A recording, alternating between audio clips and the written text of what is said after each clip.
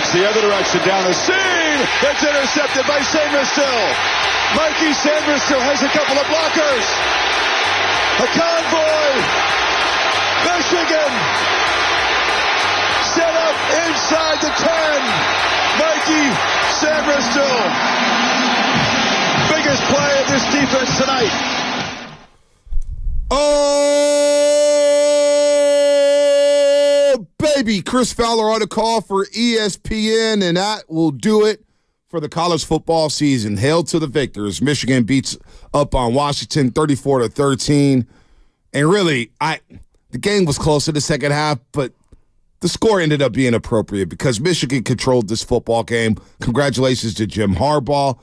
His first national championship in Michigan, his first championship there in the Big Ten, of course. Actually, they won 3 straight Big Tens, but congrats to Michigan. Congrats to Michigan as we say good morning to everybody out there getting off the graveyard shift. If you're at work, what is happening? Good morning to all the overnight dancers. I don't know how much money you're making because it is cold out in these streets. It is wet and rainy, Shasky. Freezing as we're hoodied up. We're bundled up. Good morning to Spinoti. We got Big John in the building to use, Shasky. Fun game yesterday. At times choppy, but physical football, which is I love, and it always comes down to the churches in these big games. It felt like it was a clash of styles. Washington wants to spread you out and throw, and Michigan just wants to run the ball. I mean, J.J. McCarthy, I just don't like him as an NFL prospect. Top 10 prospect. Really? Can't throw. Well, he may come back. I don't know. He just should come back. He didn't even know. I don't know if that's going to help him. Yeah, I'm just not high on him, but good for Harbaugh. You know, I saw a lot of rhetoric from Niner fans about Harbaugh. I'm curious your thoughts. Harbaugh's one of my favorite coaches of all time. Yeah. I was devastated when he left. Me too. I feel like it's one of the rare situations where both parties amicably separated and might be better off for it. I don't think there's a true winner in Harbaugh leaving and the Niners they eventually found themselves to Kyle Shanahan. Right. Do you consider last night like Harbaugh won the divorce? No, I was just happy for Jim Harbaugh. I wasn't even thinking like that. So you weren't thinking like that at all? My brain does. We've moved on. Harbaugh left 10 years ago. That was 10 years ago. I know. If people haven't moved on from that, I did see some tweets where they were like, yeah, the way they did Harbaugh, I left the Niners. I don't root for them anymore. And I'm like, listen, man, it's about the name on the front of the jersey, not the name on the back of the jersey. It's about the Niners. And I remember that time where, look, they both needed to split. It was obvious. It didn't run its course. The locker room seemed to be divided. Now, Harbaugh did his thing, and I think he should get credit for that last season, going 8-8 with that team, with all those injuries. I think that was one of his better coaching jobs. But I'm not one of those guys who's like, yeah, we blew it. We blew it. We have Kyle Shanahan. We have the number 1 seed right now for the second time in the last 4 or 5 years. That's how I feel. All right, you know what I'm saying? They're going back to the playoffs. They just went to back-to-back NFC championship games. Both teams want a divorce. Michigan's better off for it. Exactly. And let's not forget, Michigan was ready to fire Harbaugh a couple years ago. His seat was hot. He had to take a pay cut. And now the Niners have Kyle Shanahan and John Lynch. I'm happy for Jim Harbaugh. But I don't have this not once during that football game. Okay. Not once, even when I was at the Rose Bowl, watching Michigan beat up on Alabama, and that was a fun game. I wasn't thinking like, oh, man, Harbaugh got over on us. That was a decade ago, Shasky. Well, people haven't moved on from that yet? I think a lot of people love Jim Harbaugh because they fell back in love with the Niners because of Jim Harbaugh for a variety of reasons. And it did feel like there was unfinished business. Right. Right? Like that. I understand that aspect. The other thing, B, is for me, and I would love to hear from others, but like I have not been able to really sit down and watch a Harbaugh game. Really? Yeah. After 10 years? Yeah, Really? How come? I don't know. Like, I really loved him as a Niner coach. It was hard for you did. to watch him at Michigan? Yeah. Not that I'm mad at the Niners or not that I'm mad at Jim Harbaugh. It just, not that he's the one that got away. I was ready to move on, and the only way to move on was just not watch. Really? Yeah. Really? That's weird. I felt a weird separation from Harbaugh. I remember his first game when he took the Michigan Wolverines to Salt Lake City to take on the Utah Utes on Fox Sports. His first ever game coaching Michigan. I was all in on it. Really? I had to watch it all. And when Harbaugh's on television, now I don't watch every single Michigan game, especially if they're playing Indiana or if they're playing Purdue. What's the point? I may bet on it and check in on it to see, how they're doing. But they're going to blow out a lot of teams. But, boy, when he was playing Ohio State, it hurt me to watch him get blown out by Ohio State those first, 5, 6, 7 years, whatever it was, because a lot of people had this narrative that, oh, boy, Spinone's final thoughts yesterday, boy, he's got to win the big one. He's got to win the big one. And my process is, like, even Shanahan, right? We're going to say he's got to win the Super Bowl. He hasn't won the big one yet. But damn it, he's won a lot of big games. I know. And the same thing with Jim Harbaugh. They won a lot of big games with the 49ers, a lot of big games, going to Carolina, going to Green Bay, whether it's Green Bay at Candlestick in the last ever playoff game at Candlestick. They won a lot of big games, and to see them finally reach the mountaintop was pretty cool. But I was all in on Michigan because I don't have this, like, this weird notion where I got to just hate on this guy. Oh, he's not one of us, so I'm going to root. And I saw people doing that, rooting against Jim Harbaugh because some people were on the side of Jed York. Some people were on the side of the Niners saying, he left us. He's a jerk. He's a prick. He ran his course at Stanford. He ran his course with the Niners. Yeah. And I wasn't thinking like that. I wanted to see what he was going to do at Michigan. How is he going to turn around that program? See, I took it another way. Like, it was almost like a former lover that you stopped dating, and you're like, you know what? I'm going to mute/block this account, and I just don't want to see it. And that's kind of the way I treated it. And maybe I'm alone in that. No, you may not be. You may not. And not that I'm mad at anybody. I'm not mad at anybody. I'm happy with where we're at. Right. Good for him. So you didn't watch the Ohio State games? No, I did. Okay. And especially the one this year at Michigan. That was an awesome game. But I found myself not necessarily rooting for or against him, just indifferent. Yeah. It was very weird. Yeah. It was weird for me because he is one of my favorite Niner coaches ever. Oh, no. I do think we're better off for Shanahan. Oh, man, I can't get enough of Harbaugh to this day. Oh, my gosh. I can't get enough of him. This guy, Brad Gilley, who's a sports director out in Michigan, and he's been covering the Wolverines, and I watch his videos every single week. Every single week, his one-on-ones with Harbaugh, because it's not so much that I love Jim Harbaugh, but I love his quirkiness. Well, I love. I love the monologues. I love how he could just look at you and stare in space, take your question, smiling at you, saying, yeah, that's a great question. Haven't really thought about that yet. I have to come back to that, knowing damn well he's not going to come back to it. The quirkiness of Jim Harbaugh, how he recruited, and all the stuff that happened this year where there was a witch hunt for him. There was felt like the NCAA was out to get him, and he still prevailed. So I love Harbaugh, man. I was all in on the Michigan Wolverines in terms of him coaching there. I thought it was a good marriage there. And to see him win, and maybe he comes back to the NFL. Now, when he comes back to the NFL, depending on what division he comes back in, that's going to be very intriguing. Yeah, there's a lot of rumors this morning to Washington because they're saying he can be close to his brother in Baltimore and the parents can live somewhere in between. You know, that was my big takeaway yesterday was the family aspect. You know, my dad's been having some health stuff, and you know, family means more to me now probably than at any point in my life. And seeing how close his dad is, and his mom, that was really special. I don't know. I found that to be special. Football clearly is the connective tissue for that family. Oh, no, they've been all over the place. If you read their story, I thought one of the most underrated stories about Jim Harbaugh, even when he was the coach of the 49ers, was the way when he was with the Colts and he later on the Chargers, and his dad was coaching at Western Kentucky. And he would fly over to Western Kentucky and help his dad recruit. And they ended up winning a national championship.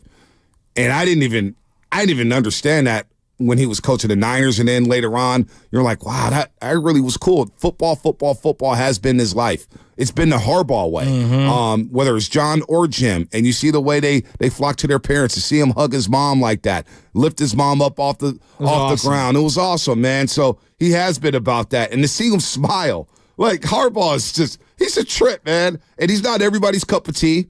For some people, they think he's phony. But I also look at this. No, I think he's a real life weirdo. He may be. He may be. His video came out yesterday.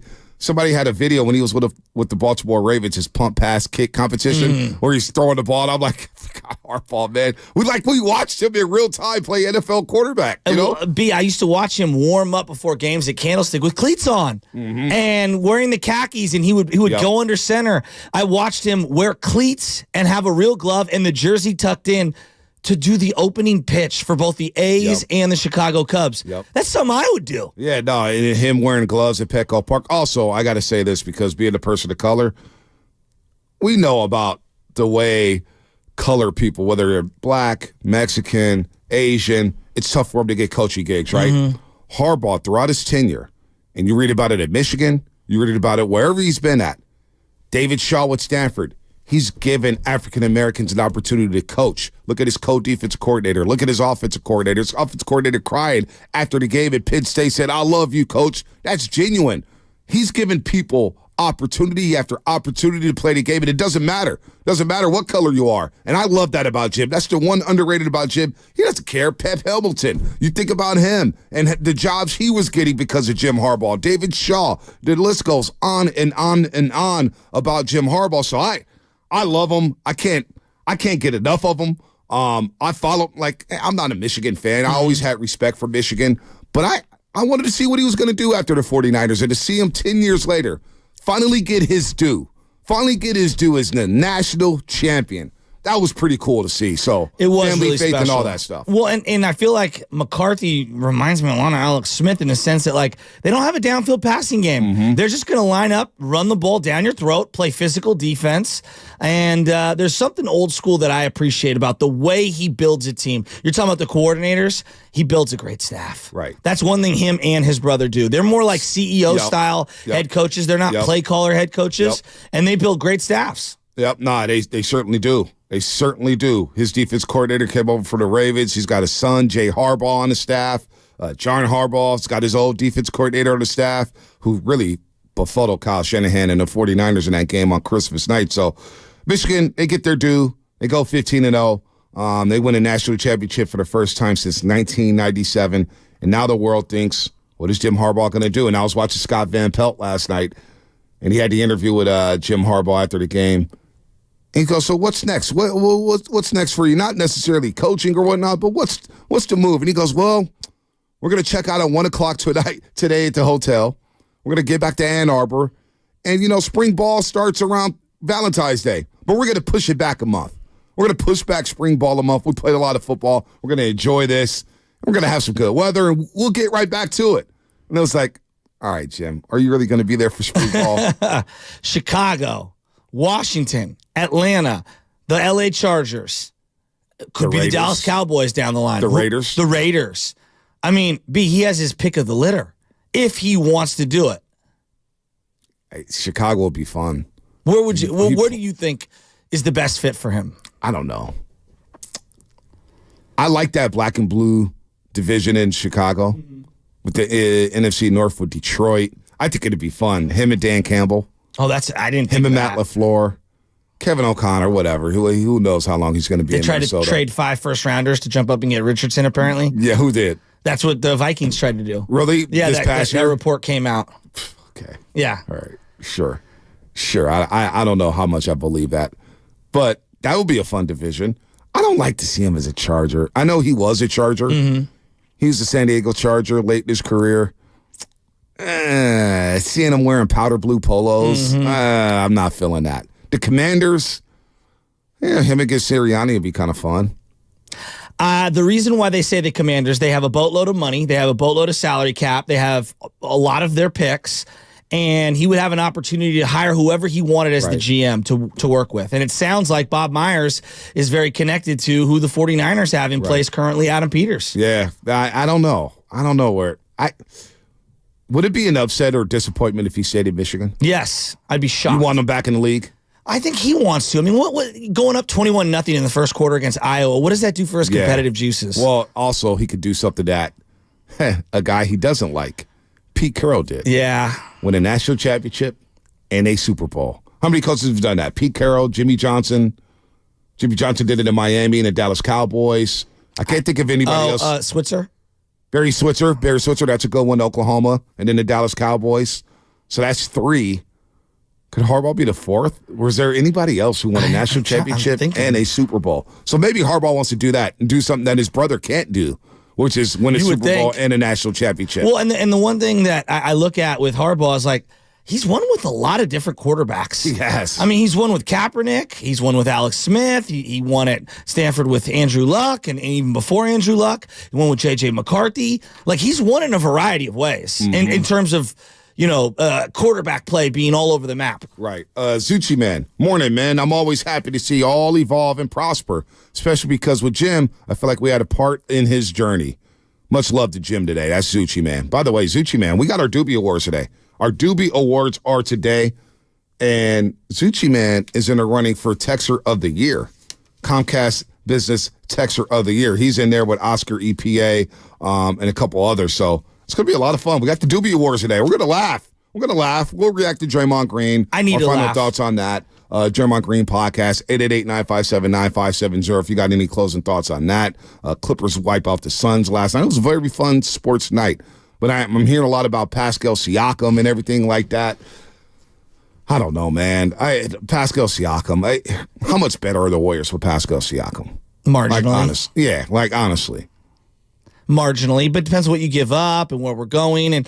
But I think we can all agree where they're at right now isn't good enough. So making a change might not be the worst thing, just to make a change. Yeah, making a change just to make a change. Yes. Yeah. Morelli, I know. Sam Lubman was on vacation. We couldn't push it back for another week, but Lubman's still kind of working on the side. He's like staying at home during a vacation. So Sam Lubman will be listening. He had a lot to do with the Dubie Awards. A lot of people, YouTuber of the Year. Morelli, you're up for that. You're nominated, buddy. You are nominated. You want to get into that one right now? You want to start? You want to start? You want to do it? All right, let's do it. Set the tone. Let's set the tone. We got any jingles or anything like that? Oh, we got the Oscars music. We got the right Oscars here. music. We got the Oscars music. We got the Oscars. We just had the music. Golden Globes, by the way. Joe Coy getting crushed on social media. Why is he getting crushed? Apparently, his jokes were just horrible, and he was just offending everyone, and it was not good. They weren't that great. Well, you know what? I saw Joe Coy at Cobb's Comedy Club when I was working there, and I wasn't that impressed with him. Oh, no. And that was 13 years ago. To his credit, he was on 10-day notice. Oh, really? Yeah, that's Globes. tough. Really? Who was it before? Do you know? They just didn't have any. 10-day notice. He did say that hosting is a lot different than doing stand-up. So that was interesting. Well, because you have to work a room of celebrities. They're not the guy. I mean, just ask Will Smith. They're not the easiest people to entertain, right? No they doubt. are entertainers, but to make them laugh is very difficult. Spinoza, I did like his joke on Taylor Swift, though. Why Taylor Swift had to give him that stank face? Oh man, that's just Taylor Swift. She's just getting it from everyone right now. So Golden Globes also ventures into music too? Well, it's think of it like a primer for the Oscars. So they have like best original songs, stuff like that. Like she must have had a song in a movie or a show or something like that. Okay, because gotcha. Golden Globes also does like HBO shows and stuff like that as well. We're gonna start here. So throughout the day, we're gonna have the Dubie Awards. We're gonna start with best YouTuber, Dante Hill. All right, so we got 5 in the running right here. Kyle Kelly, the man we all love, Ernie Chavez. Ooh. Ernie keeps receipts on everybody. He's on the pregame show. Yeah. He's on Morning Roast. He's doing Warriors this week. He's got receipts on me from 7 years ago. It's scary. Scary. He knows more than the FBI, Ernie Chavez. We got Morali all the way out there in India. We love Morali. Dublin Marge. I met Dublin Marge at Ballast Point Brewing. Oh, yeah, Very Dublin nice. Marge. Yep. Very nice to meet Dublin Marge. And the king of spam in the YouTube chat, Tyler Miller. Oh, boy. So those are the nominees there. Oh, boy. And I do have a drum roll. Oh, yes. Give me that drum roll. All right, Give so me that this is drum best roll. YouTuber. Kyle Kelly, Ernie Chavez, Morali, Dublin Marge, Tyler Miller. Drum roll, please. And it's going to Ernie Chavez. Oh, Ernie Chavez, our YouTuber of the year. Our YouTuber of the year, Ernie Chavez. And I'm being told in my ear now, we do have a honorary villain of the year in our YouTube chat. Villain of the year. We got to have one of those. Chat. This is the one. This is the winner. Ooh, this is the ghost of Trey Lance. Tyler Miller, you are our YouTube villain of the year as well. I love that. So I there love you that. go. I love that. So congrats to Ernie Chavez, our YouTuber of the year, and our YouTube villain of the year, Tyler Miller. Because you know why? Tyler Miller knows how to tick everybody off in the chat. I think he's been blocked by half of the chat. He's been blocked. All right? He will stick to his guns. He will. Whether it's anti-Brock slander, or Brock slander, I should say, whether it's keeping hope alive for Trey Lance. I was going to say, how's he feeling about the Draymond Green podcast? Oh, he's a free Draymond guy. Oh, God. He's loving Draymond. So Tyler Miller, our YouTube chat villain of the year, the king of spam. And then our YouTuber of the year, Ernie That's Chavez. appropriate. And I know we got a break here, so we'll have him throughout the show. We got the mispronunciations. Is that coming up next? That's coming up next. We got Caller Moment at 6:50. We got Baldy at 7:30. We got a bunch of Niners we got to get to as well. But throughout the day, we got that. We got best freestyles. We got Roast Moment. We got Roaster of the Year. We got a lot to get to. We got a lot to get to here as YouTube and Twitch is brought to you by First NorCal Credit Union, the smart choice for low auto loan rates and super simple online application process. And that segment is also brought to you by Golden State, serving the Bay Area for 3 generations. When you succeed, we succeed. Visit GoldenStateLumber.com. What's coming up in the game? Sponsored by Safeway, Northern California Division. It is our mispronunciations of the year. The Road to Vegas is brought to you by Zinni.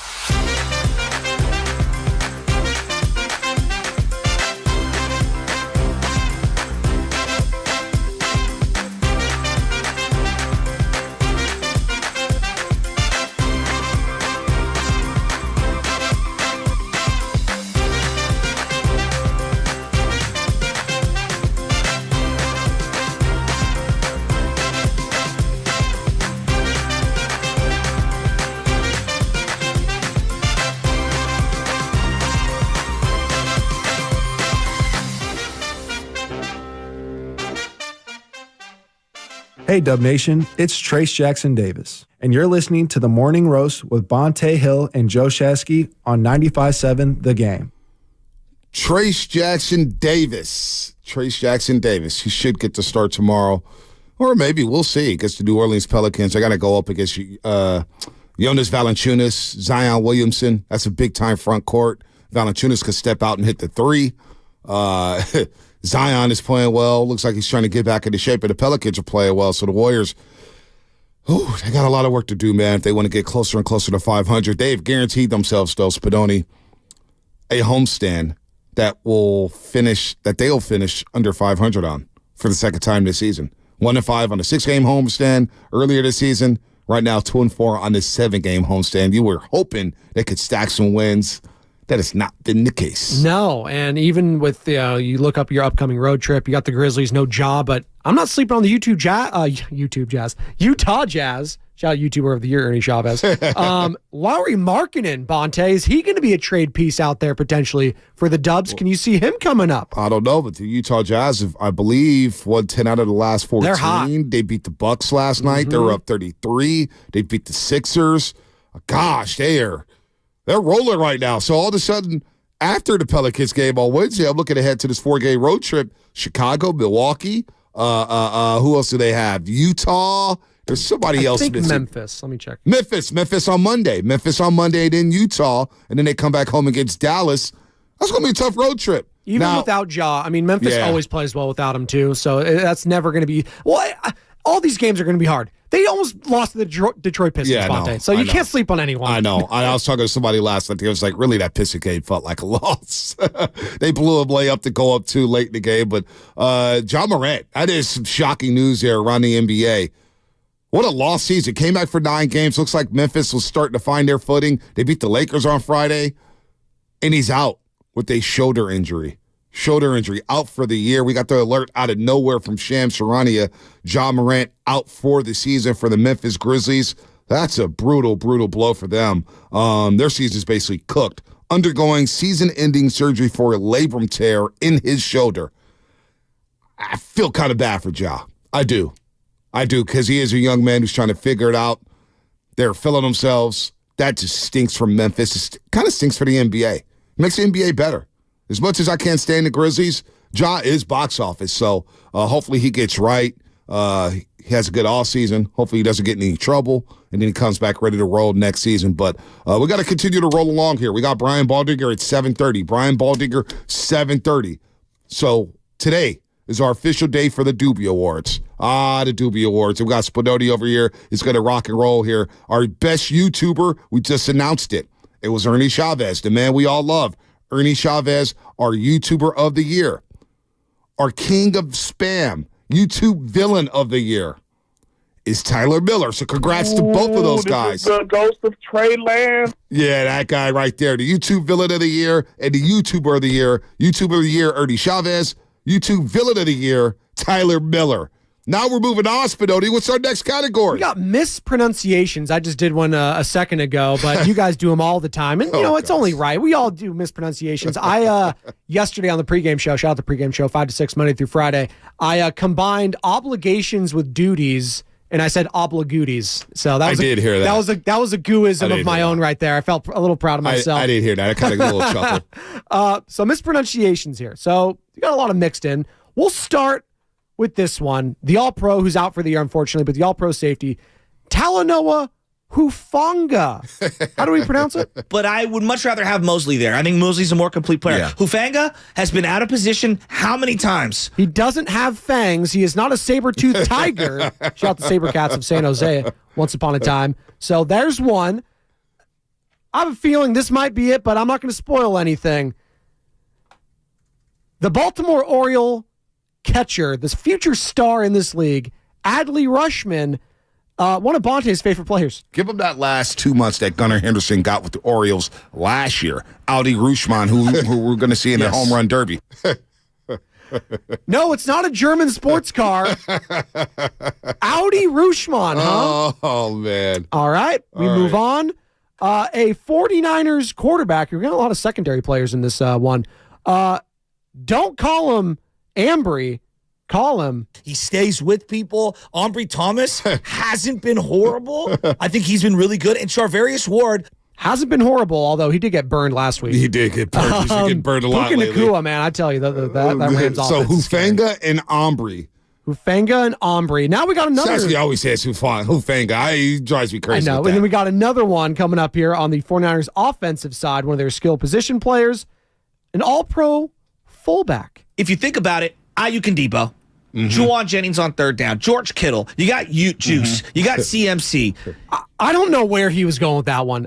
When Sam pulled that, I first thought he was like, that was his nickname he called him, but he never called him that again. Ute Juice? Ute Juice. You find it in Trader Joe's, Bonte? Ute Juice. Or is that a Whole Foods special? I don't know what that is. Is that next to the jicama? Listen, I struggle spelling use check, but saying use check is so much easier. Yeah, Just don't ask me to spell it or have to write it out. No. But Ute Juice? I guess that's fine. I don't know what that is. And then finally, we used to have this thing called Music Quiz at the station. Oh, And yes, you would tell that's this right. certain, AI person. Alexa. Oh, there you go. Fired up and rocking and rolling. You could tell your Alexia to, basically fire up the Odyssey app and let's do this. Whole different person. Alexia. Alexia. There. So that's our mispronunciations for the Dubie Awards. So wait a minute. We got Shasky nominated for 4 mispronunciations. Yeah. And just me with one. yeah. I like Shasky's chances to win this. Yeah, but yours was a doozy, Bonte. Do we got the drum roll? I think we do. Come on now. Nah, I can't win this one. Give him that last 2 months that Gunnar Henderson got with the Orioles last year. Audi Rutschmann, who we're going to see in the home run derby. It is Bonte Hill taking home the crown with the worst mispronunciation of the year. Audi S3 Rutschmann. Oh, my gosh. Oh, my gosh. Listen, man. We all do it. Now, somebody on YouTube chat said, Shasky always gets names wrong, so he shouldn't win. No, yours was the most egregious by far. That one was... for a team that you said was your favorite team outside of the Giants, you get their best player's name wrong? My Orioles. Give him that last 2 months that Gunnar Henderson got with the Orioles last year. Audi Rutschmann, who we're going to see in the home run derby. Come on. Rutschmann? That's pretty bad. But I don't cover them every day. They're your favorite team. No, the Giants are my favorite okay. team. Shasky should have won. He got 3 49ers wrong. He's supposedly the biggest 49er fan. I don't even know. Don't even say congratulations to me. Don't even say congratulations. We'll get you I a don't trophy. want it. We'll get you a trophy like Mark All right. Brady has one over here that we see all the time. Give me a anyways. trophy. Yeah, I know. Get that trophy out of here for winning knockout. I made the Final Four there. All right, man.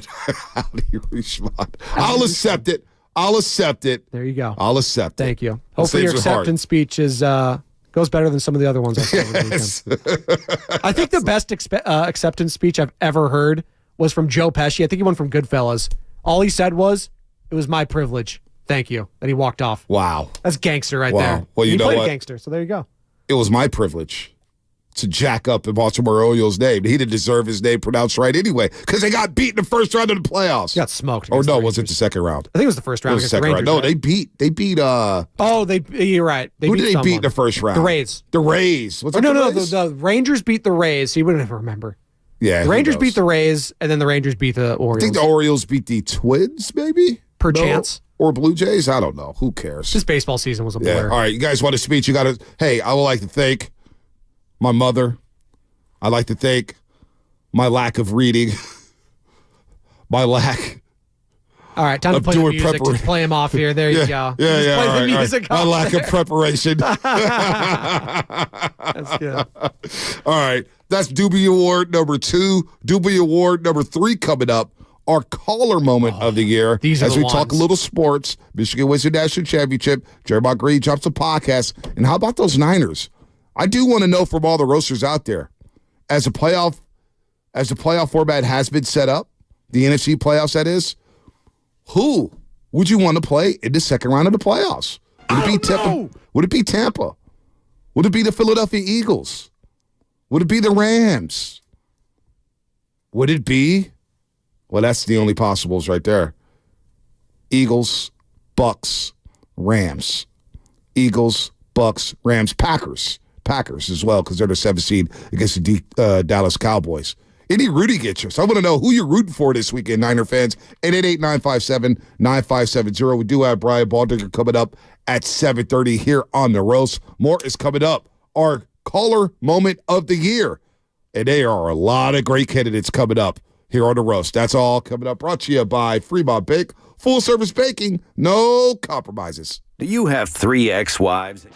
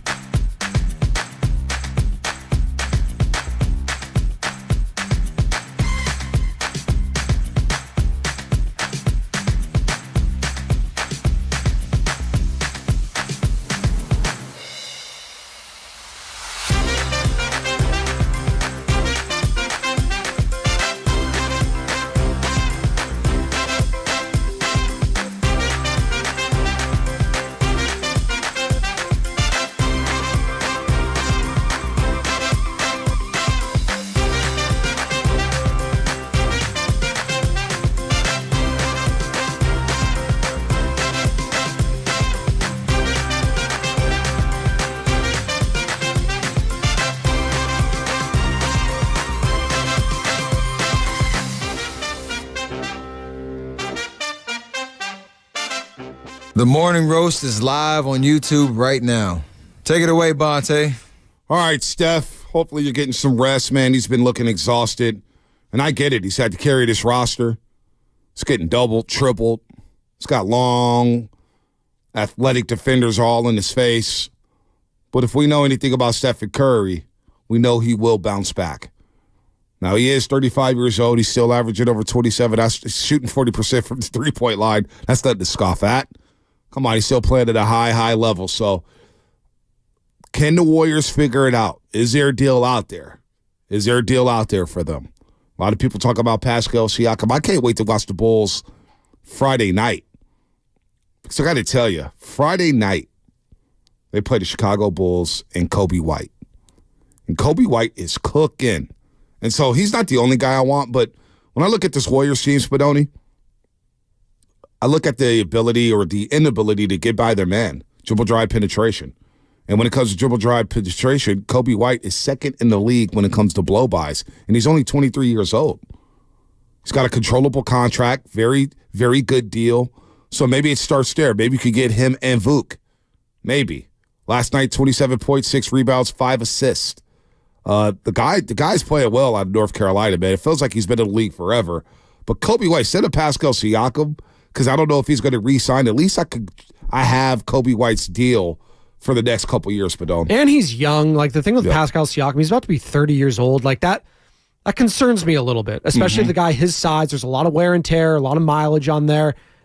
And you got to start thinking about the future of this team. I know it's early and stuff like that, but, hey, Kuminga, why do you think fans are so hesitant, and you and Chasky specifically, to move off of Kuminga?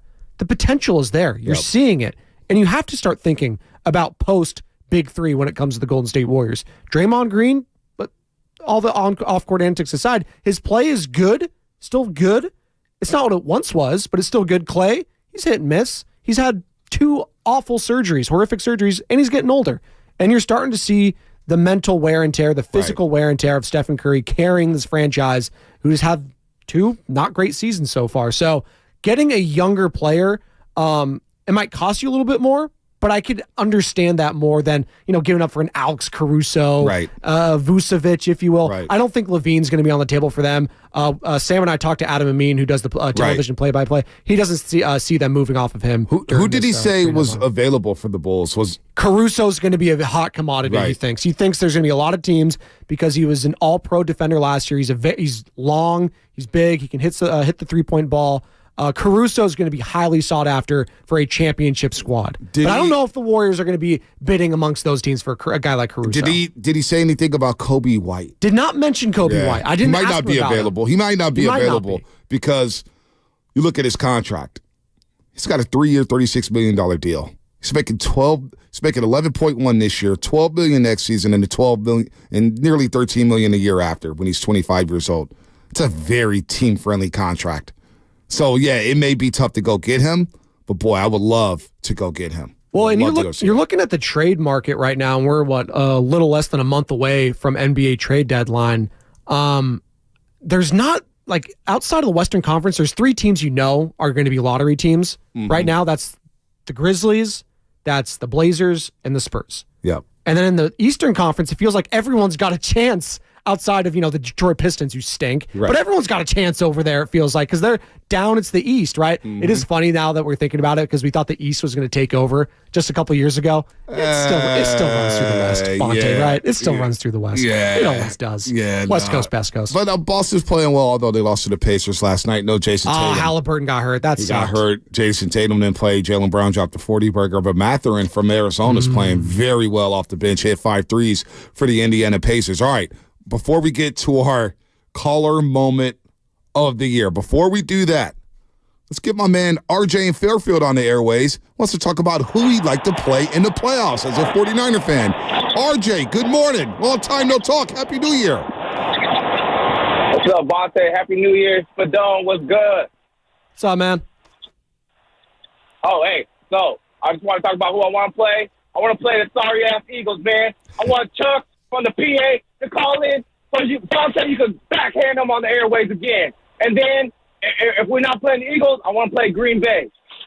I am trying to avoid the Rams at all costs. I do not want to get into a shootout with Matt Stafford and them boys over there. All right, last time they came in, Matt Stafford got rid of that ball real quick. Our pass rush couldn't get there, and he could carve up our defense. I just want to put that out there. And Bonte, since y'all talking about basketball, Davion, Kevin Herter, and Harrison Barnes is available. We would like to make a trade with the Warriors. I appreciate you, Bonte. Hey, RJ, after coming off that 54, what was it, 30-point beatdown? You guys are down 50 on Sunday. Listen. I don't want nothing to do with Harrison Barnes. I don't want Red Velvet. And why do I need another guard who can't shoot? Come on, RJ. Hey, because you ain't got no defense, man. You can use Davion. You don't have no Gary Payton Jr., so there you go. There's the defense. He's a little ball. I don't want Harrison Barnes. I don't want Barnes. What are you talking about? What can I just want Moody. That's all we want. All we want is Moody and get anybody else off the bench. I'll take anybody. All right, RJ. You can take care of it. They're down bad in Kingsland. I'm not even going to go there. But I'm seeing some just absurd trade proposals. That's what happens during this time of year. And I'm not mad at it. Everybody's using the trade machine. But why would the Warriors want Harrison Barnes again? No, it does. No, I wouldn't. I don't touch that with a 10-foot pole. It does feel like we are going to get some major action, though, with the Warriors. Right. Like last year we had, the James Wiseman trade. That was the biggest thing, getting Gary Payton back. You thought you had Sadiq Bey for like 2 seconds, and then he ends up being a 3-team deal. But it does feel like Mike Dunleavy in his first year, already obviously trading Jordan Poole and getting Chris Paul in return. Major shakeup, Bonte, potentially? I don't know what Dunleavy's going to do. That's the thing. No one knows what he's going to do. So back on December 12th, when Draymond Green got suspended for the situation with Yusuf Nurkic, Dunleavy did say that next day, right? These next 10 to 15 games will determine what we do. Well, now we're on game 13? Maybe game 14? I think something's going to shake. But is there anything out there that can make the Warriors better this season? Or is it better to make moves to try to make a run for next season? And who's going to be available next season? We have no idea. The front court free agency list doesn't look sexy at all.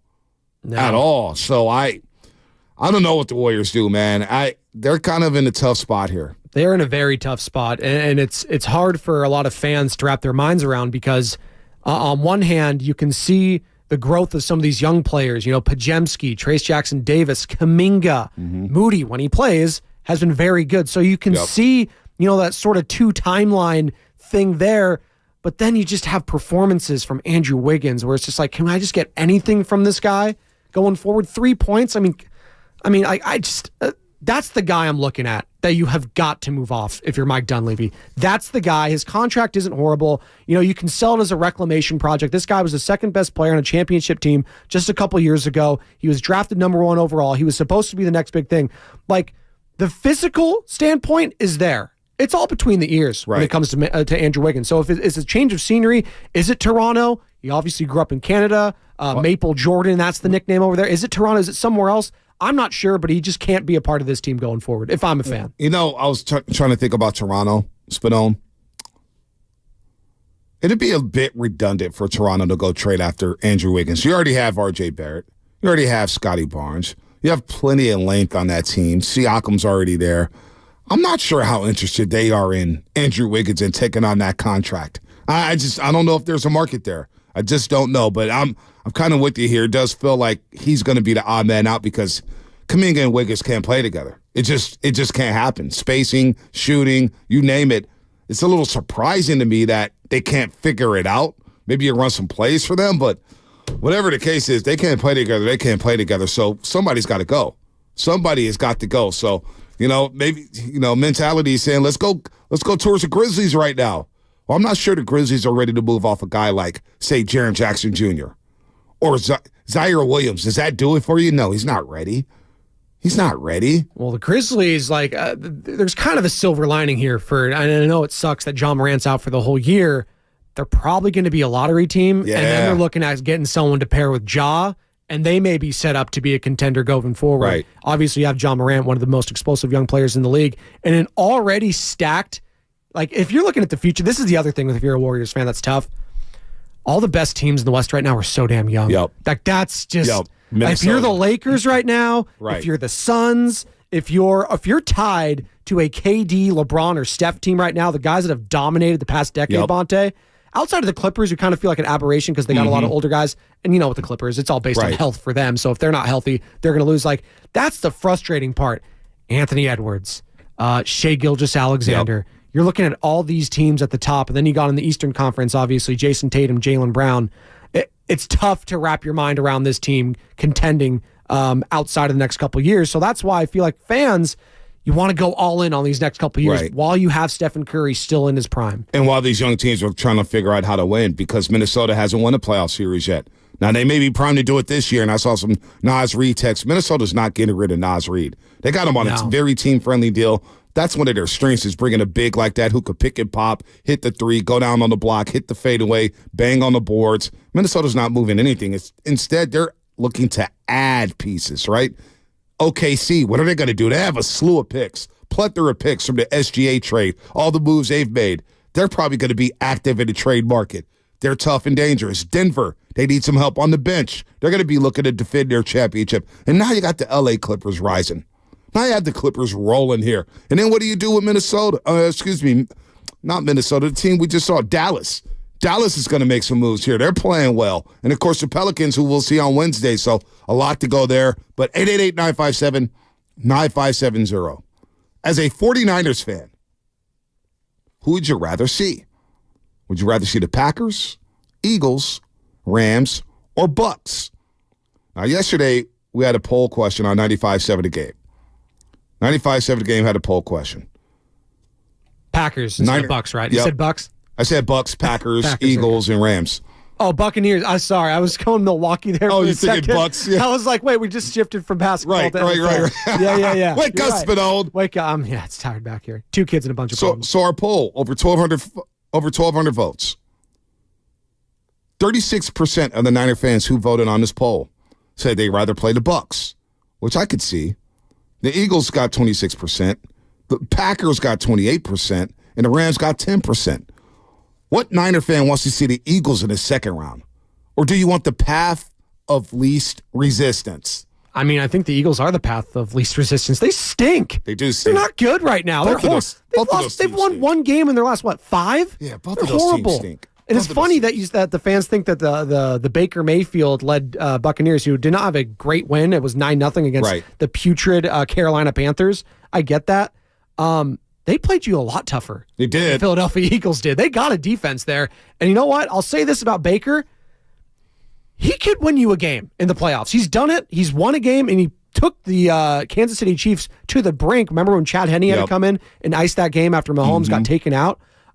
So I'm not sleeping on Baker. Obviously, you'd rather play them than, let's say, the Rams or anything like that. Packers, where are you at with the Packers right now? Jordan, you were high on Jordan Love coming in. I like the Packers. What? And I like the Packers. For that one. I don't think this is a good matchup for them, no. Shanny owns LaFleur, too. Yeah, on that turf, in Dallas, their pass rush is going to get at. They're just a different team at home, very different team at home. I like the Cowboys big in this football game, to be honest with you. Really? I like them big. But here's the thing with Tampa Bay and Philadelphia. They both play on Monday Night Football. They did. I remember that. What if the Niners get one of those teams on a short week? Yeah. They've got to fly all the way back home. They fly all the way to the West Coast. Could be an advantage for the 49ers. Well, they played on Monday Night Football earlier in the year, too. They did, in that rain game. In that rain game. It was a doubleheader day. The Eagles kind of kicked their ass. Yeah, they did. So that's going to be another little revenge game potentially for Tampa. So that's going to be interesting. No, it will be interesting. As you're listening to 95.7 The Game, KGMG FM and HG1 San Francisco, always live on the free Odyssey app. Download the Odyssey app and favorite 95.7 The Game for the best and most up-to-date sports coverage. And do not forget, you could also watch us every single day on our YouTube and Twitch streams. Just log on and search 95.7 The Game. Be sure to like and subscribe to the channel. While you are there, brought to you by First NorCal Credit Union, the smart choice for low auto loan rates and super simple online application process. And shout out to the Comcast Business Sex Line, because we are rolling on the Dubie Awards today, folks. The Dubie Awards. We've already given out a few. All right? Mispronunciations of the year. I won that award. Give them that last 2 months that Gunnar Henderson got with the Orioles last year. Audi Rutschmann, who we're going to see in the home run derby. They're selling that model over in Germany, too. The Audi Rutschmann. I do want an Audi. They're really nice cars. They are really nice cars. I want an SUV. The YouTuber of the year, Ernie Chavez. Of course. The king of spam, YouTube villain of the year, Tyler Miller. Ooh, this is the ghost of Trey Lance. And now we have Caller moment of the year. And this is the one. This is like the best supporting actor, actress, if you will. This is the fun one. Obviously, we got the Rooster of the year. That's going to be the best supporting actor, actress. But this is the one for me. We'll start it off with our girl, Brianna in Detroit. Caesars Arena last night. Brianna, the floor is yours. Thanks for holding. No problem. So what I noticed with CP3, because I sat on the first row, right behind Golden State. And so he literally warmed up the whole entire time he wasn't on the floor. And, because he's older now and he's coming off the bench, that's what he has to do. But he got really, really irritated toward the end of the third because the game was like, touch and go. And so I saw him yapping to, a couple of other trainers and some of the coaches. He was ready to get in the game to make a difference. And so they finally put him in or whatever. But he was pretty upset about that. And so Chris Paul was? He literally Chris Paul, he was kind of annoyed. And he was verbally, saying like, what the hell's going on? Like, why am I not getting in the game? Like he was kind of irritated. And then they finally did let him in like toward the end of the third.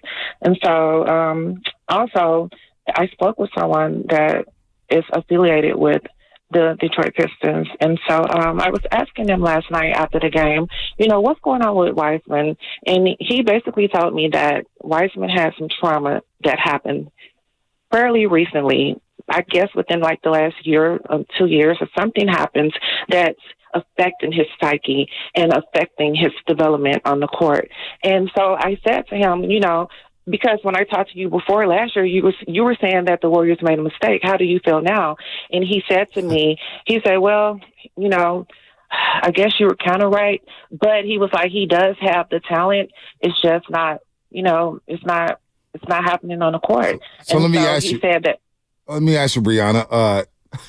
This is great, very good info. But I wonder when you go to the game and you watch the Warriors play, do you wear a Warriors jersey? What do you? No, because I'm fashionable and I like to be fly. So. So you was out there. You were showing out yesterday, then, huh? Yeah, I mean, I go to a lot of games and stuff like that. I know people, and so I like to be fly. But I want to make this point also about Wiseman. He did say, the guy I spoke with told me that, last year he was getting yelled at. Every little mistake he made, he was getting yelled at. But I told him, I basically said, what's the new guy's name, Trace? He's a really good rookie. He came in and he's making a big difference. Yes. I just feel like some people have more natural talent and more natural skills and more natural instinct. And I think that that's what James Wiseman is missing, that natural instinct. He may be tall and have the talent, but does he have that instinct? Yeah, no doubt. That's a great point, Brianna. It's always good hearing from you. We got to see where you're sitting at on the game. We got to watch the game back and see how fly you are. We got to be the judge of your fashion. We're fashion aficionados here on the Morning Roast. I don't pretend to be, nor will I judge a woman's fashion. He's lying, Brianna. He's trying to be humble. I refuse to do that. I'm sure you know how to dress way better than I will ever know how to dress. Trust me, I was fly. And I was trying to introduce myself to you, Bonte, so I did slide in the DMs to say hi. So you'll see me if you look, or whatever. But yeah, I was at the game. I got some info, and I have more info coming for you guys. All right. Appreciate it, Brianna. Appreciate it. Always tap in on the Morning Roast. All-timer right All there. time. That was tremendous. That was back on November 7th. So we're going to do a couple of these, then we're going to hit the break and do the rest of them after it. All right. But that was Brianna in Detroit back on November 7th, Bonte. There was even some more drops I slipped on there. Oh, just fly. Yeah. You heard that part? Yeah, I did hear that. Slide into the DM to say hi. According to Sam Lubman, she is very, very fly. Yeah. On IG. Apparently, Very, very Sam fly. Lubman, he added her. Of course he did. What we got next? Let's go to our guy, Johnny Wingo. Oh, boy. Who called in back in October. Johnny Wingo here. What's up, guys? What's up, Johnny baby? Wingo, what's up? What's up, Johnny Wingo? What's up? It sounds like a stage name. I got the Butcher Blues, man.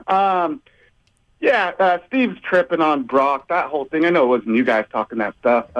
Will had to kind of listen a little bit better on that one. But anyway, I just want to say how about August 26, 1992, when Charles Haley left to the Cowboys. That was probably the biggest dagger in my heart. And it went with Dion and then T.O., but let's give those Cowboys the blues so they don't ever think that they can win against us Niners ever again. I'm just going to give you a little rip on those blues. Love you guys. Can I get more of that? Johnny Wingo. Can I get some more of that? Hold on. You got to give me more than 3 seconds. Come on. Give me some blues.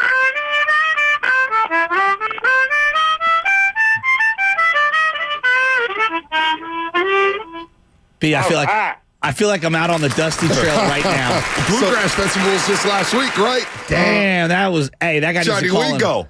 Johnny Wingo more often.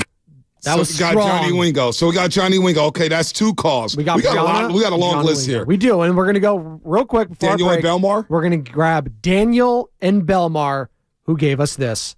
Oh, Daniel. I didn't know that. Daniel, Belmar, what's happening? Daniel. So I got so mad yesterday because of Steph Curry. All I did is didn't do my homework just to watch the game, and there was 10 seconds left on the clock, and Steph Curry called a timeout.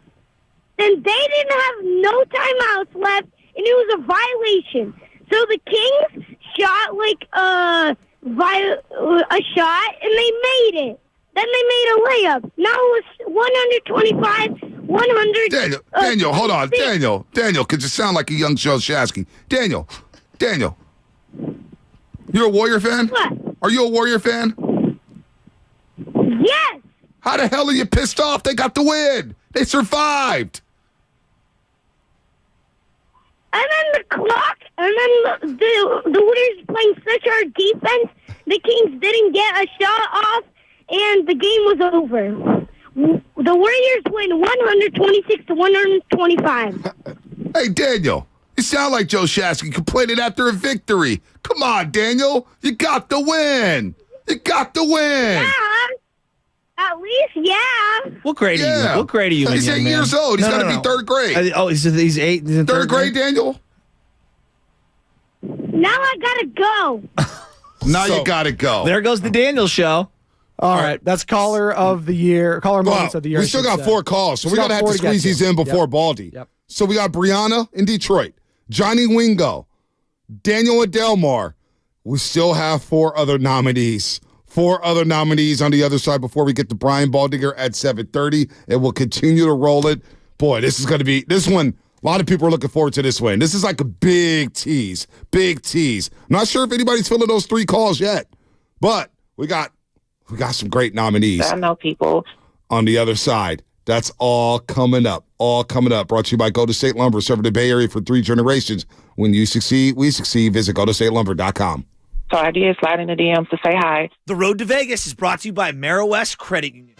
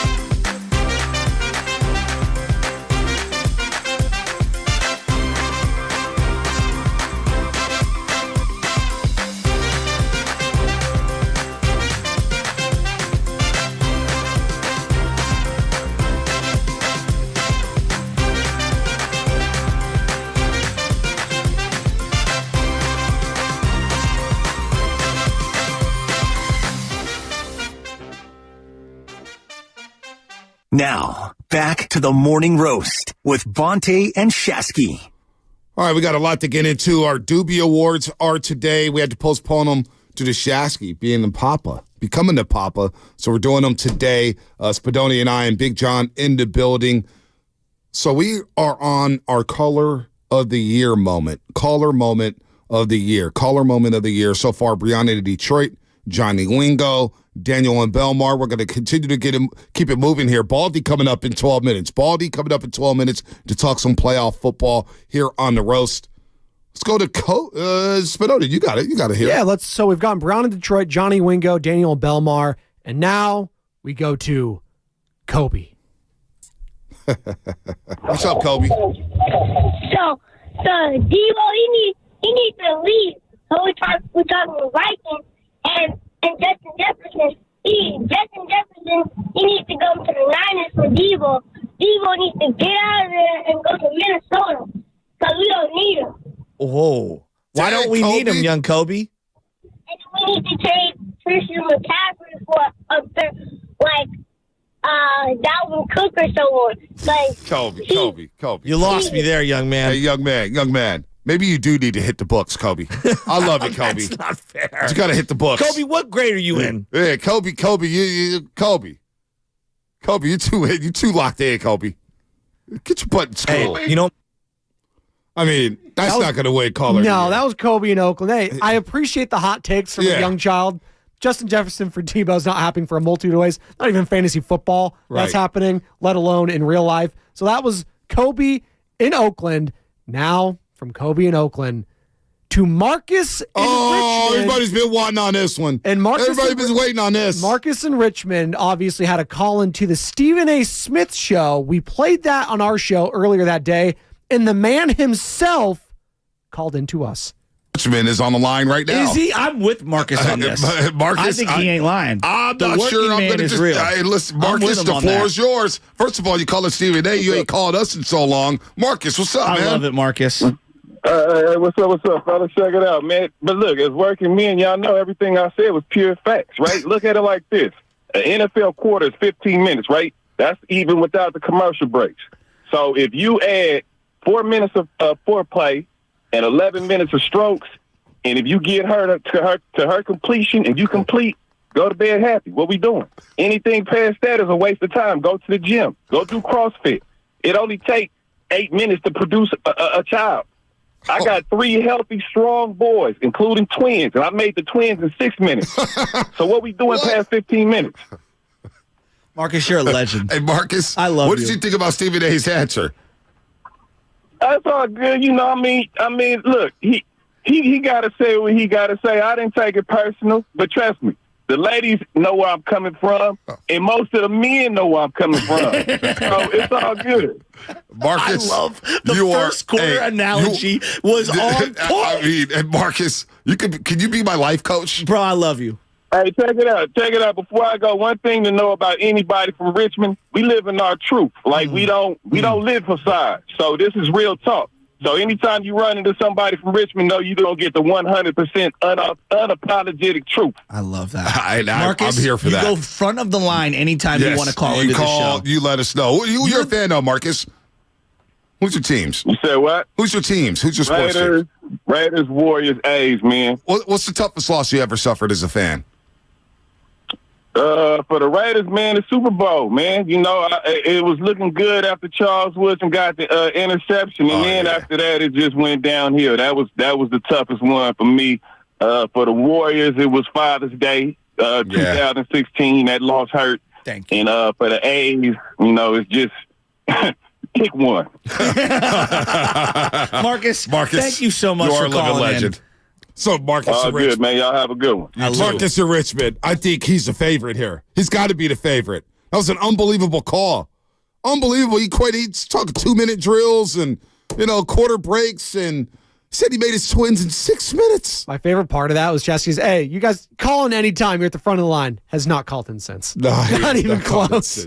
He calls, when you get in on the Stephen A. Smith show, I get why you wouldn't call us. All there right, you go. Moving on here. Should we go with the short version or the full version? Yeah, let's go with the short versions here. Right. We're going to do Nick in San Jose. Okay. We've come to love Nick in San Yes. Jose, who may or may not be nominated for Rookie Roast. Yeah, he is nominated for Rookie Roast. He is nominated as well. So this is Caller Moment of the Year on the Dubie Awards here So wait on a the minute. Morning You Roast. telling me he could come home with 2 Dubie Awards? That happens. Wow. He's going Quentin Tarantino, playwright Okay. and directing right wow. here. Okay. Nick in San Jose, take it away. I keep waiting for Kuminga. The guy just does not consistently show up, and Kerr does not trust him.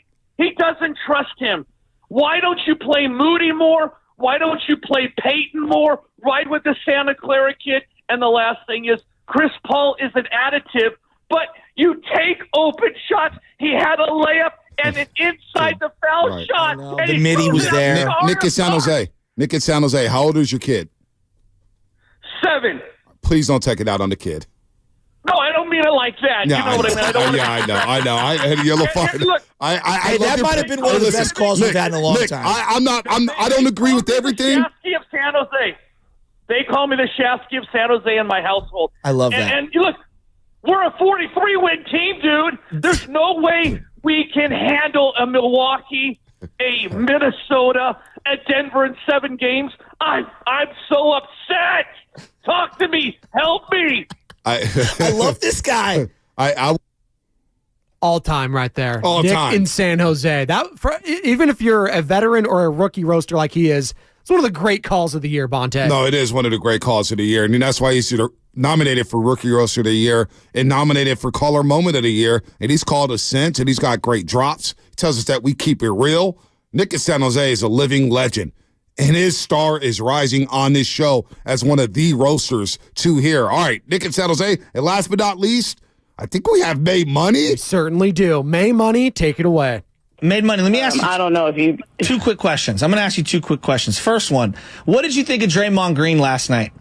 Okay. Oh, so frustrating. So frustrating. Honestly, I love Draymond. I love the heart, and I know where he's coming from, but he's at this point kind of detrimental to the team. Like, we need you, and at points, like, we needed him to be who Draymond is, but at a lot of other points he was taking away and kind of being selfish, if I have to be real with you. You know what I'm saying? Can I be real with you? Did you know that Bonte is a radio host in real life and on television? He's also a bartender. Oh, hey there. Yeah, he be blending. He be blending into the couch, bro. What? What's that mean? What does that mean? The other day, you was wearing a blue. You was wearing a whole blue thing, and it was blending into the couch on TV. I couldn't even see you, bro. The blue suit? Yeah, you was wearing a blue suit that blended in with the couch. What am I supposed to do? Am I not supposed to wear a blue suit? Apparently, you look like you were blending into the chair. All right. Well, that's a good observation. I'll keep a note of it to tell him to change the color of the chair. She pulled out the chopper on you. Oh, hey there.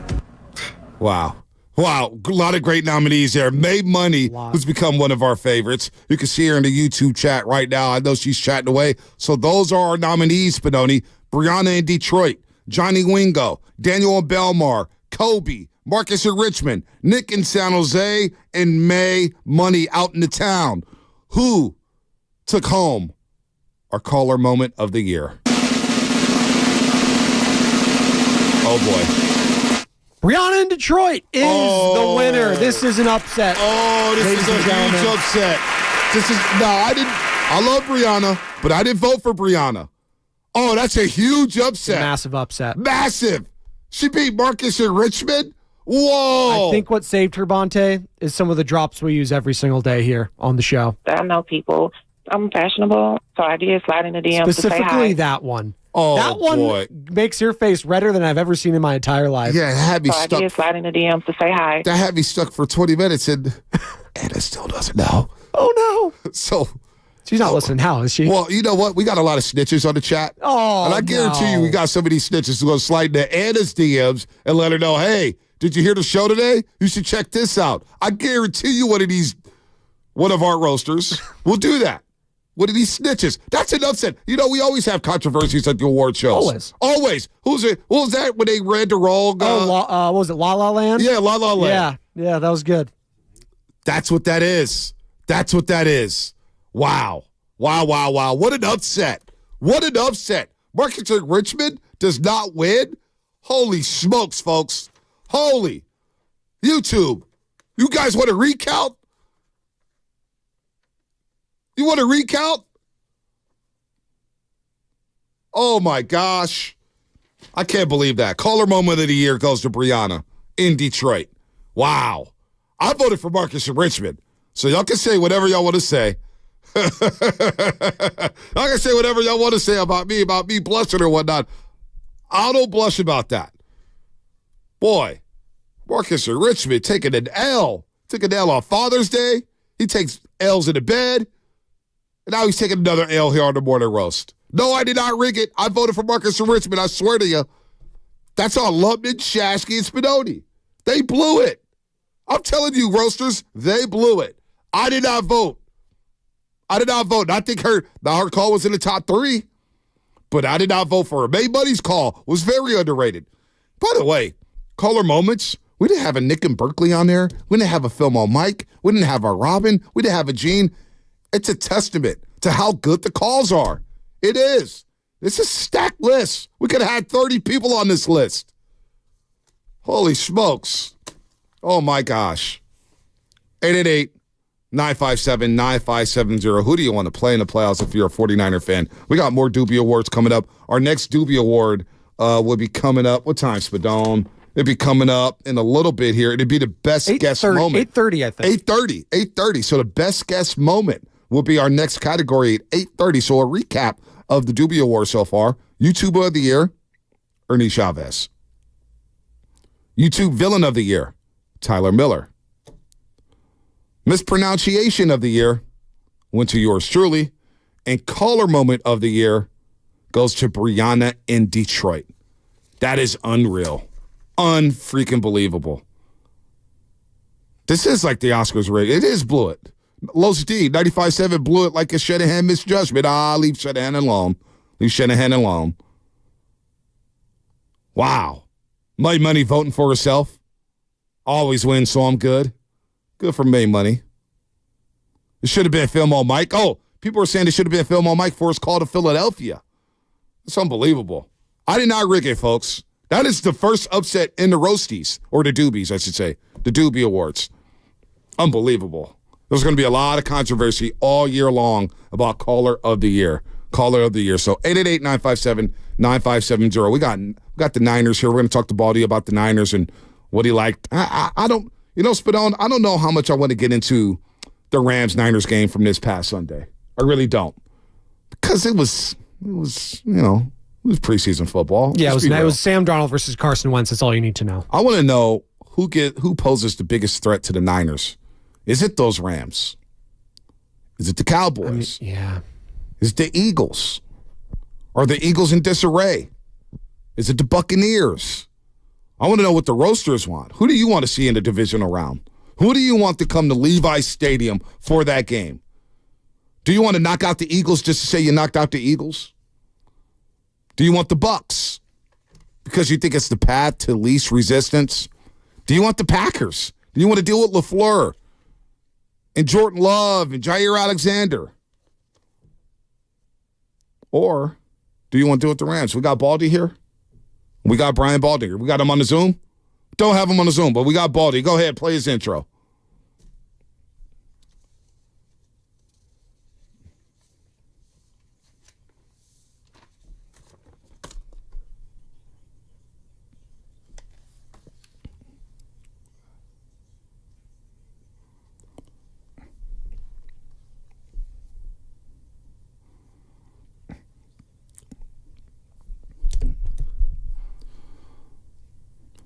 Brian Baldinger, presented by our proud partner, Golden State, serving the Bay Area for 3 generations. Building better starts with Golden State. When you succeed, we succeed.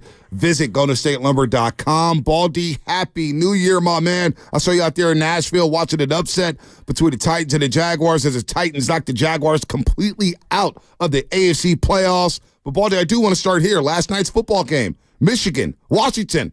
You know you love it. I love it because it was won in the trenches. That's what this time of season is about, Baldy.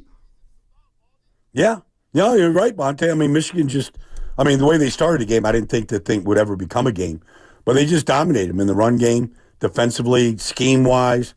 But that's Harbaugh. That's who he is. That's what he did in San Francisco. That's what he did at Stanford. That's what he's done at Michigan now. 15-0. I don't care what you do. You're perfect in anything, whether it's a sport or whatever. Blackjack, you win 15 in a row. Right. I'll crown you a champion. As just a fan of the game, do you want to see Harbaugh back in the NFL? Hell yes. Yes. We need coaches with that, that just aren't a stick in the mud, that are just buried in their charts. I need a coach who's active on the sideline, that's engaged, that's fiery. Like, we need those coaches. There's not enough of them. And yes, I want Harbaugh badly in the NFL. Yeah, I miss him in the league, too. He's so quirky, so unique, and, he's done what he's done, and he has a chance to join Pete Carroll, Barry Switzer, Jimmy Johnson, and there may be some more here. I don't think that's a big list, a long list, I should say, Baldy, of guys who've won an NCAA championship and a Super Bowl championship. He could join that club, man. That'd be iconic. And we know he's gone to a Super Bowl already going up against his brother, but that could be special for Jim Harbaugh here. But just looking around the league, and let's start with the Niners and the Rams. Look, the Niners weren't playing for much. They start Sam Darnold. I thought he played okay. Carson Wentz on the other side playing for his NFL future. What was your main takeaway from that game here as Puka Nacua breaks a rookie record for receiving yards and, of course, receptions? What was your big takeaway in a game that was full of backups? I think, the Rams, they played their starting offensive line a lot, and they're impressive. They're a good group. How they seal the edges with the receivers and the tight ends, and their running game is impressive. I think they're very sharp up front right now, and they're playing well.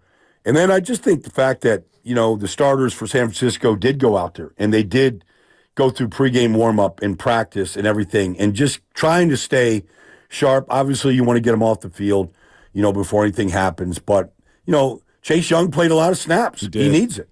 He played 57 of the 68 or 69 snaps. He needs to be better. He needs to be an impactful player. So I thought that was impressive that, he was out there playing. I'm just looking, at Trent and looking at some of the guys that did play.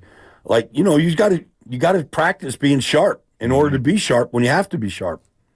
So looking at this team, Baldy, the Rams are built to win in this time of the year. Their receivers are hot. Puka Nacua, Cooper Kupp. Matt Stafford is playing like one of the best quarterbacks in the NFL right now. Now, they have to get past Detroit, and, talk about just amazing storylines going back to Detroit. Matthew Stafford, are you kidding me? Detroit's first home game since I've been alive, 30 years. Pretty wild.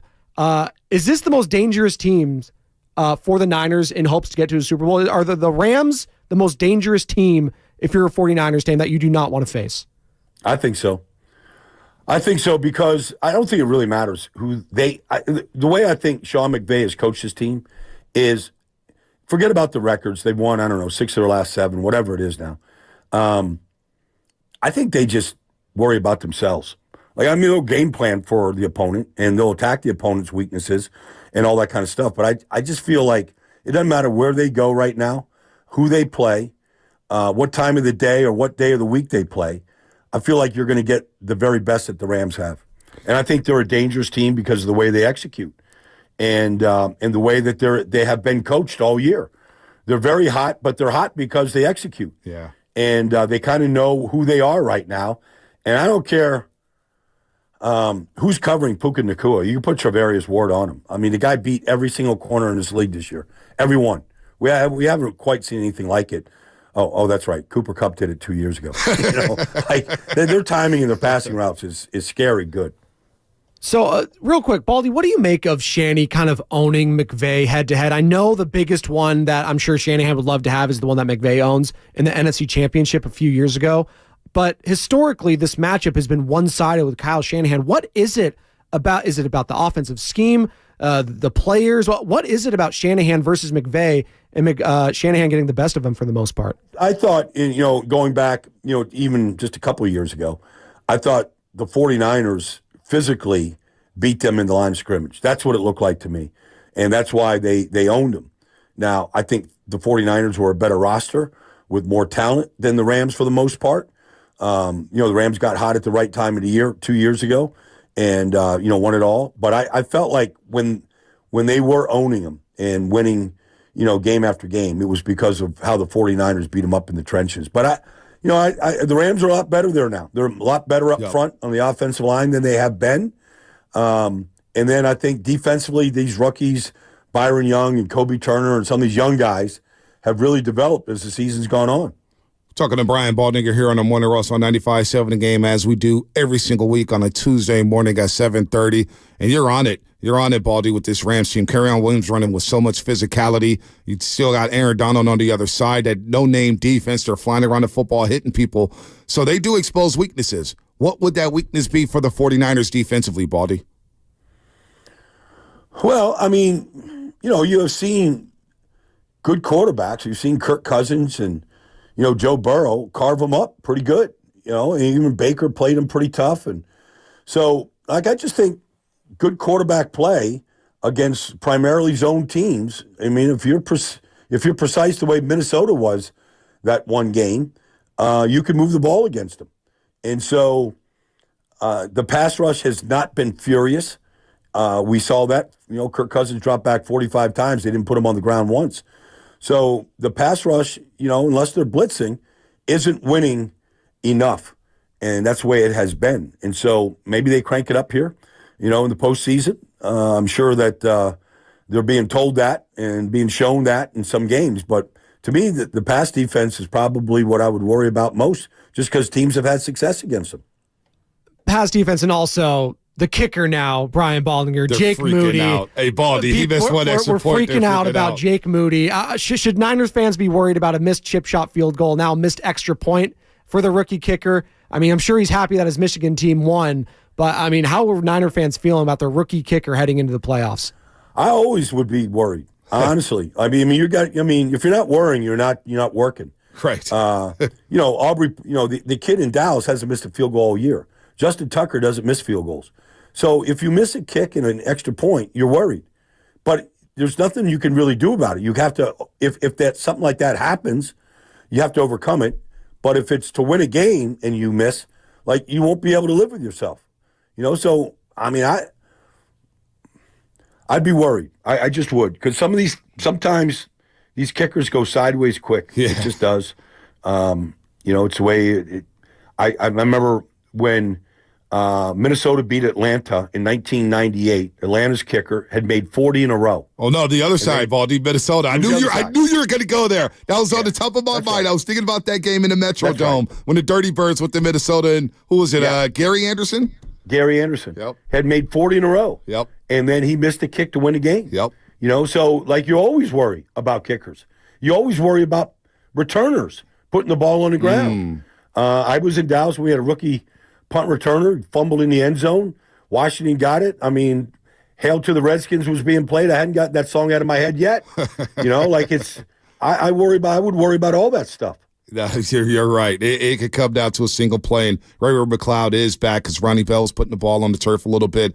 Those are areas to be worried about. But I think one guy we're not worried about right now is Brock Purdy. I like the way he bounced back against Washington. No, I hadn't talked to you since that game, but Brock Purdy heading to this playoff, his second go-round, he's seeing everything. How confident are you in him helping this Niners team stay afloat here offensively where they average nearly 30 points a game? Yeah, I mean, look, the regular season is regular season, Bonte, and he played great, and he got through a couple sticking points, but for the most part, he's their guy. They're not going anyplace else, and so it's playoff football, and it played at a different intensity. Sometimes they just swallow the whistle, and guys are hitting you, and they're not going to throw the flag. Generally, not as much as the regular season. You're not going to get that kind of stuff being done out there, pass interference calls and all that. You got to go beat teams. Right. And, it's, we saw, for example, they came to Philly and the first two drives didn't look very good. They're three and out. They're playing from behind and then they roll. Well, you don't really want to start a playoff game like that because sometimes the other team possesses the ball and all of a sudden what you think you might get 12 possession, you might only get 8. And so it's just, you can't play tight. You got to go play. But at the same time, you've got to be precise. And you just hope that the practice habits, on the week off are really, really good. I have a feeling they will be. But whoever they play at Levi Stadium, a divisional round, like you just want to hit the field running and executing right away. And you won't know it until they do it. Gosh, Baldy, you got me fired up here thinking about these playoffs. And Spadoni mentioned it earlier. The storylines galore. Stafford going back to Detroit. You got the Browns taking on the Texans, the teams that traded. Of course, the Texans traded away Deshaun Watson to Cleveland, although he's not playing. But now they have a young C.J. Stroud who's just spinning it left and right. You got the Packers and Cowboys. McCarthy coaching against his former team. You got the Eagles and Bucks in a rematch from earlier this season. Tyreek Hill going back to Arrowhead Stadium against the Kansas City Chiefs. What matchup are you looking forward to the most here? All the matchups are great. We're going to watch all the games. But what's the one for you, Baldy? I don't know. I would say the Rams go to Detroit because, Detroit's the number 2 seed. Rams are a lower seed. But the Rams just look good. They just are playing the game the right way. I'm looking for that one. And then I want to see if, I don't know that any quarterback, I don't know if I even believe what I'm going to say here because I don't like to talk about this kind of stuff, but is there more pressure on anybody more than Dak? Wow. He's been the focal point of that team. Is Dak going to end up becoming in that category with Troy and Roger, or is he going to be Tony Romo good? It's like he's a big part of it. CD is all world, all that stuff. Like they're a good team. And some weeks they look unbeatable, and they look like this is a great offense. This is San Francisco and Dallas, like they're on a collision course. And then you go. And then you see him some weeks, and you're like, maybe not. And so I think those 2 games have me most intrigued on Sunday. So, Baldy, a big topic of conversation we've been having is rest versus rust. When it comes to these number 1 seeds now, you got the Baltimore Ravens. Lamar Jackson's probably going to win his second MVP, playing like the best team in the league. They go out guns blazing. They got some time off. The Niners, same thing. I know they just took a loss, but this was really just a rest week for them too. What do you make of the rest versus rust factor for these number 1 seeds in both the Niners and the Ravens going into the playoffs? Well, there's a lot there, Joe. For example, okay, let's rest. Let's get fresh. Okay. Well, rest sometimes to some people means, it's just like shut it down. Like you can't shut it down. You can't mentally shut it down. You got to be on edge. So you got to keep the edge and freshen up and stay sharp. And it's hard. It's hard. We've seen a lot of number 1 seeds have that week, and then they don't play like number 1 seeds. And so it's a delicate balance. Practice has to be as important. Like I remember when the Eagles won a Super Bowl, they were the number 1 seed 5 years ago, 6 years ago now. And the players said, let's put the pads on, let's get after it. Even Super Bowl week, getting ready for New England, they were in pads in Minnesota. And so sometimes your players have to say, you know what, we're going to be better if we go out there and thump a little bit and, we take this thing up intensity-wise as high as we possibly can without, obviously injuring anybody or anything like that. But, you've got to do the things necessary to stay really sharp and crisp because it's such a fine line between execution and almost executing. No, you're spot on there, Baldy, with that one. I'm with you there. And if it is a Rams team, because I'm with you with Detroit. Detroit, I'm watching them last week against Minnesota, and they, we don't know about the status of Sam Laporta, their all-world rookie tight end. It's a massive loss. It's a massive loss for them. But they were giving up deep shot after deep shot to Nick Mullins, and you see Addison score a touchdown. You see Justin Jefferson, and you bring up Puka Nacua and Cooper Kupp. It's hard for me seeing Detroit winning that game. I get it. They're going to be at home, but the Rams been there, done that. You know what I mean, Baldy? Well, yeah, they have. And, all I say is they went into Baltimore a month ago and they put up 31 points on the Ravens, and nobody's been doing that. And the way that they played is exactly what you see. Stafford throws these shot throws, Bonte, honestly, I don't even know. The player hasn't even come out of his break yet. And the ball's hitting the spot. And he just trusts his receivers. Mm-hmm. And there's a bunch of them, including Demarcus Robinson, that all of a sudden they put their hands out and the ball's right there. It's just amazing. And then there's sometimes where, he's got to get to the third read. And, he's going to take a shot to the solar plexus. And he does. And he's lasering these balls in, and he's under center a lot, which I love. And their play action pass because Kyron's been so good. They're just clicking. Right. And the same things that made them successful 2 years ago are making them successful now. Their defense might not be as good as it was 2 years ago, but these young kids that they have play really, really hard. They play the game the right way. Mm-hmm. Baldy, we appreciate the time. We know you're up against it here, so I'll leave you with this one. So we've mentioned that the Rams are the biggest threat to the Niners. Of the teams that they could potentially face outside of them, the Packers, the Bucks, and the Eagles, which one of those teams you think would pose the most problems for San Francisco? Jordan Love is playing great, and nobody is running the ball better than Aaron Jones the last 3 weeks. He's averaging over 110 yards a game the last 3 weeks. He missed a month, and his legs look fresh. And one thing about Aaron Jones, he doesn't miss a hole. Like, I don't care if it's 6 inches. He doesn't miss it. This guy's eyes are unbelievable. And so Jordan Love, he doesn't know what he doesn't know. I mean, he's throwing this ball to these kids. They're just barely can, get a driver's license at this point. But I don't care. Dontavius Wicks and Reed and these guys, they're really good. He threw 32 touchdown passes this year, and he was spectacular. I mean, they could be a good offense and a tough offense to stop in the playoffs. No, it's going to be fun to watch here. Lastly, before we let you go, I got to get your thoughts on what happened in New Orleans. Arthur Smith was not happy with the Falcons. 41-17, Saints in victory formation. Jameis took the bullet for the Saints, but basically they handed it off to Jamal Williams to run up the score a bit there. What's your overall thought process there? There's a lot of controversy down in New Orleans about that situation. Yeah, I mean, I think sportsmanship, there's a place for it. Mm-hmm. Like, Jamal Williams had 17 weeks to score a touchdown. Right. Okay, like, his role changed from Detroit. But he had 17 weeks to score a touchdown. He didn't score. Like, what's the big deal? Honestly, like, I understand Jameis is about team and players love him, but there is something about when you line up in a victory formation with the game out of hand that you're basically throwing a white flag.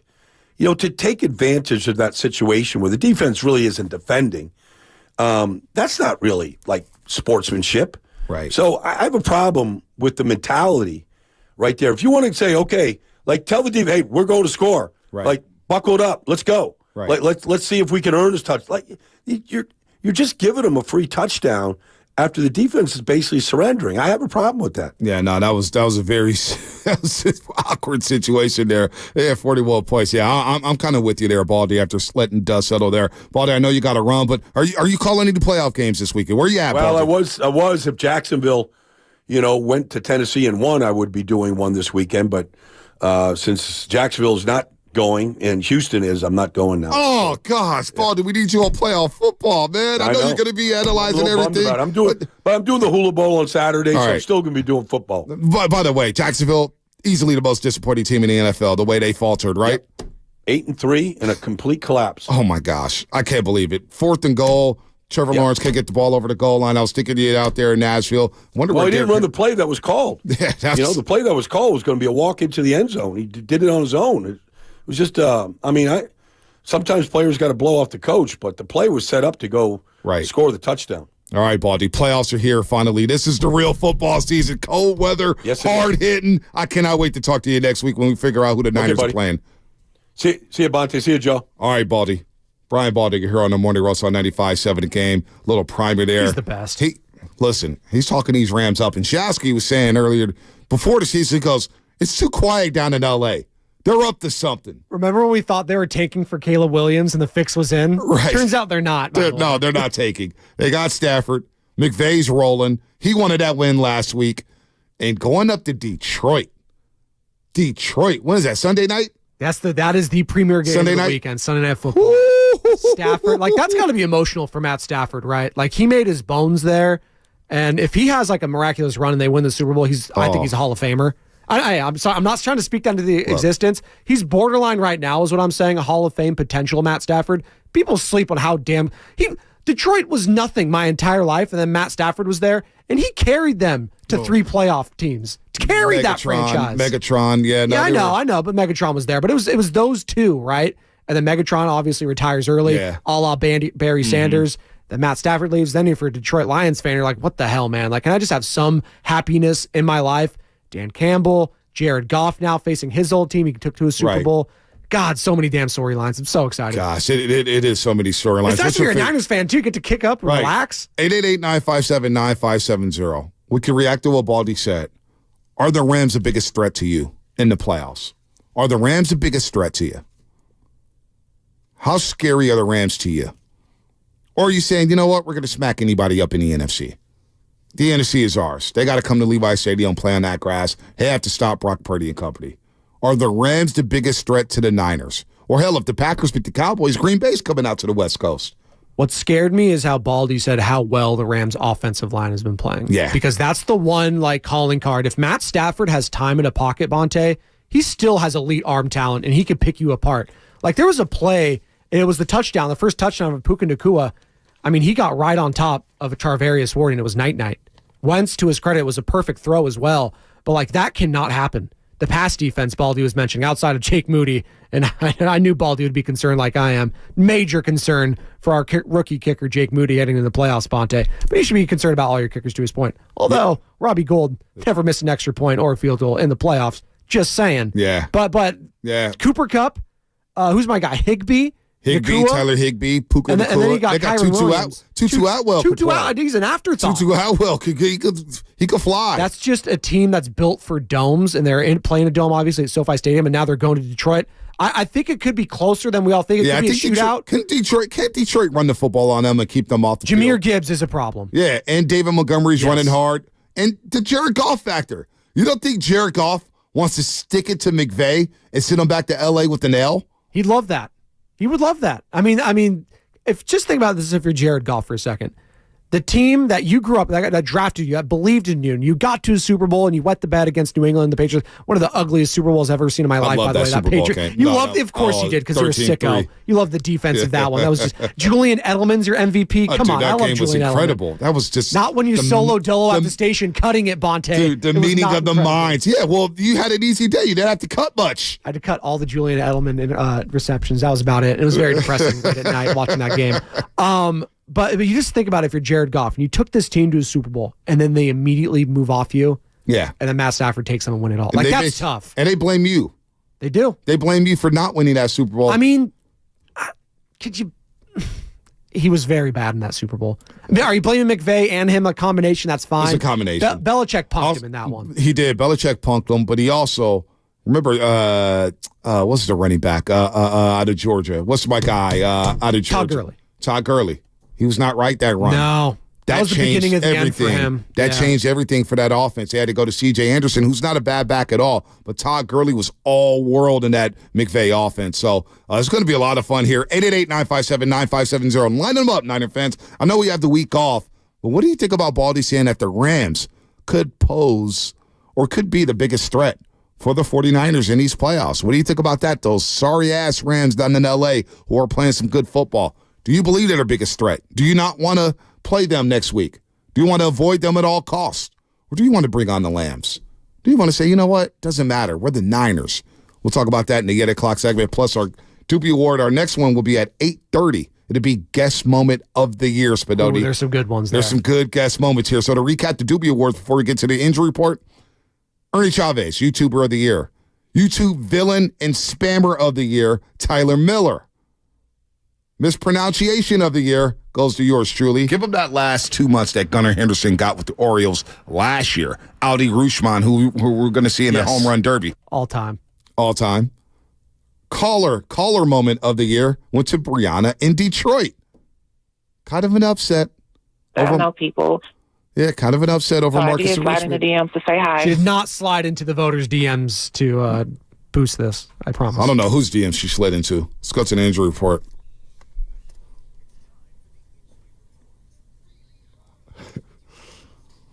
I know people. Ow! All right, this was unfortunate for Cleveland Farrell. He was carted off the field on Sunday early in the football game, but the good news for San Francisco is that their DN didn't suffer injuries to his ACL or MCL per Shanahan, but there's a good chance Farrell could wind up missing time in the playoffs. He'll be reevaluated later this week as the 49ers rest with a first-round bye in the NFL playoffs. That's right. Who do you want the Niners to play? 888-957-9570. Who's the biggest threat? We'll react to Baldy sound. Plus, at some point, we'll pivot back into the Golden State Warriors. The Injury Report brought to you by Boxer & Gerson, Northern California's premier workers' compensation law firm, helping injured workers get their lives back for over 40 years. What's coming up on the game? Sponsored by Fremont Bank, full-service banking, no compromises. Your phone calls, 888-957-9570. Are the Rams the biggest threat to the 49ers? Or do you think the Rams are going to get smacked up by the Lions? I want to hear from you here on the Morning Roast. Hey, it's Willard for Safeway.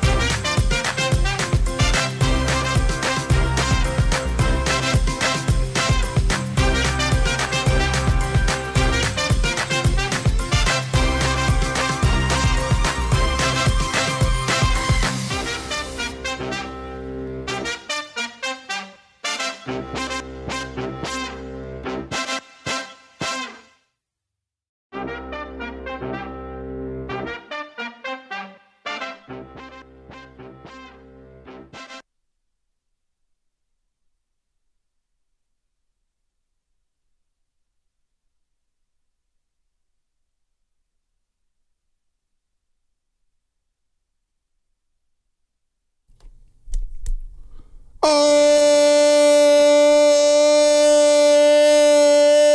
baby, what is happening on a Tuesday morning? A gloomy Tuesday morning last time I saw, a little wet.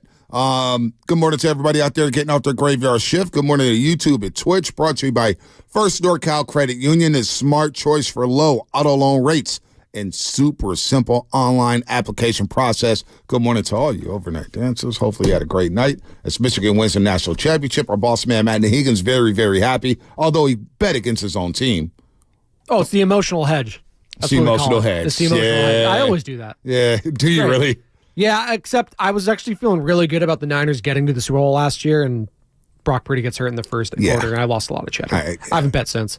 You've been out since. I've been scarred for that. I was going to bet on Washington yesterday, and I didn't realize the start time was at 4:45. I thought it was 5 o'clock kick like it usually is, and it was 4:45.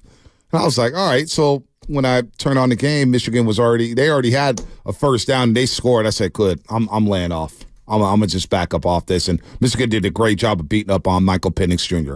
They controlled that game. They controlled the line of scrimmage, controlled that football game, Spinoni, and they made Michael Penix, they forced him into they turned him into a quarterback with happy feet. Yeah, and I still think he's a first-round talent, but there are questions about the mobility that, fair or not, I think he's just mobile enough in the pocket where he'll be fine. He's not going to be a Lamar Jackson or anything like that because he's had so many damn injuries. What has he torn both ACLs and both legs, stuff like that. He's got injuries galore. But he did get pressure in his face. I did think he made some nice throws, and his receivers just dropped a lot of them too, which hurt him. He missed a lot. He missed too. I'm not here to defend. I'm not this big Michael Penix stan or anything like that. I do think though, you're looking at all these teams that are going to be drafting the top 10. I wouldn't be surprised still if he gets drafted maybe 10 into the teens range. Yeah, it's going to be very interesting there. But good morning to everybody out there. The Comcast Business text line as well. We have the Comcast Business text line texter of the year as well. We'll get that rolling. Oscar and EPA, Zucci, man. You have that one? Yeah, I have that one. Yeah, that'd be you're because you're the big the Comcast Business text line guy at the station here. Well, not really. No, that's Steiny. Steiny does love his text line. Sometimes we all love Comcast Business. The Comcast Business text line is anti-Bonte, man. They be roasting me, man. I leave them alone. There is something about the text line being a little extra fiery than YouTube. Shout out to Pregame Show 5 to 6 Monday through Friday. I don't know what is best here. I don't know what is YouTube, Comcast Business text line, Twitch, and our boy Aaron. Remember Aaron from back in the day? Oh yeah, the era. He's a big Twitcher. This is the ghost of Trey Lance. Congrats to Tyler Miller. He got an award. We also got Roaster of the Year coming up. We've got Rookie Roaster of the Year coming up. Oh, my God. I just saw Rookie Roaster of the Year. Oh, my gosh. I'm already not happy. Freestyle of the Year. And we have Guest Moment of the Year coming up at 8:30. But right now, Baldy just joined us. And he said the Rams are the biggest threat to the 49ers. Now, Spinoni, let me know when you get that sound because we'll replay it for everybody here in our 8 o'clock hour. I know Matt Nahigan was working on that. Plus, he talked about the kicker, and he said, yes, you should be worried about Jake Moody. How worried are you about Jake Moody going into the playoffs? Petrified. He brought up Gary Anderson back in 98. I remember that game like it was yesterday. The Falcons had just beat the Niners, right, in the divisional round, Spinoni. And that game, when the Niners lost to the Georgia Dome. What was this, 98? 98. Yeah, I was 5 years old. Niners of 98. That was one of my favorite teams. Garrison Hurst got hurt on the first play of the game on a Georgia Dome turf. First play, gets a handoff 9 yards, gets twisted up on the turf, tears his knee up. Tears it up. We didn't think he was going to ever play again. So the Niners had no starting running back. They went to Terry Kirby, who was their third down back. He had to be there every down back. Falcons win like 20-16. Check that. I think that's the accurate score there. Jamal Anderson's doing the Dirty Bird dance. They go up to Minnesota, the Metrodome. And this is with Randy Moss, Chris Carter, Randall Cunningham. I mean, they were throwing the ball all over the place. Robert Smith in the backfield, Dennis Green, the head coach. And they had Gary Anderson, who was perfect that season. Perfect. And to win the game at the end of regulation, Gary Anderson missed a kick to send the Minnesota Vikings to the Super Bowl, and Atlanta ends up winning in overtime. And so, yes, Baldy said, you should always be worried about the kicker. You should always be worried about the return game, especially during this time of season. Confirmed, by the way, 20-18. It was 2018? 20-18. 20-18, not 20-16. Okay, you're close. Don't worry. We strive for excellence here. Yeah, we do. Like, how dare you? God, 2018. How did it get 18? Well, they scored 10 in the second and then 8 in the fourth. Was there a 2-point conversion? Must have been. Were 2-point conversions in play by then? I think so, yeah. All right. Was it early 90s that came into it? Yeah. Wasn't in play early 90s. All right. But yeah. So you should be worried about kickers. But who do you want as a Niner fan? 888-957-9570. It's time to roll our sleeves up and do some scouting here. I'm not worried about anyone if I'm the San Francisco 49ers. Let's just put that out there right now. I'm not scared of anyone. You respect, everyone, Bonte, but you don't fear anyone if you're Kyle Shanahan and this team. You're so damn stacked. Like, if this was the AFC, like, I look at what the Ravens have to deal with in comparison to what the 49ers have to deal with. The Ravens, I mean, if they don't make it to the Super Bowl, it'd be disappointing, but I understand it. If the Niners don't make it to the Super Bowl, I'd be very disappointed. Wow. Just because the Cowboys, come on. The Eagles, come on. Well, what do you see? 925. Been telling my friends for 3 weeks, Rams are the only team that scares me. However, in a 615, David 615, what up, David? Lions going to beat the Rams and Packers. Packers going to beat the Cowboys. It will be Niners-Lions in the NFC title game. See, I don't see that happening. No. And I love that if I'm the Niners because I think you're going to destroy the Detroit Lions. Yeah, Their defense can't stop the Niners offense. Yeah, I like that. I love that matchup. And I love Jared Goff going up against Nick Bosa, Chase Young, Hargrave, everyone. But 888-957-9570. Who do you fear? Who do you want to play? Let's go to James at Santa Rosa. James, what's happening? You're on the Morning Roast. If you're, as a Niner fan, who do you want in that divisional round game? Oh, man, I need the Eagles. I mean, last year I still have a bitter taste in my mouth. I've been hearing the Eagles fans yapping all year about how they would have won with Brock Purdy not getting injured. But it's like, I just need to send them to their grave. So you want the Eagles. So you want the Eagles because of what happened last season. I just need that revenge. I mean, I'll never get I lost $1,000 on that game. I'll never get the money back, but what I will get is I'll be able to see the look on the Eagles fans' faces and them crying all on the internet. I need that. Well, losing the money is one thing. Losing the way they did is another. And you know what? I'm kind of with James. I do want the Eagles. It's personal still, isn't it? It is still personal. I would love nothing more than to have them on Monday Night Football. Big Dom? Survive a game in Tampa. By the way, I think he's allowed back on the sidelines for the playoffs. Oh, that's good. Big fat Dom, whatever. Who called in yesterday said he has to have 2 shower curtains for a jersey? That was uncalled for. That was. Come on. I don't like the fat jokes. That's out of pocket. But if it is the Eagles, think about this, Niner fans. They play on Monday Night Football. They are reeling right now. They have to fly down to Tampa Bay. Now, Tampa Bay they don't have the greatest offense in the world, but they pose a problem for the Eagles defense. They got receivers. Godwin, Mike Evans, they could shred you in the pass game. And Philly right now is not getting any pass rush. And they're reeling. Their offense, we don't know the status of A.J. Brown yet. Devontae Smith, he's banged up. Jalen Hurts is now banged up. Where are they at offensively? They're just so vanilla. Like, when I watch them, do you feel like you're watching elite football when you're watching the Philadelphia Eagles at all? No. I feel like I'm watching a boring, college, I feel like I'm watching Michigan sometimes. And Michigan, obviously, they won the national championship. But, like, it's just very vanilla. Do this, do that, little read option. It's just Shane Steichen and Jonathan Gannon are so damn missed from that franchise right now. And you're starting to see, I mean, anytime you have to bring in Matt Patricia to help save the day, you got problems. The guy uses a laminated play sheet and has a pencil on his head. Give me a break. Matt Patricia and his defense. How did he even get a job, by the way, when he got to Detroit? He got destroyed against the Eagles in that Super Bowl. Nick Foles threw for like 50 touchdowns. He was awful. Horrible. So anytime you have to lean on that guy, then Nick Sirianni, you're so right on this, Bonte. When he was talking his talk, was that Monday Night Football against the Kansas City Chiefs? He said, see ya. Here, I have the drop. We'll play it. See ya! He did that. I loved it. But you better keep winning. If you're doing that stuff, you got to keep winning. You got it. And now, you see him. He doesn't have the swagger anymore. He's stumbling over his words at the pressers. He's looking like the guy that got the job, and we all made fun of him to begin with. He's slowly returning back to that guy. The swagger's not there with that team. And where does swagger come from? Comes from the top, and it trickles all the way down to the bottom. Yep. They don't have a leader right now on this team. It should be Jalen Hurts, but he's broken. The Mike 12-12. Eagles look like a Jack Harlow song right now. Oh, no. Basically, he's calling the Eagles a one-hit wonder. Well, I was going to say, is the Jack Harlow on Thanksgiving where we all that just was like, rough. what the hell was going on? Although, I got to say, First Class and that song Lovin' on You, not bad. Not bad for Jack Harlow. Well, yeah, I mean, they sampled Fergie. Just I know. Stole the song. I know. And rapped over I know. it. Hey, any remade White Man Can't Jump, which I can't get over. Lori Matthews says she's done with the Eagles. Bring on someone else. See, I want to send them home. I want to send the Eagles home. I want to make them survive in Tampa. And Tampa Bay does have a good defense, very good defense. They're playing well on that side of the football. But I want to make the Eagles play on Monday Night Football. I have to fly all the way to the West Coast, fly all the way to the Bay Area. And I know their Eagle fans will come to Levi Stadium. There's a lot of Philly fans out here in the Bay Area. I want to send them home. I personally want to send them home. I want to kick their ass and let them know what it would have looked like last season in an NC title game with Brock Purdy. That's where I'm at.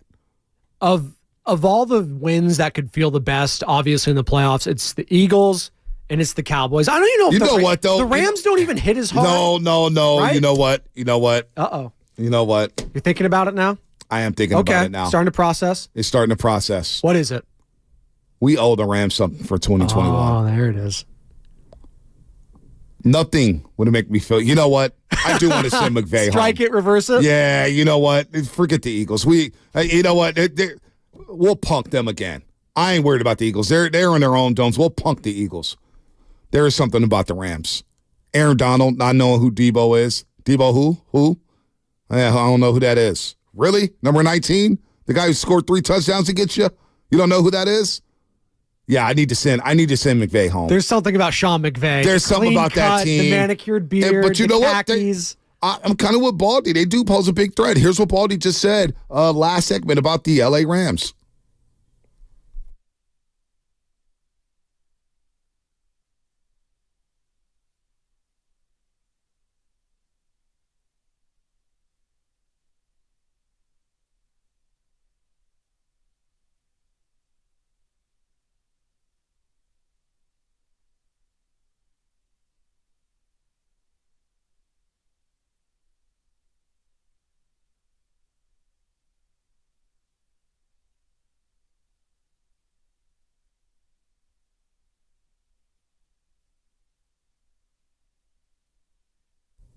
It is scary good. Like, those are the two, like, for everything that we have said about the Niners defense, and it's been awesome this year, in a game like this, I'm actually missing Talanoa Hufanga.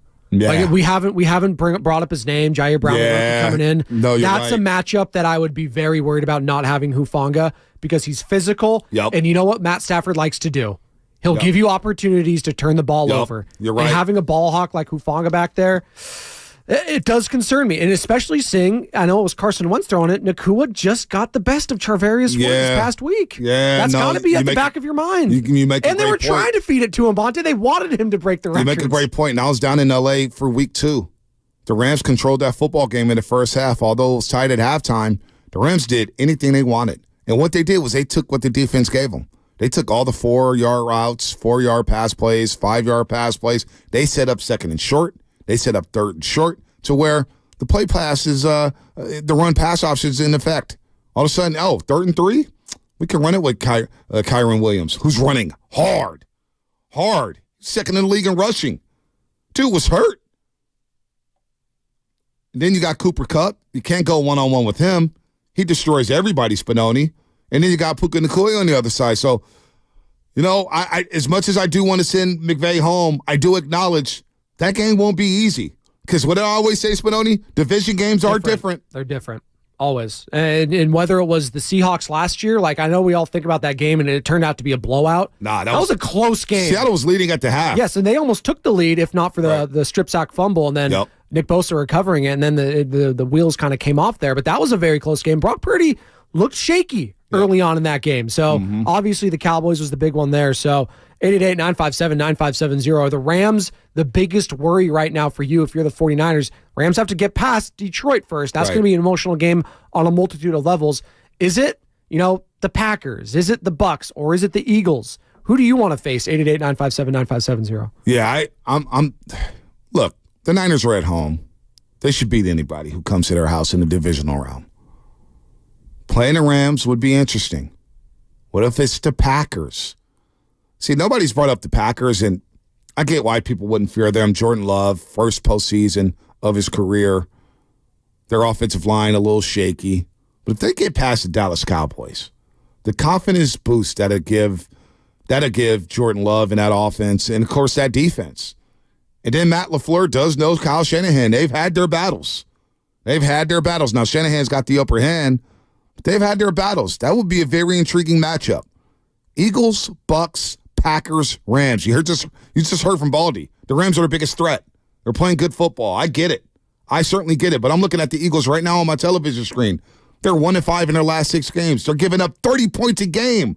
30 points a game over their last 6. They started 10-1. That's wild to think about. They are in shambles right now in Philadelphia. I kind of want the Eagles. Even though I want to send McVay home. I know you're back and forth now. I'm Eagles. Actually, strike that. Sean McVay. Listen, I'm flip-flopping like Guru. Listen, give me McVay in the NFC title game. No, that would only be possible. That wouldn't be possible. No, I don't think so. If you play the Eagles, because the Packers are the 7, the Rams are the 6. Yeah. Oh, man. What's the path of least resistance right now? Yeah, you know what? I'm cool with that. Well, but so it'll be Tampa Bucks, Bay for me. Tampa. Eagles. Okay. No. Yeah, it'll be the winner of that Tampa Eagles game, Bucks Eagles. Those 2 teams, I think, are below the Packers and the Rams. So you get that, and then you'd be playing either Dallas or Detroit in the NFC title game. Yeah, possibly. Yeah, because the Packers are 7, so Packers are 7, Rams are 6, Rams, Bucks, Eagles 4 or 5 matchup. So if the Bucks win that one, and say if the Rams beat the Lions, they're the 6th seed. They play the Niners, and then the Bucks would go to Dallas. If the Packers were to win, then the Packers would go to Levi Stadium, and the Rams would go play the Buccaneers. That's pretty wild. That is wild. And remember the Rams went to Tampa Bay with Tom Brady. That's true. And Tom Brady almost got the comeback, and they ended up hanging on. And his Stafford threw an absolute dime to Cooper Kupp. Yep. Tom should have been the MVP that year, too. I think Aaron Rodgers won it. Damn, would have been a lot better to go down to Tampa Bay. All right, anyway, let's go to Jay in Florida. Speaking of Tampa Bay, let's go to Jay in Florida. What's happening, Jay? What's going on, you guys? How you doing? Good, man. Good, Jay. How you doing? Well, I'm going to tell you, I'm feeling really good. I'm feeling like 2019, when my friends were asking me in 2019 when we had that epic season, who do you want to face in the playoffs and everything? And my answer is the same then as it is now. Whoever wants to smoke, calling all challengers. Ooh, so you just don't care? Don't matter. Especially as far as we got 2 things. We got home field advantage. We have health. Hopefully we get Juwan Jennings back. Mm-hmm. But right now, calling all challengers, even Super Bowl, if it's Ravens, hey, come see us. Woo! I'm not even worried about the AFC. No. I'm going to be watching the AFC, rooting against the Ravens, rooting against the Cleveland Browns, because I don't like those 2 matchups. But I'll worry about the AFC when it's time to play the AFC. Right now, it's all about the NFC. The AFC North has 3 playoff teams, and they all all the teams, the Bengals didn't make it. They all finished over 500. Yeah, that division's nasty. The division is nasty. Ugh. And they're going to get Joe Burrow back next year. You think the Steelers are going to bring in another quarterback? It's only going to get more difficult, too. No, that's why I'm happy if I'm the Niners right now in this division and in this conference. This is why you got to take advantage of it. You have to. Like, you're not in the onslaught of the AFC. Like, even Mahomes, for as bad as this season has been for the Kansas City Chiefs, I don't want to play him. I don't want to play Mahomes in the cold. The Dolphins. Dolphins Chiefs is very intriguing, though. 2 on the cold. Could the Dolphins win? Could Dolphins win that game? They're not winning this game. I think their linebackers out too, Baker. So they've lost Bradley Chubb, Phillips, and now Baker on their defense. Chiefs no pass rush. Chiefs only need to score 10 points in this game and win. I don't think the Dolphins get to double digits. I'll lock that in right here. Spadodes. It's going to be minus 10 degrees. Is it really going to be minus 10 in Kansas City? Yes, it's a night game in Kansas City. Oh my gosh, it's going to be minus 10? Oh, I love this time of year. You think Tua does? I love it. You think Tua's going to succeed in that? Oh, man. And Mike McDaniel? Oh, I do love it. I do love that. Wow, minus 10 in Arrowhead? Oh, I love that. Let's go to Rob at San Bruno. Rob, what's happening? What's going on, fellas? First off, I'm going to say this.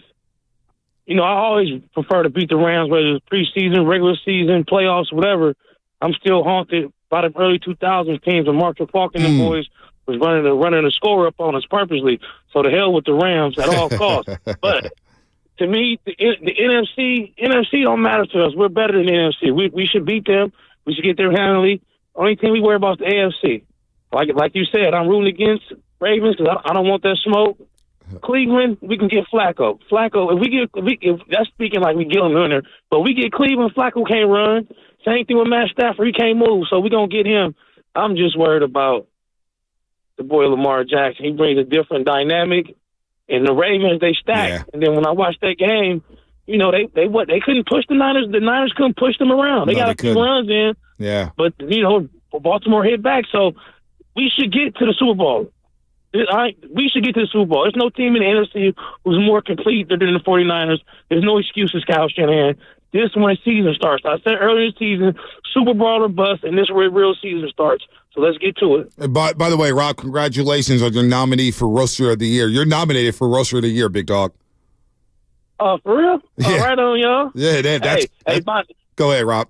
Hey, Bonte, well, next time I see you, we're going to have to celebrate, man. You know what I'm talking about? I don't know if I can see you, man. I won't be able to focus on the game. Those baseballs bats you be smoking before the game, man. I'm cool off that, Rob. You smoking Louisville Sluggers. I'd be asleep by the 6-minute mark in the first quarter. Are you kidding me? Rob, thanks for the call, man. A happy New Year. Our Roaster of the Year nominees coming up at 9:20. BPA, Gene in Oakland, Adam in SF, Nick in Berkeley, Rob in San Bruno, RJ in Fairfield, who gave us a call this morning, and Duke in the city. That's a loaded list. I'm optimistic, Bonte. We got a call coming up on the other side. I want this call to wait. I'm not even going to give the call away. But I already know where we're going with this next call. We're teasing it. We're teasing it. It's about the Dubie Awards. That's coming up on the other side. Plus, what's our next category, Spinoni? Guest Moment of the Year? Correct. Guest Moment of the Year coming up. Our Dubie Awards are rolling. Your phone calls. Who do you want to avoid in the playoffs, Niner fans? Baldy says the Rams are the biggest threat. You agree with them? 888-957-9570. We're rocking and rolling. Spinoni in for Shasky. I am Bonte. We got Big John back there as well. Poor guy's a Bronco fan. But the poor guy did bet on Michigan yesterday, so breakfast on Big John. All that's coming up. Brought to you by Fremont Bank. Full service banking, no compromises. The Road to Vegas is brought to you by Zenni, the official eyewear of the San Francisco 49ers. Shop from over 3,000 styles at 80% off retail prices exclusively at Zenni.com. Start your wellness journey.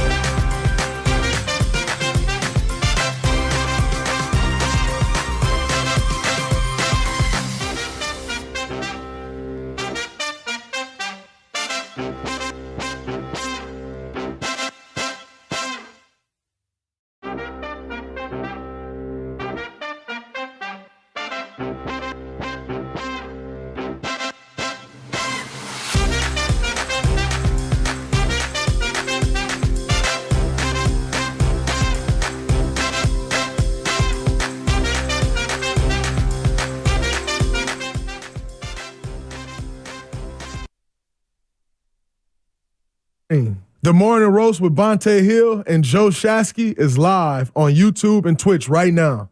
Time for you to like and subscribe.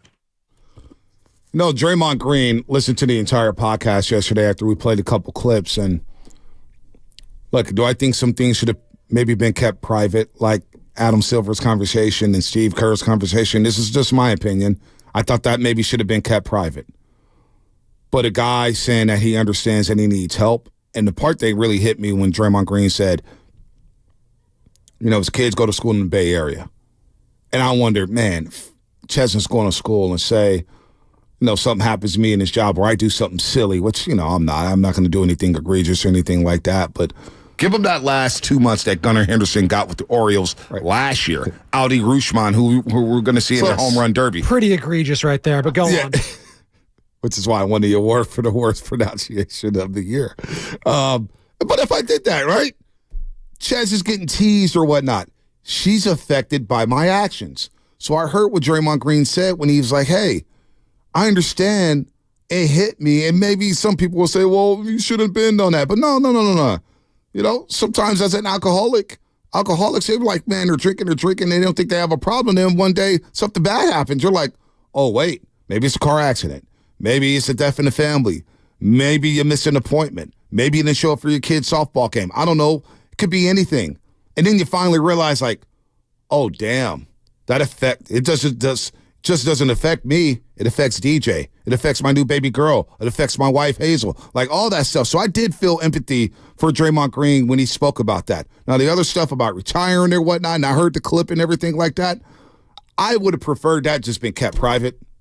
The conversations with Steve Kerr, the conversations with Bob Myers. Adam is too much for me. Right, Bob Myers talking to Adam Silver. You know, but I did hear sincerity in his voice. Now, obviously, we got to see it on the court. We got to see how it plays out. The actions speak louder than the words. But, you know, we are in the land of second chances. And in this case, maybe it's a third and fourth chance, maybe a fifth chance. But that one hit me when he talked about his kids, Badoni. I know you could attest to that. Absolutely. And listen, this is sports at the end of the day. We do this because we love it. It's to have fun, to consume it, to talk about it, to watch it, to be a fan. And then it just goes over the line. I'm saying not just Draymond. Did you see what was going on with the college football committee getting death threats? Like the college football committee was getting death threats from FSU fans, quote unquote. I don't even call those people fans anymore. No, they're crazy people. Like people that take things way too seriously, that need some therapy, to be quite honest with you. Because once it steps over being fandom, then it becomes, you know, this person actually needs help. Yeah. Like you may think that Draymond needs help and you're getting mad and upset at him and stuff like that. Maybe you should look in the mirror as well. Yeah. Look and take a deep breath and say, you know what? Maybe I need help too if I'm that much invested in someone that doesn't talk to me, doesn't know me, doesn't do anything like that. So I know we speak to a lot of diehards here daily, but I think we as fans can also take a deep breath and look in the mirror. Yeah, no doubt. Drew down. I think Zaza was going through some stuff like that when he went when he injured Kawhi Leonard. Right. He got death threats left and right. Had to stay in the hotel room. Go ahead, Big John. Yeah, I mean, when Draymond spoke, to your credit here, Bonte, when Draymond spoke about watching the Warriors game with his kids and having to explain to his young kids why he's not playing and how tough that conversation is. I don't have kids, but that to me was really the gut punch moment of that podcast where he didn't really know what to say. I mean, what do you say to kids under 5, right? Or under 10? Like, they don't really comprehend of your actions, and you have to kind of break it down in the simplest form to them. It's definitely a look in the mirror moment for Draymond. No doubt. So he'll be back soon. I just wanted to get that out. We can talk about that a little bit later as well, but right now we're rolling. We got a couple things here. We got the Dubie Awards. We got some calls. 888-957-9570. Are the Rams the biggest threat to the Niners in the NFC, or do the Niners have any threats at all? Do you fear the Cowboys? Are you worried about the Cowboys? Are they a threat to the 49ers to get to the Super Bowl? 888-957-9570. Also, Baldy talked about the kicker, whether or not you should be worried about the kicker. We'll play that in just a second. Or you want to do that now, Spadoni? Or no. We're going to do this. So we've had our Dubie Awards, and our next award is going to be Best Guest Moment of the year 2023. But before we get to that, we've already given out some awards. The worst pronunciation, of course, went to yours truly. We got that last 2 months that Gunnar Henderson got with the Orioles last year. Aldi Rushman, who we're going to see in the home run derby. Adley Rushman's the pronunciation. Adley Rushman, yeah, catcher, not Adley Rushman. Star catcher, one of the best in the big leagues for the Baltimore Orioles. That was such a bad butcher. No pun intended. YouTuber of the year, Ernie Chavez. YouTube Villain of the Year, Tyler Miller. And Call of the Year, Caller Moment of the Year, has created and stirred up a lot of controversy. Oh, boy. So much so that Marcus of Richmond, I don't think he's happy about it. I haven't heard from Marcus of Richmond since he was running a 2-minute drill and explaining his 2-minute drill in his own home. I don't think he's happy. Marcus, Happy New Year, my man. Hey, man, Happy New Year. Well, here's the deal. See, the truth makes people uncomfortable, boys. So, you know, when you speak on things as far as pleasure and moments, here's the deal. It only takes 15 minutes to get to the money shot with your partner. Start at 9:30, get a bottle of Don Julio, put on some Isley Brothers' greatest hits. By 9:45, you're done. You're in the shower. You can watch the 10 o'clock news on the couch. If you got to go longer than 15 minutes, you have absolutely no idea what you're doing. You got to get Look, the whole job of the session is to procreate anyway. It's not a marathon. If you want to go get in shape, go to Planet Fitness. Anything longer than 15 minutes is unnecessary. And that's why I didn't win, because it makes people uncomfortable, because it's the truth. Hey, Marcus, let me tell you something. I, Bonte Hill, voted for you. Just want to let you know that. I appreciate it. I voted for you. Appreciate it, man. Appreciate y'all, man. Y'all have a good day. Hey, hold man. on, Marcus. Hold on, Marcus. Yeah. Marcus. First of all, do you want Antonio Pierce as your head coach? Absolutely. I mean, just look at the locker room, man. Don't break it, man. Stay with AP. No Harbaugh, Marcus? What about Harbaugh? I don't like Harbaugh. Wow. Okay. You don't like Harbaugh. I don't like Harbaugh, just like I don't like Viagra or Hemspear. Well, hey, has your wife been tipped off about your phone calls and some of the? You're a legend in the streets. You're a legend. Wife? What wife? It ain't no wife. I'm like Cat Williams out here. What does that mean? I can't say on the radio. Oh man, you're like Cat Williams out here. I'm like King Solomon in the Bible. How about that? Oh boy.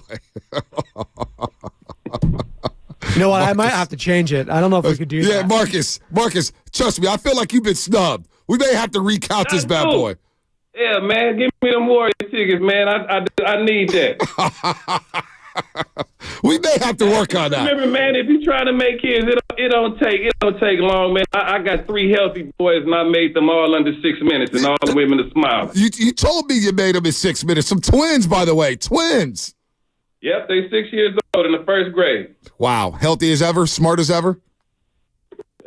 Smart as ever. Faculties, Marcus of Richmond, man. I appreciate the call. Happy New Year, brother. Oh, my God. That guy. We want King Solomon and Cat Williams? I don't even know what that means. I haven't read the Bible in years. Yeah, me neither. I went to Catholic school my entire life, and I still don't know. Listen. YouTube, this is where you're good. Comcast business text line, this is where you come in the clutch. What does he mean by King Solomon in the Bible? What is he referring to? He must have had a lot of kids. Dublin Mahart, stop disrespecting Brianna of Detroit. She is fly fashionable. I'm not disrespecting Brianna. You guys know, I love all you guys. Brianna, I got no problem with her winning caller moment of the year. But I knew there would be controversy. I knew some people would not be happy. Solomon had 700 wives. Oh, my God. Not 5, not 6, not 700. Oh, my God. Marcus Richmond. Oh, my God. We may just have to create a category for him. Can we late entry for Roaster of the Year? I know we're in 2024. Late entry? OLI for sure. He definitely thought he was winning something this whole time too. Do you hear him? He's like, I want some more tickets. There is no tickets involved in this, by the way. Let me just make that clear. You don't win anything except for the Dubie of the Year, a title. Let's get these calls. We got Best Gus moment coming up. Let's line up these calls here. Stack them up. 888-957-9570. What is going on this morning? What is going on? I did not expect that. Our first controversy in the Dubie Awards. Nobody had a problem with Ernie Chavez winning YouTuber of the Year. I thought that would create a lot of controversy. No, it did not. No, because everyone loves Ernie. That's why. That's what that means. We knew Tyler Miller would get YouTube Villain of the Year. Nobody has a problem with that. We knew, but we did know that caller moment of the year would drive up some controversy here. Oh, shit. Who's DMs? Apparently yours. No, not mine. She didn't say mine. Filmo Mike. Filmo Mike, man. Save us, Filmo. Save me, Filmo. I need a life raft, man. Oh, no, yeah, man, y'all doing good. It's Marcus from Richmond is hilarious. Bonte, you got to watch that Cat Williams interview, man. He talking about a lot of real stuff. Yeah, so Marcus from Richmond, his category is going to be, we're going to call it, we ain't going to say what we say, Bonte, RNS. We're going to say real one. Real one. We ain't going to say RN. We're going to say real one. He get the real one award. You feel me? Little category I made up. But anyway, the biggest person we gotta look for in the Niners, you know what I'm saying? It's not a team. Filmo, give us. Hold on, Filmo. We got some clicking going on. Call me back, Filmo, because I want you to finish that call up. Got some clicking in the ears or whatnot. Call us back in a second here. But you know what? A real one, Marcus. I can make up that category. The real roaster of the year. Then we got the roaster of the year. Then the real roaster of the year. What does that even mean? I don't know what it means. What? I don't know what it means. As if the other one's fake? I don't know what it means. It's okay, Marcus. We've all gotten snubbed in our life. There's been MVPs that should have won that didn't, vice versa. You know what? Martial Arts John in Richmond says he knows Marcus, and he has a 49ers take. Martial Arts John, what's going on? What's up, fellas? Great show. Love it. Love you guys. So I know Marcus a little bit. He is a legend out here in Richmond. I don't know if you guys picked up on that, but yeah, I mean, he's saying that he has multiple wives that are more unofficial. Yeah. Perhaps he also casts out into the world. That's the friendliest I can say, guys. But he's a great guy. I say give that caller of the year to Marcus. He's actually a really, really good guy. All right, I like that. What's your take on the Niners and Rams? I just want to see him beat. I just want to see him beat LA. That's it. I don't have much on it. I just hate LA, just like you, Butcher. And yeah. All right, good call, Martial Arts John in Richmond. All right, he just wants to smash the Rams. We're going to get to everybody here. 888-957-9570. Marcus of Richmond may need a guest host one day. Maybe for an hour. We just bring him to the studio. Now, that could be a risky proposition. The FCC is listening. You never know with these jobs these days. I could be out the door by tomorrow. That was a hell of a guest moment right there. You feel like James Harden right now, starting off with the Clippers. I don't know. I am the system. Marcus is the system, apparently. He is the system. He ain't a system player. He's not happy about being snubbed. Now you asked for some Warrior tickets. What are we, man? Leonardo DiCaprio had to wait a long time, too, to finally get it off. Sounds like he's got a system. He does have a system, and it works. His unit is not defective. Shout out Daryl. It works very well. We got guest moments of the year, Bonte, as the Dubie Awards continue. We've gone through the best YouTubers, the mispronunciation sensations, the caller moments, but now the guest moments, because the guests, you know what? We love the fans, but we got some great guests here on the roast. And let's start with a guy that, you know what? We just talked to. This is Brian Baldinger. This is either before or after Thanksgiving, talking to us here on the Morning Roast. You have the number 1 overall pick. You're sitting at the table. Every dish ever made is available. Brian Baldinger is grabbing what with his number 1 overall pick? I'm just taking the biggest bone-in ribeye that I can find. Like, it's never going to change. I'm a carnivore. Right. So all I eat is meat, and I've got, I'm the healthiest I've ever been. So you can just give me a big bone, and I don't need a fork or knife. I don't need anything, utensils. I know. Just give me a big bone-in ribeye, and let me go to work. Shout out Joe Shasky as well, being guest featured on there, just stepping all over Baldy, just trying to tell him that he eats his meat. And Shasky wasn't having it. From Baldy to Carlos Ramirez. Carlos! In what might have been one of the weirder dynamics I've ever seen on this show. Carlos Ramirez, obviously, your teammate over at NBC Sports Bay Area. I love you some Carlos. On, Mr. Pocket Square. Yeah, Mr. Pocket Square on Giants pre- and post-game live, obviously, as well. Here's Carlos. Carlos, is the devil our boss, Matt Nahigian? Keep doing that voice. Look. How dare you? And then the angel said, hey, he's a 21-year-old kid. We've been waiting for this guy for 5 years. It's his MLB debut.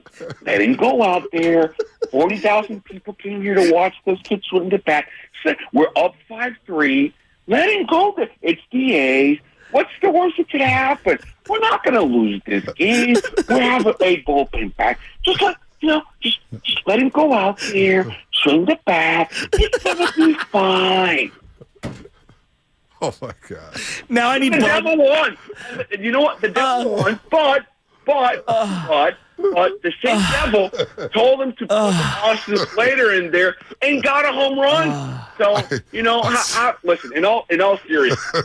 I don't want to be serious. I want to keep going down this road. This character is incredible. I urge you guys to, go up and go back to some of these. You can find them on Twitch and YouTube, I'm sure. Just search 95.7 The Game, like and subscribe, powered by First NorCal Credit Union. He did it twice, Fedoni. The Devil and the Angel. The Devil and the Angel. He needs to bring that as a segment on air. I don't know why he doesn't do it on 49ers pre and post or Giants pre and post. Good. Let's go, Carlos. Let's go, While he's in the running for a Dubie Award. He is. Wow. So we got Baldy, we got Carlos, and now a guy who's retired, formerly at our sister station, 94 WIP in Philadelphia, Angelo Cataldi. I do like Cataldi. And his warning to you guys last January. What? Why? What is this thing I got to worry about people punching me from behind? I mean, come on. Are we really dealing with that many lowlifes? Yes, you are, and you are in grave danger. I will warn you right now. You guys came here last year. I remember the Art Museum steps, a whole bunch of 49er fans. That was the second game of the season. It didn't matter that much. The fans of Philadelphia want me to go out on top with a Super Bowl parade. Oh, it's about They you. will defend my honor, and they will beat Brock Purdy on Sunday. I have never been more convinced of anything than I am. You guys are in for a very rude awakening. All right, Angelo Cataldi. I've grown to love him. And have you grown to love his teammate at 94 WIP, Howard Eskin? Howard Eskin Thursday or Friday? It was Thursday. Thursday. We had the little fellow on that day too, huh? Howard Eskin on Sirianni and Shanahan. Nick Sirianni is better than Kyle Shanahan. I mean, it's not even close. It's not even close. Well, Howard, good morning to you. And I do appreciate you, Howard, because we call you, you pick up the phone. Unlike a lot of your other jabronis out there in Philadelphia, they just go. You know what? Just deal with me, you nitwit. Who's a nitwit now, Howard? No, I'm not a nitwit. Hey, listen, the players are the ones that make plays, and if the players don't make the plays, then the coach looks foolish. Everybody blames the coach when they lose, and then they blame the players, or they blame the coach when they lose, and then they never give them credit when they win. I'm tired of it. Howard Eskin, undefeated here. So many drops. We've got more. We got more guest moments. We got two more. This is juicy. This one, I can't decide. This one might be slept on a little bit. All right. Shasky and Chuck Cooperstein, the Mavs radio play-by-play voice, getting a little spicy. Just take a listen. What happened with the jersey swap between Dylan Brooks and Kyrie Irving? I didn't see it. Can't tell you. Oh, no idea, huh? Nope. Oh, wow. So you think Kyrie's going to play then tomorrow? I have no idea. And then there was like 10 more seconds of awkward silence, and it was just like, all right. And that ended the call pretty much there. That was a little weird. That was very odd. Chuck was not very happy. I don't know if that will be my guest moment of the year. I don't know. It may be. All right. Or it may be. It's nominated, obviously, so it may be. It may be. The It's mayor obviously of nominated. Oakland calling you guys? Oh, Shane Tao. Mayor Shane Tao? Shane Tao, my Showing girl. That's my girl right there. John Fisher. I work closely with the city council, and I can tell you that under my administration, this new administration, the city council and myself, we've worked really well together. I work really well with, outside organizations too, like big businesses and our other teams like the Roots and the Souls. And so with that being said, Las Vegas is clearly not settled. I think we can all agree to that. John Fisher is doing John Fisher things. And so, Oakland is ready to go now, and Oakland is ready. We have a deal. We have the fans. And don't give me any bullshit about not having the fans. We obviously have the fans. We have the money committed, more than what they have even asked for. It's good business. It's actually great business. Mind you, John Fisher wanted not only a ballpark, he required the city of Oakland, right, setting a standard that's way higher than what he has given to Vegas, that he wanted this huge property with commercial and housing and all of that, right, infrastructure, which we gave.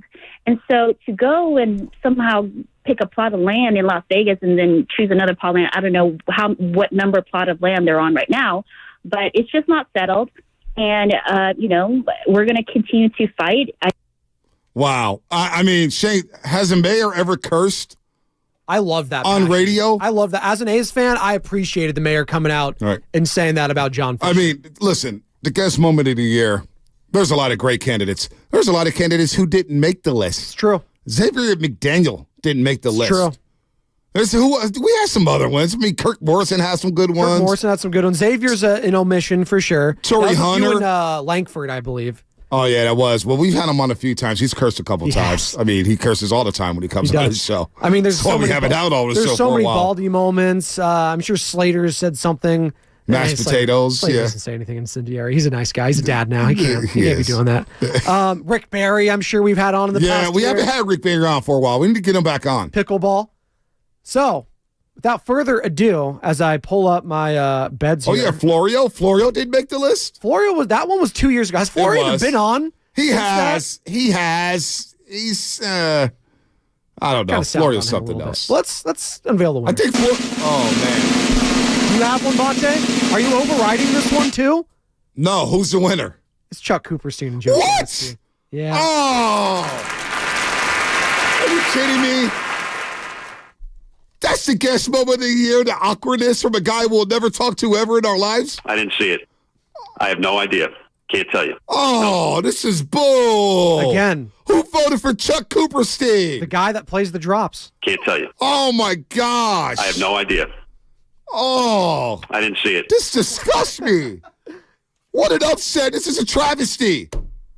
888-957-9570 if you have any gripes. The winner of the guest moment of the year, Chuck Cooperstein. Wow.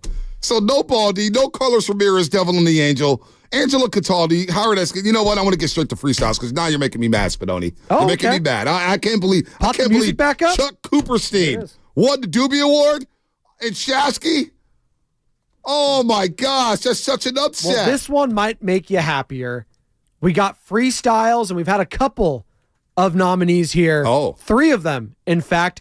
And we're going to start with the guy who's also nominated for Roaster of the Year. All right. Adam in SF, take it away. What's happening? You're on the roast. Happy New Year. So I got something for you guys. You ready? Yeah. Let's do it. All right.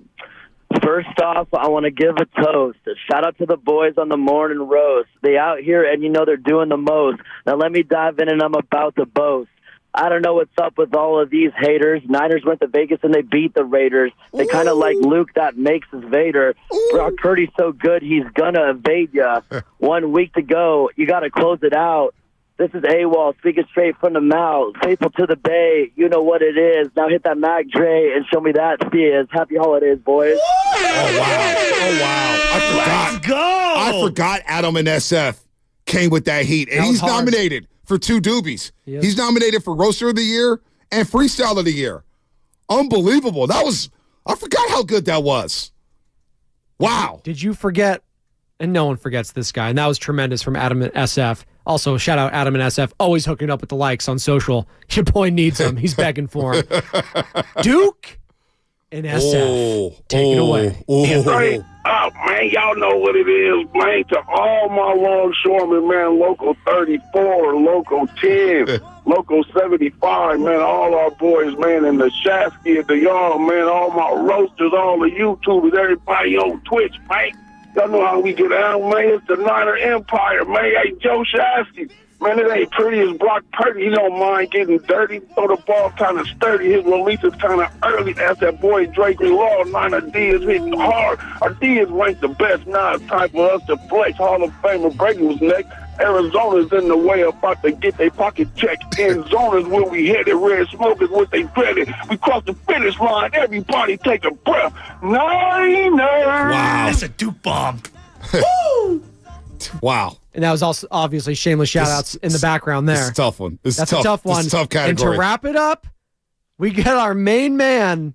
I'm a little. I was a little in shock. So was I when I heard Gene in Oakland rap. Here we go, Uncle Gene. It's all yours. There we go. All right. There we go. Hey, Philly fan, come on. Act like a man. Our Niners just crushed your Super Bowl plan. You trash talk Debo. Then he ran straight to the end zone over and over again. You love Hassan Reddick, but we think he's pathetic. All his trash talk and cheap shots just gives us a headache. You thought you were tough, thought you could take it. But by the end of the third, you folded just like a blanket. Now a message from Santa Claus for you miserable slob. Happy holidays till next month when we finish the job. Remember, boys and girls, payback is a bitch. The end. he may be calling a year.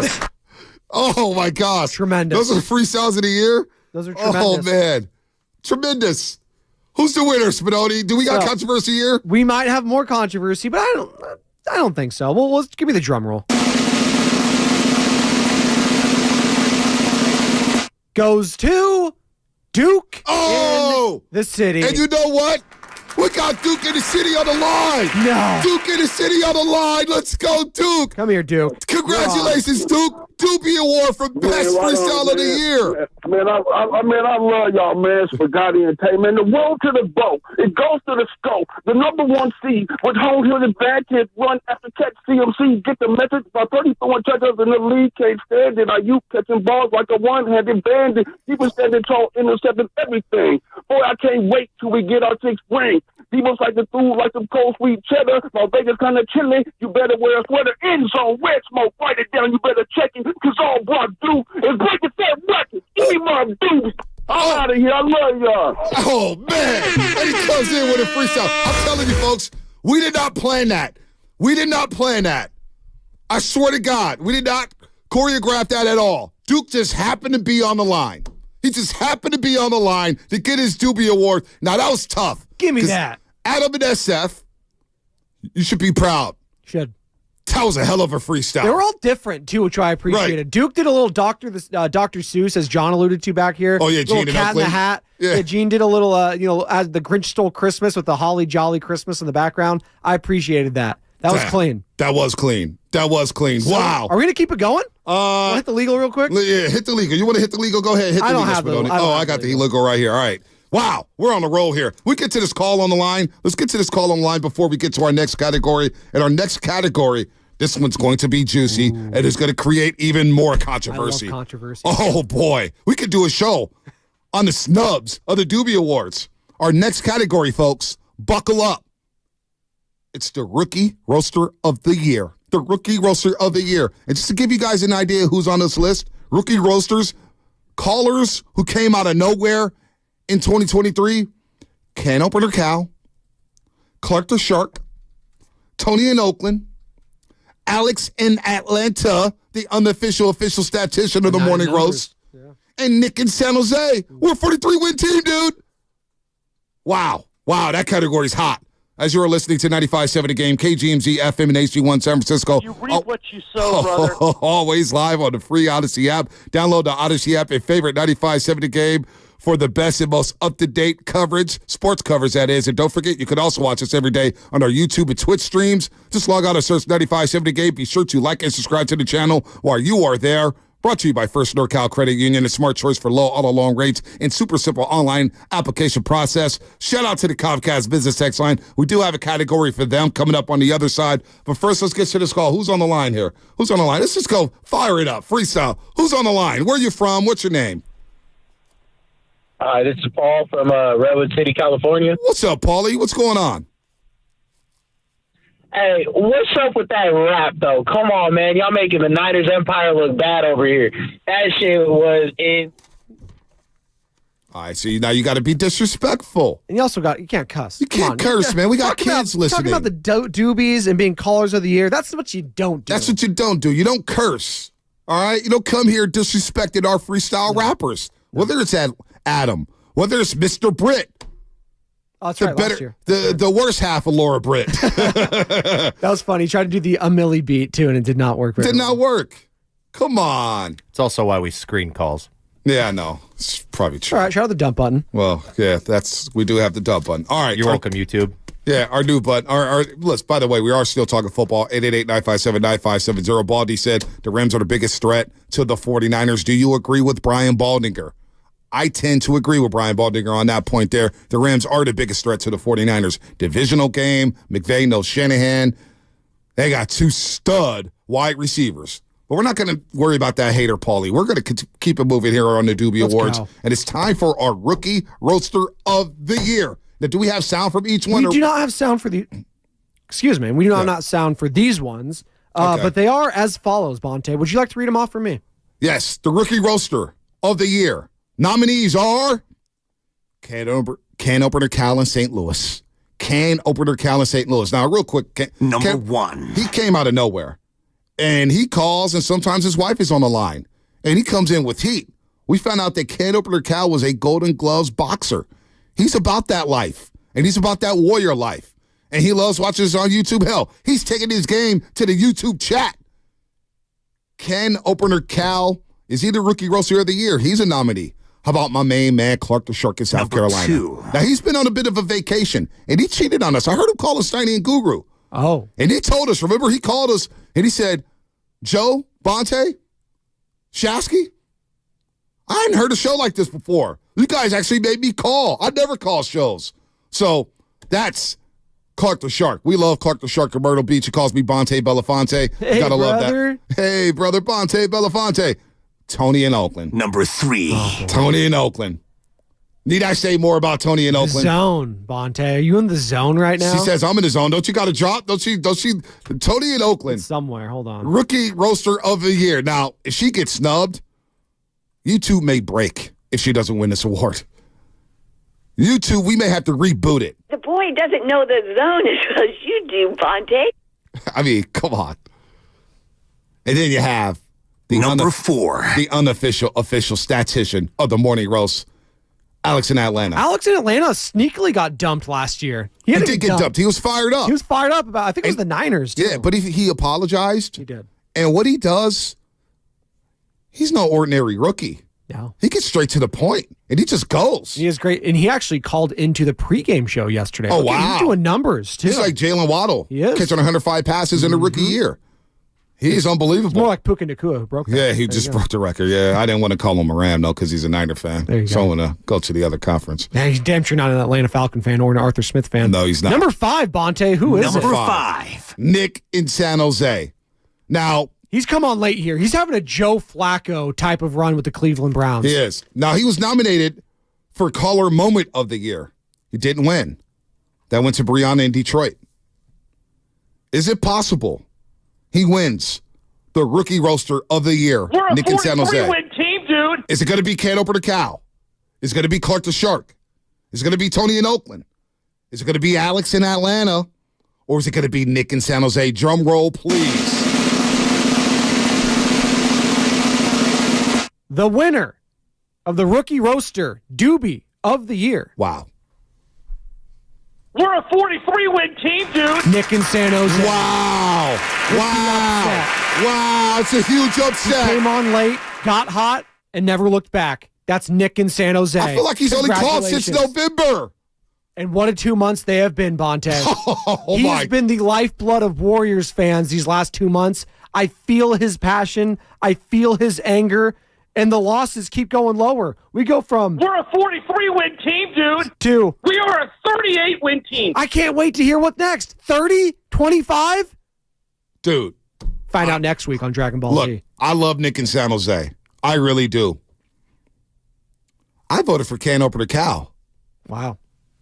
I think Sam may have voted for someone else as well. I don't know. I voted for Nick, so I can't speak on the other two. Your votes are, oh my God. We counted on a Raider to vote. You know, Nick in San Jose is a Raider fan. He called a pregame show yesterday, too. Did he really? He did. There you go. Like, Tony in Oakland had an argument. My vote was Can Opener Cal. Hey, Nick, I got your back if you call in, by the way. I got your back. I love right you, here. Nick. Bonte doesn't think you deserve it. No. I do. All these nominees are worthy. But Can Opener Cal came in hot.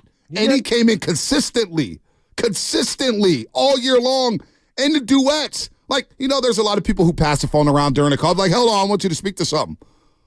But his better half is always ready. It's true. And she comes in and adds to the call. We know about his anniversary dinners. We know about what he was doing, steak and lobster, Golden Gloves. He can talk some boxing. He knows football. Can Opener Cal. Oh, my God. I love Can Opener Cal. The quantity is there. The quantity is there. What about the quality?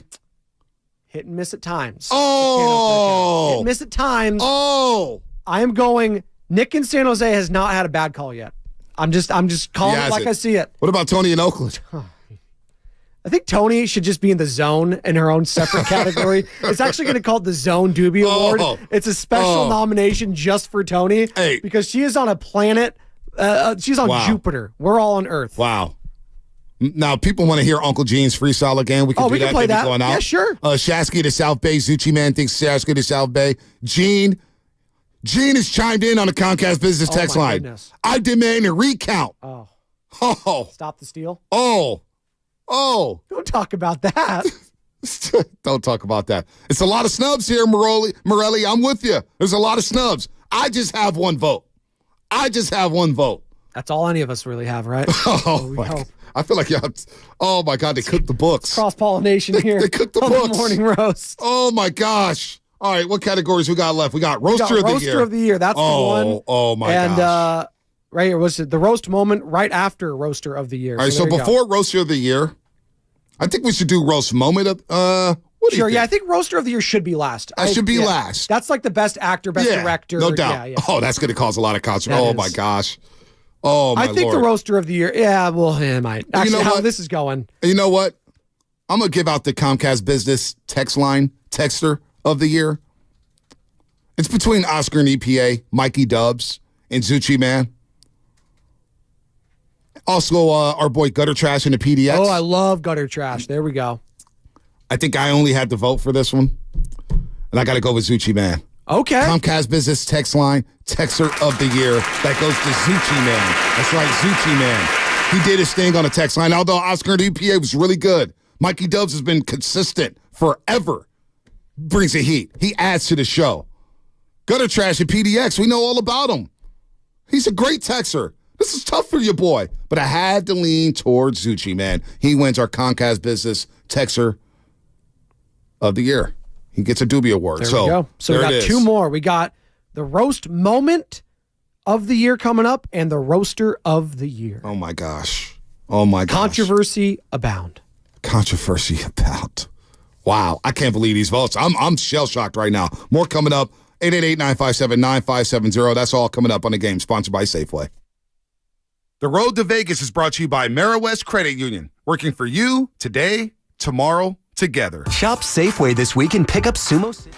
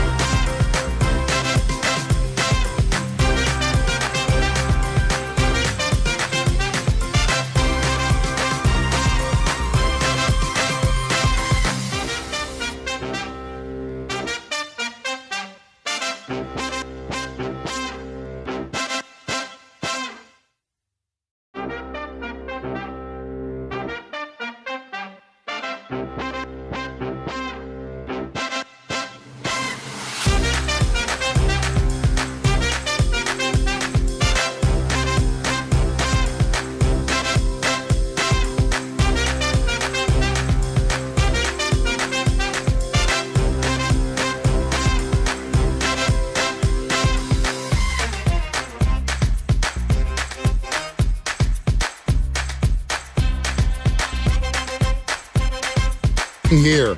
We on fire, Lloyd Banks? We are fire. I did like this song, Lloyd Banks. Very underrated.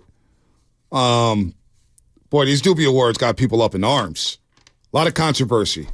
Lots of controversy. We have nominees and winners calling in. It's getting spicy. Yeah, here. it is getting spicy. A rookie, I feel, what is going to cause the biggest controversy? The caller moment of the year, rookie of the year, freestyle of the year, or roaster of the year?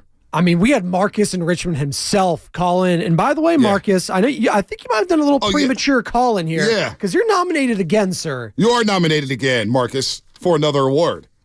Roast moment of the year. So, Marcus, you may win something. And it's not Warrior tickets. But let's get to the lines. And we got a guy who feels like he was snubbed. I voted for him. And I bet he's going to come in with heat. Then we got another call.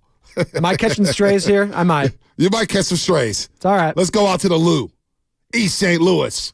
Can't open the cow. Good morning, buddy.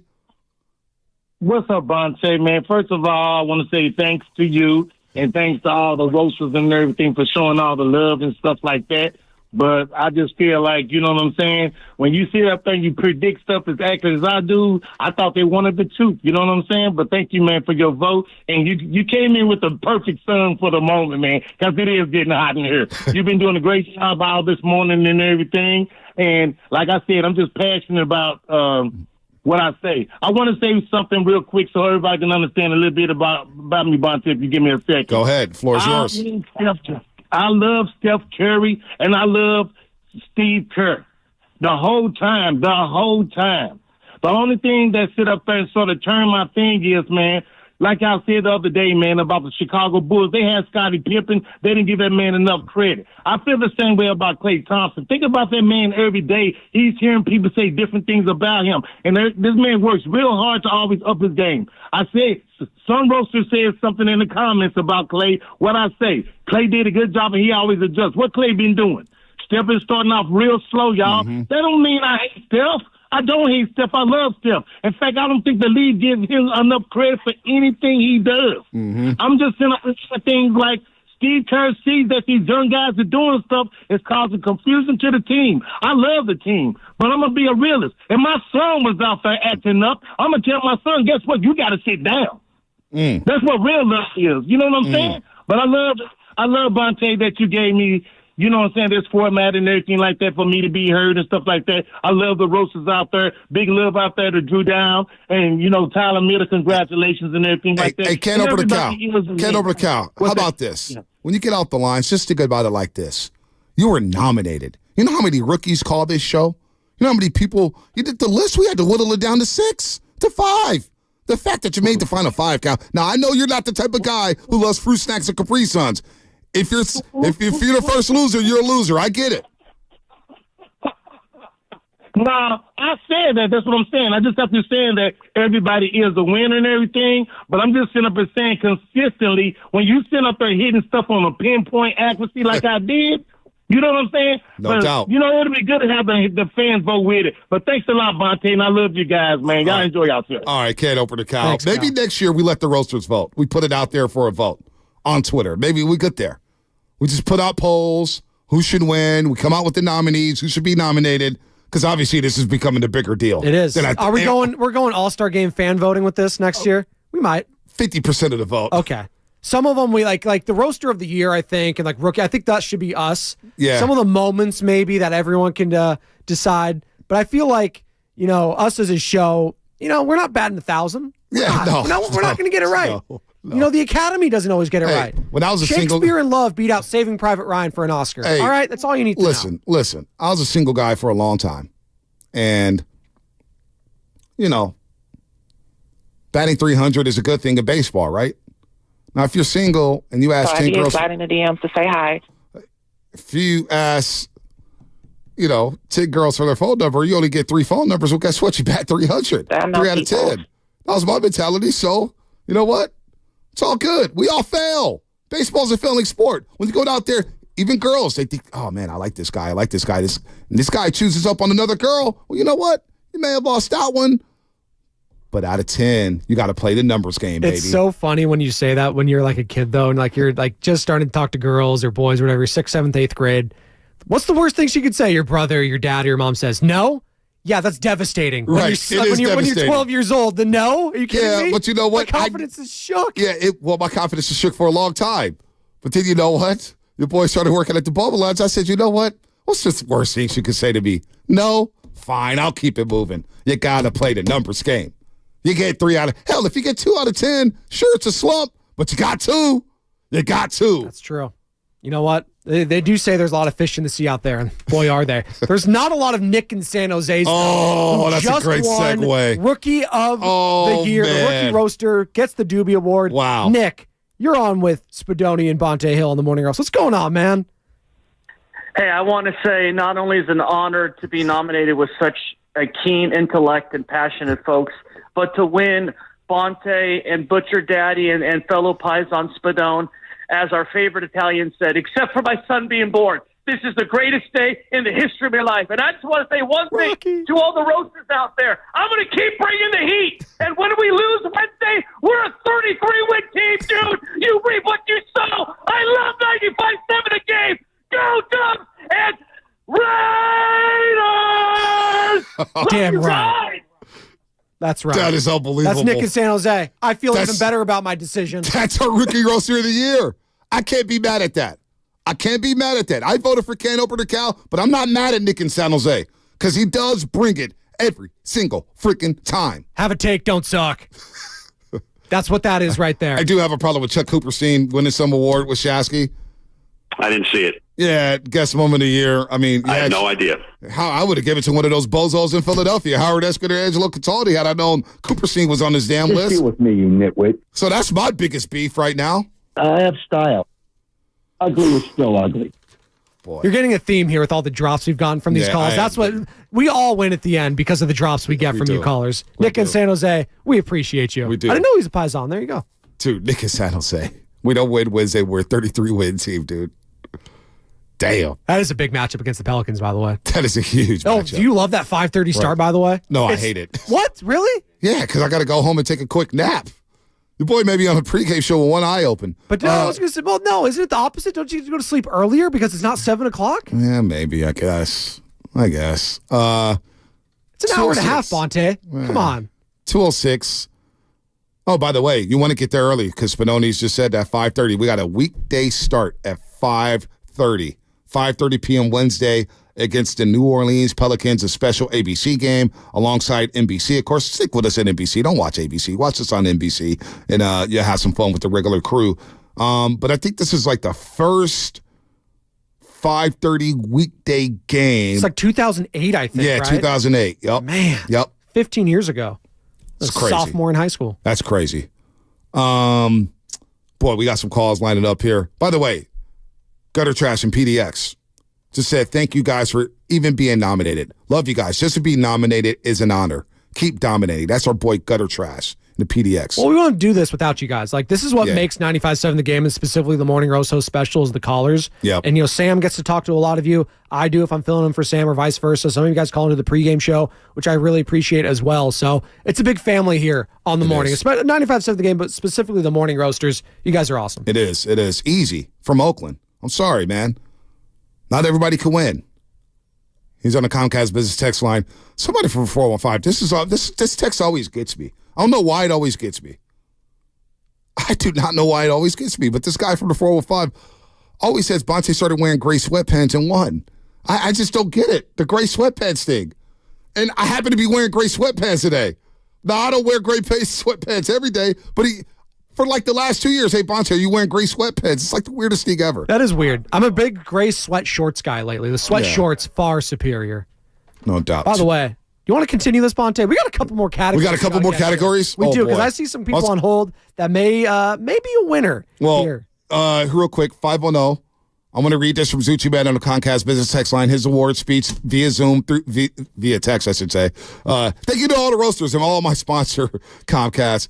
And last, to my teenage daughter who doesn't pay attention to dad anymore, so I can chime in on the greatest radio show in the Yay area. Thank you, brother. That's Zucci Man, 2023 Dubie Award winner. Wow. 209. Bonte, I appreciate the girl advice. I've been in a slump, but still batting 300 to 400. Well, you're doing good, my man. Man, doing Barry very Bonds, good. Alex Rodriguez out here. Doing very well. Shout out to Juice. Very well. Roast moment. Oh. This is a big one. This is a huge one. This is the second to last. This is a massive category. So this is a combination of things. This is just a moment. So we had callers, we had guests, but this is a moment in time, folks. A moment that you will never forget. And we're going to start off with the day after the Super Bowl, Bonte Hill and Joe Shasky singing a song. All right, let's do it. A 1, a 2, a 1, 2, 3. Cry, Eagles, cry on the road to misery. Sigh, Eagles, sigh. Blow the big games, 1, 2, 3. Miss them low, loft them high, and watch our Eagles die. Bye, Eagles, bye.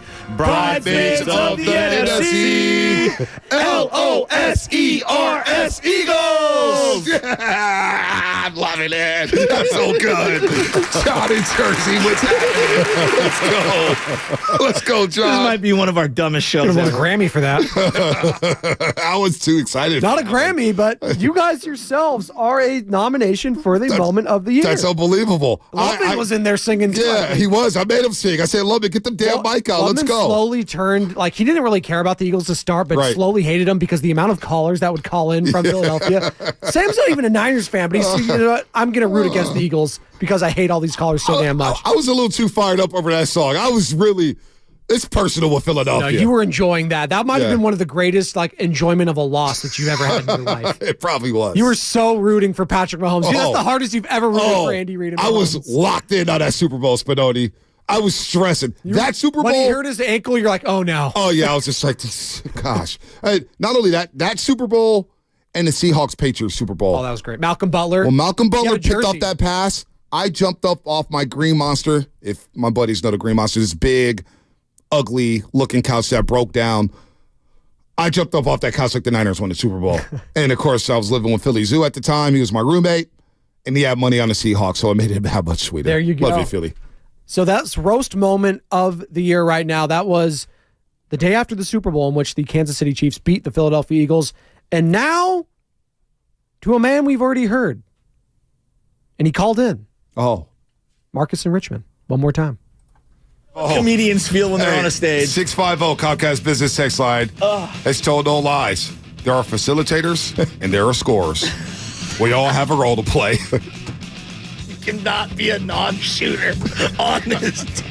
If you're not a shooter, you just got to drive to the rim.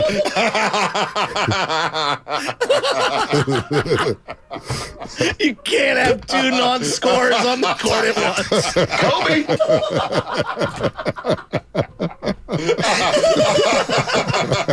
In the shell, man. In the shell. Oh, I'm literally crying.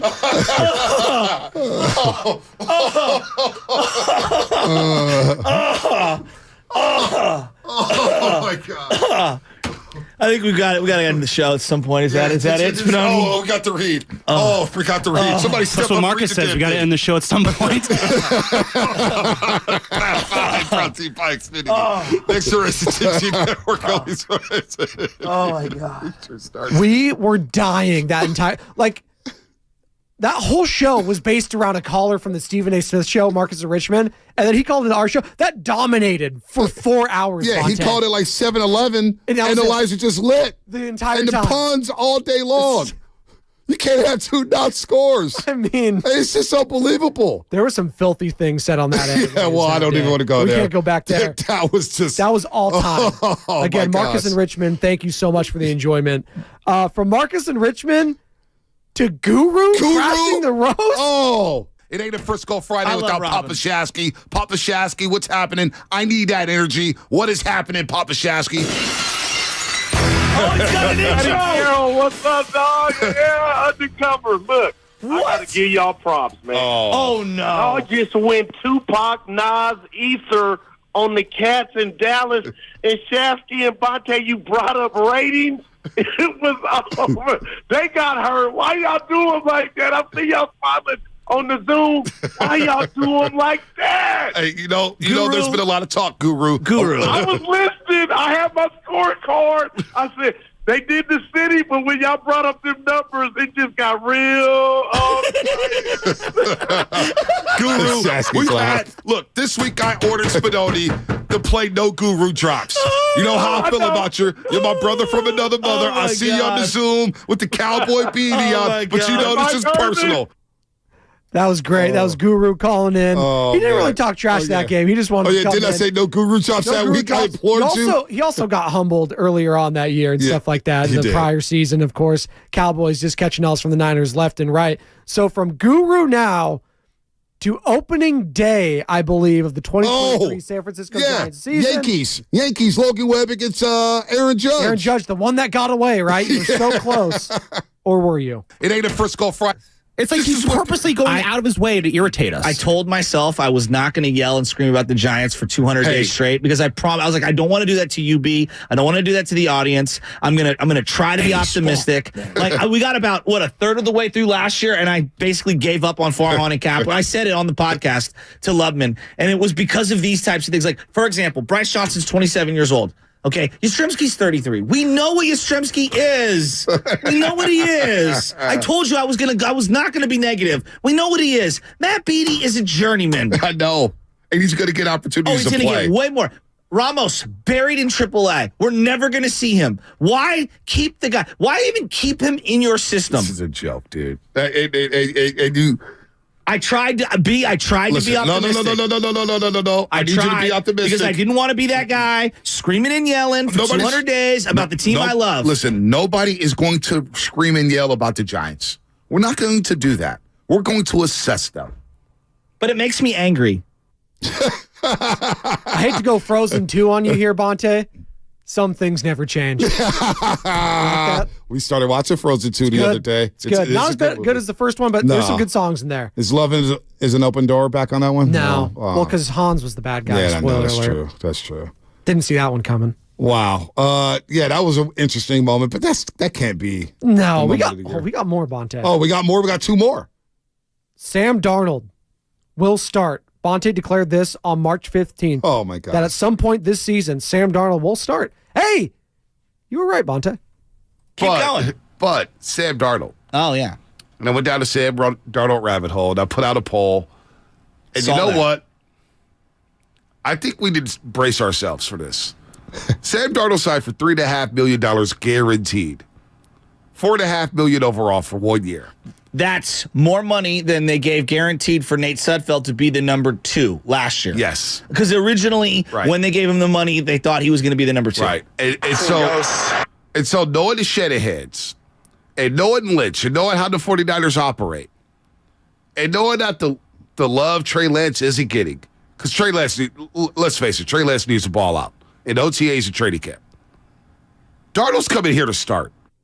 Oh, you were right, technically, but not the way you thought. I'm sure. Yeah. Brock Purdy nipped that in the bud real quick. Yeah, he did. Thank God. Sam Darnold, I hope I never see him on the field unless it's in victory formation. Listen, I hope we see him celebrating the Super Bowl, and then that'd be the end of that one. And maybe the 49ers quarterback academy can move on. The quarterback academy. What the hell is that? Oh, anyway, keep moving. Keep it going. Must be like those 10-yard splits with Lamar Jackson and Brock Purdy. Yeah. One more here for you. This is the roast moment of the year. Oh, boy.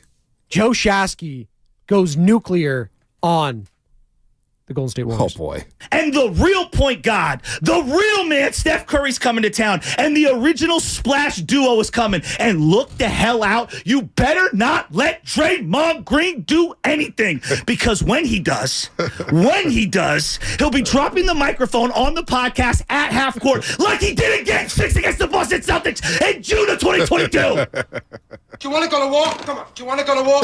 Get to war, okay? Coño. Sacramento, you want some? You there? You know where you can find me. I put my name on it every day. Who's the only one who called out Klay Thompson? Me. That's who. Oh, that was idiotic, but go ahead. Continue. Who do you think sparked his return? Me. Nobody's mad. We're all mad. You want to come at us? Not only do we have the best dynasty in sports right now, you're listening to the best radio show the Bay Area's had since Radnich. Oh, boy. The numbers speak it. Oh, yeah, I said it. You want to go to war? Bring it. Go to war? Come on. Do you want to go to war? I forgot all about this. Okay? And I got the AO. Oh, my gosh. Oh, my gosh. I forgot all about that. Warriors would be eliminated shortly after that against the Los Angeles. You didn't have to bring that up. We beat Sacramento. It was about the Sacramento Kings, Benoni, and we beat the Sacramento Kings. They were not lighting beams Sunday afternoon after Game 7 when Steph Curry dropped 50. All right. But I couldn't figure Shasky out because he was so up and down on the Warriors. So I doubted Klay Thompson. Was like, yeah, that's not something I would brag about. But anyway. So the roast moment goes as follows. We had the Cry Eagles cry, Marcus and Richmond, the aftermath of that, Guru crashing the roast, the Matt Beattie reaction, Sam Darnold starting, Shasky's rant. What's the winner here?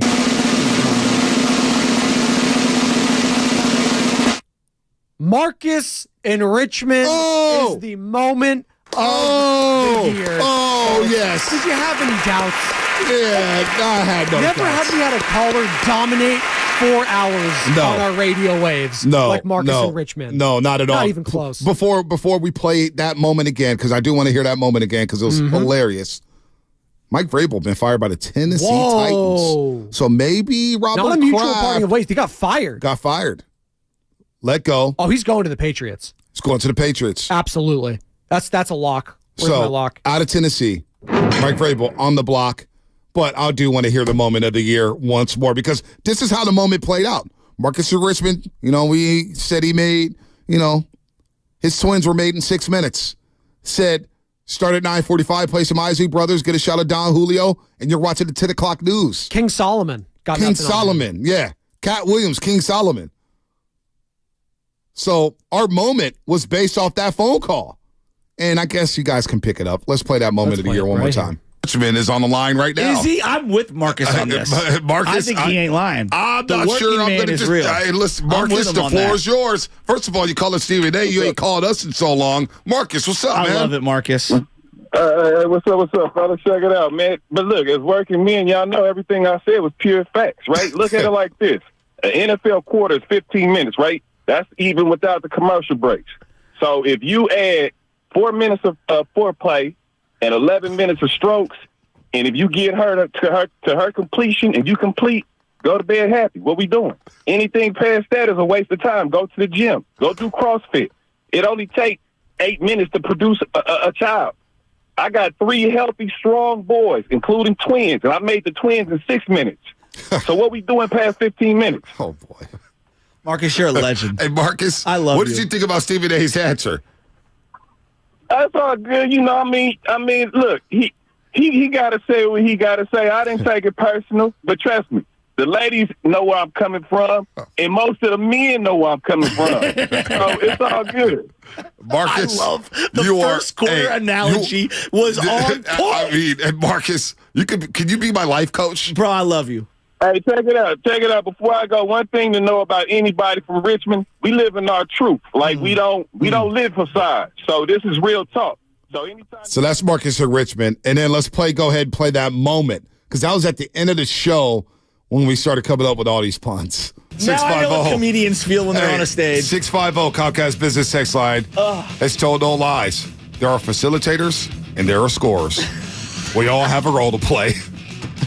Cannot be a non-shooter on this. Triple drive penetration. Triple drive penetration? Stop. Why would you say that? If you're not a shooter, you just got to drive to the rim.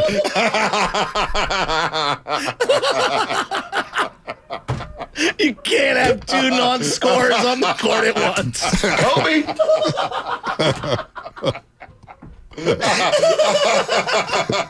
In the shell, man. In the shell. I'm literally crying. Oh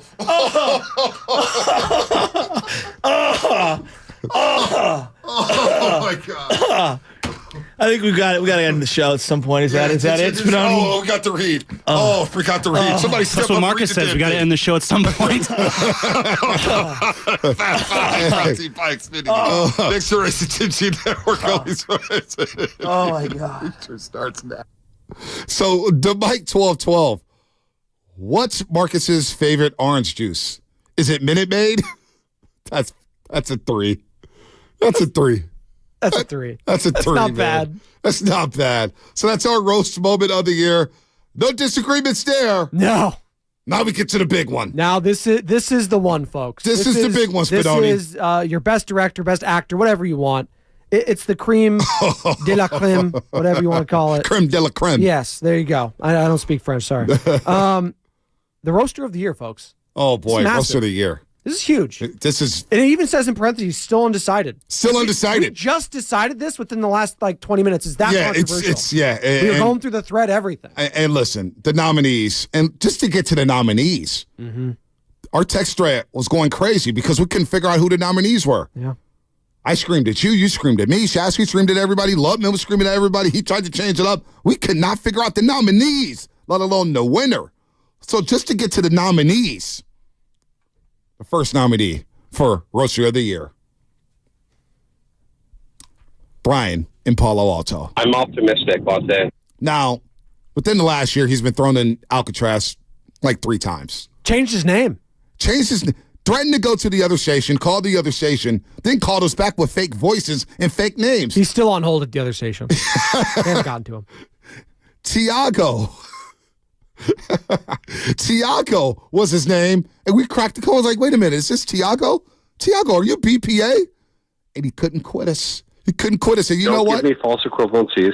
He's gotten better and better and better. That was a great moment we should have marked, like happy moments on the roast. When you and Tiago, a.k.a. BPA, made up, and when you both were saying, I can't quit you, it was like the Brokeback Mountain moment of the roast. I'm a dynamic human being. David Fields here, the big boss at Odyssey. Want to bring him on? No. Oh, Spadoni, you're a jewel, man. Number 2, Roaster of the Year. Gene in Oakland. I'm a little. I was a little in shock. He's had poems. He's had freestyles. His wife. They've played instruments on the show. They've gone to all the live events. I know his grandsons. His grandsons they're going to take my job in about 10 years. They're ready to roll. Uncle Gene, our second nominee. He's a modern day Renaissance man. He is. Our third nominee. And the second nomination for a Dubie Award. It's Adam in San Francisco, the pride of Stewart Hall High School. I see him at every game, whether it's Niners, whether it's the Warriors. He's everywhere. He's in the DMs. He's on Twitter. He's replying all the time. He's calling the show. He lives and dies by the roast. He's a P1, and he brought the heat. Adam in San Francisco. I think he did the knockout tournament, too, did he not? He did the knockout tournament. He was at the knockout tournament at Chase Center. A very worthy nominee. Very worthy nomination. This next one, Nick in Berkeley. Man. Nick in Berkeley. He may have had the call of the year yesterday. We haven't even got through the first 2 weeks of January. Nick in Berkeley. He just comes in, he just spits fire. We just step out the way. He doesn't take a breath. He takes shots at everybody. What do you call Farhan? Farhan? Farhan, you're a loser. Yeah, just called him a loser. Straight up. That's what he does. Then we get Robin San Bruno. We know how Robin San Bruno feels about Shanahan. We know how he feels about Brock Purdy. And you heard him earlier today. We don't want to smoke with the Ravens. He just keeps it a buck. Robin San Bruno. And you get RJ and Fairfield. Now, it's a good nomination. But you root for the Kings, homie. You ain't winning no Dubie Award or this show. I'll tell you that right now. Much like BPA, though, he can't quit us. He can't quit us. And he calls at 6:20 in the morning. I'm like, what the hell you doing, RJ? Driving 90 miles an hour up there in Sacramento. Or Fairfield. They gotta fix their roads. I was up there in Sacramento driving into Elk Grove for my in-laws' retirement party. Yeah. Gotta fix that stuff. Now, honorable mention, 2 honorable mentions, Duke in the City and Fillmore Mike. But our Roaster of the Year. This was a tough one, Spinoni. Okay. This was a tough one. Where's my drum roll? Drum roll. BPA did not win. Adam and SF did not win. Nick and Berkeley did not win. Robin San Bruno came up short. RJ and Fairfield, I just told you, you're not winning this award. It is Uncle Gene in Oakland. Uncle Gene in Oakland. Our Roaster of the Year. Roaster of the Year, Uncle Gene in Oakland. And you know what? He's on the line right now. Uncle Gene in Oakland. And he has no idea he was going to win that award. Uncle Gene, Oakland, talk to me, baby. Talk to me. Oh, my God. Is this for real? This is for real. You're our Roaster of the Year. I can't believe it. 2023 Roaster of the Year. Damn it. Jeez. Well, I'm taking that trophy. I'm putting it right next to my second place racquetball trophies, assuming my partner in crime, Jan, hasn't thrown them away already. But anyways, thank you so much. I want to thank a bunch of people. I want to thank my partner in crime, Jan. I want to thank my grandkids, Noah and Henry. Yep. I want to thank my dog, Chili. I want to thank Philly fans for their inspiration. All right. And last of all, I want to thank all you guys for helping to keep me young all this time, because otherwise, who knows where I'd be. So thanks again. Keep it going. I'm having a lot of fun listening to you fellas. Uncle Gene, let me ask you, when you called, what were you going to call about? Were you about to riff over the Freestyle of the Year? Were you about to talk about your snub for Freestyle of the Year? Yeah, I was actually going to demand a recount and tell you that I was getting Rudy Giuliani involved in a full-scale investigation. But check that hair dye. You saved your attorneys a lot of trouble. So thank you, Uncle Gene. Congratulations on being the 2023 Rooster of the Year. Enjoy your Dubie Award. I will, absolutely. Okay, guys, boy, I'm going to go out and celebrate. There it is, Uncle Gene, the 2023 Rooster of the Year, Uncle Gene in Oakland. Wow. This is incredible. The controversy, there was backstabbing, there was everything. And ultimately, it came down to this man. I was a little in shock. He was. God bless Gene in Oakland. Great man. He came in his studio that one time, too. Yep. That was awesome. He was wearing the Cell shirt. I love that. Noah and Henry, his grandsons, they know everything. They're smiling from ear to ear. Oh, yeah. Big Steph fans. Jane, his wife. Jan, I think. Jan, excuse me. Jan, I met Jan a couple times. Sure, Jan. She played the drums. Remember they were playing the pots and pans? That's right. She was a part of the poem, too, for Brock Purdy, right? Yeah. Unbelievable. Unreal. What a year, 2023. We haven't had time to celebrate it because Shaska obviously became a papa, so he was out taking care of little LJ. But we had to get it done. The Dubie Awards. The second annual Dubie Awards. We've added more categories. We've added more controversy. Who's going to win? Who's going to be the Rookie of the Year in 2024? That's a great point. It starts now. It started last week. I mean, it doesn't matter how you start or finish. Right? Shout out Marcus and Richmond. Nick in San Jose. He's only been here, a couple months now? Yeah. But you know what? He came on strong, and he doesn't miss. Yeah. All right? You got it. That's who you're up against here. Yeah. This isn't just your rinky-dink operation here. No. These are the best of the best, Bonte. No. I put these callers up with anyone across the country. I would too. Philly, New York, L.A., Miami, Chicago. All the syndicated radio shows. Wow. Jim Rome's got nothing on these guys. No. Not even close. Not close. You think Tony in Oakland is ticked off? She's in the zone. Yeah, she doesn't care. You think this bothers her, Bonte? Yeah, no, it doesn't. Come on. The boy doesn't know the zone as well as you do, Bonte. I mean, next year we may need Zoom calls, speeches. The fact that the callers are calling in just randomly, I swear to God, we didn't doctor this up. They were just calling. Just on a random Tuesday. Want to talk some Dubs. Want to talk some Draymond. Want to talk some Niners. Somebody on the text line here, Spadoni. Oh, no. 408. Comcast visits text line. Marcus gets his oil changed in Chippy Lube. Oh, my God. That's a 5. Oh, man. I mean, what, 10 minutes? 15 minutes, you're out of gosh. There. So, to recap, our award winners, Spadoni. Let's recap them. Let's do it. Let's start from the top. We had the YouTuber of the year, and this is no-brainer. I think everyone universally loves our guy, Ernie Chavez. Yep. He keeps all of us honest. He's got the receipts for everyone, whether it's the pregame show, whether it's Warriors This Week, whether it's the best of the game with Mark Grandy, every single show we've had here. Overtime, he keeps the receipts for us all. Yep. Hell, it could be the podcast, too, the Garlic Fries and Baseball guys. Shout out Sam Love and Joe Chasky. He listens to it all. All of it. So we love Ernie Chavez. Then we got the villain YouTuber of the year. I guess he's changed his name already, too.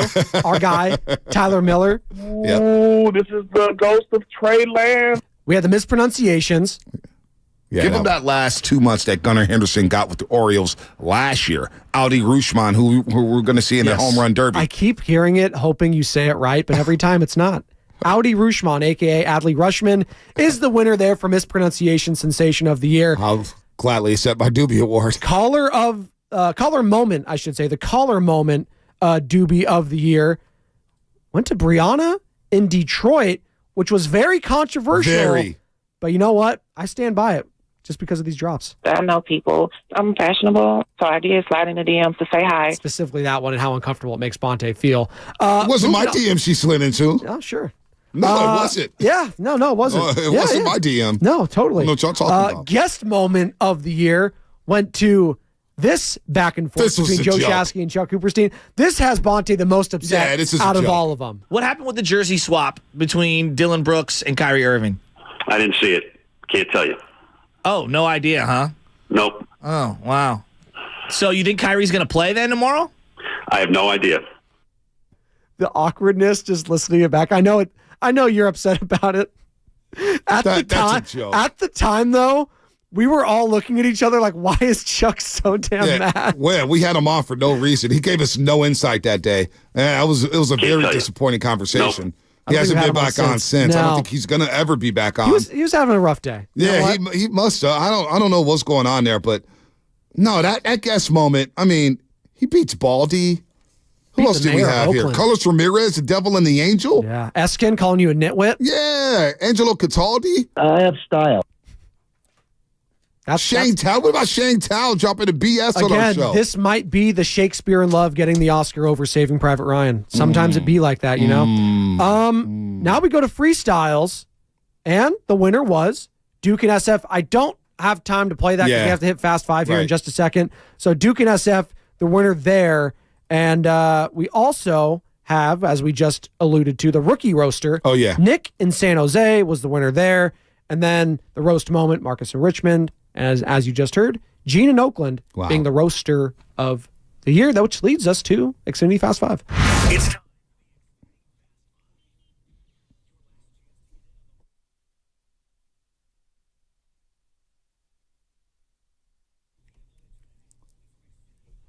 Wow, the Dubie Awards are getting bigger and bigger and bigger by the day. 2024. It's going to win Roaster of the Year in 2024. It's going to be the Call of the Year in 2024. It's going to be the Rookie of the Year in 2024. Best guest moment. Wow. Wow. Yeah, no Kapler for Guest of the Year, 650. Kapler was really good. He was. I was the last person at the station to talk to him. You were. Yeah, you were. My final thought is... doing numbers in South Beach. My final thought is congrats to Michigan and Jim Harbaugh. Hell of a run. Now let's see you in the NFL. Also, Draymond Green. We get more into that tomorrow as we break down Warriors and Pelicans. Plus, we get deeper and deeper into the playoffs. Those are my final thoughts. What you got, Spinone? Shout out to the fans. Yeah, the morning roasters. You guys are awesome. We all do this. This is all possible because of you guys. So shout out to Nick in San Jose's, the Gene in Oakland's, the Markets of Richmond's, Brianna, Dublin Marge, Tyler, everyone that I'm missing. There. Every single person. I can't name them. Can't open a cow. Every single person here is Nicole Diaz, all of you guys. You know what? Somebody, you see Steve, we're going to need Dubies in person next year. You know what? We may have to make that happen. Hey. Dubie Awards. Not mad at that. Have people come in. We wear tuxedos. We get envelopes. Spidone's presenting. We have them come up and get some little fake. You know, the Dubie Awards, you know what that'd be. It should be a nice little pre-roll joint. Appropriate, right? I'm not mad at that. There it is. Big John, what you got? Yeah, this has been such a great show. Shout out to all the roasters. This is incredible. The loyal fan base that you guys have on this show is absolutely incredible. Love taking the calls, hearing the takes. But I want to give a shout out to the Oakland mayor. I feel like they got snubbed in that moment. Any political pundit that swears on live radio gets my vote next year.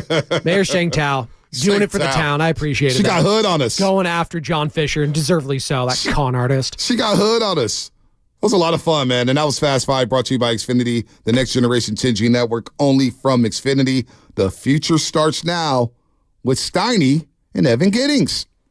In order for small businesses to thrive,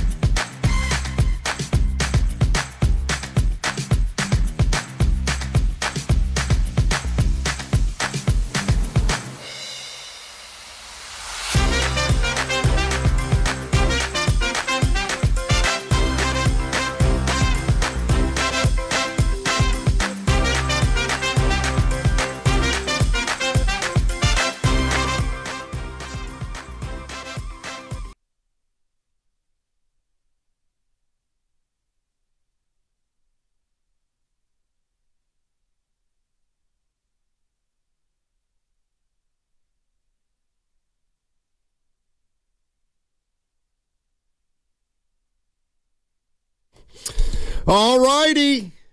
Morning, everybody. Matt Steinmetz along with Evan Giddings. Daryl, the Guru Johnson, not here. And before you take a dig at him, just know that our man's hurting. Yeah, simmer. He's hurting right now. Our man is a mess. Our guru's despondent. He really taking his daughter to North Carolina A&T this week. She's going to college. He's officially lost his baby. And I said goodbye to him yesterday. He was a mess. Yeah, I feel bad. I kind of took a cheap shot the other day when you guys were talking about dropping off your kids at college. And I don't think my parents felt that way because we were discussing this before the show. Like, when my parents dropped me off, I'm the oldest one, or the middle child. Sure. So, like, when I left the coop, there was still one left. But Milan's the last kid. Milan's the last kid. So get off, Goo, okay? Yeah, he's I'm tired of getting pushed around. He's a mess right now. He truly is. Anyway, Matt Simons, Evan Giddings, we'll hold it down this week for you. And the 49ers, we're going to wait this week to find out who their opponent is. We'll find out this weekend. The Golden State Warriors, they play the Pelicans tomorrow at Chase Center. I was thinking about this coming in today. We talk about the Warriors the last two seasons, say, boy, lots gone wrong. But if you take a step back and look at the 49ers this year, what would you grade their season? Because I'll tell you how I grade it. You're a tough grader. And I don't usually put the plus in A+. But you can make a case this has been an A+ year for the San Francisco 49ers. A+. I was thinking about this. No major injuries from a big key player. Yeah, Nixon, come on. Hufanga, please. You know what I'm saying. No major injuries to any of the big boys. Sure. Offensively, they were dynamic. I think we can say Brock Purdy was better than most people expected him to be going into the season. At least for me, he was darn good. Do you realize how rare it is for all your offensive weapons to have great years? Purdy had a great year. McCaffrey had a great year. Kittle had a great year. Debo had a great year. And Ayuk had a great year. It's so hard to have every player on your team have a good year offensively when it comes to statistics. And lastly, I was thinking about this. This is the closest thing. So I moved here in 1990. Boy. And that was right at the right when the Niners were in their heyday. And this is the closest thing to that. This is the closest thing to Montana and Young's 49ers offensively that I've seen since then. So I'm giving the 49ers, I'm giving them an A+ this year. Everything's gone right. They also, the fact that they earned the right to not worry about the 17th game of the season is another sign that everything went perfectly for them this year. I'd give them an A, and I'd reserve the plus. But offensively, it is an A+. Like, you're exactly right. And statistically, historically, those numbers would back you up. This is the second best offense in terms of total points since 1994. The 1994 team scored 505 points. This team has scored 491. That's the second most ever by a San Francisco 49ers team. So offensively, you look up and down. I mean, there's 4 guys with over 1,000 scrimmage yards. Christian McCaffrey, and what I think is kind of flown a little bit under the radar, literally led the league in rushing every single week of the season. From week 1, he was the leader until week 18, in which he didn't even play. He was the leader. Christian McCaffrey had over 2,000 scrimmage yards this season and has been maybe the best offensive player in the NFL. The 49ers offensively are incredible. And so I just wonder how people are feeling, because they're not going to play this weekend. We're going to watch 6 different wild card games and figure out who the Niners are going to play. But I do wonder what the expectations are of this team, because they've seen in recent memory a 49ers team go to the Super Bowl. I don't think the 2019 team was as good as this one. Might have been a little bit better defensively, but certainly not offensively. Is it Super Bowl or bust? Or, Steiny, do you expect them to just give it a go and we'll run it back next year and they have a great chance? Like, well, I think there's a lot more pressure on this season than from what our conversation was pre-show than you do. Well, there's obviously pressure on them because they're 12-5. They were the best team in the NFC. They got a shot to win the Super Bowl. They're definitely one of the best teams in the league. But here's what I was really thinking about, and I know 49er fans aren't going to like this, and maybe I saved this for when Goo wasn't here on purpose, because I know he'd want to throw a brick at me. Reality of the situation is they got two cracks at it, at least. 2 more? Yeah. And what I mean by that is, believe it or not, I no longer look at the 49ers as, okay, this season. I look at the 49ers as the next 2 seasons, believe it or not. I think they have a chance to, obviously the playoffs are starting now, and they have a chance to win it. So they're either going to win it or they're going to get beat. Surprise, surprise, Steiny. Yeah, you're a real smart guy. But if the 49ers get beat in the postseason this year, they're going to run it back for the most part. There's nothing else they can do. They've been one of the best teams in football for 2 years. They got a quarterback under their control, making no money. The reality is, if they beat Philly and then they get nudged by Dallas in the NFC Championship game, or they lose to Baltimore in the Super Bowl, their top 8 players are still gonna be back. Purdy will be back. Kittle will be back. Ayuk will be back. McCaffrey will be back. Warner will be back. Bosa will be back. Greenlaw will be back. We'll see about Trent Williams. But what I'm getting at is this team's not going anywhere for a couple years until they gotta pay Purdy. And what I'm saying is, if they get beat by Philly or Tampa Bay, I'm not saying it's not going to hurt. I'm not saying it's all going to be okay. But what I'm telling you is the reality of the situation is they're going to come back next year with essentially the same team because they're really good, and they will have just happened to get beat in the postseason. But we talk about all the time how there's special years. And I don't know, maybe the Niners could be better next year than this year. But with everything that's gone right in terms of health, like you just laid out, I kind of feel like this has to be the year. And I know we say that oftentimes, but no, like if you look up and down compared to the Niners have won 5 Super Bowls, right? Yeah. As a franchise. Yep. You look at the 49ers teams that this team statistically is compared against, like they're in that group. The 49ers have a plus 193 point differential. That is the 6th best of any 49ers team ever. Now, 2 of the top 5 teams in front of them went on to win the Super Bowl. 3 of them didn't. I think at least 4 of them won a playoff game. But this is a Niners team that compared to the rest of the NFL, outside of maybe Baltimore, but even the Ravens, stands head and shoulders above everyone. Like in comparison to the rest of the NFL, and especially the NFC, this is a team that should expect to win the Super Bowl. And if they don't, I just believe it's going to be difficult to somehow be better next season because of all the things that have gone right and all the players that have performed at an optimal level. And I think part of the reason why they're as good as they are this year, why they've been able to remain as focused as they have, is because of the heartbreak that they faced last season. And to deal with that again is something that I don't really want to consider at this point. But heading into the playoffs, I do believe everyone should feel like this team should win the Super Bowl. I mean, this team is better than any Kyle Shanahan team that I've witnessed.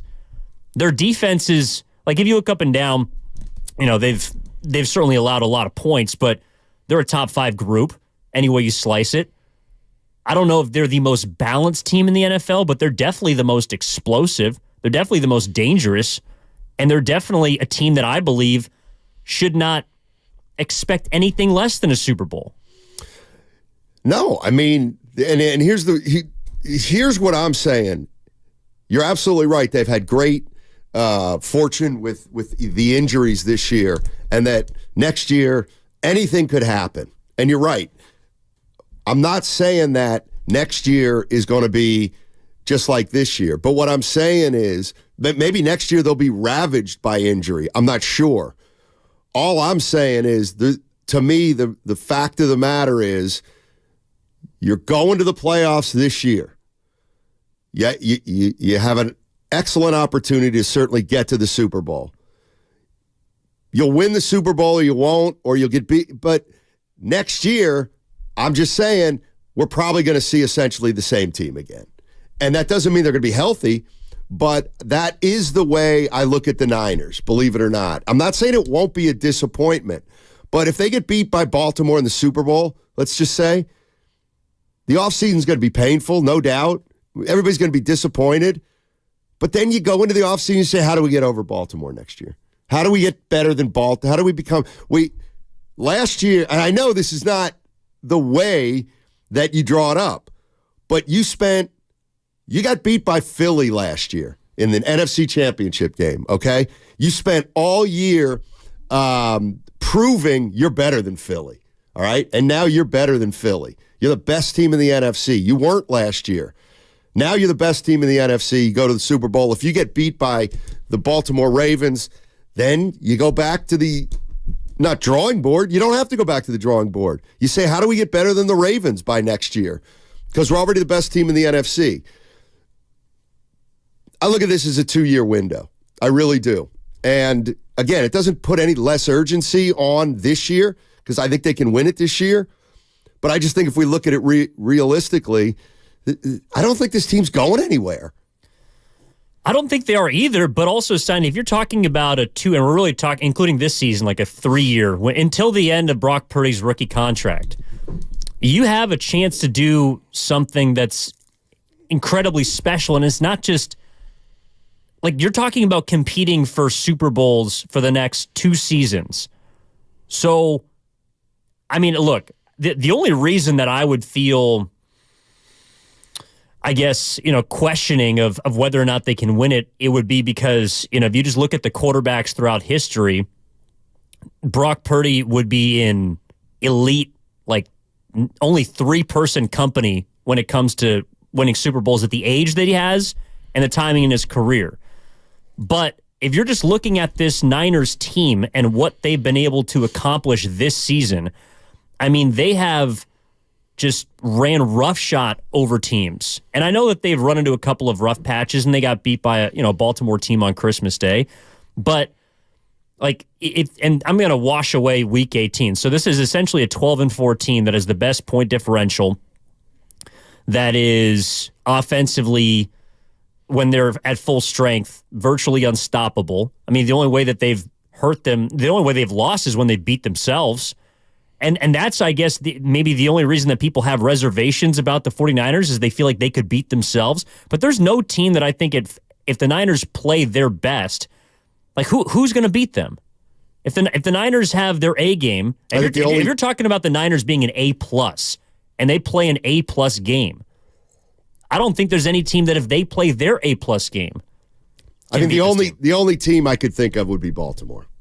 I think, to me, and obviously, if two teams play A+ games, then two teams against each other can't really play their A+ games, if you know what I mean. Something will happen. But what I'm saying is, I give the Baltimore Ravens a chance.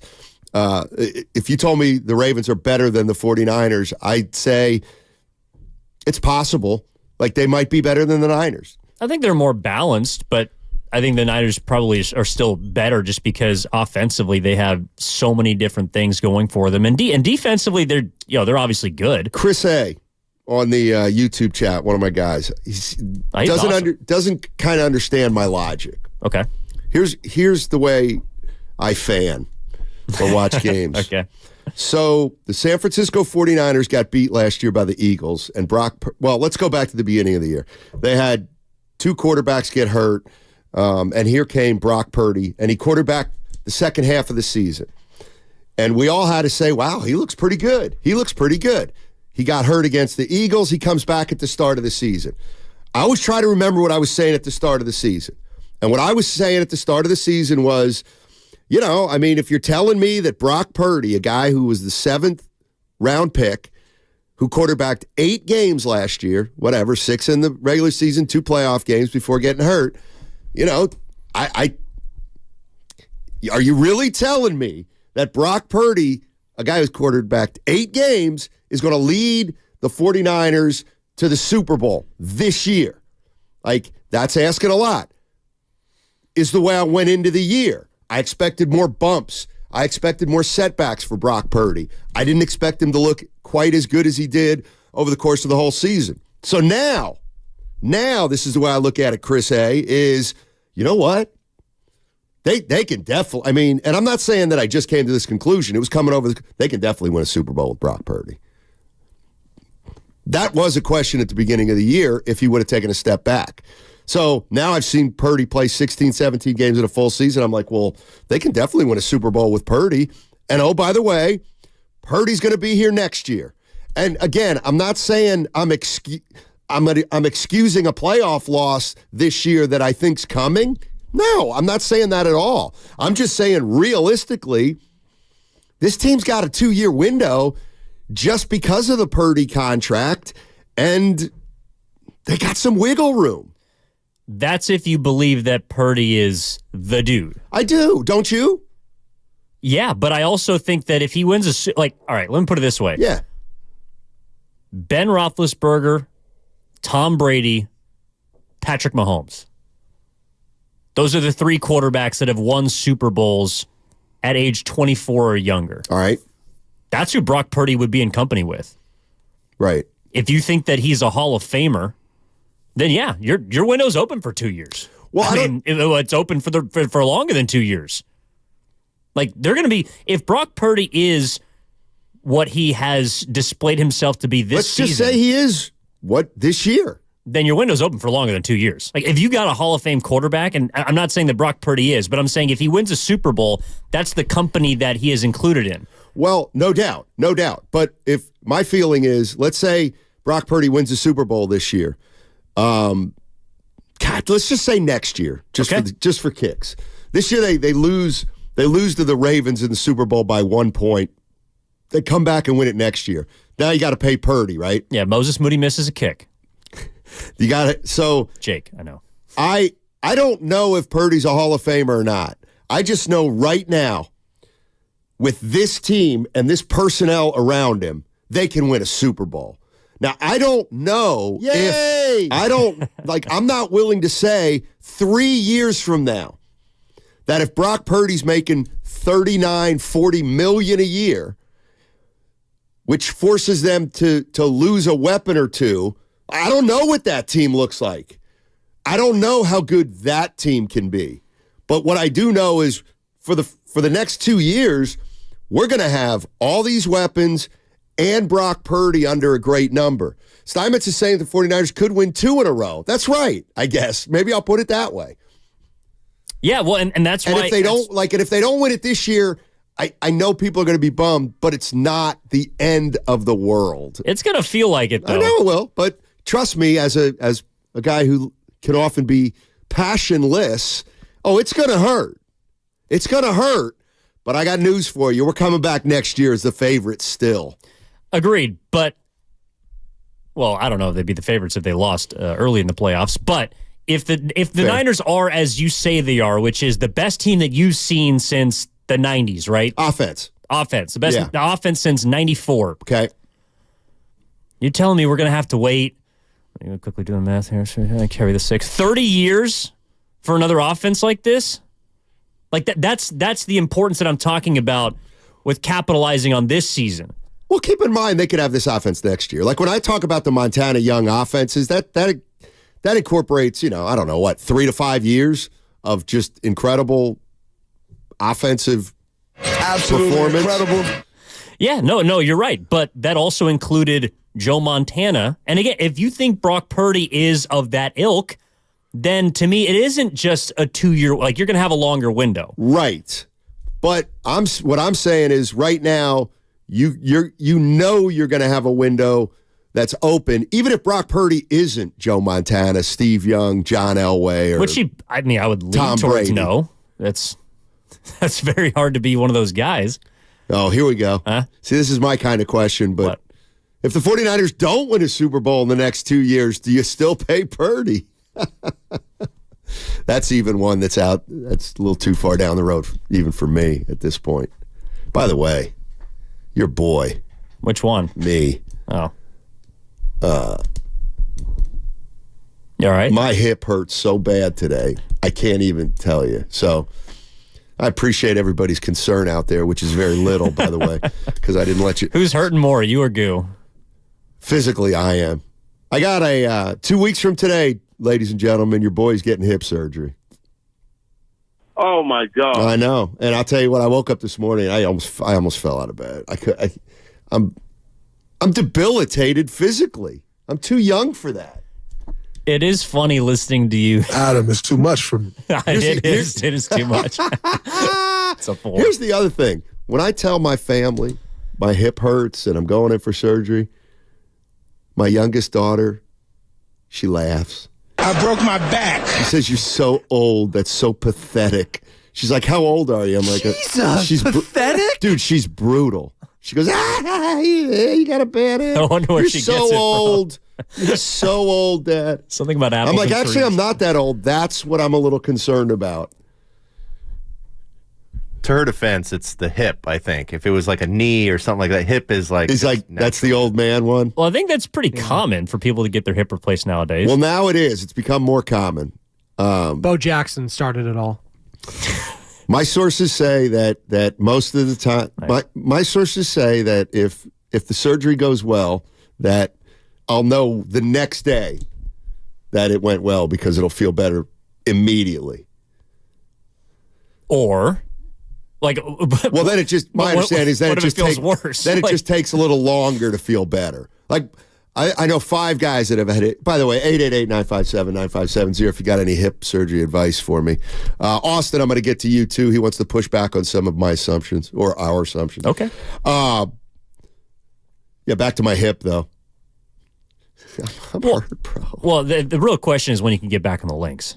I mean, that's... Supposedly it'll take a couple months. Oh, no. Do you think you've been doing it? You've been overworking it? Like, that's kind of why you're in pain? No. It's just my buddy said, started hurting about a year ago, and I said, God, my hip hurts. And I said, I think I'm going to have to get surgery. And I said, when do I know I need the surgery? And he goes, you'll know. And he's right. Like, I'm now 2 weeks out of surgery, and I cannot wait to get this surgery. Now, here's what I've heard.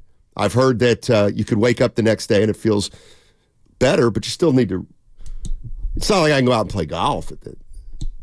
Golf's going to be a couple months. No, but you got to start about thinking about things that are more in line, like swimming. Steiny. No, you can always get in a pool and swim.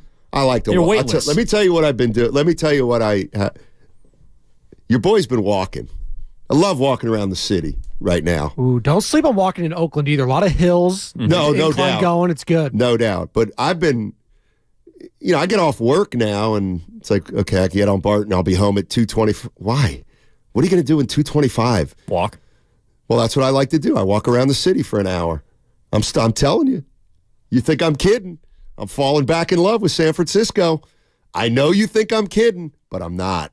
What you got to do is you got to get up to the top of like Russian Hill, like walk up to Ina Coolbrith Park. It's got like a beautiful view of the downtown landscaping. I'm telling you, if you get up and down these hills, man, in the city. You know what? Here's the problem with a hill. Those calves right. It's not going up. It's coming down. That's where then the front of your shin. Yeah. Ouch. 888-957-9570. I'm taking hip surgery advice. It's coming up in 2 weeks. Also, you follow some of my thought process on this window for the San Francisco 49ers. Look, the year went perfectly for the Niners, and they're the favorites coming out of the NFC, and they're going to be in the mix for a couple years. That's all I'm saying.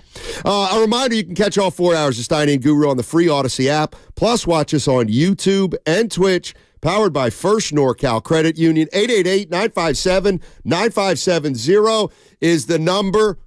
Also, we'll talk about on the other side, who do you want to play if you're the Niners?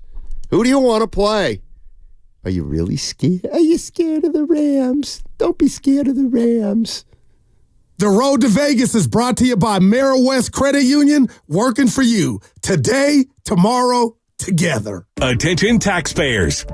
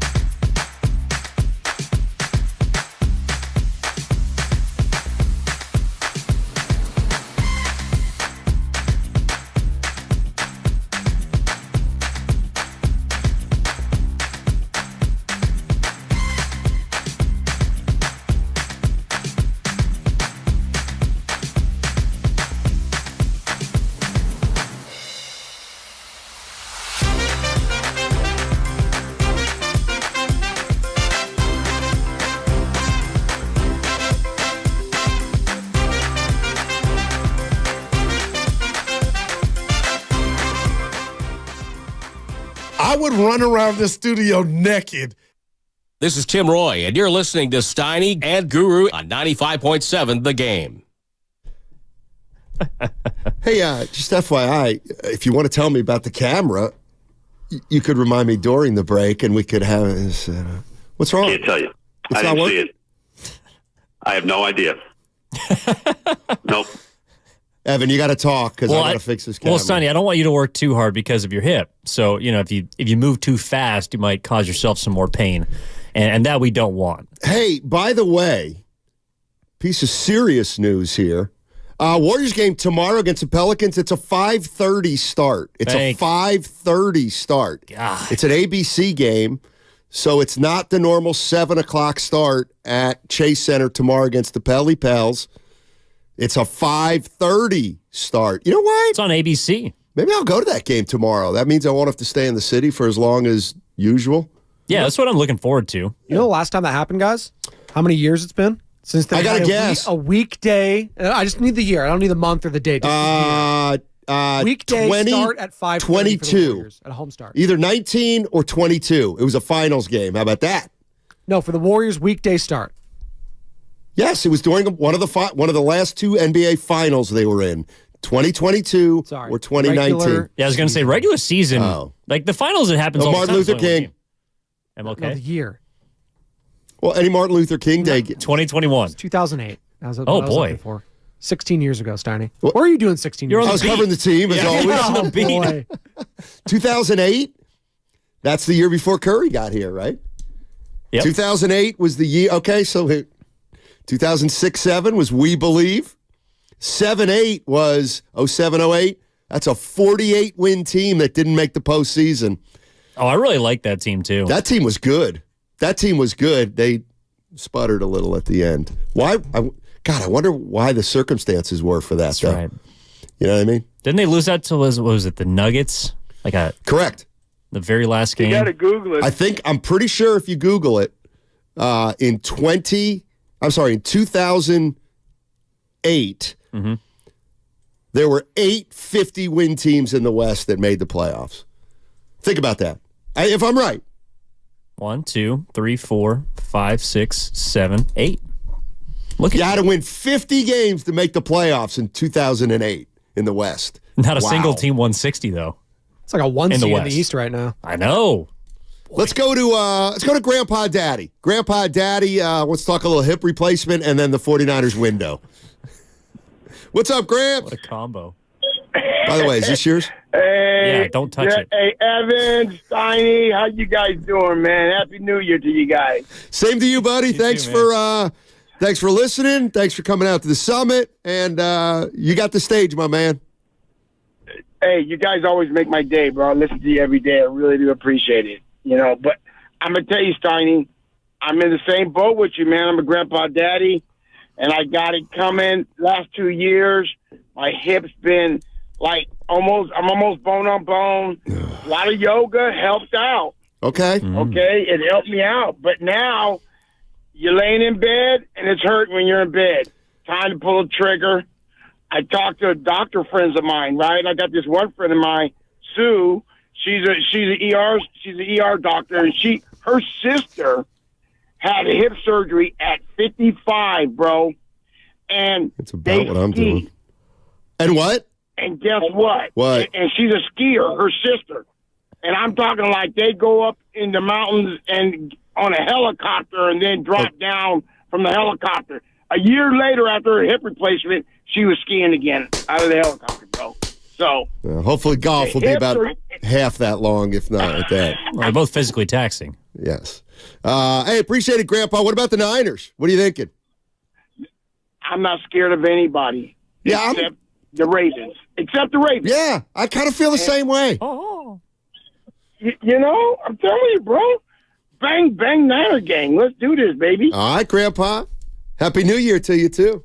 On January 8th? 9th? It's 9th. Yeah, I dropped one. I dropped one. It does feel like there's a lot of fans out there that feel the same as, and we're not afraid of anybody. Oh, wait, except Baltimore. See, I'm different. There you go. There's a drop. I view the Super Bowl and the NBA Finals and the World Series differently. My first thing is to get there. Like, I never say 49ers are going to win it all. I always, because you got to find out who you're going to play. Mm-hmm. To me, the San Francisco 49ers are the class of the NFC. I think they're going to get it. They should make it, to, as far as I'm concerned, to the Super Bowl. Now, if they play the Baltimore Ravens, I don't know who's better. Who's the better team? I don't know. I just know the Ravens kicked their ass a couple weeks ago. Does that matter? Well, maybe a little. But once we get to the Super, that's why I think if you lose to the Ravens, maybe you lost to a better team. Maybe. And then you go back, and as much as that'll stink, then you go back to the drawing board, try to figure out how you can be better next year, and if you play the Ravens, you beat them. I mean, I'm inclined to believe if you make the Super Bowl and you lose, you generally, it does happen. There are major upsets, obviously 2007 on line one, but generally the better team wins. I thought in 2019 that the Chiefs were a slightly better team than the 49ers. The Niners had played like the best team the whole year, but if you just look at those two teams and what they do, I just thought the Chiefs were a little bit better. Last year in the Super Bowl, I thought the Chiefs were slightly better. The Eagles were a more balanced team, but the Chiefs had the wild card. They had the X factor. Right. It was the quarterback. So, I don't want to make it as simple as if you have the best quarterback, you're going to win. Like we saw last night in the national championship. Michael Penix is probably a better quarterback than J.J. McCarthy, but Michigan dog-walked the Huskies. That's just how it works. So, I'm inclined to believe if you make the Super Bowl that you've been tested, you've overcome some tough adverse situations, and then it's about who the better team is. But I do think, because you teased it before the break, and I don't know if Austin wants to get to it, but who in the NFC does actually incite a little bit of fear? Because I don't think there's any team out there in the NFC that makes me feel like the Niners are going to be have their backs against the wall and they're going to be swinging blind. The Niners should control the tempo of every game they play in the NFC playoffs. But if there is a team that could come in and upset them, I wonder who people think it is. What are the closest, the 49ers in the NFC? Let's take Austin's call. He's been hanging in there. Yeah. And then I want to, the 49ers, what's the least amount of points they're going to be favored by in an NFC game at home? That's another thing I'm interested in. What's up, Austin? How you doing, man? Hey, man, what's happening? Hey. Good luck on the surgery, man. I'm looking at something similar, too, so I'm looking to see how yours works out. I'm having some problems myself, big guy, so I'm a little nervous about surgery, though, to be honest with you. Hey, seriously, Austin, and some people are texting in on the Comcast Business text line, and everybody's very encouraging. They're saying, that if it works, it's going to be a life changer. So I appreciate everybody's positive thoughts. Thanks for sharing that, brother. Sure. Hey, listen, real quick, I'm a non-Niner fan. I think Evan knows that, so I'm going to push back a little bit. And by the way, Steiny, thank you for sending your good buddy Bob Myers to our Commanders, man. We're excited about having him on our front office. And who would have thought Bob Myers joining the Commanders, man? Whoever saw that coming. But, hey, we're looking forward to maybe getting Harbaugh, but we'll stay tuned on that. Oh, okay. Hey, listen, one thing I would push back on Evan a little bit is the assumptions you're making. I mean, I heard Hall of Fame. I heard that the Niners are going to no one can beat them. Well, how about the fact that Burrows, Cousins, and all these guys, Lamar Jackson, all these really good quarterbacks came in and managed to put a whooping on the Niners this year. That's something to think about. The other thing is, outside of Ayuk, let's be honest, who's the deep threat outside of Ayuk for the Niners? And the last thing I would add is that most teams that can run well have been able to run pretty well on the Niners. I mean, even my Commanders, who are low team, were able to run on the Niners. So, I mean, let's just pump the brakes on this guaranteed Super Bowl. I would just be a little bit cautious about that, guys. I'm not pulling against them, but I would just say be a little bit cautious. That's all. Appreciate Thanks, it, guys. Austin. You're the man. Well, see, that's Austin's what I'm saying. I don't think there's anything like an automatic they're going to win the Super Bowl. I don't say that. I do think they should get to the Super Bowl. What happens there, I don't know, because they'll probably play Baltimore. Baltimore's really good. Who knows? I mean, Kansas City may be clicking by the time the Super Bowl rolls around if they did some damage. So I'm with Austin. You can't assume anything can happen, but I think the one thing they've proven is they're the best team in the NFC, and all things being equal, they should get to the Super Bowl. Doesn't mean they will, but it means that if they don't, it will be really disappointing. I agree. And maybe Austin, I think the assumption isn't necessarily about them winning the Super Bowl, but my point was that this is a year that I think they do have to win, because I don't know what's going to happen next year. All I know is that the Niners have looked like the best team, or the second best team, 1A if you want to call it, from week 1 to week 18 or 17, I guess, because they sat out most of their starters. That's a team to me that should expect to win the Super Bowl. And I know you can't assume anything. I mean, who knows? Brock Purdy could get hurt, knock on wood, in the divisional round, and then it's all over. I mean, it's maybe a reason why they didn't win it last year. Who knows if they would have beat the Eagles in Philadelphia? But they beat them this year. They proved they're the class of the NFC, to your point, Steiny. So to me, I just, it's always difficult for me to, and this is really it, it's hard for me to assume that this team is going to all of a sudden just be back and be the same next year, because they have had very good health.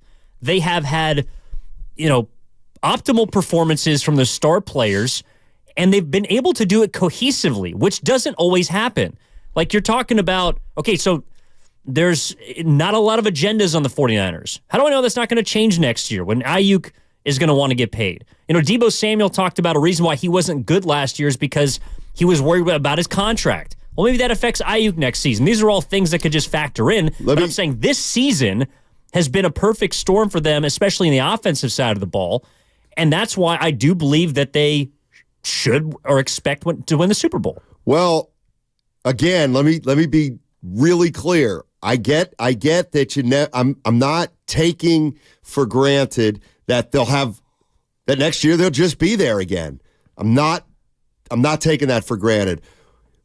I'll put it another way. If you're John Lynch, you ain't going to have a busy off season regardless of what happens. If you win the Super Bowl, whether you win the Super Bowl or not, or whether you get beat by the Rams, there's not a lot to do except things around the edges, is all I'm saying. You know what I mean? For the next year or two. 888-957-9570 is the number. Here's the other thing. I mean, who do you want to play? Who do you want to play if you're the San Francisco 49ers? This is one where I love not being a fan, because I am more objective than you all when it comes to the Niners. And I can tell you this, it shouldn't matter in the NFC. It just shouldn't. I mean, I get it. The Rams may be playing better than anybody else, and they might be scarier than Philly right now, but take it from somebody who's very objective. It doesn't matter their road to the Super Bowl or not in the NFC. They're the best team. They should win against, I think Dallas is the closest team to them. I think Philly's further. Detroit's further. I don't know about the Rams because they seem to be everybody's sexy pick now. I think they're the sexy pick by process of elimination. But the reason that we're having this conversation is because Brian Baldinger, Odyssey the NFL Insider, brought this up earlier today on the Morning Roast. And here's what he had to say. I just feel like it doesn't matter where they go right now, who they play, what time of the day or what day of the week they play. I feel like you're going to get the very best that the Rams have. And I think they're a dangerous team because of the way they execute and the way that they have been coached all year. They're very hot, but they're hot because they execute. Yeah. And they kind of know who they are right now. And I don't care who's covering Puka Nacua. You can put Travarius Ward on him. I mean, the guy beat every single corner in this league this year. Every one. We haven't quite seen anything like it. Oh, that's right. Cooper Kupp did it 2 years ago. Their timing and their passing routes is scary good. It's Brian Baldinger on with the morning show. Shasky, Bonte, and Spinell. Yeah, Spinell was on. It's a 3-man show, even though, you know what I'm saying. We're on the weave. Yeah, the Rams. You scared of the Rams? Well, I'll tell you what. Well, you should be. You shouldn't. 49ers shouldn't be afraid of any team in the NFC. Afraid. There should be respect there. Absolutely. I'll tell you this, though. Don't let the Rams beat you in the postseason. Well, I think that's why people are scared. Right. And I'm not scared, but if there was a team to be concerned about in the NFC, I think it would be the Rams. Here's the real question. I mean, does it matter? Like, if you're a 49er fan, and I'm telling you right now, guess what? You're going to get upset in the NFC playoffs. Does it even matter who does it? I mean, if Philly does it, is that better or worse than if the Rams do it? Or is Dallas, like, if the Lions do it, are we saying, well, thank God at least it wasn't the Cowboys, Eagles, or the Rams?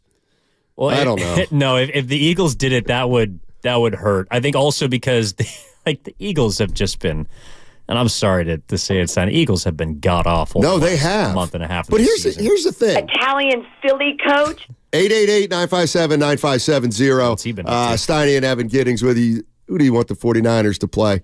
It can be anybody except the Cowboys or Lions in 2 weeks from this weekend.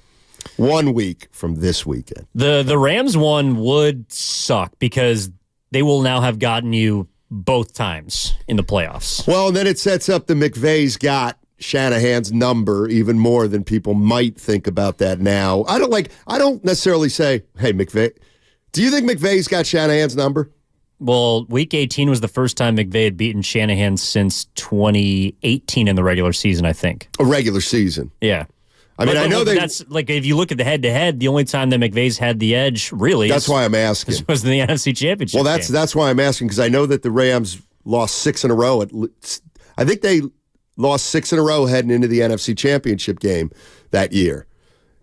The 49ers had won 6 against the Rams, but they lost that one. They did, yeah. That's why I'm kind of asking, how do you judge McVay versus Shanahan? I get McVay's got a Super Bowl. Do you think either of those guys has each other's number, or how would you explain that the big one that the Rams won, but the 49ers have dominated in the regular season? Well, Kyle Shanahan is trying to prove that, I don't know if he's trying to prove, but in our eyes, that he's a better head coach than McVay. That's like the jury's still out on that. And especially in the postseason with some of his shortcomings and decisions. Sean McVay's been to 2 Super Bowls and he's won 1 of them. Sean McVay has shown that when he has leads in games, both in the postseason and the regular season, his teams tend to win. You could say he's had better quarterbacks or, I don't know, maybe in a more aggressive front office, but all of that has kind of been debunked in the last couple of years because Brock Purdy's been a revelation. John Lynch has shown that he's willing to go out and trade for big boys like Christian McCaffrey, acquire a Javon Hargrave in the offseason, bring in Chase Young midseason. So I know that they haven't pushed all their chips in the way that the Rams did on someone like Jalen Ramsey or others, I don't know, Odell Beckham Jr., I don't know. But, the Rams have the upper hand. I mean, the Niners are the better team. They should win a game in which they face the Rams. But if Los Angeles comes into Levi's, especially if they come to San Francisco or Santa Clara and they beat the Niners, there's no debate. Sean McVay's a better head coach than Kyle Shanahan. I would agree with that. And that'll be I will agree that will be the perception. Well, I don't necessarily. I don't. Do you think Shanahan's a better head coach than McVay? I don't look at him like that. I think they're both really good head coaches. Yeah. But I do think I think John Harbaugh is a really good coach. Is he better than Kyle Shanahan? Well, he's won a Super Bowl, so the answer would be yes. But I mean, are you telling me that if the 49ers win a Super Bowl the day before the Super Bowl, John Harbaugh is a better coach than Kyle Shanahan, but then the Niners win it, and then the next day Kyle's a better coach than John Harbaugh? I just don't tend to look at it like that. I do think that sometimes coaches have advantages over other coaches, and I think I will say this. I feel like John Harbaugh may have an edge against Kyle Shanahan as a coach. I don't necessarily think McVay does.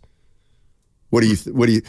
I think John Harbaugh is a really good coach, just solid all around, and he knows how to game plan. He's got a good personnel, and he's gonna make the 49ers earn a win over Baltimore. Yes, I think it's not that McVay won't. I'm sorry.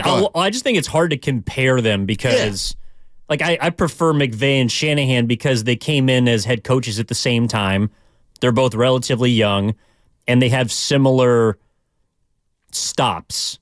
Like they've been in the same rooms, so they know they literally know each other probably better than most head coaches. The Harbaugh thing is tough. I mean, Harbaugh's he's been around for 15 years. I mean, he's been a part of winning teams. He's demonstrated that he can stabilize an organization, that he can continue success through multiple quarterbacks. I know Shanahan's shown that in San Francisco, but it's been more because he's had to than anything else. I think Shanahan's a brilliant head coach. I think McVay is too. But when it comes to head-to-head, McVay's gotten the better of him in bigger games. And I think that's one of the reasons why people would be concerned about the Rams, more so than other teams in the NFC.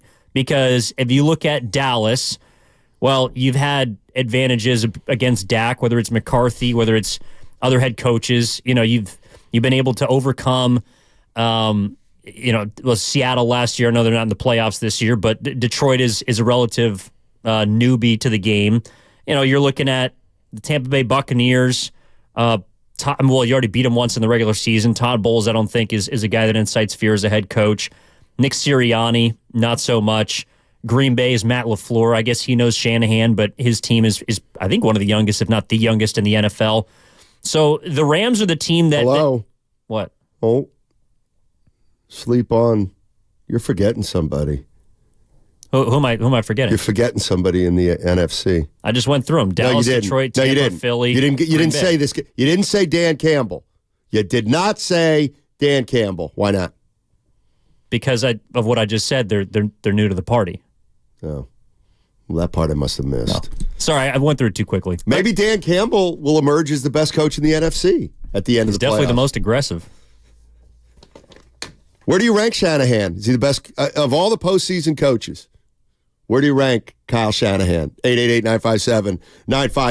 Steiny and Evan Giddings with you on 95.7 The Game. Don't forget, Warriors, Pelicans tomorrow night, Wednesday night. It's a 5:30 start. 5:30 start tomorrow at Chase Center against Zion Williamson and the Pelicans. And I wonder if that 5:30 start may be right when Zion's dinner bell usually rings.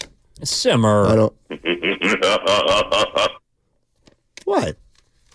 I'm not a system player. I am a system. He's got to get in better shape that guy's been balling, to take that next level.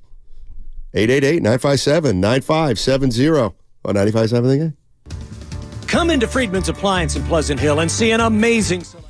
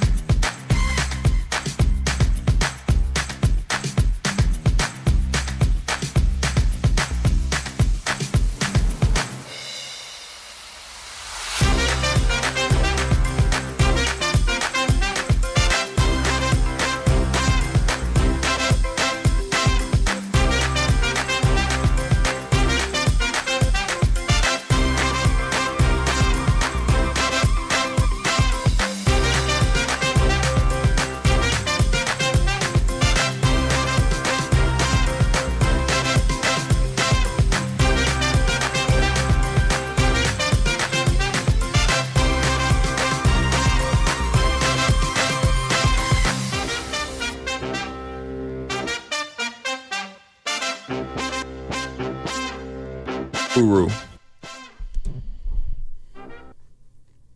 Oh. Steiny and Evan Giddings with you. By the way, a reminder that you can catch all 4 hours of Steiny and Guru on the free Odyssey app. Plus, watch us on YouTube and Twitch, powered by First NorCal Credit Union. Starting to get into some football as the 49ers enjoy a bye week. They'll find out who their opponent is this weekend coming up. I just made a list of the 14 coaches that are in the playoffs, 7 in the NFC, 7 in the AFC. How you ranking them? NFC, McCarthy, Sirianni, Shanahan, LaFleur, Campbell, Bowles, McVay. If we had a draft of those NFC coaches, go ahead, I'll let Evan start. I'll go second, Spadoni third, Luke in fourth. Just to see what we think the top 4 are. In the NFC? Yeah, you can take any coach. All right, I'll take McVay. All right, then I'll take Shanahan. Spadoni? Boy. Slim pickings, I know. Yeah, in the NFC, there's slim pickings. Yeah, right now, I'd probably go LaFleur just because he's been, McCarthy's won a Super Bowl, but LaFleur's been to an NFC championship most recently. So I'll go LaFleur. I know Todd Bowles was a DC when they won the Super Bowl. Right. I'm going LaFleur. And then I bet you I know who Lucan's going to take. Dan Campbell. Who am I going to take? You're going to take Campbell. Yeah. Yeah, probably. Shanahan. That's kind of, that's, again, I think one of the reasons why there is a lot of confidence in the Niners, because not just the head coaches, but you look up and down the teams, and there's just not a lot of heavy hitters. Well, and listen, I do believe this. Here's the way I do kind of look at it, is what coaches of those 14, and I get it. Shanahan's not won a Super Bowl, and there are coaches on that list who have, but I think conventional wisdom from 49er fans is still Shanahan's a better coach than McCarthy. But my question is this. To me, who can stare down Kyle Shanahan in terms of head coaching pedigree and strategy? To me, it's McVay and Harbaugh. And Andy Reid. The draft was just for the NFC, just for clarification. Correct. That's correct. Yeah. That's correct. It was just from the AFC. Now we open it. Can Mike McDaniel kind of I'm sorry. I think Shanahan's a better coach than McDermott. He's better than Tomlin, too. Easy. He's certainly better than DeMeco Ryans and Stefanski. But can Mike McDaniel is he on the same level in your mind as Shanahan? Well, you didn't bring up Andy Reid. Is he in a category? Yeah, I put Reid. Reid was assumed best coach in the NFL.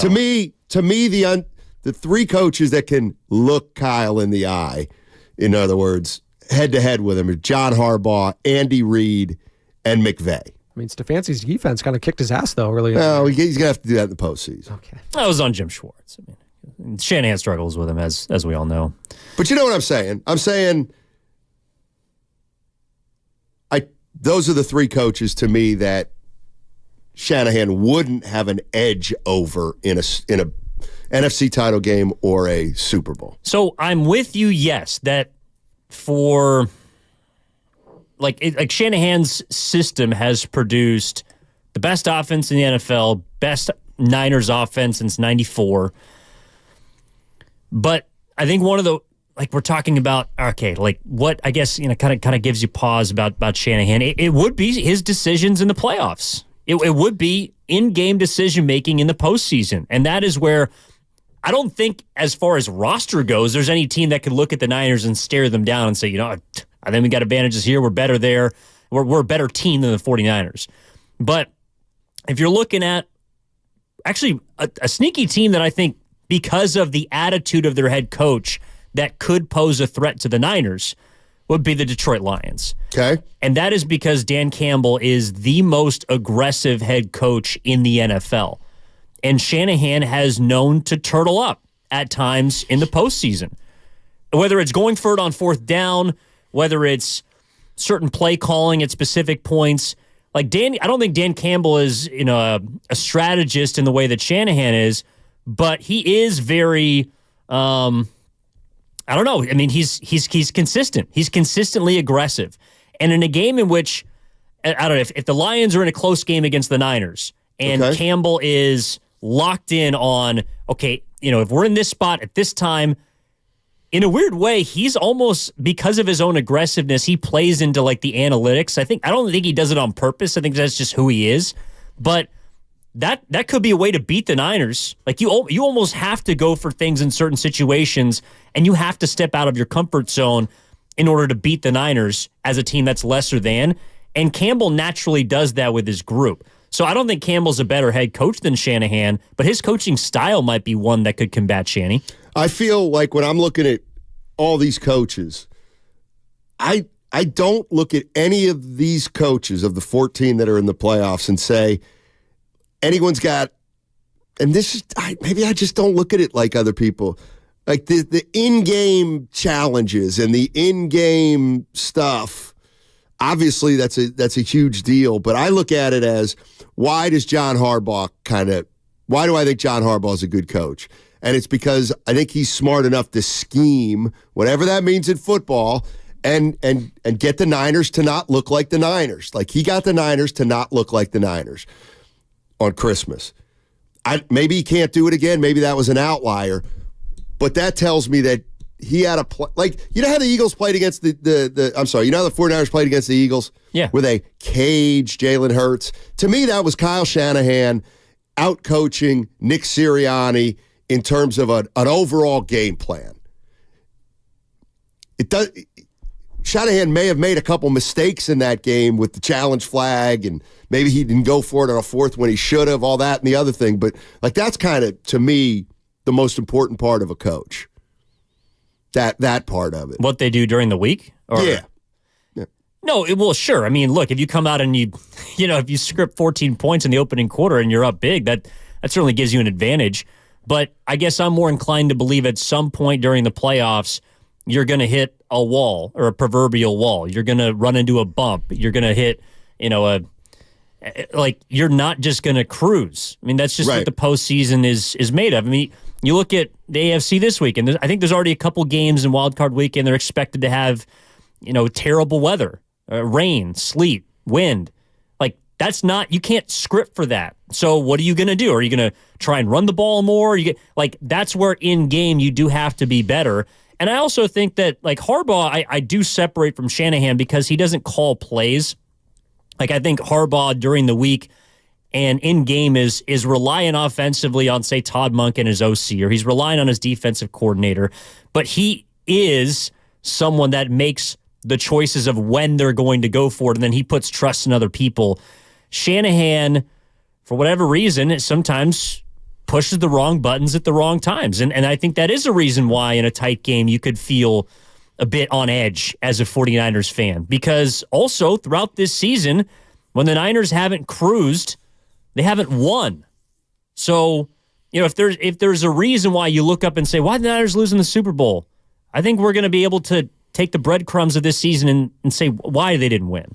And I don't know if it's just because of Shanahan, but I don't know if people feel like all of a sudden Shanahan is a brand new head coach because this team appears to have a better offense than any that he's ever had before. I guess what I'm saying is if I truly believed that Shanahan had I can't believe I'm going to say this, but I'm going to say it because I saw the 408 text. But if I really did believe that Shanahan possibly got lemon booty, if that's one of the knocks on Shanahan, Sonny, sometimes your boy Shanny, he gets lemon booty, and I actually was like, you know what, he kind of does.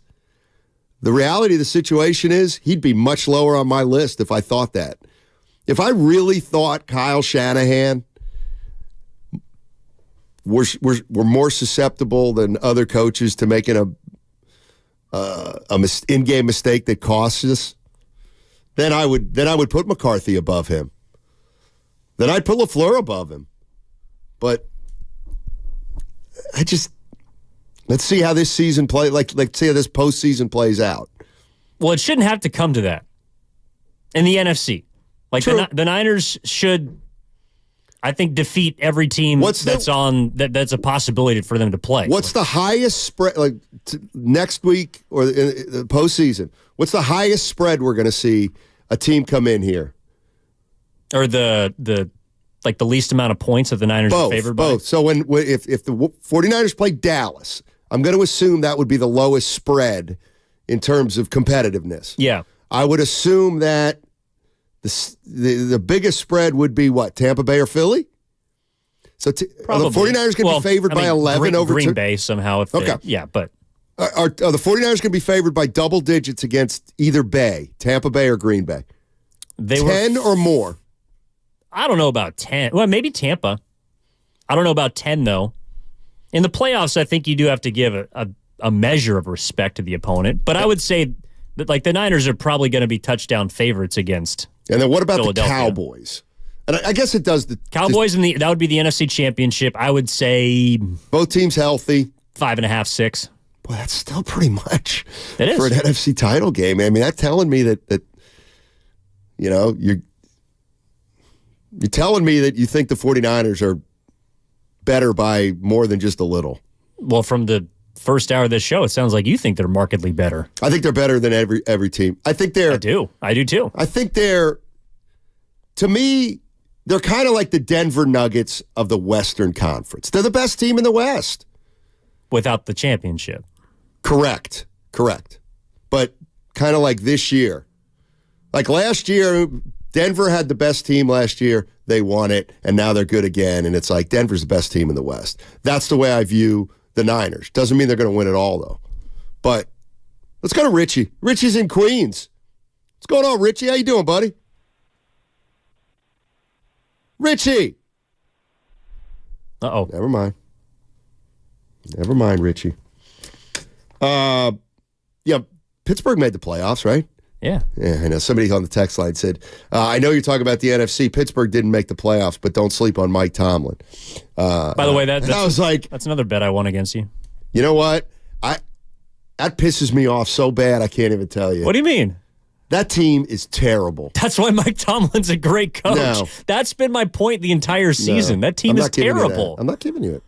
They've gone through 3 mediocre quarterbacks. Really? At best. Mason Rudolph's going to start a playoff game, Steiny. I'll tell you he's a better coach than Tomlin is the guy in Minnesota. Do you know his name? That's what I just say. KOC? Kevin, John, Luke, and O'Connell? Yeah. Exactly. I'm kidding about it. Really? What? Tomlin?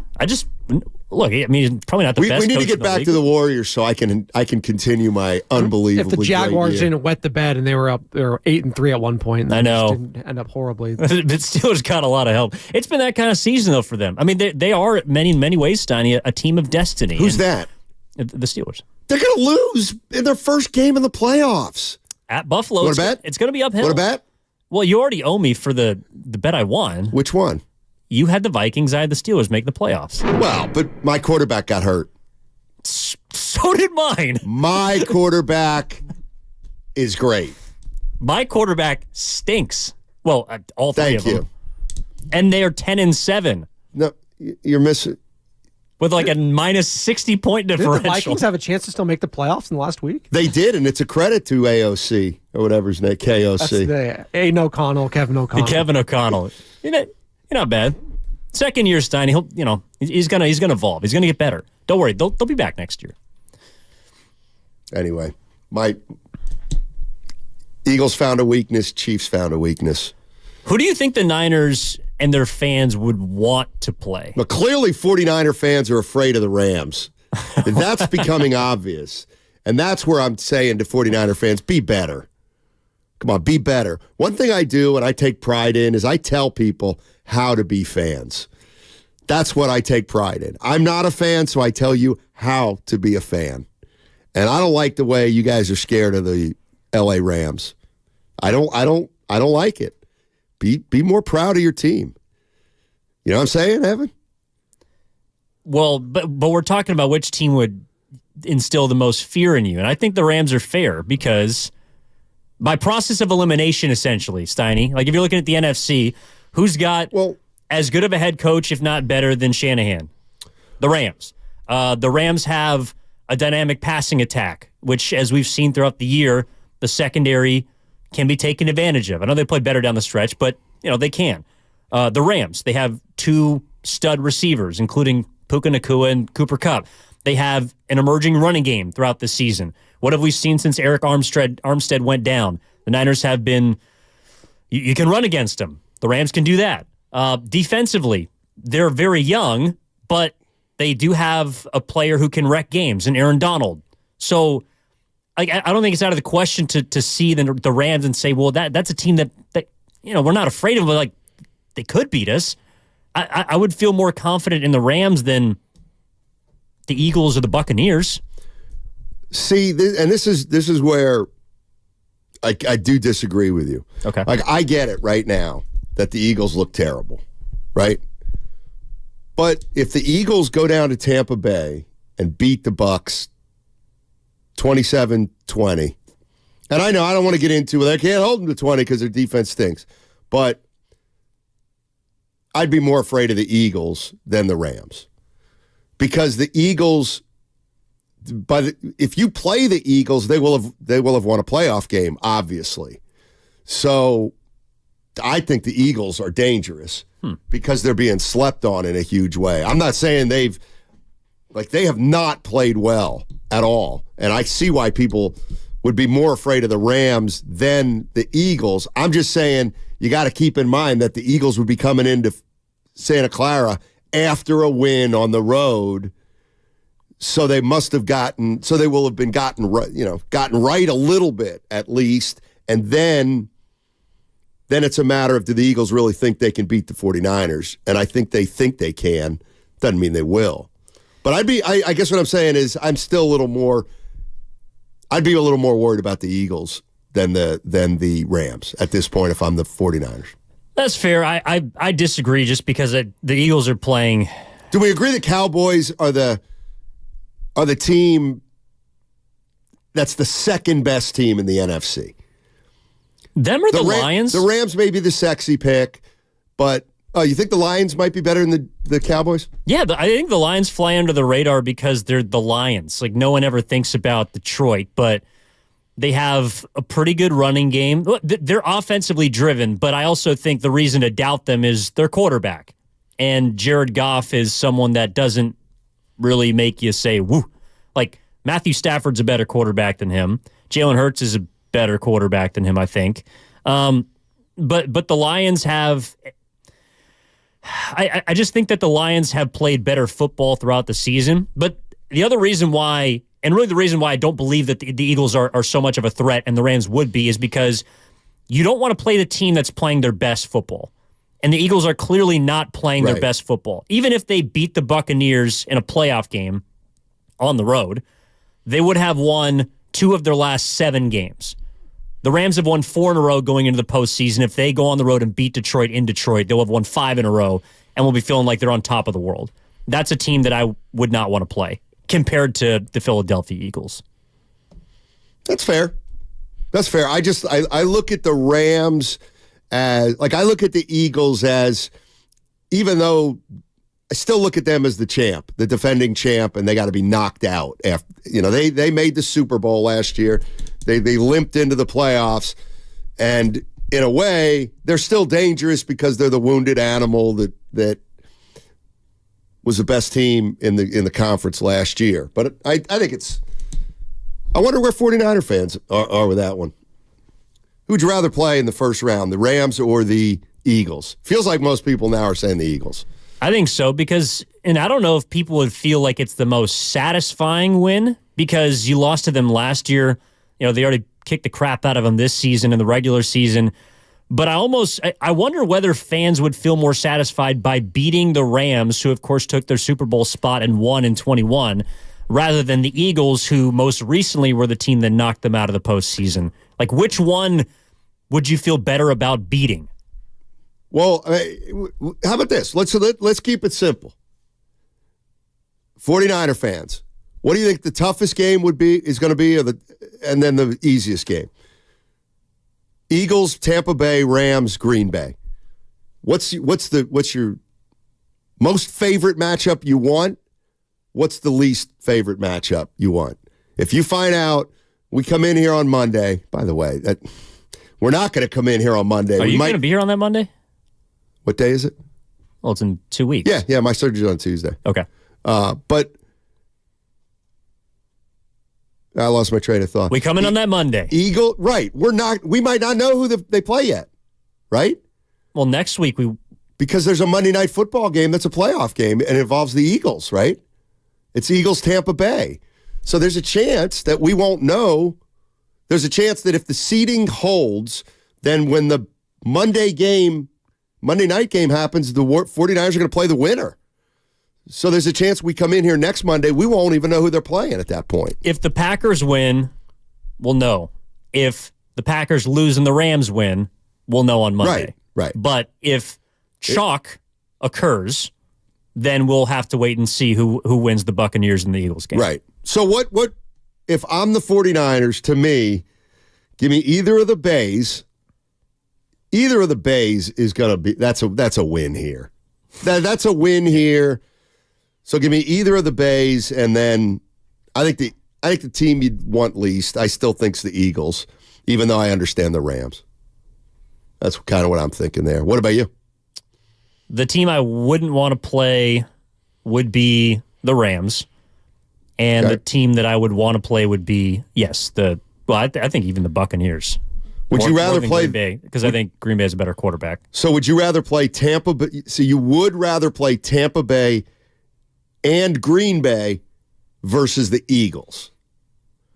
Yeah. Okay. I mean, slightly, but the Eagles are a team that I kind of look at them as the same, honestly. Like that's how bad they've been, Steiny. Yeah, no, I hear you. They had 10 wins when they played the Niners. 10-1. 6 weeks ago. They have 11 wins at the end of the regular season. And that was a game that the Giants nearly won 3 weeks ago. And then, of course, they lost to them in Week 18 in a meaningless game for New York. Like, the Eagles are about as down bad of as any playoff team. They might be worse off than the Pittsburgh Steelers right now. But you know what? How hurt are they? The Eagles? Yeah. Well, A.J. Brown's a little banged up. But, I mean, yeah, they're at relative full strength. Right. And that's why, like, I just look at football different.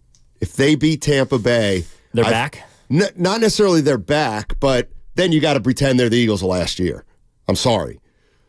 When they come in here to play in the NFC Championship, then it wouldn't be the NFC Championship, but the first round game.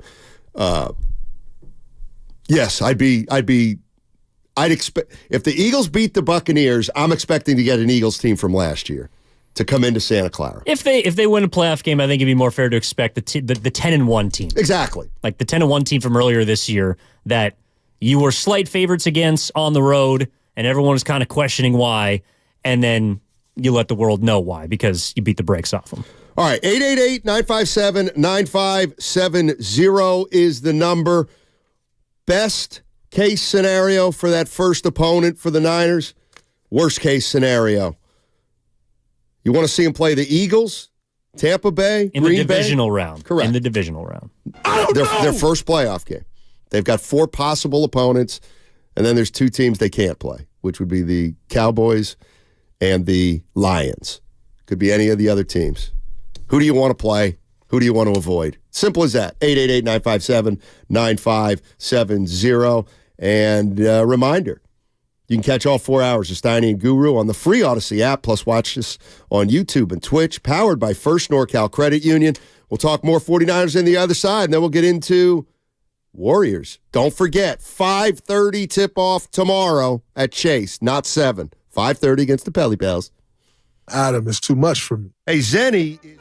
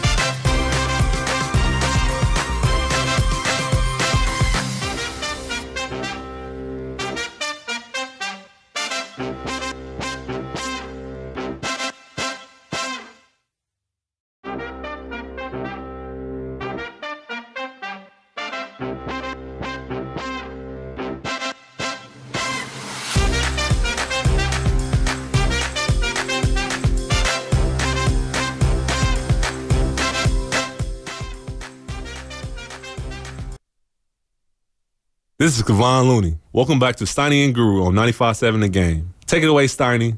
All right, Matt Simons, Evan Giddings with you. Daryl the Guru Johnson is taking his little baby girl to college. He'll be out all week. Poor guy. He was miserable yesterday. Steiny. But Steiny, she's my baby. He's going to be shedding a few thug tears this week. North Carolina A&T is in Greensboro, North Carolina? That's UNCG. It's a pretty big city. You got to Google it. Shut up. Trent Baalke. Is he still working? Is he still in Jacksonville, Tennessee? Baalke? Yeah. Jacksonville. Good job. Let's go to L in Pacifica. It is in Greensboro. There you go, Steiny. Continue to have a hell of a year, huh? You're right back on track. Oh, my guy Vrabel. Night. All right. I thought he was a pretty good coach, actually. L in Pacifica. What's going on, man? Not anymore. Hey, guys. How you doing? Doing well. Yeah, hey, I've been listening all morning, man. I get it, like, which team do you want to play? But I really think it's more about which 49ers team is going to show up. We've had, Brock Purdy for a while now, and it's going to be what kind of Brock Purdy shows up when he throws 4 touchdowns like he did against the Eagles, against the Cowboys. It doesn't matter what team we want to play or what team plays us. But if it's going to be Brock Purdy against Baltimore, then it's probably going to be a problem. It doesn't matter what team we're going to play. We're going to lose to both of them. So it really is going to depend on what kind of offense shows up, what kind of coaching Kyle Shanahan does, and how efficient Brock Purdy is going to be. If he's efficient as he's been all year, it doesn't matter who we play. Fair enough. Thanks, Al.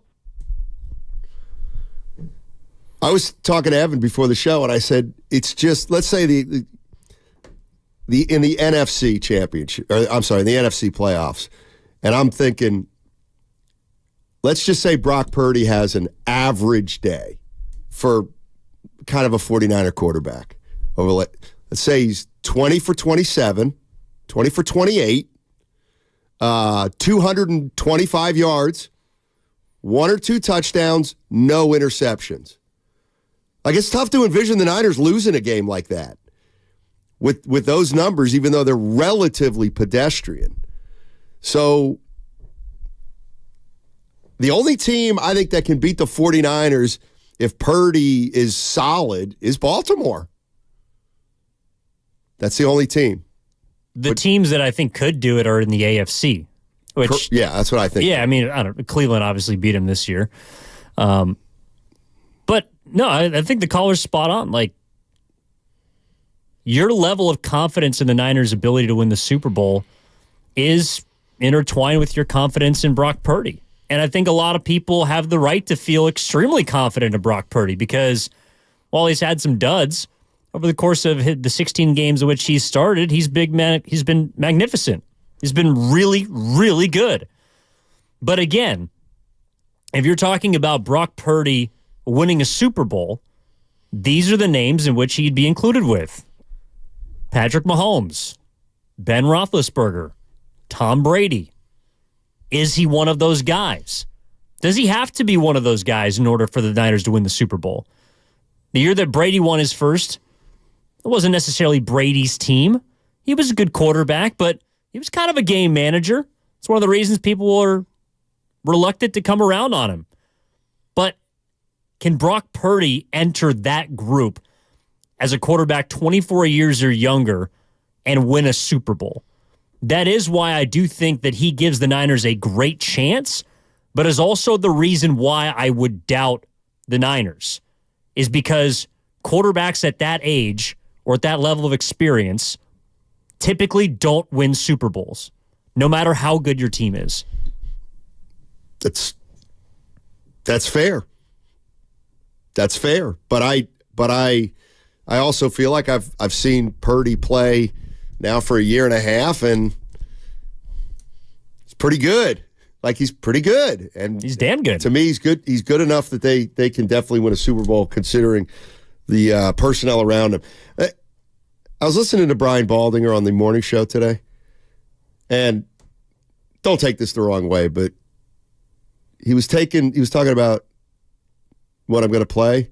You've got to be kidding me about this. This is easy on Baldy. It's not on Baldy. Here's what I want. Just listen for a second. Just listen. Yeah. I always would be worried. Honestly, I mean, if you're not worrying, you're not working. You know, the kid in Dallas hasn't missed a field goal all year. Justin Tucker doesn't miss field goals. So if you miss a kick and an extra point, you're worried. But there's nothing you can really do about it. You have to, if that something like that happens, you have to overcome it. But if it's to win a game and you miss, like, you won't be able to live with yourself. I'd be worried. I just would, because sometimes these kickers go sideways quick. Okay. There's no reason to worry about Moody. Zero. End of story. And I'll tell you why. Why? Because this decision, this is not new. When did they draft Moody? The third round. Okay. Last summer. Exactly. Give me the date of the draft. I don't know. Give me the month. June. Okay, June. In June of 2023. April of 2023. Thank you, John. We should have been as worried then as we are now. Like, it's the same. Like, you drafted a kicker with the third round. They traded up to draft a kicker. Exactly. So the minute you drafted a kicker and said, this guy's going to be our kicker, we're going, like, at that point, I could have said, well, we'll see what happens in the playoffs. Like, you have to go through this process. There's no reason to worry about Moody. You just explained why there is every reason to worry about Moody. No, the point is he's got to go through. There's nothing you can do. And my point is, why are you more worried about Moody now than you were when they drafted a kicker in April? When they drafted a kicker, at that point, you had every right to say, oh, boy, we're going to go with a rookie kicker the same year we're trying to win a Super Bowl? That means we're going to be relying on a rookie kicker in the postseason. Like, we knew all this 7 months ago. Yeah, and I think it's why it raised eyebrows. And he had a good year. Well, he also, all right, he didn't have to be good this year in the regular season. Right, well, he wouldn't, if he wasn't good, he would have not gotten to this point. Right? No, but if he was good, the Niners would have one more win. Because he would have hit a game winner against Cleveland. Okay. So? That's a reason to be worried. What if the game comes down he missed one game winner this year, we're worried? We have it. Okay, this is... He missed one game. It's more about the larger point with the Niners. The 49ers have no more kicking worries than any other team in the league. Yes, they do. Why? Who do you have more trust in, Jake Moody or Justin Tucker? Well, we'll see what happens this playoffs. Oh, my... who do you have more confidence in? My point is that we knew before the season ever started that we were going to have a rookie kicker when the playoffs started. They also moved off a guy that never missed ever in the playoffs. Exactly.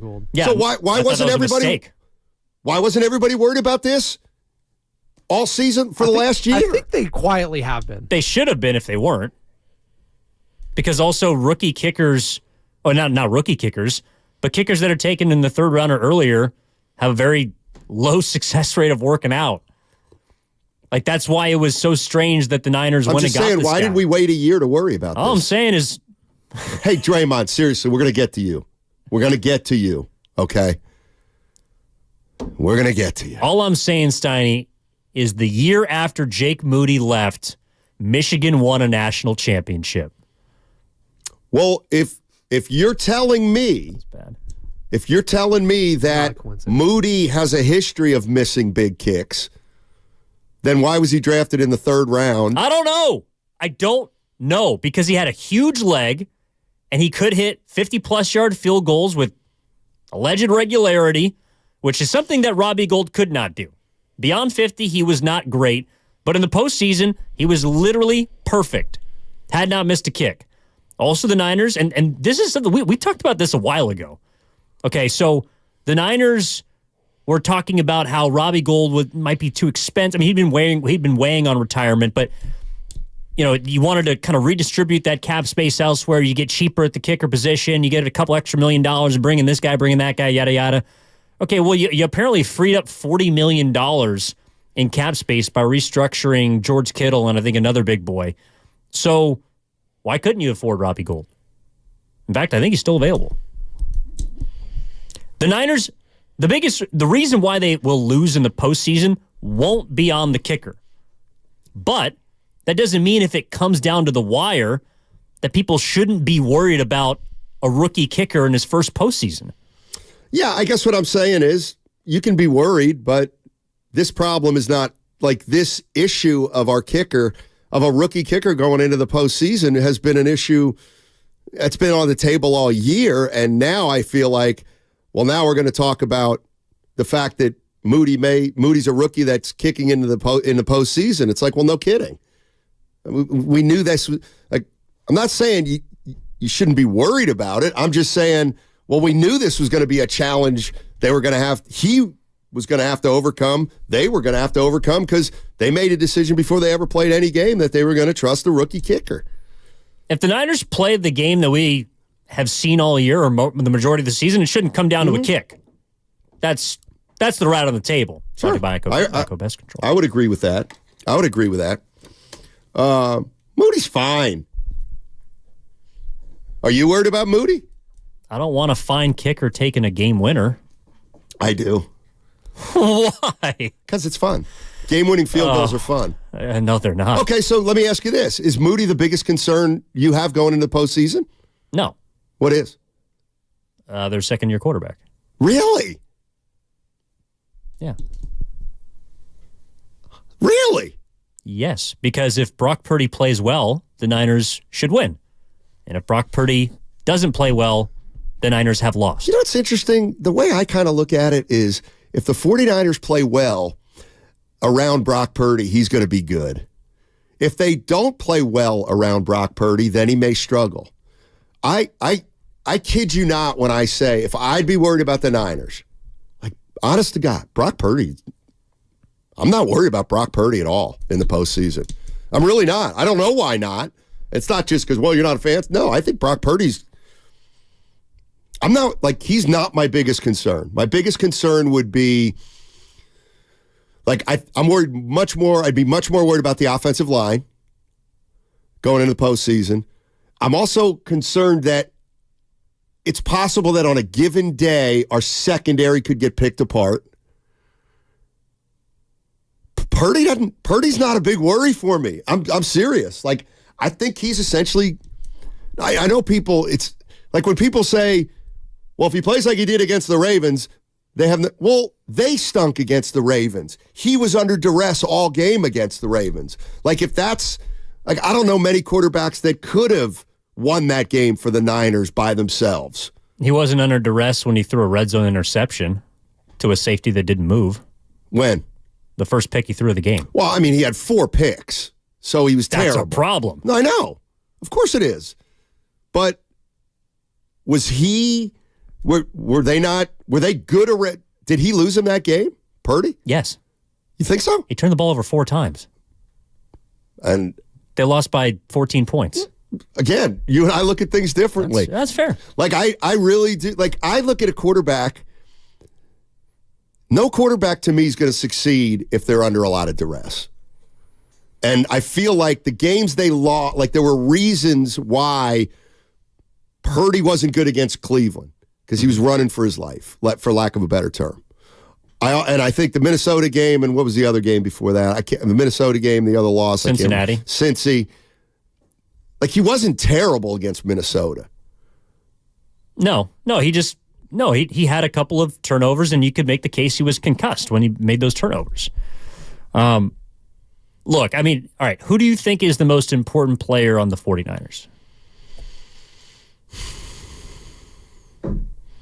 I think one of the reasons that they are so freaking good is because they don't really have one guy. I get it. Some people say Purdy, other people say McCaffrey. So yeah, to me, it's one of those two. One of those two. Sure. Yeah, I would agree with that. And so I think those are the reasons why, if those guys don't play well, I know McCaffrey's game is impacted, yes, by the offensive line, but also if Shanahan doesn't make him a priority as much as I think he is, then that could be a reason why the Niners could lose. If Purdy turns the ball over, I think that's the reason why the Niners could lose. I think those things, again, those are a perfect storm, but I don't think that's going to happen in the NFC. I don't think there's a team in the NFC that can make Brock Purdy look like he did on Christmas, that can make Christian McCaffrey look like not the best running back in the NFL. In the NFC, I think there are few challengers that can put the Niners off their script. And when they're on script, when they're on pace, they are the best team in football. And they've showed it time and time again this year. But again, you asked me what my biggest concern was, and it's going to be one of the two most important players not playing their best game, because I think that's, from what I've seen this year, that's how they've been beaten. That is how they've been beaten. Like, there's no argument to that. Like, Purdy has played better in wins than he has in the loss. But the reason I do think the San Francisco 49ers are the best team in the NFC is because I think they have a good quarterback and then more weapons than everybody else. Mm-hmm. And I feel like Purdy's the kind of quarterback that if the 49ers execute, he's not going to be bad enough for them to get beat in the NFC. I don't see it. Like, he's not going to. I mean, I'll just be shocked if the 49ers get beat in their first playoff game. Purdy has 3 interceptions. I'd be very, very surprised. No, I would too. I think last postseason should also make you feel better, because we wondered how Brock Purdy would play when he hadn't been in the postseason before. And that was when there was a lot more questions about Purdy coming in because of his random start. And he threw 3 touchdowns and 300 yards against the Seahawks or something like that. I mean, he calmed all concerns. And he didn't get a chance to finish the Philly game. I don't know whether he would have won or lost, but he might have ended up being awesome. So, look, all I'm saying is, from what I've seen this year, Brock Purdy has been incredible, and the Niners have been incredible when they've been able to control and dictate the tempo of football games. Anytime that hasn't happened, I've seen them struggle, and that does worry me. It shouldn't worry, against an NFC team, I don't think there's anyone that can knock the Niners off course. But if there would be a team that could, I think it would probably be the Rams. I mean, look, we're talking about, and we're kind of nitpicking the Niners here, but I think it is how a lot of my friends feel, because the difference, like you brought up the Denver Nuggets or other past dominant teams that have looked like true ones, and the Niners do look like a one, but the one thing they haven't done is won a Super Bowl. And until they do that, I do think there's going to be doubt. I do think there's going to be concerns. And until they hoist the Lombardi Trophy, people are still going to wonder if they can get it done. Hey, we got a little surprise for our listeners coming up afternoon. Little change of pace. I kind of like it, to tell you the truth.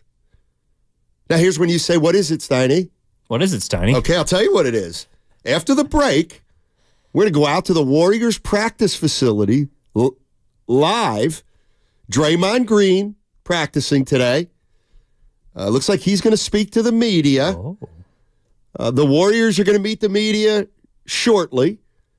In other words, we're going out to Chase Center and going to hear from the Warriors live. That tells you that we think there's action out. Well, it means there's a lot going on. So on the other side, we're going to jump to Warriors. Adam, it's too much for me. At Chase Center.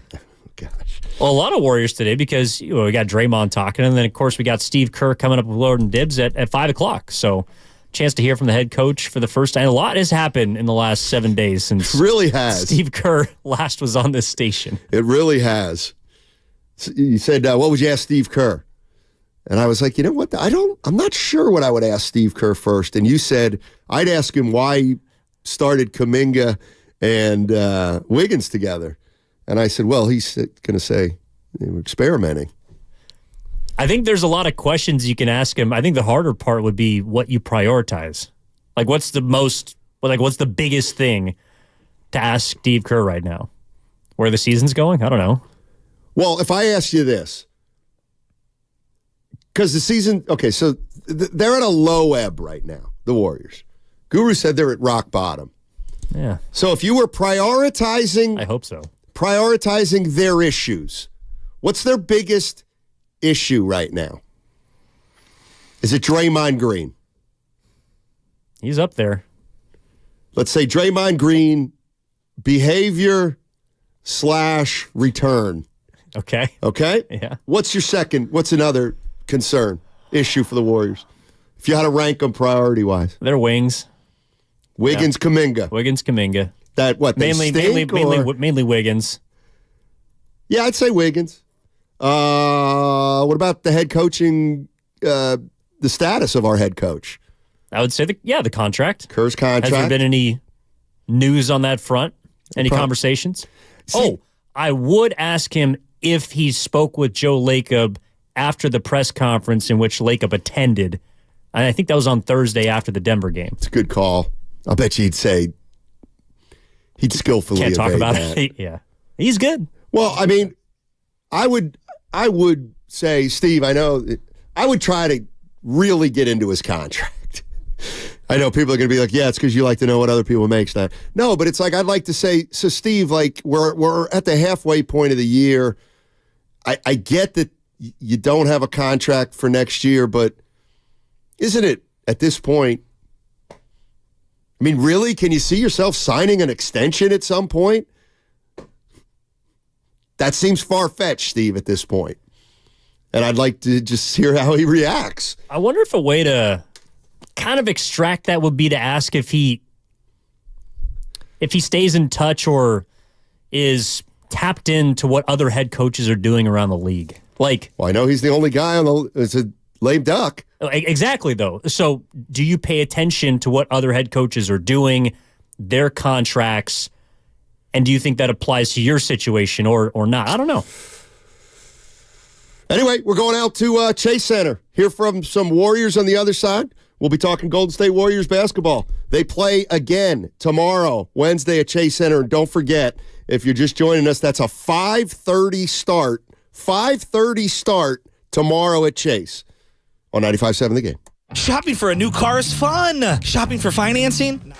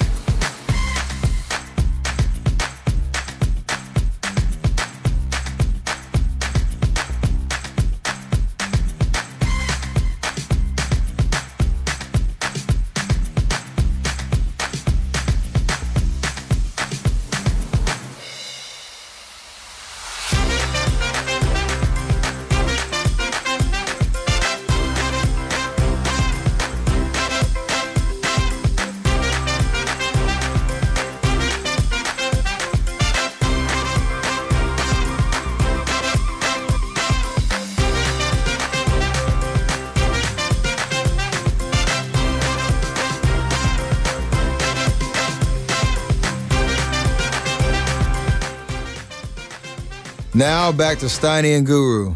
Take it away, Steiny. So Stray Cat Strut? Somebody like that. What about Cats? Stray Cat Strut? The song or the artist? Mirror in the Bathroom by The Beat. Close. All right. I've heard of this song. Hey, we got a surprise for you guys. Little bonus. What is it, Steiny? We're going to go out to Chase Center and hear from some Warriors because they're finishing up practice. So when they finish up practice, Draymond Green's likely to talk to the media for the first time since his suspension. Obviously, he did drop the podcast yesterday, but he's going to talk to the media most likely. Maybe we'll hear from Mike Dunleavy and Steve Kerr. Bottom line is this, we're going to bring it to you live. And you know, the only reason we're doing this, you guys know why we're doing this, because this team's in disarray. I mean, they are in disarray right now. No, we may as well go over there and hear what they have to say. What's your excitement level for Draymond coming back? Let's say it's going to be Friday against the Bulls. 1 out of 10? Yep. A 6. It's not bad. Yeah. I'd say I'm about a 2 or 3. It's not necessarily about Draymond as it is about the team because of his own actions, we haven't gotten to look at what the Warriors, well, and even I guess they're missing Chris Paul now, but like we haven't really seen them for an extended period of time with all their pieces. And I am curious to find out whether they are actually as mediocre as they've been playing. So it's as much about finding out about the Warriors before the trade deadline, or more so about that than actually about like, is Draymond back? Is he a changed man? That I'm kind of over. Right, and that's going to take. We're going to need time for that answer anyway. But it looks like he'll be back this weekend. Again, the Warriors play the Pelicans tomorrow at home, and I'm assuming he's not going to play in that game, although I don't know why I'm assuming it. Maybe he doesn't need more time to ramp up.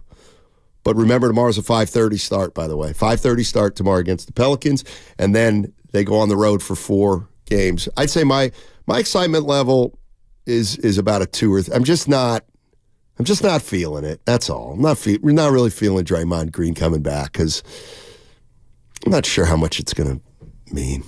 That's all. Well, you're not excited to find out how it impacts the Warriors?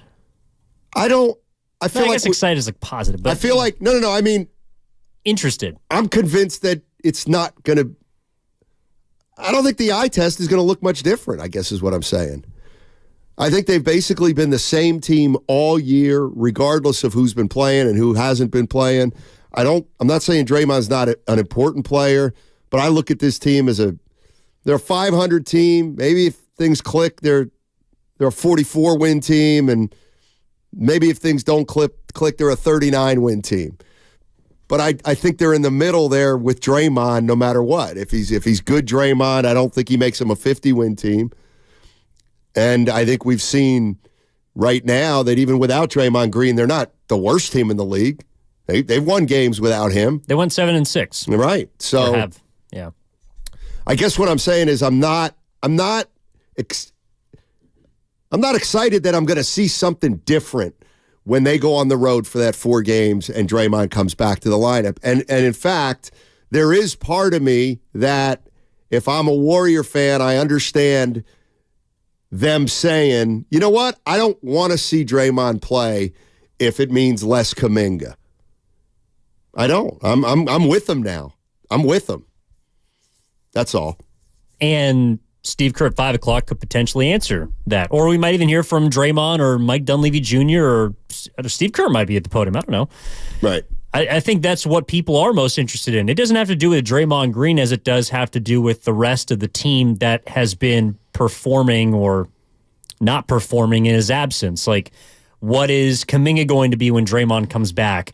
Is Draymond, like, actually, a thought that I had when Chris Paul went down is if you don't think that Podziemski is someone that can run the second unit and be a point guard, like one way in order to, I think, meet the middle ground of keeping Kuminga in the starting lineup and keeping either Looney or I guess TJD in the starting lineup, depending on how it works out.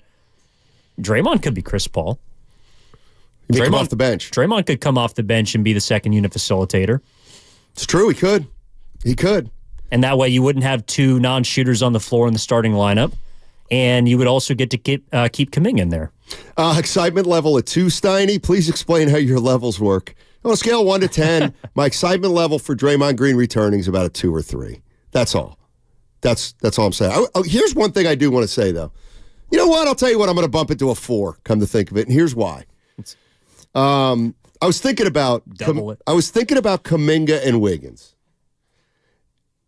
And I need to be a little more do I think they can play together? No, I don't. Now, that doesn't mean they couldn't play together and have some level of success. But the one thing I will say is I don't think Kuminga has the ability to help Wiggins, and I don't think Wiggins has the ability to help Kuminga on the floor together. However, I do think Draymond Green has the ability to help Kuminga and Wiggins if he's on the floor with him. I was thinking about this the other day. You know what I think the Warriors' best lineup is, the more I think about it? Tell me. Or could the potential to be their best lineup, at least in stretches? I think we have the same 5 in mind. Yeah, I think we do too. Draymond at 5? Yep. Steph, Clay, Wiggins, Kuminga, and Draymond. Yep. Yeah, I think you got to try that next. Boy, you're awfully small, though. But I'm with you there. I'm with you there, kind of. That gives you the highest ceiling for a two-way lineup, I think. But it depends on, and again, we talked about it depends on Wiggins. Yeah, but to me, it's still not, it might be the best version of the Warriors or the best lineup the Warriors can throw out there, but it's still not a championship lineup. It's still not a careful Western Conference elite teams because the Warriors found something. And the reason it's not is because I don't think Kuminga and Wiggins can play together. And I think they're kind of a liability together. But I do think Draymond smooths that over some, for sure. But it's still not it's still not ideal. They're just making do the best they can with the personnel they have. That doesn't fit together well. No, but you have to try it before the deadline, before you make moves. And I think that's what Kerr was trying to do on Sunday against the Raptors, is experiment or give us a glimpse or give his team a bit of an extended run with what he's going to try, which is that unit, Curry, Clay, Wiggins, Kuminga, and I forget if Looney or TJD started, but then Draymond would be the fifth guy. And that would probably be the closing lineup. I think maybe more so than the starting lineup. That to me is, it should be your best starting 5. And it hasn't been because your two wings can't evidently play together. And there's a lot of, they have minutes out there that have proved that those two players, Wiggins and Kuminga, just haven't got it done. They haven't been good. Yeah, if you're just joining us, Evan Giddings in for Daryl the Guru Johnson today, and we are poised at some moment pretty soon here to go out to Chase Center. Warriors are finishing up practice, and we are going out to Chase Center, and we're going to hear from Draymond Green, who's going to talk to the media for the first time since getting back from suspension. He's practicing today. Hopefully we'll hear from Mike Dunleavy, and Steve Kerr, too. So the minute the Warriors start talking to the media after practice, we're jumping over to Chase Center. We're going to let you hear all that live. The 510 says Steph, Clay, Kuminga, Draymond, Trace Jackson Davis. Yeah, they can't score enough. That team can't score. That unit can't score enough. They don't have enough. Let me ask you a question. Do you think Jonathan Kuminga's a scorer? I don't. He can be. He can be. I mean, to me, when I look at Kuminga, the verdict's out on whether he can get you 18 a game or not yet. That's just me. Well, the thing that I'm more concerned about with that lineup is the lack of shooting. That's that's what I mean with Trace Jackson Davis. Yeah, exactly. And there's not enough. Okay, so if one of Kuminga's biggest strengths is getting into the paint or getting downhill, right? Well, there's no room in the paint if TJD and Draymond Green are down there. Yep. And even if Draymond steps out to the three-point line, and he's been their best three-point shooter this year. That's unreal. Which is, it's wild. but he's not drawing attention. Like, if Draymond is going to shoot 43% for the season, so be it. Teams are okay with that. So the issue is, and that's really the crux of the issue with Wiggins and Kuminga on the floor, at least from what I've seen. I don't know about you, but there's not enough room for them to operate how they like to operate, which is ball in the post, or Kuminga takes a guy one-on-one and tries to get to the paint, tries to get to the rim. When you don't have at least 3 shooters on the floor, like, I think that's why Kerr has said that Kuminga can play the 3 if Saric is out there, because he can stretch the floor. But you can't have 3 guys that the defense is going to clog the paint for. And Curry and Clay have not been up to their standards as lethal 3-point threats, or they've been easier to guard this year than ever before. And so the defense has been just essentially just sitting in the paint. Like, it's not spread out enough for the Warriors to operate when Kuminga and Wiggins are on the floor. Or in this case, that's why in the Lakers series, or a lot of times last year, when Draymond and Looney were on the floor together, it didn't work. Like, you can't have multiple bigs or guys that are paint cloggers on the floor at the same time for this team and expect to be able to score consistently. And that's the problem that they ran into at times against the Kings, too. Yeah. In the playoffs last year. Let's go to Tim in North Carolina. What's up, Tim? How you doing, man? What's up, guys? Hey, if you guys look back, I think the link between Kuminga and Wiggins, if y'all look last year and the previous year, Draymond was on the floor with those guys a lot, and he was handling the ball a lot. He was almost a facilitator, and he made it work between those two. So I wouldn't be surprised if you don't see him at the small ball 5 and Kuminga like the 4, and then you see Wiggins, Clay, and Steph back. That was the lineup they threw out there against Memphis back in the playoffs. They ran that lineup before. But what I wanted to call about, Steiny, is something you said yesterday. And I mean, with you being a former ball player, man, this one really shocks me because people always go back and do this revisionist history. Had we drafted Lonzo Ball or Halliburton, this is my thing, Steiny, those guys wouldn't even been given the opportunity to be what they are here today if they were drafted by this team. So, I mean, how do we say those things? I mean, Steiny. Well, Halliburton's a little. I would go so far. No, but still, Steiny, you got to think about everything. I would go so far to say if Anthony Edwards was here, he wouldn't even have been given the opportunity to do what he's doing. Oh, I'm not going to disagree with that. But Steiny, when that draft came about, Jordan Poole was the one who was flourishing and about to take over and do his thing. We already right now are battling with who's going to start in front of Clay, So that right there. And then the next one, Wagner. Like, what we take away, Steiny, is you guys, and you played ball, man. You know what it's like to be given an opportunity to play through every mistake, all of the minutes that they can give you. That confidence takes you to another level, and you see this with these 3 young men, and that's how they've been able to develop themselves. And now you match that with a guy, you put those 2 scenarios together, Sonny, that's why you get that. And part of the reason you see what Kuminga is going through and what Moody's going through, they see what they hear the same thing you're saying. They hear it from others. And they got to sit there and be like, man, these guys get the shots. I mean, when Wagner went to Orlando, they were trash. Yep. He was able to grow with those guys. 35 minutes a game, continue to draft number 1 pick, play through every mistake versus a guy who he's looking over the bench from day one on any mistake he made. Steiny, you played ball. Tim. Make that proclamation? Tim. Yeah. You are absolutely right that no player coming to this Warrior team would have been able to have the impact that they've had on other teams. There's no doubt about that. I will agree with you when you say, Steiny, it kind of doesn't matter who they would have drafted. That player would have probably been behind all the stars and the veterans and the champions. That's what you're saying, right? This is the thing, Steiny. This is the thing. I agree with that. Last year I called you and I told you. You remember last year I called you and I told you these guys had that cocoon around themselves. Yes. They didn't want to let people come in. That's the thing, son. These guys have not welcomed. I agree with you. They haven't welcomed the new talent in to be a part of this thing. I agree with you. They wanted them to be a part of it to help to keep this thing going.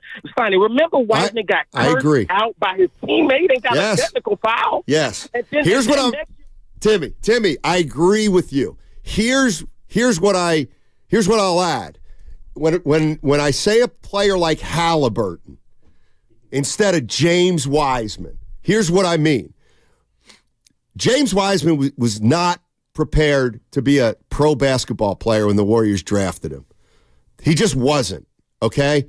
Halliburton, while I completely agree, I don't think Halliburton would have got lost here.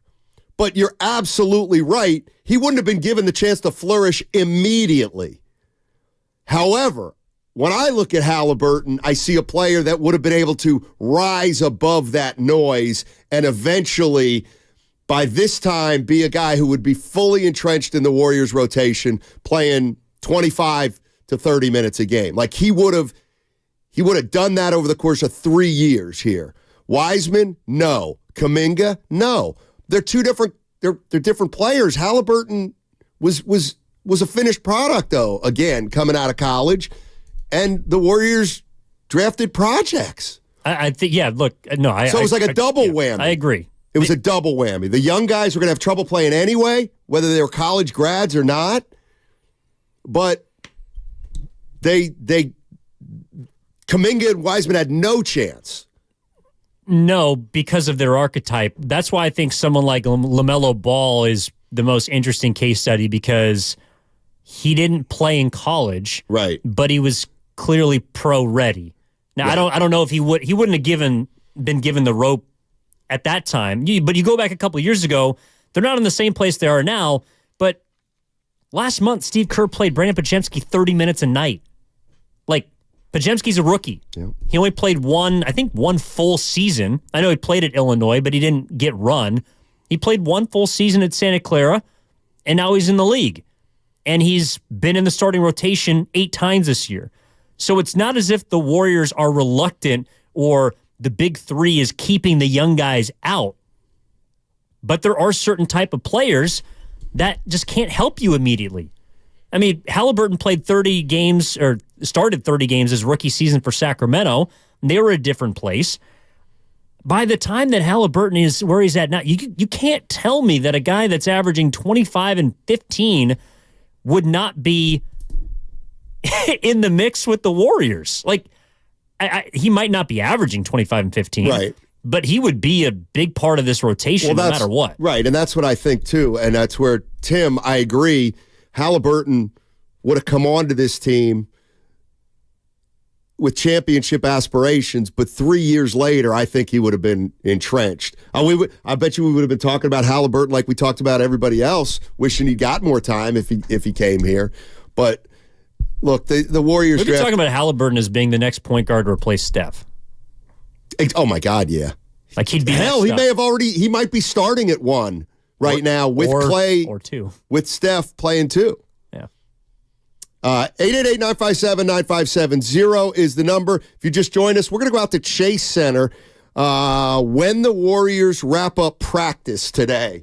Draymond Green is practicing. He's coming back. Good chance he talks to the media today, along with Steve Kerr and perhaps Mike Dunleavy. So what we're going to do is when the Golden State Warriors finish practice, we're going out to Chase Center, and we're going to hear from the boys live out at Chase Center. Let's go to Steven in the city. What's going on, Steven? How you doing, man? I'm doing great, thanks. Just real quick, I agree with your follow-up on Timmy's comments. There's no doubt in my mind that talent rises to the top. And LaMelo Ball and or Halliburton, for that matter, would have shown Steve Kerr in practice that he's running circles around the starting 5 or whomever, that they would have not been able to keep him on the bench.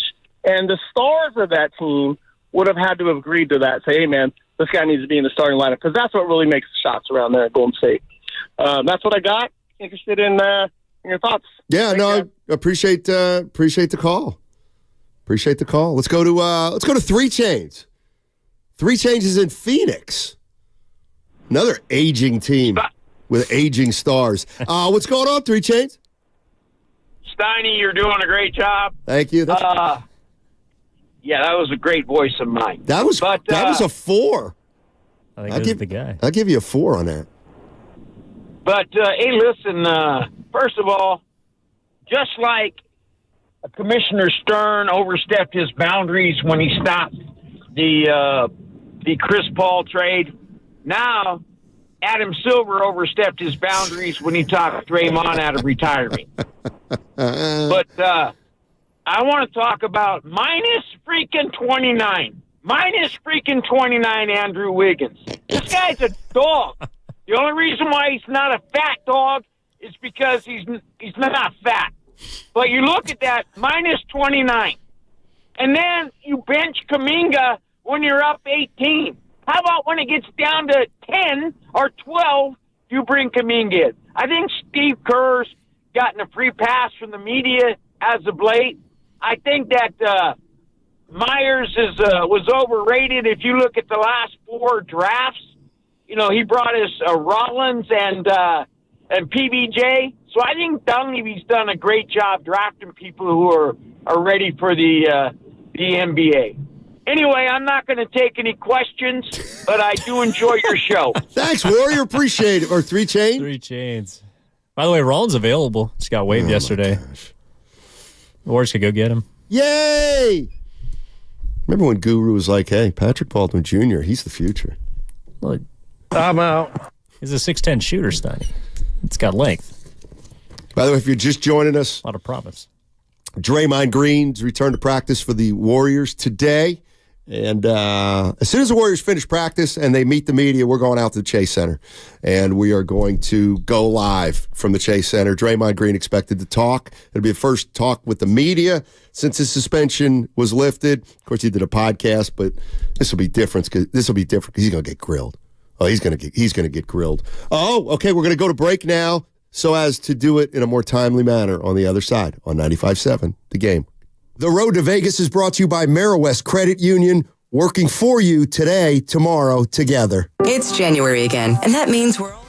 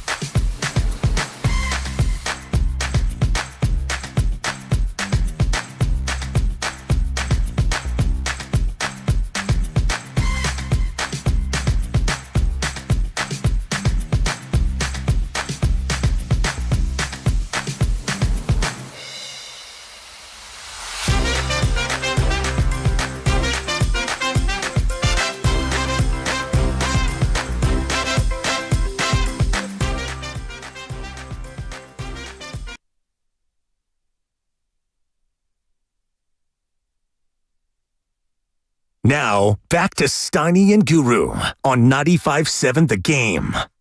All right, Evan Giddings in for Daryl the Guru Johnson. We'll be going out to Chase Center momentarily. They are practicing right now, and Draymond Green is going to meet the media for the first time since his suspension was lifted. We're going to hear from Steve Kerr and maybe even Mike Dunleavy. So we're going to take you out there live the minute they start talking. It's 12:30 now. I don't know, maybe it'll be in 10 minutes, 10, 15 minutes, something like that. But whenever it occurs, we got you covered. Last segment, you asked on a scale of 1 to 10 your excitement of Draymond Green returning, and my answer was a 6. I'm slightly more excited to hear what he has to say. Like, I'm excited for this press conference, probably more than I'm excited to see him on the basketball court. See, I think I'm not excited about the press conference because I think he had a lot of good things to say on his podcast, and I think he'll probably repeat a lot of that. So I don't know what he could say today that would be any more surprising or more enlightening than what he said yesterday. But we'll see. We'll see. Well, did you think that was the most enlightening part of yesterday? What did I think? Yeah. I don't think. Here it is. I'll tell you exactly what I think was the most positive quote from the podcast. He's acknowledging on Kevin essentially Durant what I want the world to know about me. And then he spoke about help. And I'm like, how he going to say I need help? And when I went back through it with another lens, I was like, maybe you shouldn't hear help so negatively. Maybe you're listening to the word help with the same mindset that the word help meant when you were 15 years old. So maybe you shouldn't hear that negatively, so negatively. And maybe he's not saying that as negatively as you're taking it. And even if he was, I made a decision in that moment that I wasn't going to take it that way. For me, it was a very proud moment for me because I said, you're ready for growth. I'm impressed by that. I think you got to give him the benefit of the doubt. I'm not saying, like, that to me is, it's good stuff. Like, that's good stuff. That's legitimate good stuff from your guy, Draymond, you know? I would be, if I were a Warrior fan, that sits well with me. Now, the part about the retiring, we'll see about all that, but I mean, I think you got to feel pretty good about what Draymond said there. I think you should feel optimistic about his growth from that statement. But one thing that I thought was weird, so they asked Kevin Durant about those comments you just played yesterday pregame, I think it was, before they played the Clippers. And it actually sounded like KD kind of got something lost in translation when he made the initial comments about Draymond getting help. Like, he said he thought that Draymond was essentially going to therapy. Like, right. That's why he said, well, you know, people were saying he's going to therapy. If he needs help, you know, he should go get help. I don't think that's the guy he was when I was teammates with him. So, in a weird way, like, it sounds like KD almost thought he was getting clinical treatment, which I don't think he was, nor do I think it's fair to frame it as him getting clinical help. Like, he had to go away because there was a repetition of issues, and his antics and his actions were hurting the team, and were hurting, more importantly, I think, to the NBA, the face of the league, or were hurting the brand. That was one thing that kind of irked me a little bit about how the NBA approached it. Like, the indefinite suspension made sense, and Draymond clearly needed to get away. I mean, he just had done too much in a short period of time. But to me, like, okay, Draymond Green needed help. Over the summer, Ja Morant needed help, and it sucks that he tore his labrum. He's out for the season. But to me, I think, like, I don't know. It rubs me the wrong way that the league can talk about these guys, and specifically Draymond, that don't really have a long track record of issues non-basketball related, and say these guys need help, and frame it, and it sounds like from what KD was taking away, frame it as clinical aid. Like, I don't think Draymond was in need of clinical help. I think he just needed to step away, and I'm impressed by those comments that he just played, but it shouldn't have got to that point, because I just think the league was in a position where they wanted to brush over their brand, and their brand of basketball right now has not been great throughout this season. And I think Draymond was just, in a way, kind of a sacrificial lamb. Yeah, I look at it to me there were two. Nurkic said that brother needs help, I believe. And then there was Kevin Durant saying, I hope he gets the help he needs. To me, help can be a variety of things. It could be therapy. It can be, anger management. I remember when Durant said what he said, I think we may have even done a show and we said, boy, that gets Draymond PO'd. Yeah. And what Draymond was saying was it did. Like, who are you to say I need help? And then that's when he said, and then yesterday, Durant also said he really didn't mean anything overly disparaging about Draymond. It didn't come from a bad place. Anyway. No, look, he said all the right things, but again, if he walks out on Saturday and punches Giannis Antetokounmpo, like, what did that mean? I mean, like, the work for Draymond, we did do a show where we talked about this. Like, the work for Draymond starts now, and that is why I'm excited or interested in what he's going to say at the press conference. Right. Because it will be the first time he's addressing the media. Exactly. Why? And he's not cured. I mean, every day he's got to work on this stuff. And in the next week, something may happen where Draymond Green 2 months ago would have reacted in a more serious way than he'll react 2 weeks from now when it happens. And if he does, then that's growth. Plain and simple. So I think Draymond Green is really smart.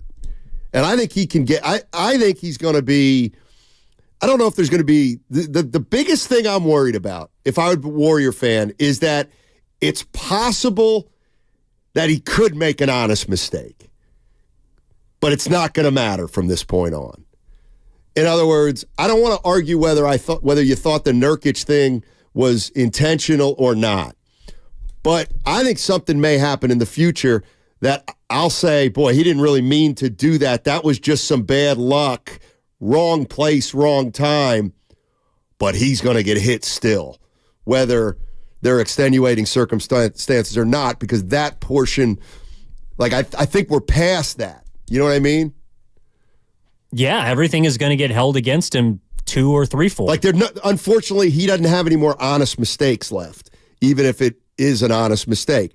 The biggest thing I'm worried about with Draymond Green and the Warriors is that something may happen that's not entirely in his control, or that he's not. You know how most things are right or wrong? Yeah. If it's in the gray area, he's going to get hit. He's going to get hit. And that's what I'd be worried about, is that something may happen, and now it's, well, he's gone for another 10 games. Because then we're in big trouble. I'm also worried about how his newfound approach is going to impact his energy or his fire on the court. I mean, if he's able to separate the two, then, one, I would wonder why he hasn't done that before. And if he can't do it, if he can't separate the two, then is he still the same basketball player? Like, whether you think the Warriors are good or bad or terrible or, I don't know, anywhere in between, I think Draymond makes them better than they are now. But if he's not Draymond, then is he a new player? Is he different? Is he still the same? Oh, that's the part where I think he's smart. Again, when Draymond Green, he's animated. But animated is not what gets him into trouble. What gets let's just say with the officials, let's just say arguing with officials, he still gets away with more than any other player in terms of how he can talk to an official. Like but the problem is he goes over and then gets personal with the official, or he MFs him, or he questions their integrity. Like, he knows the difference between saying, I'm getting held all night, you're not calling it down at the other end, you're not letting me get away with that. That's not, like, he can do that for the rest of his career. He's never going to get a T. But when he starts MFing the officials and saying, you know, you're a bad official, and you know what I mean, then it's problematic. He knows the difference. He absolutely knows the difference. Well, yeah, he's known the difference, I think, for a long time, but that hasn't prevented him from picking up cheap tees. That's because, and you know why? I think that's because when he gets into those moments, he doesn't care if he goes over the edge. So, does he care more now? I mean, that he may go over the edge. If he cares more that he's working his ass off to not go over the edge again, I think it can be done. Like, I think it can be done. I think it can, too, in the immediate, because he's very closely removed from his introspection and the work that he is. Like, he's done the work so far to get himself to this point, and sounds like he's, checked all the boxes that the league needs him to. He's going to reintegrate and ramp up with the Warriors. But the further you get removed from this place of change, I don't know, like, is it crazy to think that Draymond might revert back? Like, let's say they get to the playoffs. Okay. And there's an intense road playoff game in which the crowd is trying to go at Draymond Green because they want to get a rise out of him. They're screaming MFers, and they're screaming different words that shouldn't be uttered, and they're trying to get a rise out of him. That, to me, is when we'll see whether or not he's changed. Like, if he comes back against Chicago or Milwaukee, yeah, I expect him to know the difference, because it just happened. Right. You can't fall back into that. And I do take his word that he is going to try and leave the antics behind. But the further that he moves from this moment deeper into the season, as the season becomes, there's already a lot of other issues with the Warriors right now. There's a lot of other turmoil, and he's a big part of it. But the more that things get twisted, and the more that there's more, I don't know, agendas or narratives or things in game that kind of play, like, I don't know. I hope that Draymond Green is a different person and comports himself differently on the court than he has. I just find it hard to believe that he's not going to be tempted to fall right back into it. Well, he is. I mean, if you want to really nitpick word, he is going to be tempted, and that's going to be the challenge that he has like for the rest of his life, right? Or for the rest of his basketball career. There's no doubt guys are going to go at him and fans are going to go at him to try to provoke him, right? There's no doubt. If you're a competitor, would you? Yes. Absolutely. My God. Heck yeah. You take any, so yeah, he's going to be tested. There's no doubt about it. 888-957-9570 is the number. We're going to take a break right now because when we come back, we're going out to Chase Center. We're going to hear from Draymond Green. We're going to hear from Steve Kerr, maybe Mike Dunleavy. Once again, we're going out to Chase Center. Warriors are wrapping up practice, and we're going live on 95.7 The Game. In order...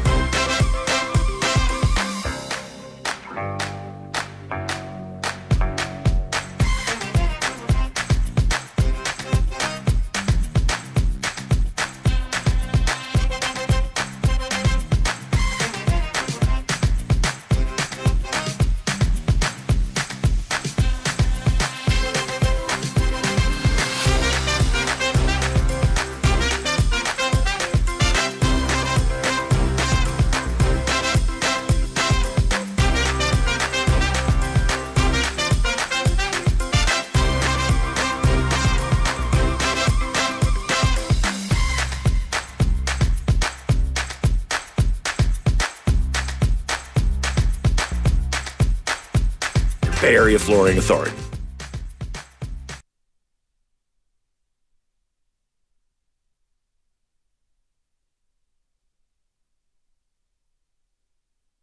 Now, back to Steiny and Guru on 95.7 The Game. Matt Steinmetz and Evan Giddings with you on 95.7 The Game. Momentarily, we're going to go out to Chase Center. Warriors are finishing up practice. Draymond Green back with the team. He's going to meet the media. We're going to go. We're going to go take that live on 95.7 The Game. That could be anywhere from the next minute to the next 20 to 30 minutes. But as soon as it occurs, we're going to go right out. We're going to go right out to you. A couple things. We were talking about Draymond in the last segment, and but a couple things that I want to because a lot going on with the Warriors. Bring the people in. A lot going on. Let me just run down a list of some stuff I had. Warriors-Pelicans tomorrow.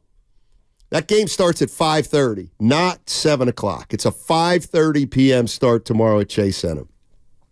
Mark Stein, a longtime NBA writer, he's essentially reporting that the Warriors are very, very open to trading Andrew Wiggins. Okay? That's from Mark Stein. Monty Poole, NBC Sports Bay Area, in a story he wrote, indicates that the team's still committed to the big three, but also that Kuminga's likely not going anywhere, Jonathan Kuminga. So that's essentially where we are right now. Is Wiggins the only Warrior they want to move right now, you think?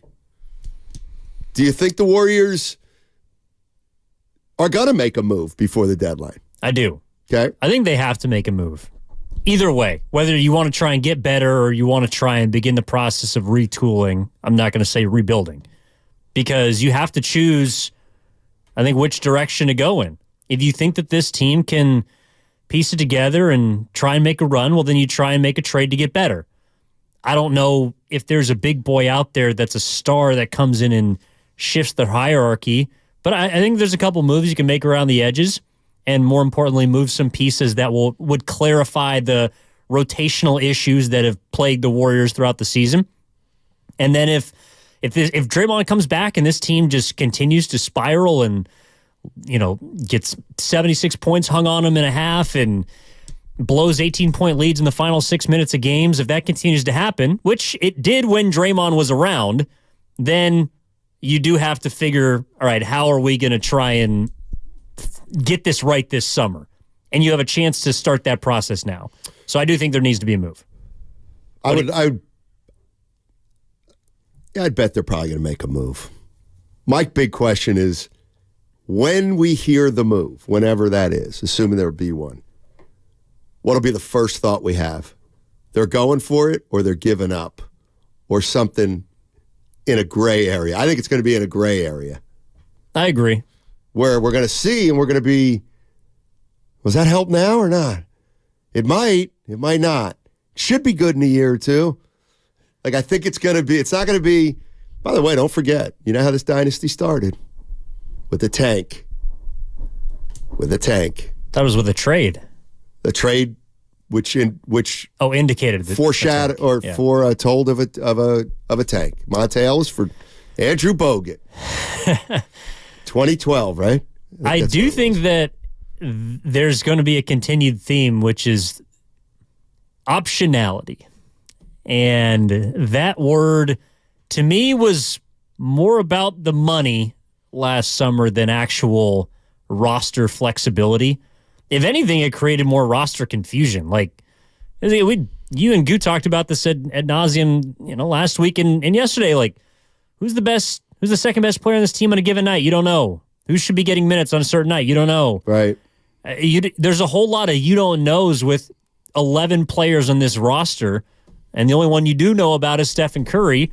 But even he's Steiny. In the last month, he's had 2 games in which he's missed. He hasn't made a 3. I don't think that's ever happened. I'd have to go look, but it probably hasn't happened since he's emerged as one of the stars of this league. Yeah. And so even he has more questions than ever before in his career. Yeah, that's the one that's not even worth bringing up, though, because If you're telling me Steph Curry is more like the player he's been the last 10 to 12 games than the player he was the first 22, 25 games, then they're in big trouble. I just think listen, I mean, there's no doubt Steph's 35 and he's on the decline, but the last 12 games have been worse than the first 24. And I'm just assuming he's in a little funk right now. Not this is who he is. Oh, no. I think these are dog days, but the dog days used to be, instead of going 0 for 9 and 2 of 14 from the floor, used to be 6 of 18. And I don't know. Like, I'm with you. If Curry's not playing well, this season's kaput no matter what. But to me at the deadline, I think it's going to be trying to get off Andrew Wiggins and trying to find a place for Chris Paul. By the way, a little piece of good news injury-wise not really good news, but Ja Morant out for the year. That means Memphis ain't coming. Means Memphis ain't climbing. And were they? Well, they were 6-4. They were 6-4 over the last 10, so they had action. At least with him. Now they don't. But Ja Morant out for the season, and your guy Halliburton. It's going to be out for about a month. Yeah, that one hurts. Dude, did you drop? What? See, I got to be honest with you. I never look at stats. Like, I couldn't tell. Well, I think I know, but did you say that Halliburton's averaging 25 and 15? No, he's averaging, okay. Well, he's averaging 12 and a half assists. Okay. Well, how many points? I think like 23. 23 and 13. Gaudy. Those are gaudy numbers. You should also look at his assist to turnover ratio. Oh, it's sick. He's making Chris Paul look like Steph Curry. It's stupid. Turning the ball over. 888-957-9570 is the number. So we're not breaking right now. Is that correct? It is correct. Once again, if you're just joining us, we are going to go out to Chase Center when practice ends today. Right now, the Golden State Warriors are practicing at Chase Center. Draymond Green participating. When that practice is over, they're going to meet the media. And what we're going to do is we're going to take those interviews live, which will likely come up now in the 1 o'clock hour. So we will go out to Chase Center. We're going to hear from Steve Kerr, obviously. Draymond Green will talk to the media. And I was thinking about this the other day. Dunleavy's got to talk soon. You know, it's funny. Like, Guru always like, I want to hear from Joe Lacob. And I always say, the owner can talk whenever he wants or not at all. But I do think Dunleavy, it's time for Dunleavy. It's time for Dunleavy to talk. Well, that's what stuff that's going on with his team right now. For being honest, that's like Bob Myers would talk today. If he was still the GM, he would speak. He would be at the podium with Draymond Green. Whether Draymond wanted him there or not, I think he probably would. That was another little nugget from Draymond's podcast yesterday. What's that? The fact that he spoke to Bob Myers apparently 2 times a day, every day, during his absence. You think Bob's like, Draymond, Draymond, I don't work with you anymore. Like, let me alone. I'm with the Commanders now, Dre. That's consulting gig. But he's still with them. He's a part of the Washington franchise. For now. He's involved in making a very important decision. But he's part of a firm that's helping them make the... He and a former Vikings GM whose name escapes me. Josh Harris. Are on the committee. He was in Philly, too, I believe, wasn't he? Josh Harris? New Philly guy? Nevertheless. He's going to be in charge of one of a group of people that are going to, pick the Commanders' next coach? I mean, Myers has been at Levi's a whole lot. He was in John Lynch's ear during the Nick Bosa negotiations. True. That is true. I mean, this whole area owes a lot to Bob Myers, even when he's not here. A lot of people aren't happy with the way he left, though. What do you mean? Like who? A couple people on Twitter. That's all. They're not happy with him. Yeah, they question his recent drafts before he left. They also don't like. They say he enabled Draymond Green. That's all fair. Bob Myers leave the organization in a better spot than he found it? Yeah. What, really? Well, when did he come in as? 2012. Right when the winning started. Now he's leaving a sinking ship. Oh, I was going to say before 2012. My bad. I counted 4 championships since then. Sorry. 2 Executive of the Year awards. But you get what I'm saying. Are they back to square one? No, not yet.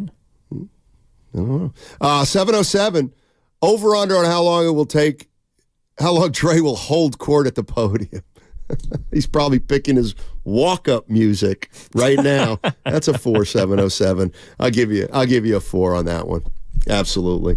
Warriors play Pelicans tomorrow. Legacy game? For Zion. Is he playing? We don't know. It's right at 5:30 starts, right at dinner time.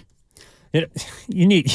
What? Be disrespectful. You need to stop that. Zion, he's trying his best, Steiny. He's doing what he can.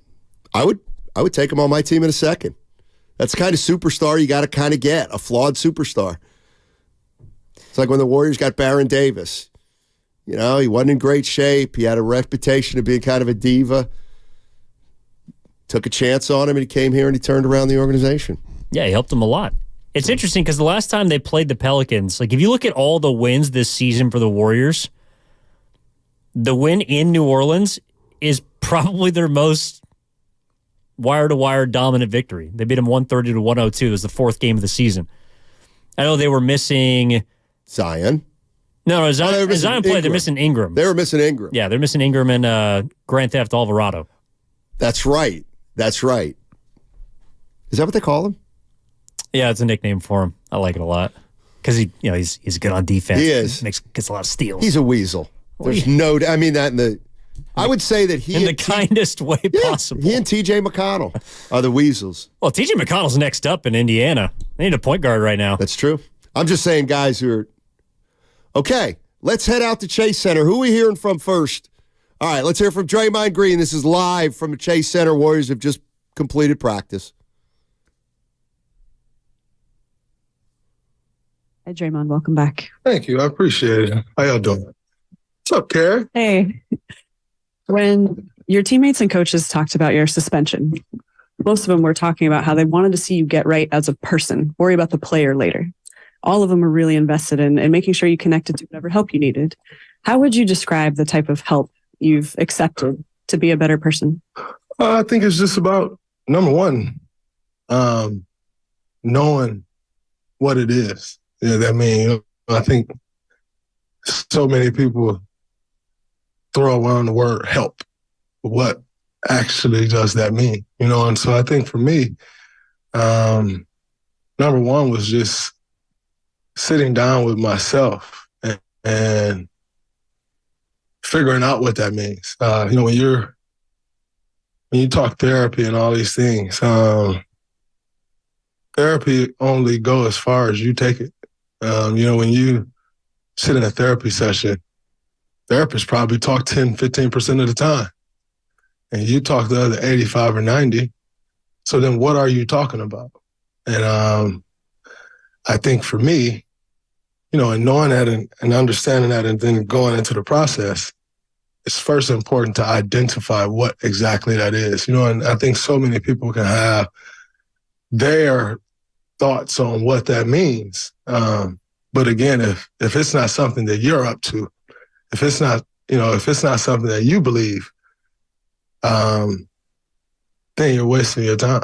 I think one of the best things that happened to me during the process, as soon as I got on the phone, for a first initial, he's like, so what's this about? I see all the things in the news. I see all, everything's everyone's saying. How do you feel? And what are you thinking?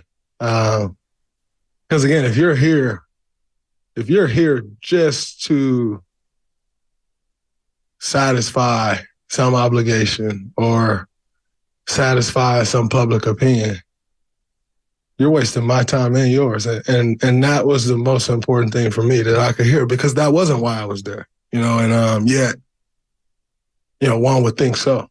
And so I think, that was a very important part of me starting a what has been the last 4 weeks or so for me.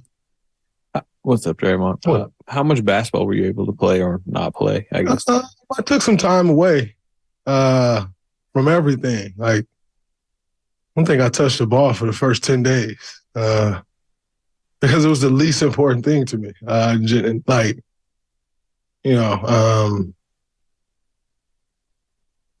needed a break just from everything. And one of the best things in the world for me was not waking up the next day like, all right, I got to go get this workout in. I got to go get a lift in. I got to go do this. It was wonderful waking up. Like, nope, I have an 8-month-old. I have a 3-year-old, 7-year-old, a 9-year-old. It was wonderful waking up to them and being home when they wake up and indulging in that process. And so I didn't touch a basketball for the first 10 days. I'm not getting any audio, James. I started working again. Then it felt good to get back in the gym. After I've sat with some of my thoughts, and I think in going back after 10 days, it was refreshing to go get a workout in. It wasn't, but it didn't feel like a routine. It didn't feel like I was jumping right back into the revolving door, if you will, and just start back spinning. I was like, nope, I'm going to go here today and I'm going to get some shots up. I'm going to go here today and I just really want to get my body moving and get a sweat. It wasn't some routine or with some goal of getting back to the court. It was simply just, nope, this is what I feel like I should go do today, or this is what I want to go do today. And like I said, that was therapeutic in itself. You never realize how stressful this job is until you no longer have that stress. And then it's like, whoa. And I think for me, I was going through my weeks, and I was on one of my calls with the league, with the PA and Rich and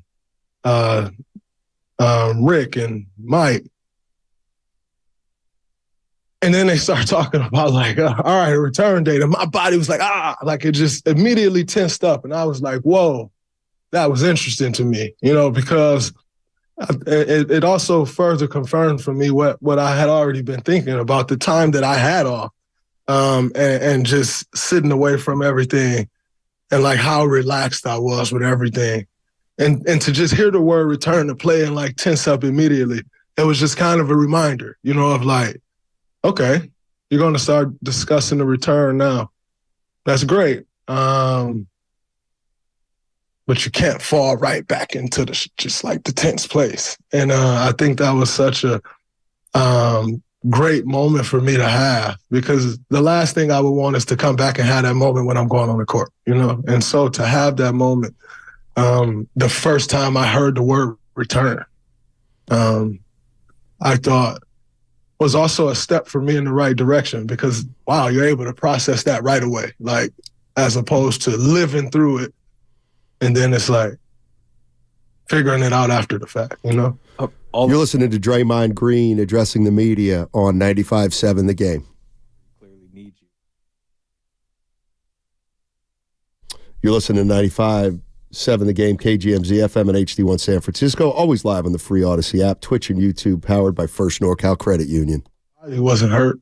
My mind was hurt. My feelings was hurt. But it wasn't like some injury cost me off the floor. So it's very urgent, because I've cost my team enough.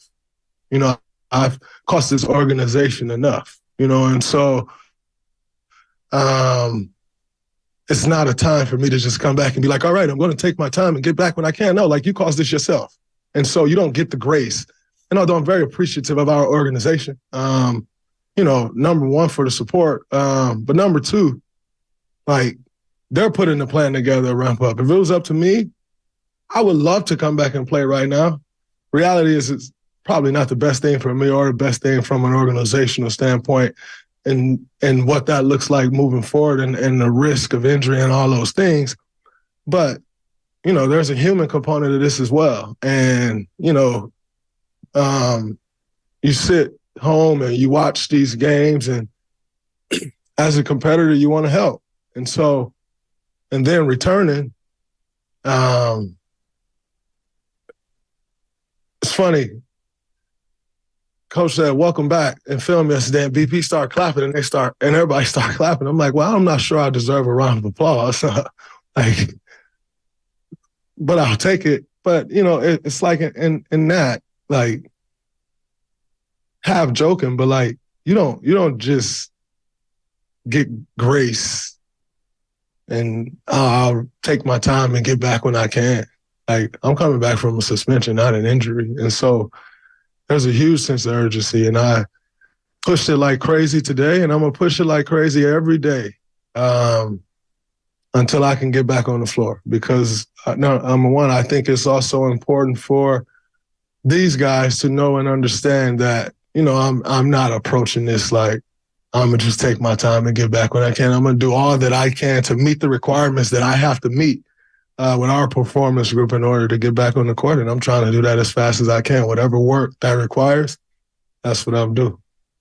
Very much. Hi. Nice to see you. It's good to see you as well. Thanks. Do you believe you've acquired some skills with the work you've been doing to handle yourself when emotions run sky high and it's a tense moment on the court, so that you don't cross a line or whatever the referees think is crossing a line, whatever it is?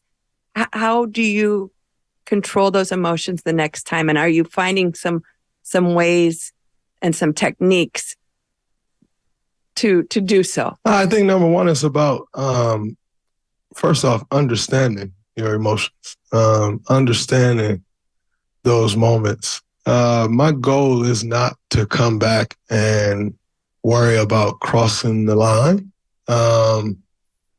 because I still have to come back and play the game the way I know how to play the game and be the best me that I can be for my team to help give my team a chance to win. I think, as far as not crossing the line with a referee, yes, that's a big point of emphasis for me.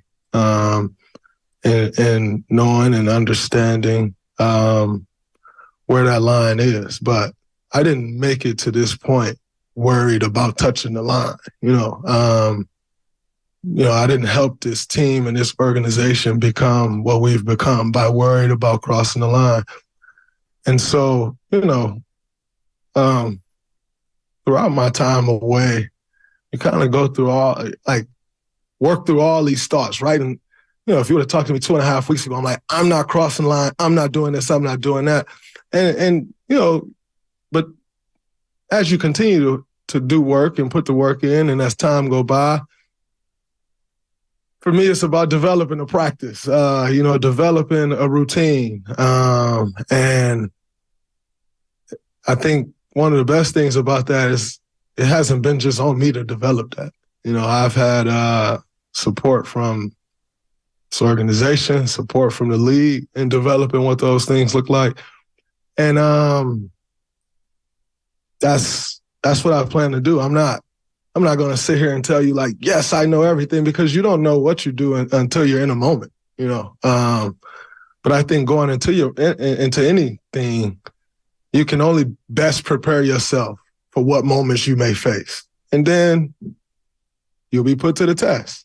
And I'm not, my goal isn't to try to say, oh man, I'm going to do this and I'm going to do that, and this is how it's going to look. Like, you don't know that until I'll be sitting here lying to you. If I said, this is how it's going to look and this is the process, like, that's not real. But what is real is preparing yourself and doing a lot of self-work so that when you are in these moments, you know where you can turn to. It's just like anything else. If I catch the ball on the wing, in that moment, I've prepared myself to shoot that ball, right? It's no different. You do the work. And then when those moments present themselves, you lean on your preparation. What's up, Draymond? What up? You said in the past and even in recent weeks that like a certain mindset has gotten you to this point. Since you were 15 in Saginaw has gotten you from when you were in the second round pick. What's the journey been like knowing that that's been your mindset and then finding out that's not sustainable at this point in your life and then trying to figure out another way in real time? I don't think it's not sustainable. You don't make it to this point if it wasn't sustainable. But like, let's face it, like antics isn't something that got me here. And so when I look back on these situations, it's like, can you remove the antics?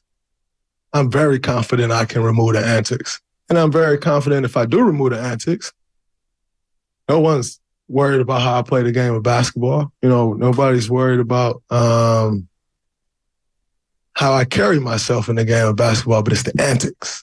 And so that's my focus. It's not on changing who I am completely. Like, you don't change the spots on the leopard. Like, it's just not going to happen. And I'm not going to try to set some unrealistic expectation of like, who's this person going to be? Like, it's not real, and that's not sustainable. I've always said before, I know how to be me a lot better than I can be anyone else. But in saying that, can I accept the fact that my antics has been over the top? Of course. Can I remove those? Am I capable of removing those? Of course. And I think without that, then I don't think there is much of an issue. But it's the antics that can go. And I've made a commitment to do things to make sure that those don't creep in. Speaking of those antics, throughout those times, the front office, Steve Kerr, they've all stuck by you, right? Publicly, and even privately, Steph as well. What is in a way that maybe other organizations maybe haven't stood by other players? What do you think that says about your relationship with this team and this front office and this organization? I think number one, as I said before in my podcast, like, they know me. They know me, the person, not just the basketball player. And their support is not something that I take for granted, and I think I've had my shortcomings and my failures and where I've fallen extremely short of upholding my end of the bargain. But I am also a firm believer in reciprocity. And I think to Steph, to them, whoever's coach, front office, this organization, I give my all to, as a person, as a basketball player, in these personal relationships. I think I reciprocate that. Now, I've had issues that I can admit haven't been the best, and they've had to stick with me through. And I'm very appreciative of that. I don't take that for granted one bit. But I can only show that appreciation through my play and through as I continue to move forward and show the growth that I've experienced over the last few weeks, which is just the beginning.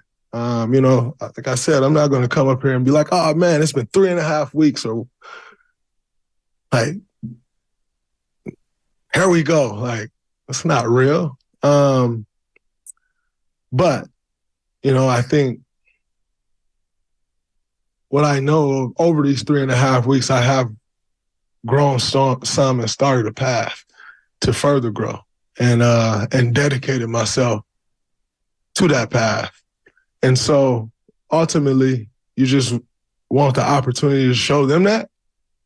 And I think that's the best way I can sit here and say thank you 1,000,000 times till I'm blue in the face, or in which, I do thank them. But ultimately, what shows that appreciation is my growth moving forward. And that's what I plan on doing. Thank you very much. Thanks. Sorry. I lost my train of thought. We've had a couple of these, press conferences with you either right after an incident or after your time away. And you're always clear of like when you want to apologize and when you don't want to apologize. So after the league decides, hey, it's an indefinite suspension and it's not a normal like clear-cut suspension. I mean, how was it to buy in to that indefinite suspension and the steps that you did have to take? You were just talking about, therapy and really self-reflection. Was that an easy thing for you to open yourself up to, or did it take some time? I think it was a very easy thing for me to open myself up to from a personal standpoint. Because, like I said, I needed the time. I needed to regather myself, to recenter myself, to recalibrate, to take a step back. It's hard to see things when you're just in it, and you're like, every day you're in this thing. It's hard to sometimes see what's necessary to see. And so from that standpoint, it was very easy to accept. Fortunately and unfortunately, I play a team sport. And so when you look at what that does to the team, that's a very tough thing to accept, because ultimately you're letting so many people down. Like, by the way, it's not just my teammates. Like, there's a lot of people, jobs, riding on the success that we have as players. And so most of those people, all of those people don't make the money we make. And so it's even more dire, right? And so I think for me to let all of those people down, obviously my teammates, like, that goes without saying, my coaching staff, but it goes so far beyond that. Like, the reality is, if Steve was fired today, he'll be fine. Like, if I was cut today or something, I'll be fine. But, like, that's not the case for all the people that pour into us so that you can then see that product on the floor at 7 p.m. on a given night, on Wednesday night. At 5:30. You're listening to Draymond Green. It's his first practice back, and he's meeting with the media since his suspension on 95.7 The Game. Livelihoods riding on that. And I know I am a key to that success. So when you sit back, it's like, all right, yeah, you do need the time, but, like, don't lose sight of the people you're screwing along the way, And so I think, accepting what the league handed down was the easy part, from a personal standpoint, but from a team standpoint, from an organizational standpoint, I care about people. And so just to know the people I'm screwing along the way, that part sucks. And by the way, that feeling didn't go away. Like, that's currently still here. Like, and so the only way that I can be better and make that right is to be better moving forward. Did you have those thoughts, though? Because, I mean, just maybe 3 weeks before this suspension, you were suspended for 5 games. Like, was there a similar thought process of, like, I'm screwing over all these people for that? Or was it because the league was like, hey, we need you really to have that time to have dedicated reflection? No, I didn't quite have those thoughts during the 5-game suspension. And I also don't think it was because the league was like, hey, you need time to reflect, because I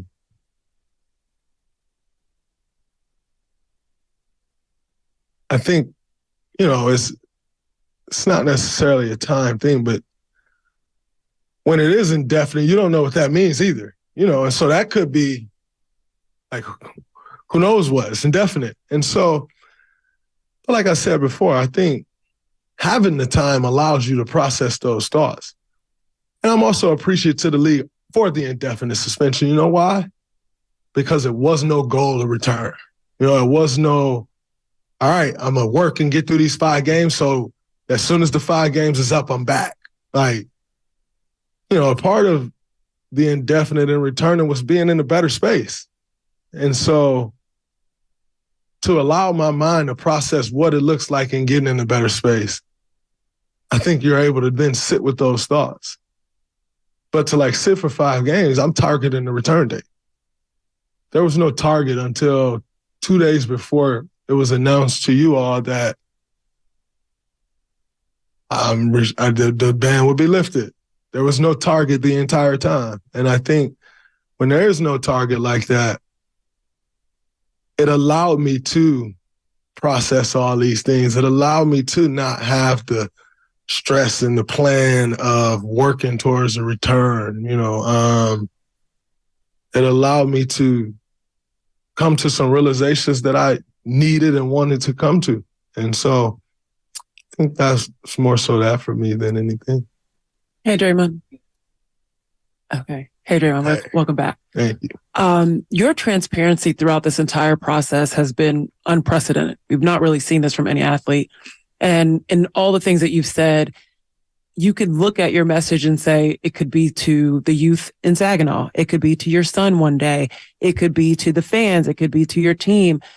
When you look at the way that you've allowed us to get the peek behind the curtain, as you've mentioned, what's inspiring that? What relationships are you thinking about when you allow us into this process for you?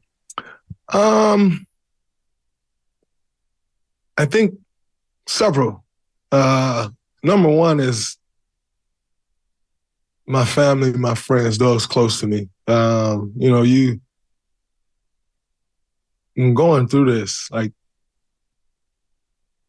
you realize how many people is affected, like, just through the whole process, and so I think that's a big deal. I have children, and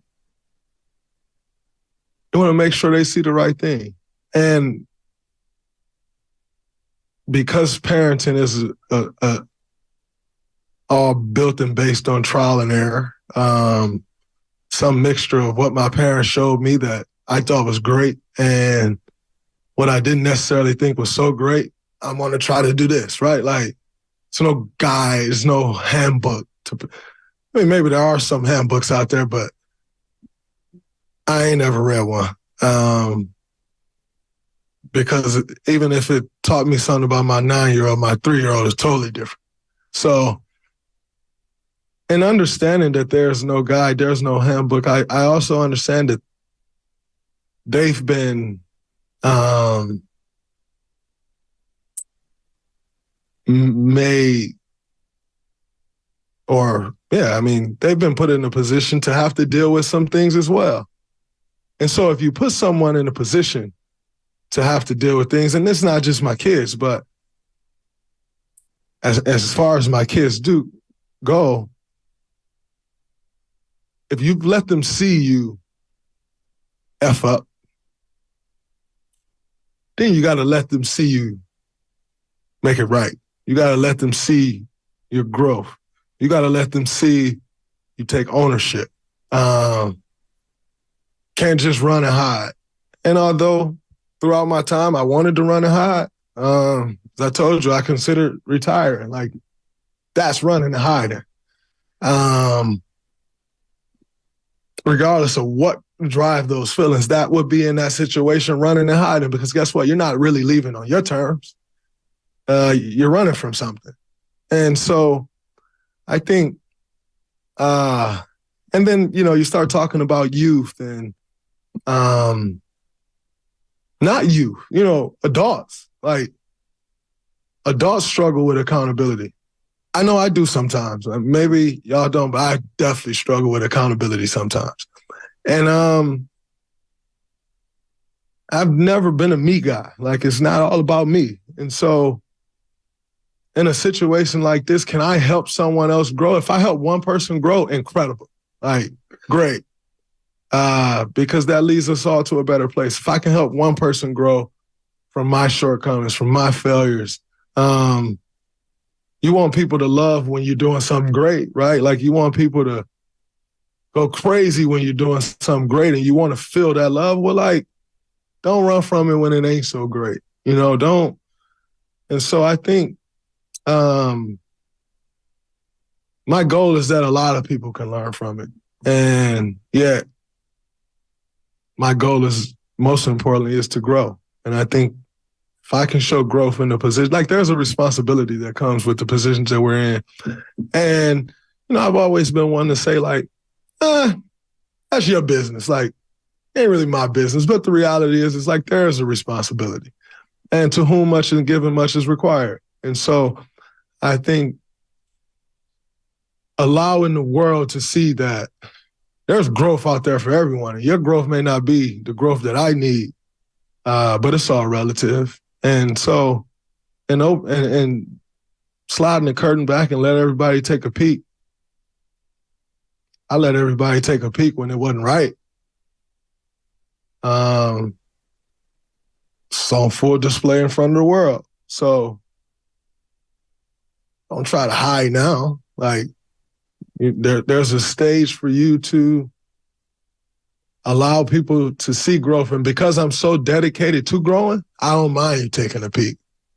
Because I know ultimately what I want the result to be in the end. And I'll probably mess up along the way. And that's all a part of growing. Like, it's no linear path to growing. If you find a straight line to anything, come holler at me as fast as it tear back down. It's just, that's just not the reality. And so I've always been quite of an open book. Why start running and hide now? Draymond, hey Draymond. You said I've cost my team enough. You played with Steph your whole career, one of the greatest players the NBA has ever seen. How concerned are you that you may have cost him some of, these moments of his prime?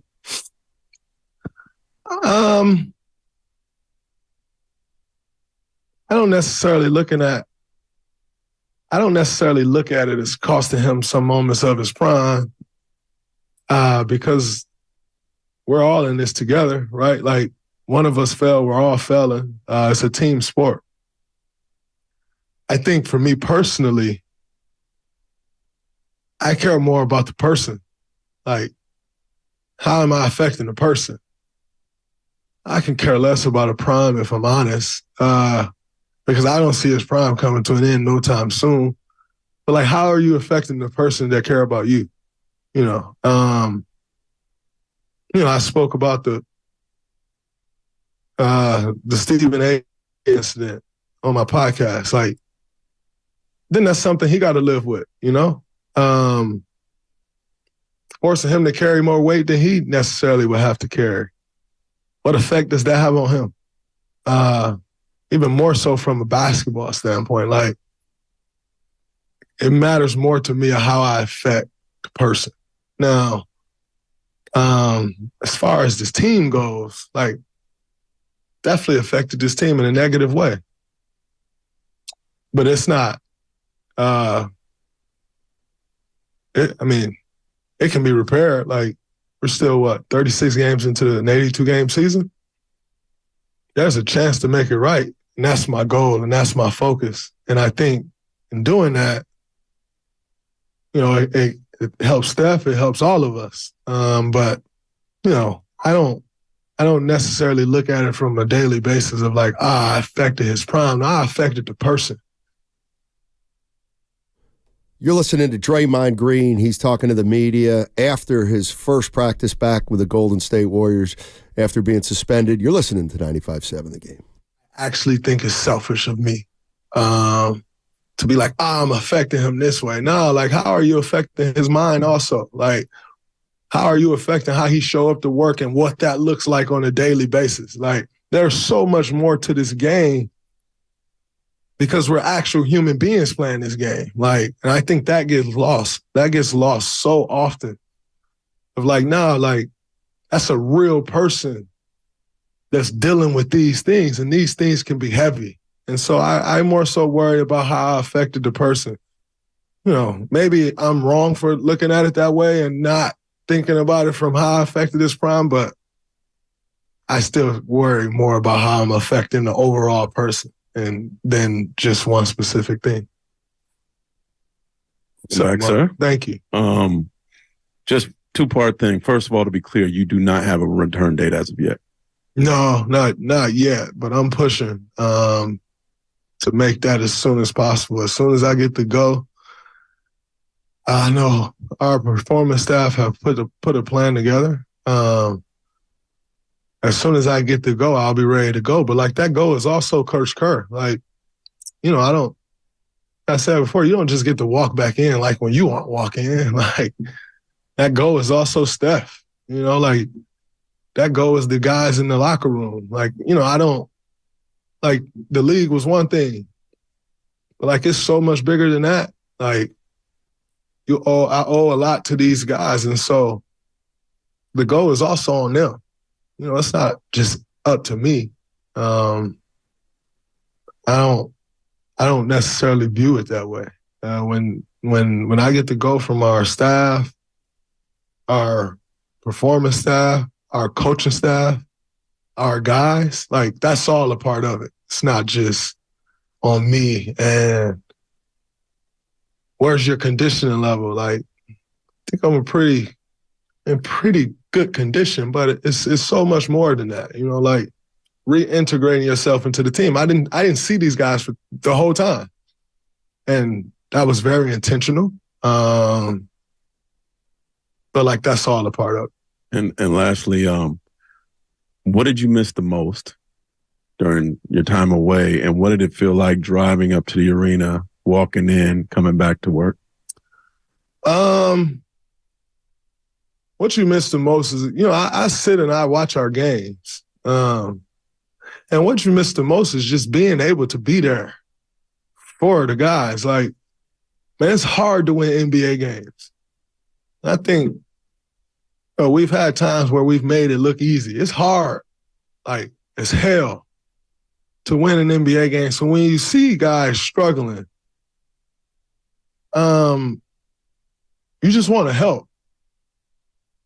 But in the same breath, I wasn't sitting there like, I need to get back. I can change this. That was the whole point of, like, not being here. I didn't think guys needed to hear my voice. Like, but yet, if I see something, I'm going to try to help. And I just thought that was wrong. Like, especially with no return date, just to be around the guys and, like, working out and, like, open-endedly practicing and work. Like, I just didn't think that was right. I didn't think it was right for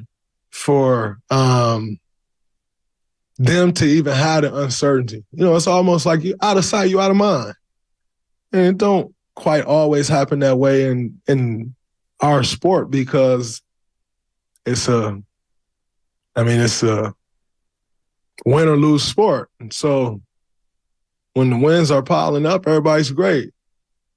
When you're losing, everything feels like it's falling apart, because that's what it's all based off of. And so I just didn't think that they should be susceptible to more than I had already kind of made them have to face. And seeing me every day was one of those things. And so I would just say, being with the guys, like, the camaraderie. It's unfortunate that we haven't had the season that we've all thought we would be having up until this point, because it's a great group of guys that really enjoy being around each other. And that hasn't always been the case.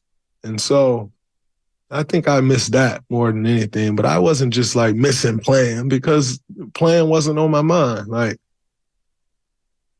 if playing was on my mind, then I think I would have been doing myself a disservice and everyone else around me a disservice. So that wasn't really my focus. My focus was my path, my growth, the things that I want to do, my family, and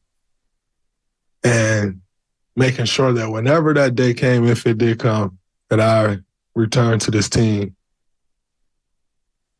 that I was in a better space and able to provide for them what I need to provide.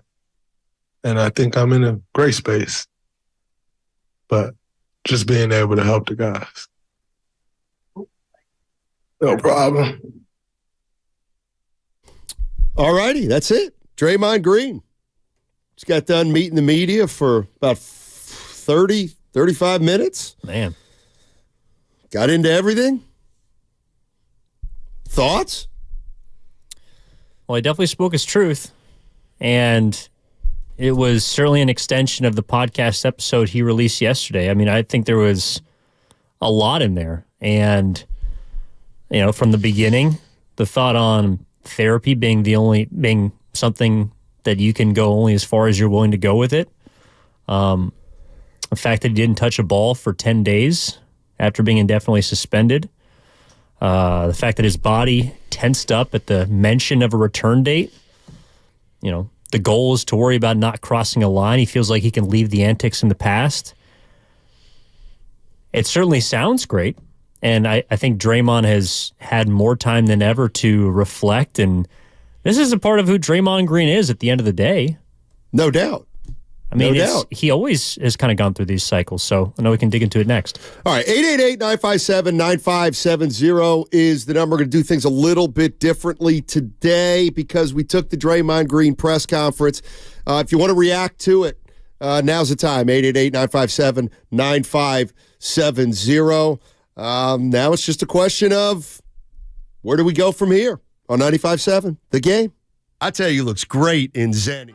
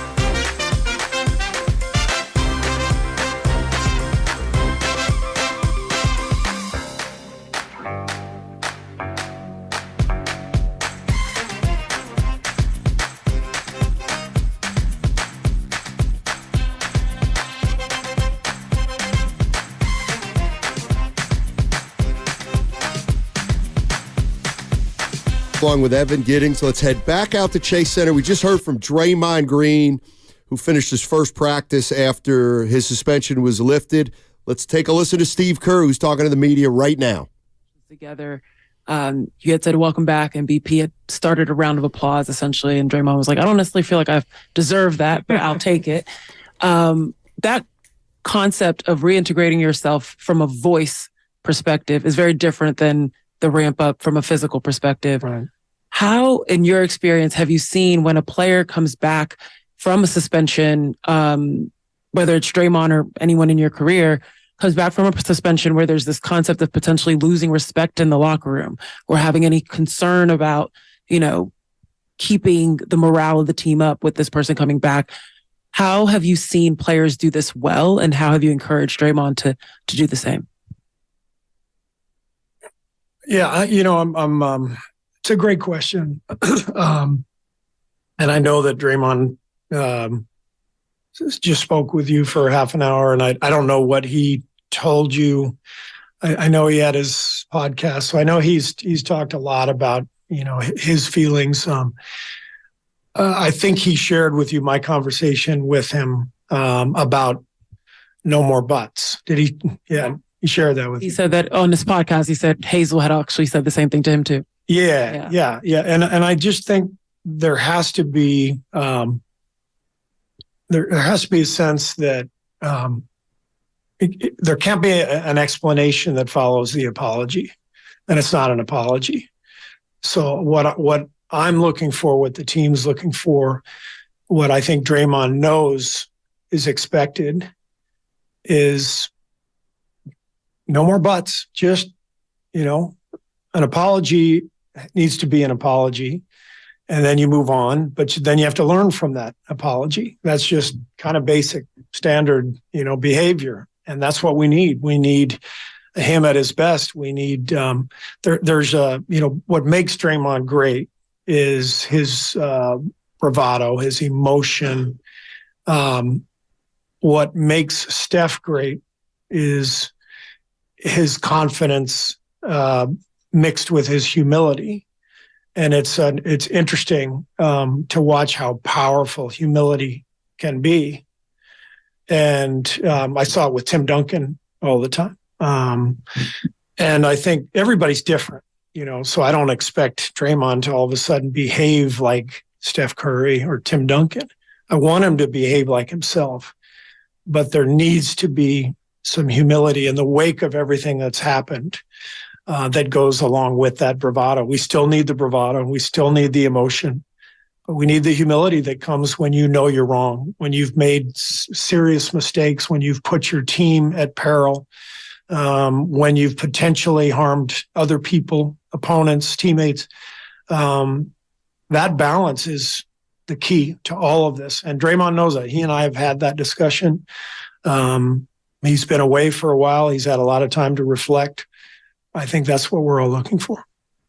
One of the things he mentioned within all this is a point of emphasis for him is to not cross the line with officials. And, that's not something he will get suspended for. A T is a T within a game. But how much of that, are you watching that aspect as he comes back, the small stuff, the in-game stuff for him to try to cut out?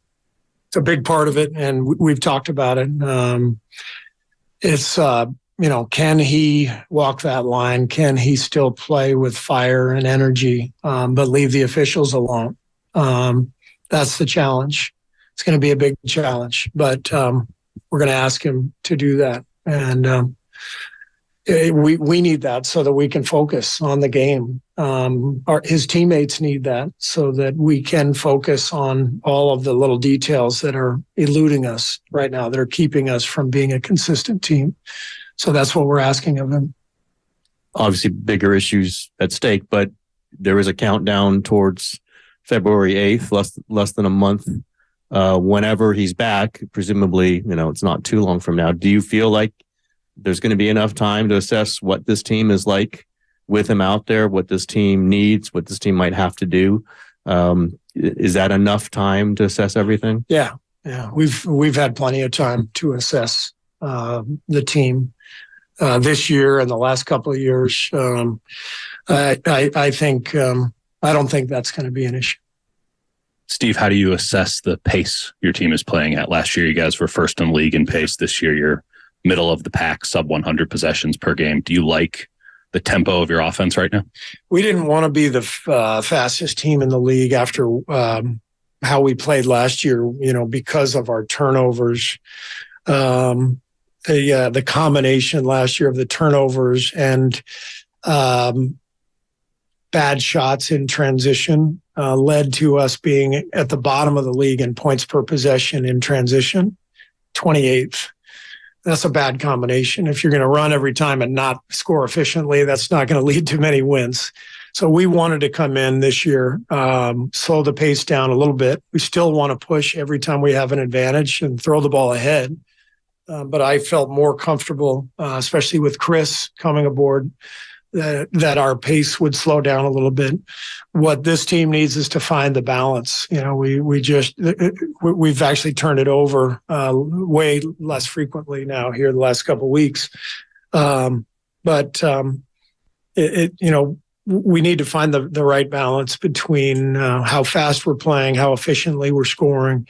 I think the last 15 games we're second in the league in offensive efficiency. So finding a much better balance. But we're not defending, and so we're trying to put it all together, and it's been a big challenge, obviously. How did Draymond look today? And obviously, every game for you guys right now is pretty important. How quickly are you guys going to try to get him back? I think he looked pretty good.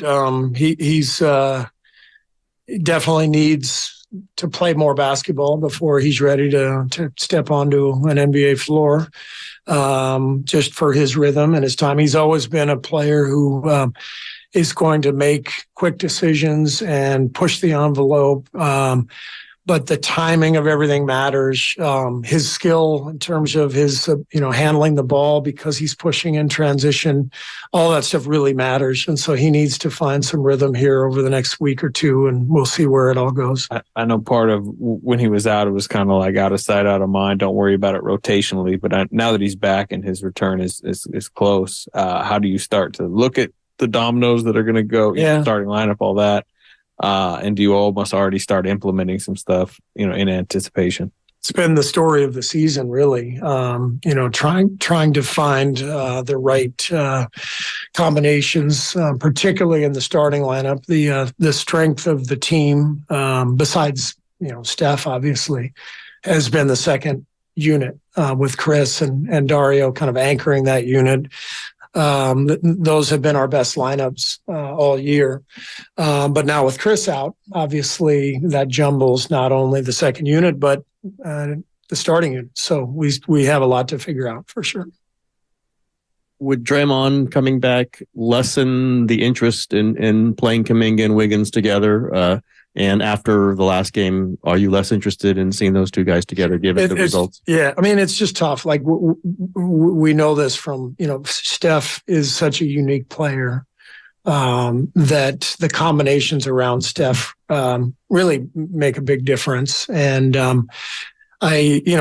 we've been trying a lot of different things this year, but I've said the last week we'd like to try that more, and it really didn't go well, clearly, the other night. So it's tough when you're where we are in 11th place in the West, I think.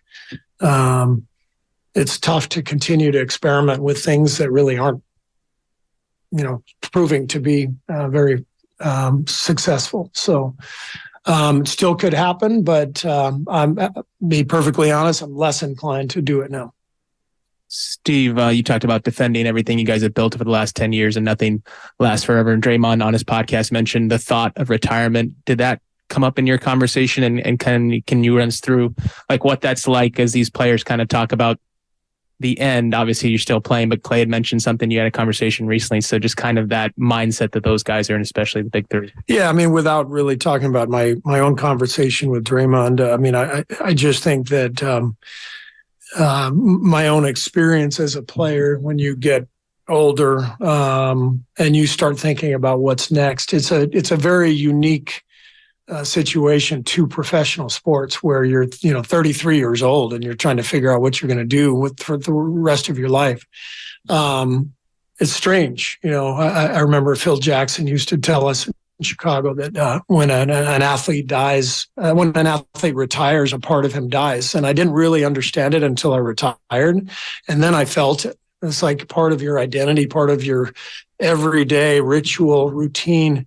It just disappears and it feels so bizarre. And I think as you get older and you're down to your last couple of years, you start to recognize this is coming, and it's a little intimidating. That puts a lot of interesting thoughts in your head. How am I going to handle this? What am I going to do? Some guys transition pretty well. Some guys struggle with it, but everybody thinks about it. And, every other or most other careers, you're not thinking about this until 62. In the NBA, you're thinking about it at 32 and or even younger. And so it's not easy for these guys to go through it. All right, that was Steve Kerr. He met the media just minutes ago after practice. That'll do it for Steiny and Guru. Stay tuned for Willard and Dibbs. On the other side, they'll have plenty to talk about Warrior-wise. 5 o'clock, they'll have Steve Kerr on live to talk about everything that's going on with the Warriors, and there's a lot going on with the Warriors. Willard and Dibbs next on 95.7 The Game. Start your wellness journey.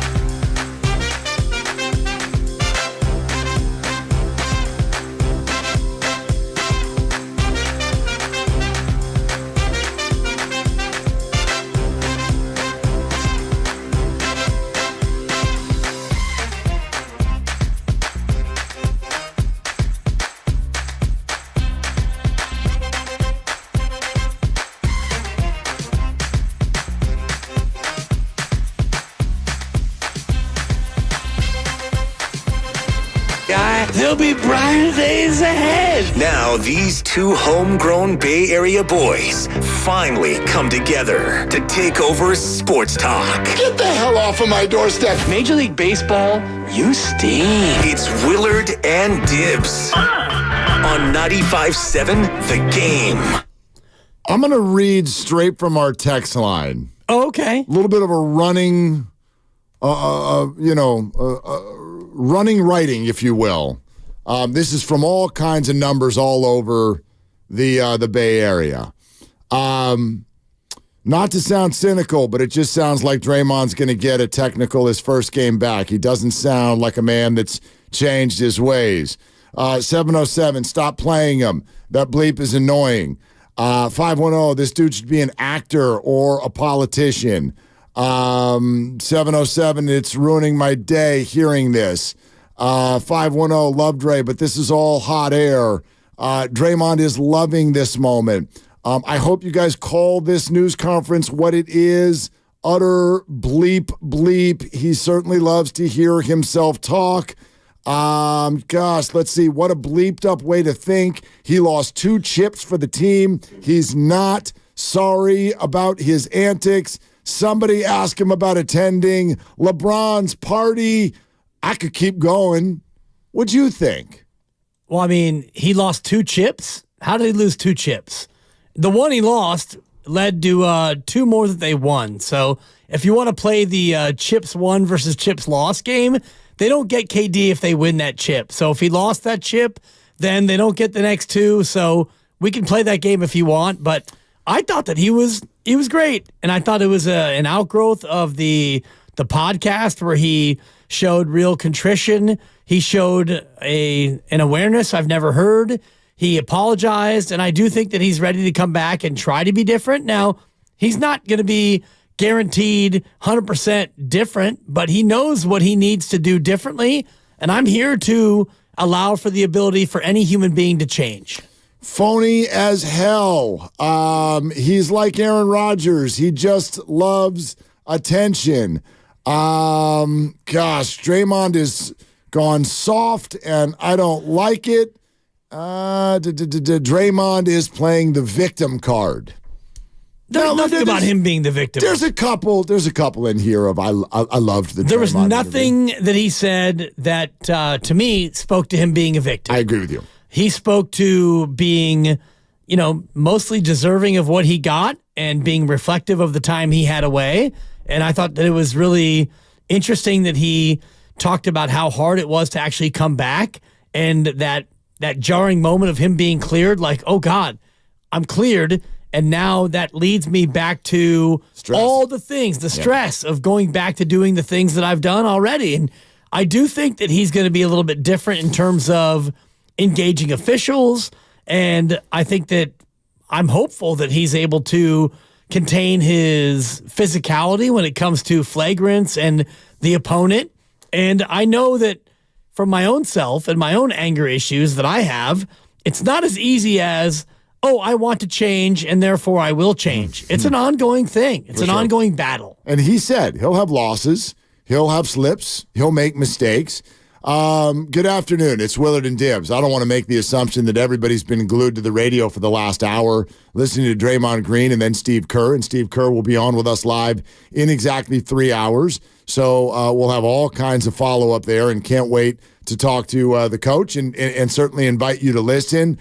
This is what I would say to start off. And this is like, let's just talk about today, because I don't think anybody's asking for you Warrior fans to listen to a press conference and now decide that means everything that's gone on goes away. I don't think anybody's suggesting that. But Dibs, man, I'm with you. I thought that was a freaking home run on 2 levels. Number one, I'm with you that he said exactly not just the right things, because certain people know what to say, but how to say it. Right. It's kind of like the whole apology when people say, I'm sorry if you were offended. Or sorry, I'm but. sorry, but. Yeah. This is why, and Steve Kerr even spoke to that afterwards, where he's like, if the apology comes with an explanation after it, it's not an apology. And so Draymond hit the right tone. There was a lot of, I messed up. There was a lot of self-reflection. There was a lot of, I've cost the Warriors a lot. You know what I really loved is when he started going deep into how many human beings have their own financial welfare attached to the Warriors' success. And he's like, forget the roster. Exactly. Forget the coaches. Exactly. He's like, we've made plenty of money. He's like, do you know how many people who are on wages rely on us to not mess up? Well, think about if attendance goes down by 20%. There you go. That's 20% of the ushers, 20% of the concessionaires, 20% of the ticket people, 20% of the security, 20% of everything goes away in theory if Chase Center now has, hey, tonight's attendance, 10,411. Well, how many people lose their jobs based on all of those things? And he feels that. So here's the other part that I absolutely loved. And maybe this is because of the business we're in, Dibs, that I appreciate this so much. Do all of you know how freaking difficult it is to speak from the heart about something that's emotional for 45 minutes, unscripted, and sound like that? I'm sorry. There's zero chance that was insincere. Zero. It was a mix of comfortable and uncomfortable. Totally. And when he was uncomfortable, he would pause and he would think about it, and then he would give an answer that I thought was from the heart. It wasn't just like, well, the league has spoken and my team has spoken and I'm going to do my best. And you know what, guys? I'm going to take it one possession at a time. There was none of that. It was honest. It was reflective. And he listened to questions that were tough and he thought about it and he gave good answers. Yeah, that's not easy. No. There's a very, very small percentage of the world that can handle a moment like that. And he did. And I fully am aware of the fact that some of you will reject some of the things he said. This is somebody who said in this press conference, I'm a people person. I really care about people. I know that there are Warrior fans who have a hard time believing that. But all the way down to, did you hear the way he addressed each reporter each time it came to a new, right? Janie and Logan and Kendra and Slates. You need to go around the room and how he would, I'm going to look you in the eye. Hey, nice to see you. I haven't seen you for about 4 or 5 weeks. I'm going to take your question. I'm not going to dodge anything. Very, very difficult to pull off. So to me, it's automatically authentic. It's automatically authentic. I'm fully aware that they're just words. So that it's not like, okay, cool, the story's over, but that was an important step in this process. Because one thing Draymond is fully aware of, because if you listen to him talk, my God, you can tell how smart he is. That is a smart man. Very, very smart. Maybe he comes off almost as too smart, which is why some people think that he's lacking sincerity. But he's incredibly smart, and Draymond knows that he needs to win a lot of you back. Yeah. He's got to win a lot of you back. He's got to win a lot of them back, and then by winning them back, then he'll win us back. And by them, I mean his teammates, the coaching staff, the front office, and everyone else with the organization, because those are the people that he owes the most to. He owes almost nothing to us as the fans. All he owes us as a fan base is his best effort. And the one thing that I took away, it's a word that I've been waiting to hear from him in terms of what he's going to stop, and it's antics. He said, I need to stop the antics, and I'm going to stop the antics. And to me, antics are complaining on every call. Antics are, getting technicals and getting thrown out. Antics are, after you get thrown out, running around the arena and having the visiting crowd raise the roof. Antics are cheap-shotting opponents and punching Nurkic in the face and choking Gobert. Those are all the antics. So I look forward to seeing him stop the antics, and if he does that, then I think that everyone else will accept him as I have. We'd love to take some calls. And unfortunately, I mean, I hate to sort of package it this way, but based on the commentary, whether it be on social media, on our YouTube feed, glad to have you with us as always, and all the commentary coming through there, I almost feel like asking buy or sell, welcome back or not. Because let's be real, we've been talking about this off and on all year long, and there are plenty of Warrior fans who are just like, I'm done. I have no space left for this player. Did the last hour change your mind at all? I wasn't there. I'm not done with Draymond Green. We spent a good portion of the show yesterday, at least from my standpoint, saying the big three are still totally off limits. Totally off limits if you want to talk about trades and maneuvers, roster construction. They are still completely dedicated to the big three, and I think the big three are still completely dedicated to one another. But I know a lot of you wish that it were different. So I wonder where a lot of you are, because I also know what I'm looking at on Twitter and YouTube is negatively slanted, because that's the nature of social media. Of course. So, I mean, if you look at just the optics of today, if Steve Kerr was ready to say, Draymond, go bye-bye, I don't think that he comes out and speaks after Draymond Green. If the organization was ready to part ways with him, then they would have played this a lot differently. So I do think what you're talking about in terms of the big three is accurate, because they're going to rally around Draymond Green. Steph is, Clay is, the front office is, Steve did. And so here we go. He comes back most likely on Friday for Chicago, or the game after that when he gets cleared by Rick Celebrini. The fact that he was back at practice today running around, and Draymond said in his press conference today that he thought he was in pretty good shape. So he's coming back, and I don't think he's coming back so they can showcase him to trade him before the deadline. No, he's coming back because they need a savior. No, they do. I don't know if it's him or not. They need to start playing better basketball. And I still believe they play better basketball when he's on the team. And they need to start playing better basketball right now. Yeah. 5:30 tomorrow night. No doubt. And I don't know if that's going to be good enough, or what that means for TJD or for Kuminga or for Looney or for the rest of it. But he has to start playing well. They have to start playing well to make this year continue to be significant and get them into a play-in or maybe a playoff scenario, depending on how well they can play over the course of their final 45 or 50 games or whatever the number is. But I thought today, just the way he went about it, the tone he struck, it was a lot like the podcast. It's easier to do that on a podcast when you control the message. Right. Today, he was answering questions, and I thought that he did a great job of taking it one by one and kind of walking people through honestly with where he was. Oh, man. I thought he did great.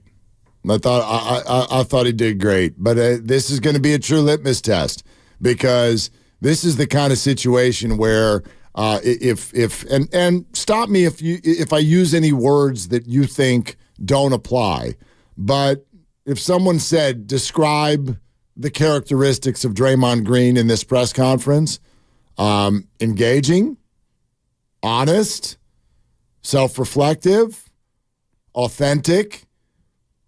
I could add some more, but that's how I took him. And for anybody out there who feels the same, then the question becomes, did that adjust anything with regard to how you see this? Because, again, I know we're a sports radio station, therefore the callers that we take or the social media we read are going to skew on the negative end of what's actually being thought out there. But it's been a steady stream in the world, and Draymond admitted on his podcast that he heard all this. It's been a steady stream of people saying, done. I got no more space for this. Well, let's hear from you at 888-957-9570, because what we hear from people on the phone, when you actually have to put your voice to it, I think is a little bit more of an honest reflection of what people feel. Because when you're on the YouTube feed, and I love our YouTube audience at YouTube/957thegame, you can put up your handle and you can blast away. And if you're on the text line, you can blast away. If you're on Twitter, you can fire away and all the rest of it. But when you actually have to put your voice to it and you have to actually speak to it, I feel like that's a little bit more of an honest reflection for how people feel. And I've been very critical of Draymond, and I've been anti-Draymond and his antics. And I wonder now, how he comes back, how he's going to be. And I will give him the benefit of the doubt. Yeah. I look forward to giving him that benefit of the doubt. But that being said, the next time he does what he's done, it's not going to be okay. Well, it's over.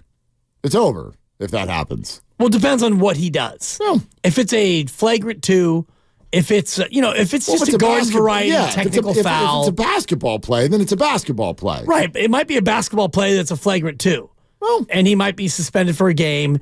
But if he goes out and does, a non-basketball thing, totally, of what we've seen in the past couple of months, he's gone for 20 or 30 or more. The rest of the year is probably, that's what would happen next. We'll start to play some of the cuts. Our staff is working their butt off right now, putting it all together and piecing it all together.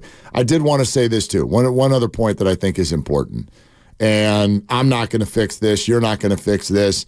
There's nothing that will ever fix this, but I still want to say it out loud. I really wish we could move past the jealousy that we all have of people who get to play sports for a living and make $100 million. And here's why I say that. When I listen to Draymond Green talk about how stressful this job is and how when the league got on a call with him and said the words return to play, his whole body tightened up like, oh God, like I'm going to have to go back out there. It's like I could hear his words and I already know exactly where a good, healthy portion of the Warrior fan base or any fan base will go with that. Nobody wants to feel sorry for somebody who in their 30s has money taken care of for the rest of their lives, gets to play basketball and retire before age 40. Take a listen to specifically what Draymond said, and then I'll finish that point. I was on one of my calls with the league, with the PA and Rich and Rick and Mike. And then they start talking about all right, a return date. And my body was like it just immediately tensed up. And I was like, whoa, that was interesting to me, because it also further confirmed for me what I had already been thinking about the time that I had off and just sitting away from everything and how relaxed I was with everything. And to just hear the word return to play and tense up immediately, it was just kind of a reminder, of okay, you're going to start discussing the return now.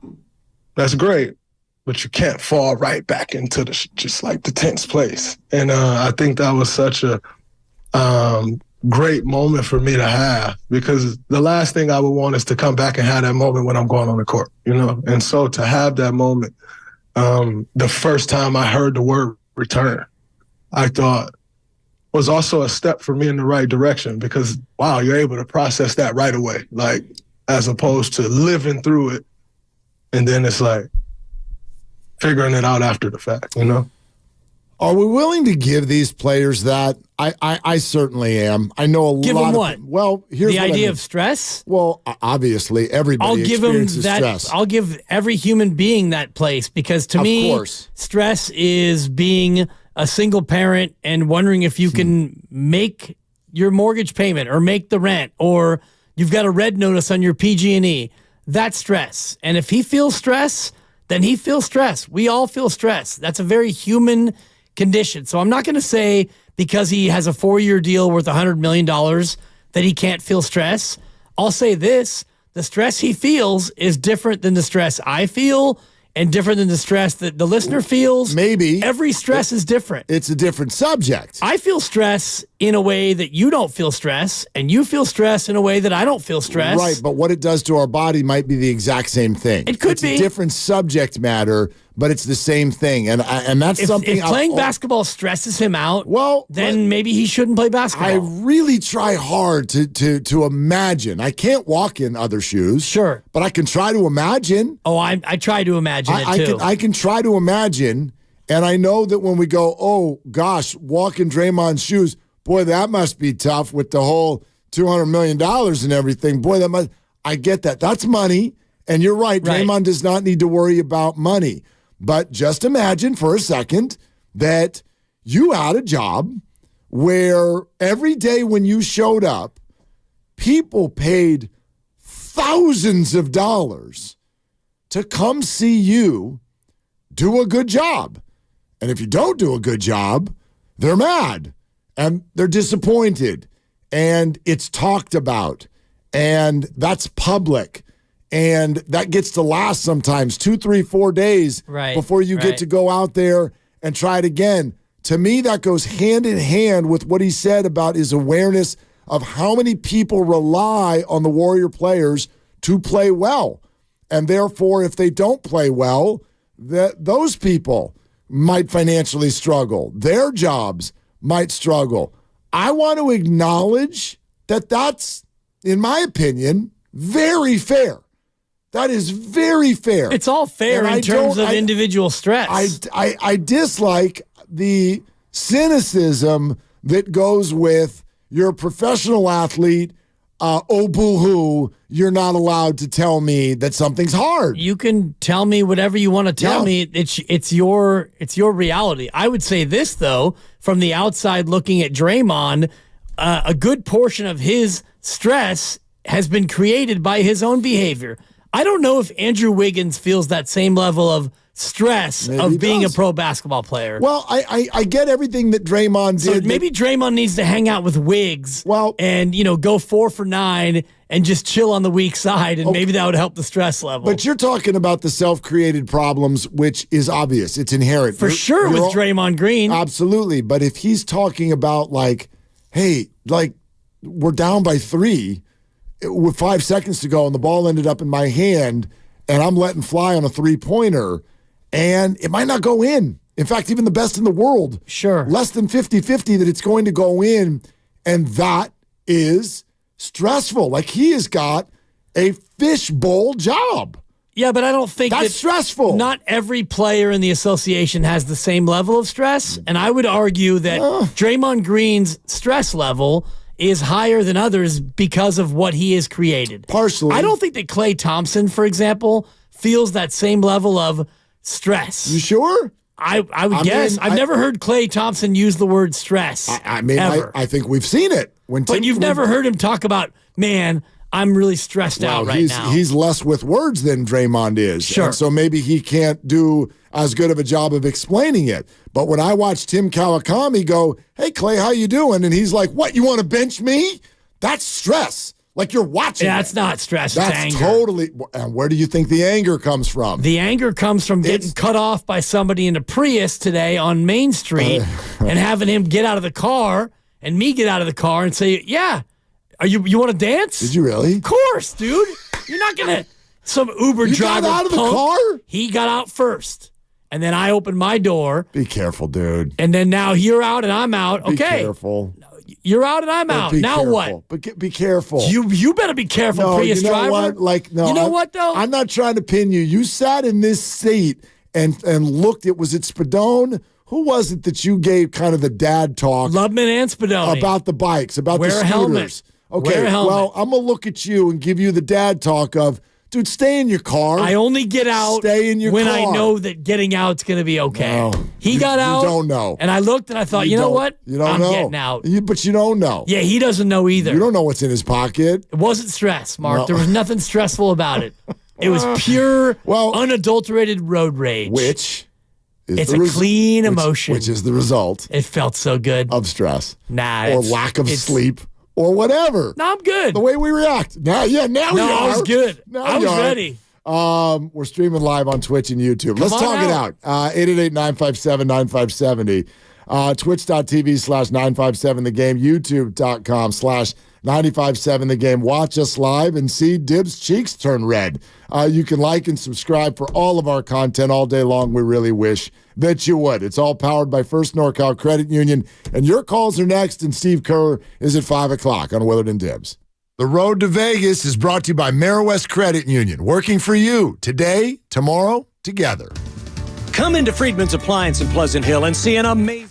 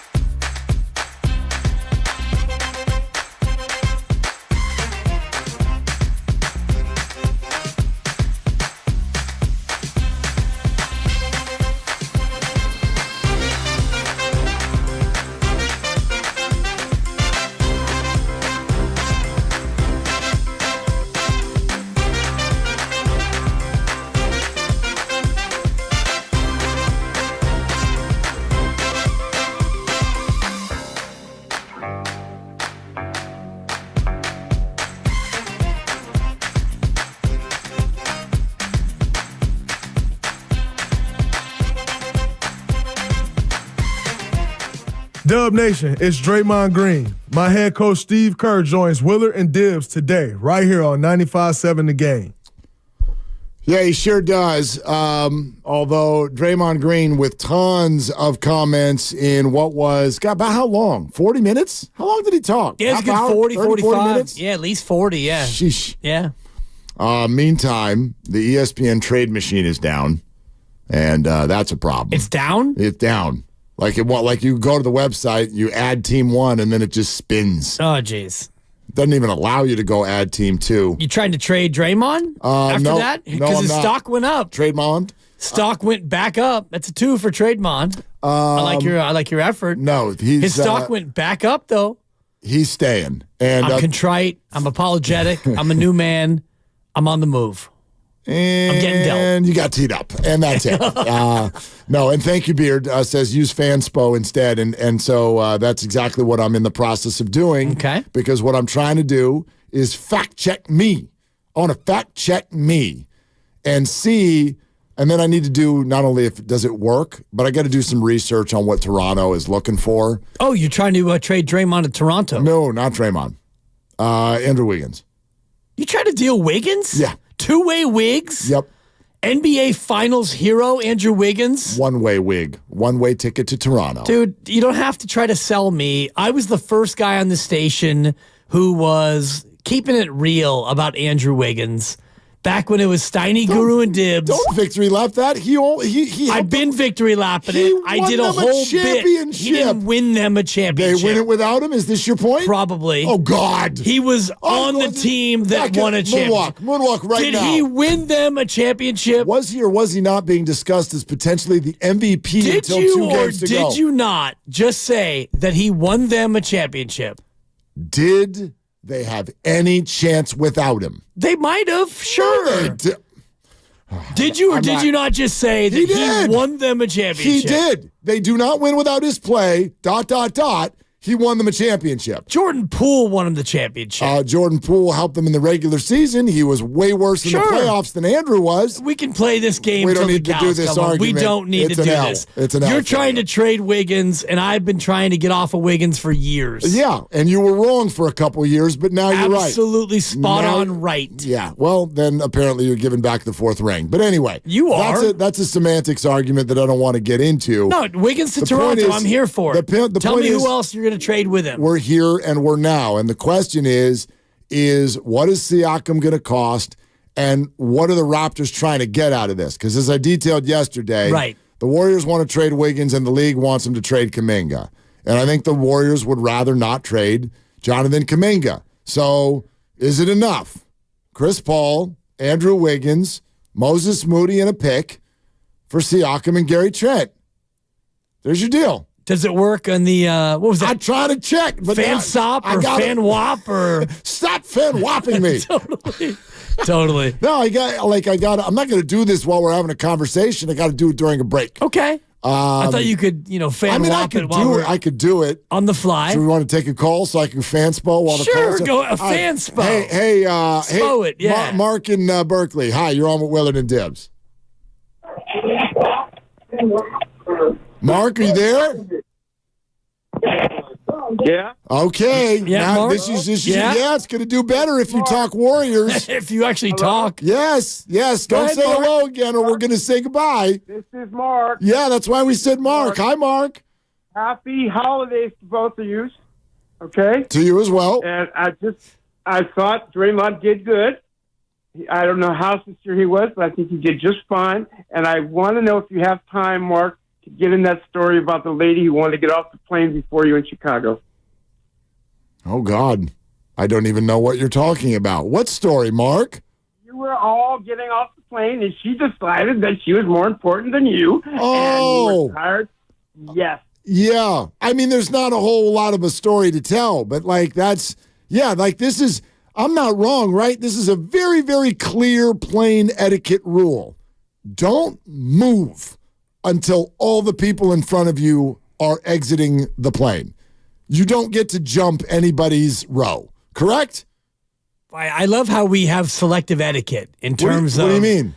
Like that lack of etiquette is so alarming to people, yet we all have so many other things etiquette-wise that we feel like we can violate, whether it's too many items in the express checkout line, or if it's I'm in the right lane and I know it's a right turn only lane, but I'm going to cut in late.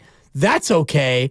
And all who said those things were but okay? It's so funny because we all have like selective outrage when it comes to etiquette. Yes, that person is very, very offensive. And I'm actually the one who sticks out his leg and tries to intentionally trip that person on the plane. Or trip an old lady on a plane. If you're coming from row 21 and I'm in row 14 and you're going to barge 7 aisles forward, you're getting tripped. And that's the way that goes. I'm holding my laptop up to you right now. And on Fanspo. Hopefully you can see it So there you on could do YouTube that and during the Twitch. segment. Yeah, You were able to. And I did, yes, because we went down the road of a completely pointless plane story. But it was your plane story. Read that. He obviously was on the plane with you. No, maybe I've mentioned it before. Anyway, what's that word there at the top in green? It says success. Success. And what's your trade there, Fanspo? Chris Paul, Andrew Wiggins, Moses Moody, and a pick to Pascal Siakam and Gary Trent. Raptors and Warriors. Salaries match. Does Toronto do that? I don't know. I know that Fanspo says they do, but what do you think? Because you're basically getting Andrew Wiggins, an eighth man, and a pick is what you're getting. And the pick you're getting, remember, the pick you're getting is not this year's pick. I know. The pick you're getting is next year's pick. And so you're assuming that the pick, if the Warriors continue to be what the Warriors have been, so Toronto's getting the 22nd pick in the NBA draft, which is mostly meaningless. I don't know. Yeah, I don't know. I don't know if they know that, and I don't necessarily agree. If you're with Toronto, your you're movie. banking on it not being a lottery pick. Yeah, we'll see. Because the Warriors are usually not in the lottery. All right. So listen, it's not going to include Draymond. Right. It's not going to include Clay, if you ask me. And we'll see. The reports out there that the Warriors don't want to include Kuminga either. Right. One of the big things I'm looking for when Draymond gets back is Draymond, Kuminga, who's starting, who's blending. That's a big part of this. Let's continue to hear a little bit more about what Draymond had to say. First and foremost, and I wonder how this kind of resonated with everybody, because at a certain point, he talked about needing a break from everything. I took some time away from everything. Like, I don't think I touched the ball for the first 10 days because it was the least important thing to me. I needed a break just from everything. And one of the best things in the world for me was not waking up the next day like, all right, I got to go get this workout in. I got to go get a lift in. I got to go do this. It was wonderful waking up. Like, nope, I have an 8-month-old. I have a 3-year-old, 7-year-old, a 9-year-old. It was wonderful waking up to them and being home when they wake up and indulging in that process. Then it felt good to get back in the gym after I've sat with some of my thoughts, and I think in going back after 10 days, it was refreshing to go get a workout in. It wasn't, but it didn't feel like a routine. It didn't feel like I was jumping right back into the revolving door, if you will, and just start back spinning. I was like, nope, I'm going to go here today. and I'm going to get some shots up. I'm going to go here, and I just really want to get my body moving and get a sweat. It wasn't some routine or with some goal of getting back to the court. It was simply just, nope, this is what I feel like I should go do today, or this is what I want to go do today.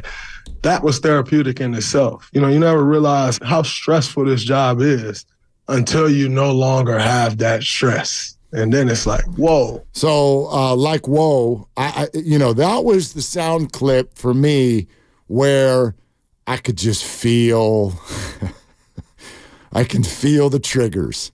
I can feel the triggers from the fan base. Oh, Draymond, you needed a break, did you?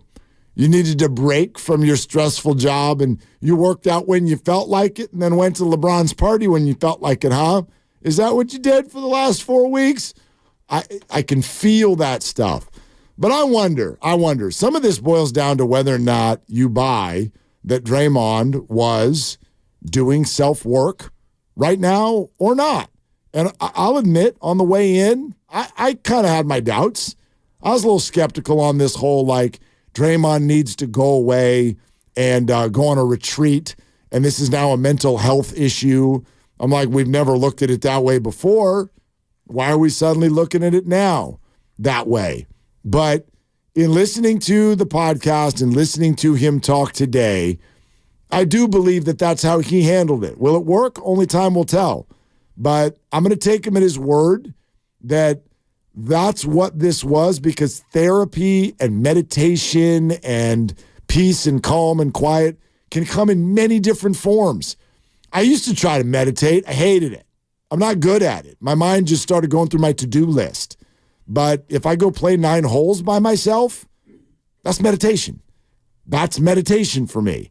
There's movement. It's calm. It's clearing. I can get away and just have quiet. That can look like a lot of different things to a lot of different people. Yeah, for me, it was always running. Long distance running. That's a great answer. 4 miles, 6 miles, 10 miles, 15 miles. I did a 50-mile race, which is one of the better days I've ever had in my life. And so for me, that was always the therapy, was being able to put the earbuds in and just go. And, I used to enjoy cycling, but the threat of a flat tire or of an accident took away some of that meditative relaxation for me. So I found running to be just great. Yeah, you can pull a muscle or whatever, or you can have foot issues, but you're probably not going to have a mechanical failure. And so you just go, and it's you, and it's the road and the trail or whatever you prefer. And that was meditative. So I wonder about Draymond Green and his return, because I take him at his word in terms of, how he felt being at home with the kids. 4 kids. He got 4 kids and a wife, 4 kids under 7. And when you're home, like he is now, you get back in that rhythm and you get that full appreciation for being a dad and, being home every day. And I'm lucky that I get to be with my daughter every morning from 7 to 11. And I rush home. You and I both, we rush out of here at the end of the show. You get home to your 3 so you can do everything. And I get home to my baby so I can spend an hour with her when, I can pick up the pieces for supper and I can, clean up after dinner and I can get her in her bath and we have our routine, and it matters. It's important to me and it's important to Draymond. But now you're going back into the cauldron of the stress and the pressure and the media and opponents and the travel and the road and all the rest of it. So I hope that he's able to carry with him the work that he's done, because I know he's done a lot of work and he's had meetings, and I think he now has techniques to help him through it. But you go from the calm of being at home with your 4 and your wife, you're now back in the mixer again. Totally. I mean, that's going to be a challenge. Well, I don't disagree, but then again, that can be therapeutic too. In many ways, I'm sure it will be. We've heard many. Trust me, I love this show, 2 to 6. Well, I mean, couldn't get out of the house early enough today. Read. I just read that book for the 19th time. Coach, she's in book mode. Yeah. So book. Dude, we read this book 7 times. Has she talked to Lucas anytime recently? I mean, she could probably help him in the book mode. Book. Anyway, that was Lucas, a 4. That's too easy. The cheap shot, and I like cheap shots. No, but look, work when you've had time away from it, if you love your job, becomes therapeutic as well. We've heard a lot of athletes say that. Their sanctuary is the court or the field or whatever. And you're absolutely right. I think you and I can both speak to the fact that sometimes this show or shows we've done are therapy. I can certainly think of times in my life, COVID/divorce happening. Sure. I couldn't wait for the 4 hours of the show every day. Put a headset on, and my God, I'm going to talk to some Bay Area sports fans as opposed to this person over here, right? So I hope that for Draymond. I hope that's what this therapy is what I'm taking away from this. I am. Yeah. I like when people go, hey, what's Dibs like? I'm like, oh, therapeutic. Therapy? He's therapeutic. That's the first word I've used all the time when I describe you. But by the way, speaking of that though, like getting back to action for Draymond, I like this part too. Urgency.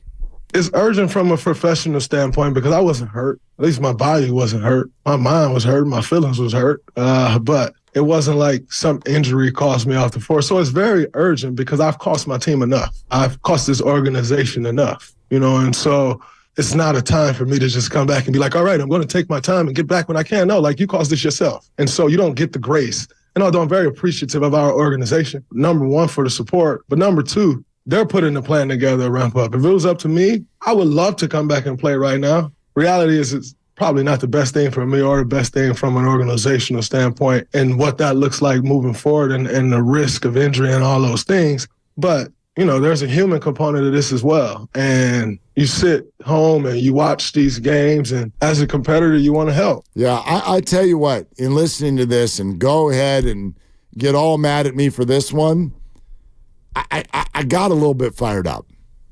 I got a little inspired about the Warriors season because it's not over yet. And I'm not talking about championship contention. They're not even in the play-in tournament right now, so why would we talk about that? But they're also not that far out, and I still believe there are scenarios that could unfold over the next 4 or 5 weeks that put this team on a little run. And they're one little winning streak away from being at least back into some sort of a mix. And I don't think that it's completely far-fetched that Draymond Green's return is a piece of that puzzle. I don't know about the piece, but a piece of that puzzle. It's a big piece of that puzzle because it puts everybody else in a position where maybe they can play a role that is more befitting of where they are in their career. And TJD's been great, but right now he's probably a 12 to 16-minute guy, and Kuminga's been outstanding, but he's probably a 20 to 24-minute guy, even though fans want him to play 36 minutes. You pointed it out before that when he played 36 minutes on Friday, he was largely effective. He was not highly effective. He was not majorly impactful. He was good, but he was not a huge impact on the game. So with CP out and GP out, and you're leaning on other people to step up and fill those minutes, you need Draymond Green, especially on defense, where their defense has been porous of late, and they've really struggled to stop anybody in many ways. So can Draymond come and help to calm things down and maybe right the ship? Sure. Does that mean that you go from an 11 seed to a 4 seed in the next 2 months? I doubt it. Probably not. But just stem the tide, get into the play-in, maybe you make it into the play-off, and then you go from there with all your veterans. You know what's interesting? I think that a similar emotion overcomes everyone when they're talking and thinking about Draymond Green in recent months. And it's the word exhaustion. Bob Myers used it, Steve Kerr used it, and tons of our listeners have used it. They're worn out, they're tired, they're sick of the story, they're sick of the person, they're sick of the antics, which he talked a lot about. They're sick of the whole thing. And what I've wondered all along is, does he wear his teammates out in that same way? Festus Ezeli was on with us yesterday. We asked him, what's it like being a teammate with Draymond Green? He immediately responded with, that's one of my favorite people on the whole planet. We asked Pods when he came on about being a teammate with Draymond Green. He said, it's exactly the guy that you want on your side. Now, they're saying it on the radio, so maybe that's for real, and maybe it's not. I don't know. But that's where my curiosity lies, because the whole idea of Draymond improving this team, there's the obvious, as you just pointed out, the defense, like the basketball, the stats, the metrics that tell you they're a better team when they have one of their better players. But I wonder about the emotional welfare, the morale of the guys. And this was kind of under the radar, but he mentioned in this presser today, this is a group that genuinely enjoys being around one another. Right. And then he said, and it's not always been that way. Yeah. And we know exactly what he's talking about. Kevin Durant. Well, yeah, that's one of them. Yeah. Yeah, Jordan Poole is what he's talking about. Like this idea that, the locker room is fractured. And I mean, sure, there's tension. There's tension because they're losing. There's tension because there's trade talk. Those things are stressful. But I wonder if these guys, they say that they like being a teammate with Draymond. They say they want him back. Right. And if they do, then this is a great thing that Draymond is not only back, but that he says that he's ready to be a different presence with the team. Well, that's the Draymond they want back. They don't want the Draymond back who gets techs or two techs or chokes an opponent or flail punches and gets suspended and all the rest of it. They don't want that Draymond back. They want the intense, demonic Draymond who focuses on winning and nothing else. And if it means you get a tech here and there because you argue with officials, fine. That's different than Draymond having a singular focus on yelling at refs and yelling at teammates and punching teammates and all the rest of it. They want the Draymond back that has been the winning Draymond.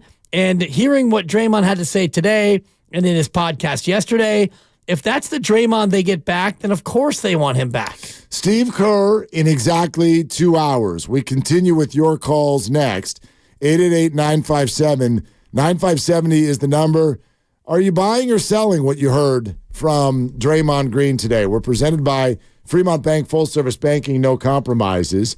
And also coming up next, you'll hear this answer. He was asked, okay, what techniques have you learned next time the anger shows up? We'll let you hear what he said in a moment on Willard and Dibs. The Road to Vegas is brought to you by Zenni, the official eyewear of the San Francisco 49ers. Shop from over 3,000 styles at 80% off retail prices exclusively at Zenni.com. The Floor Store's year-end clearance is extended to June.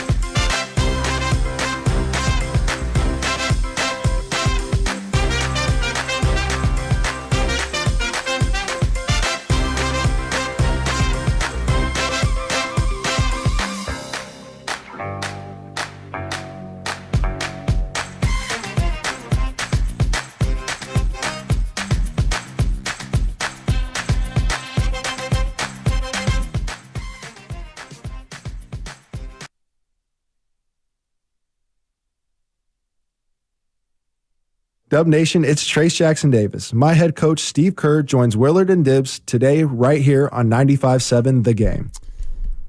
Trace Jackson Davis. Those are the three names.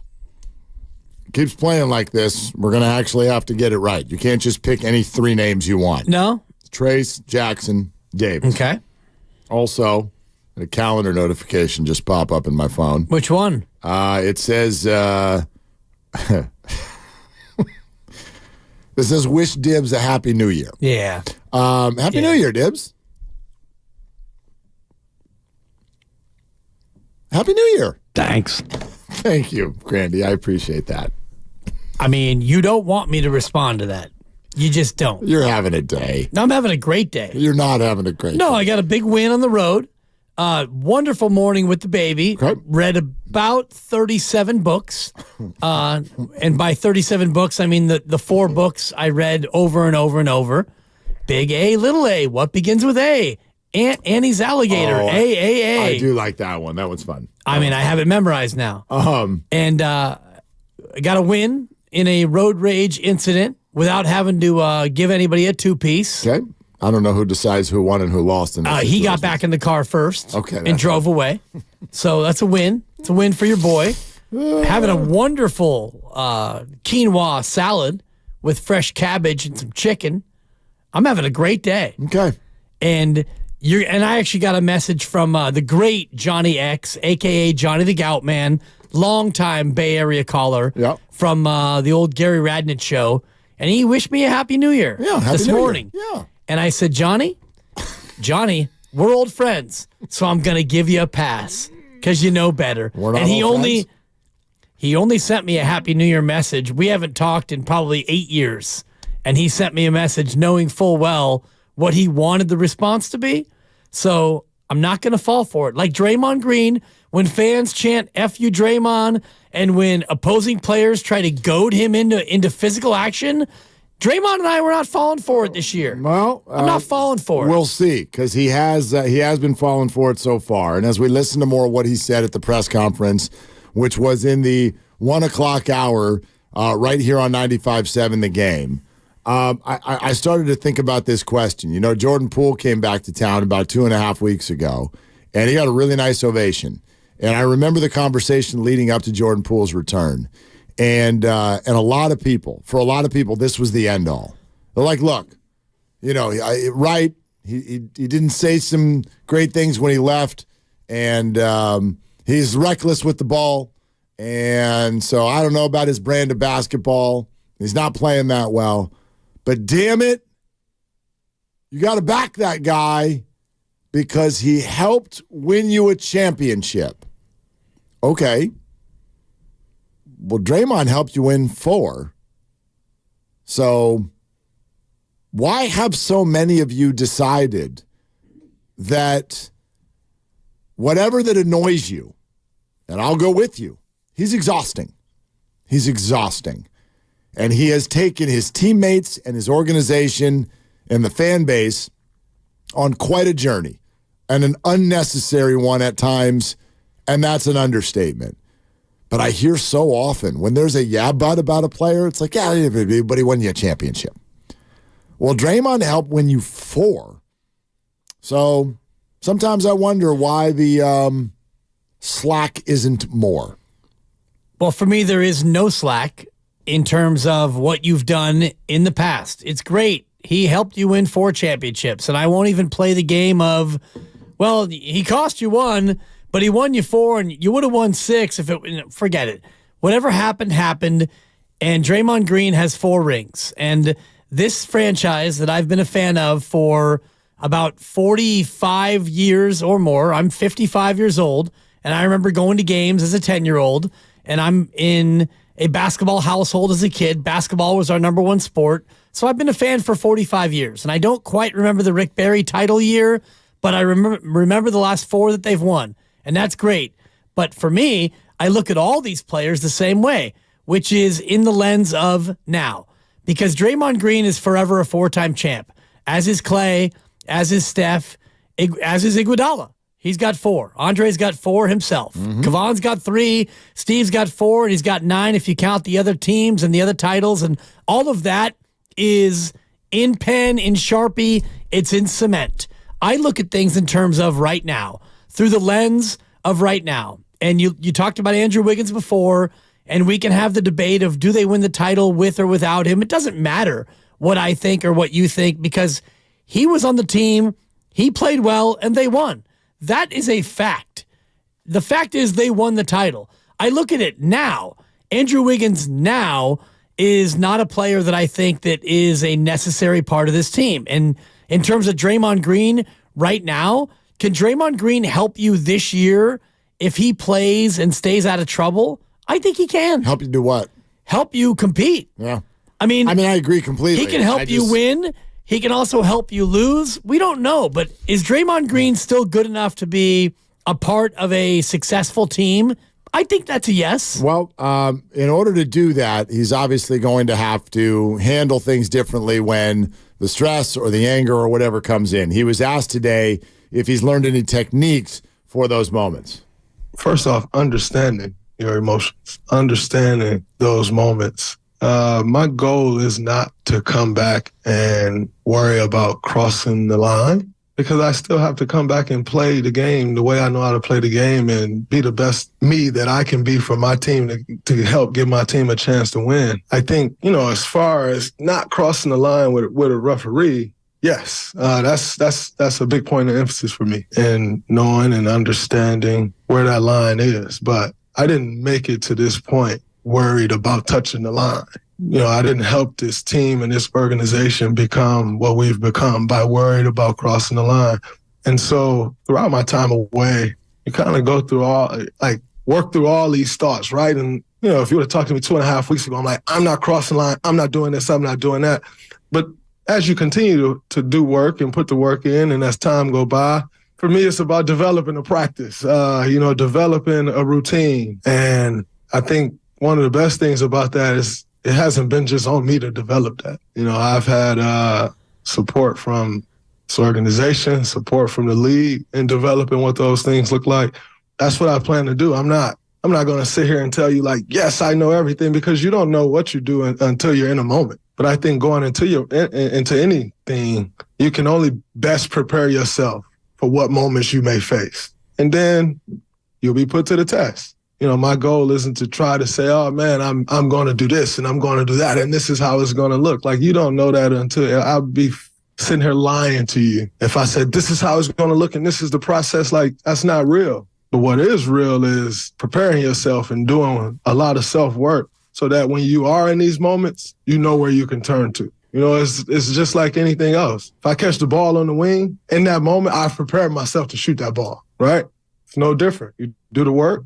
And then when those moments present themselves, you lean on your preparation. That really leads to the question going forward. And this is another reason why I thought today was pretty authentic.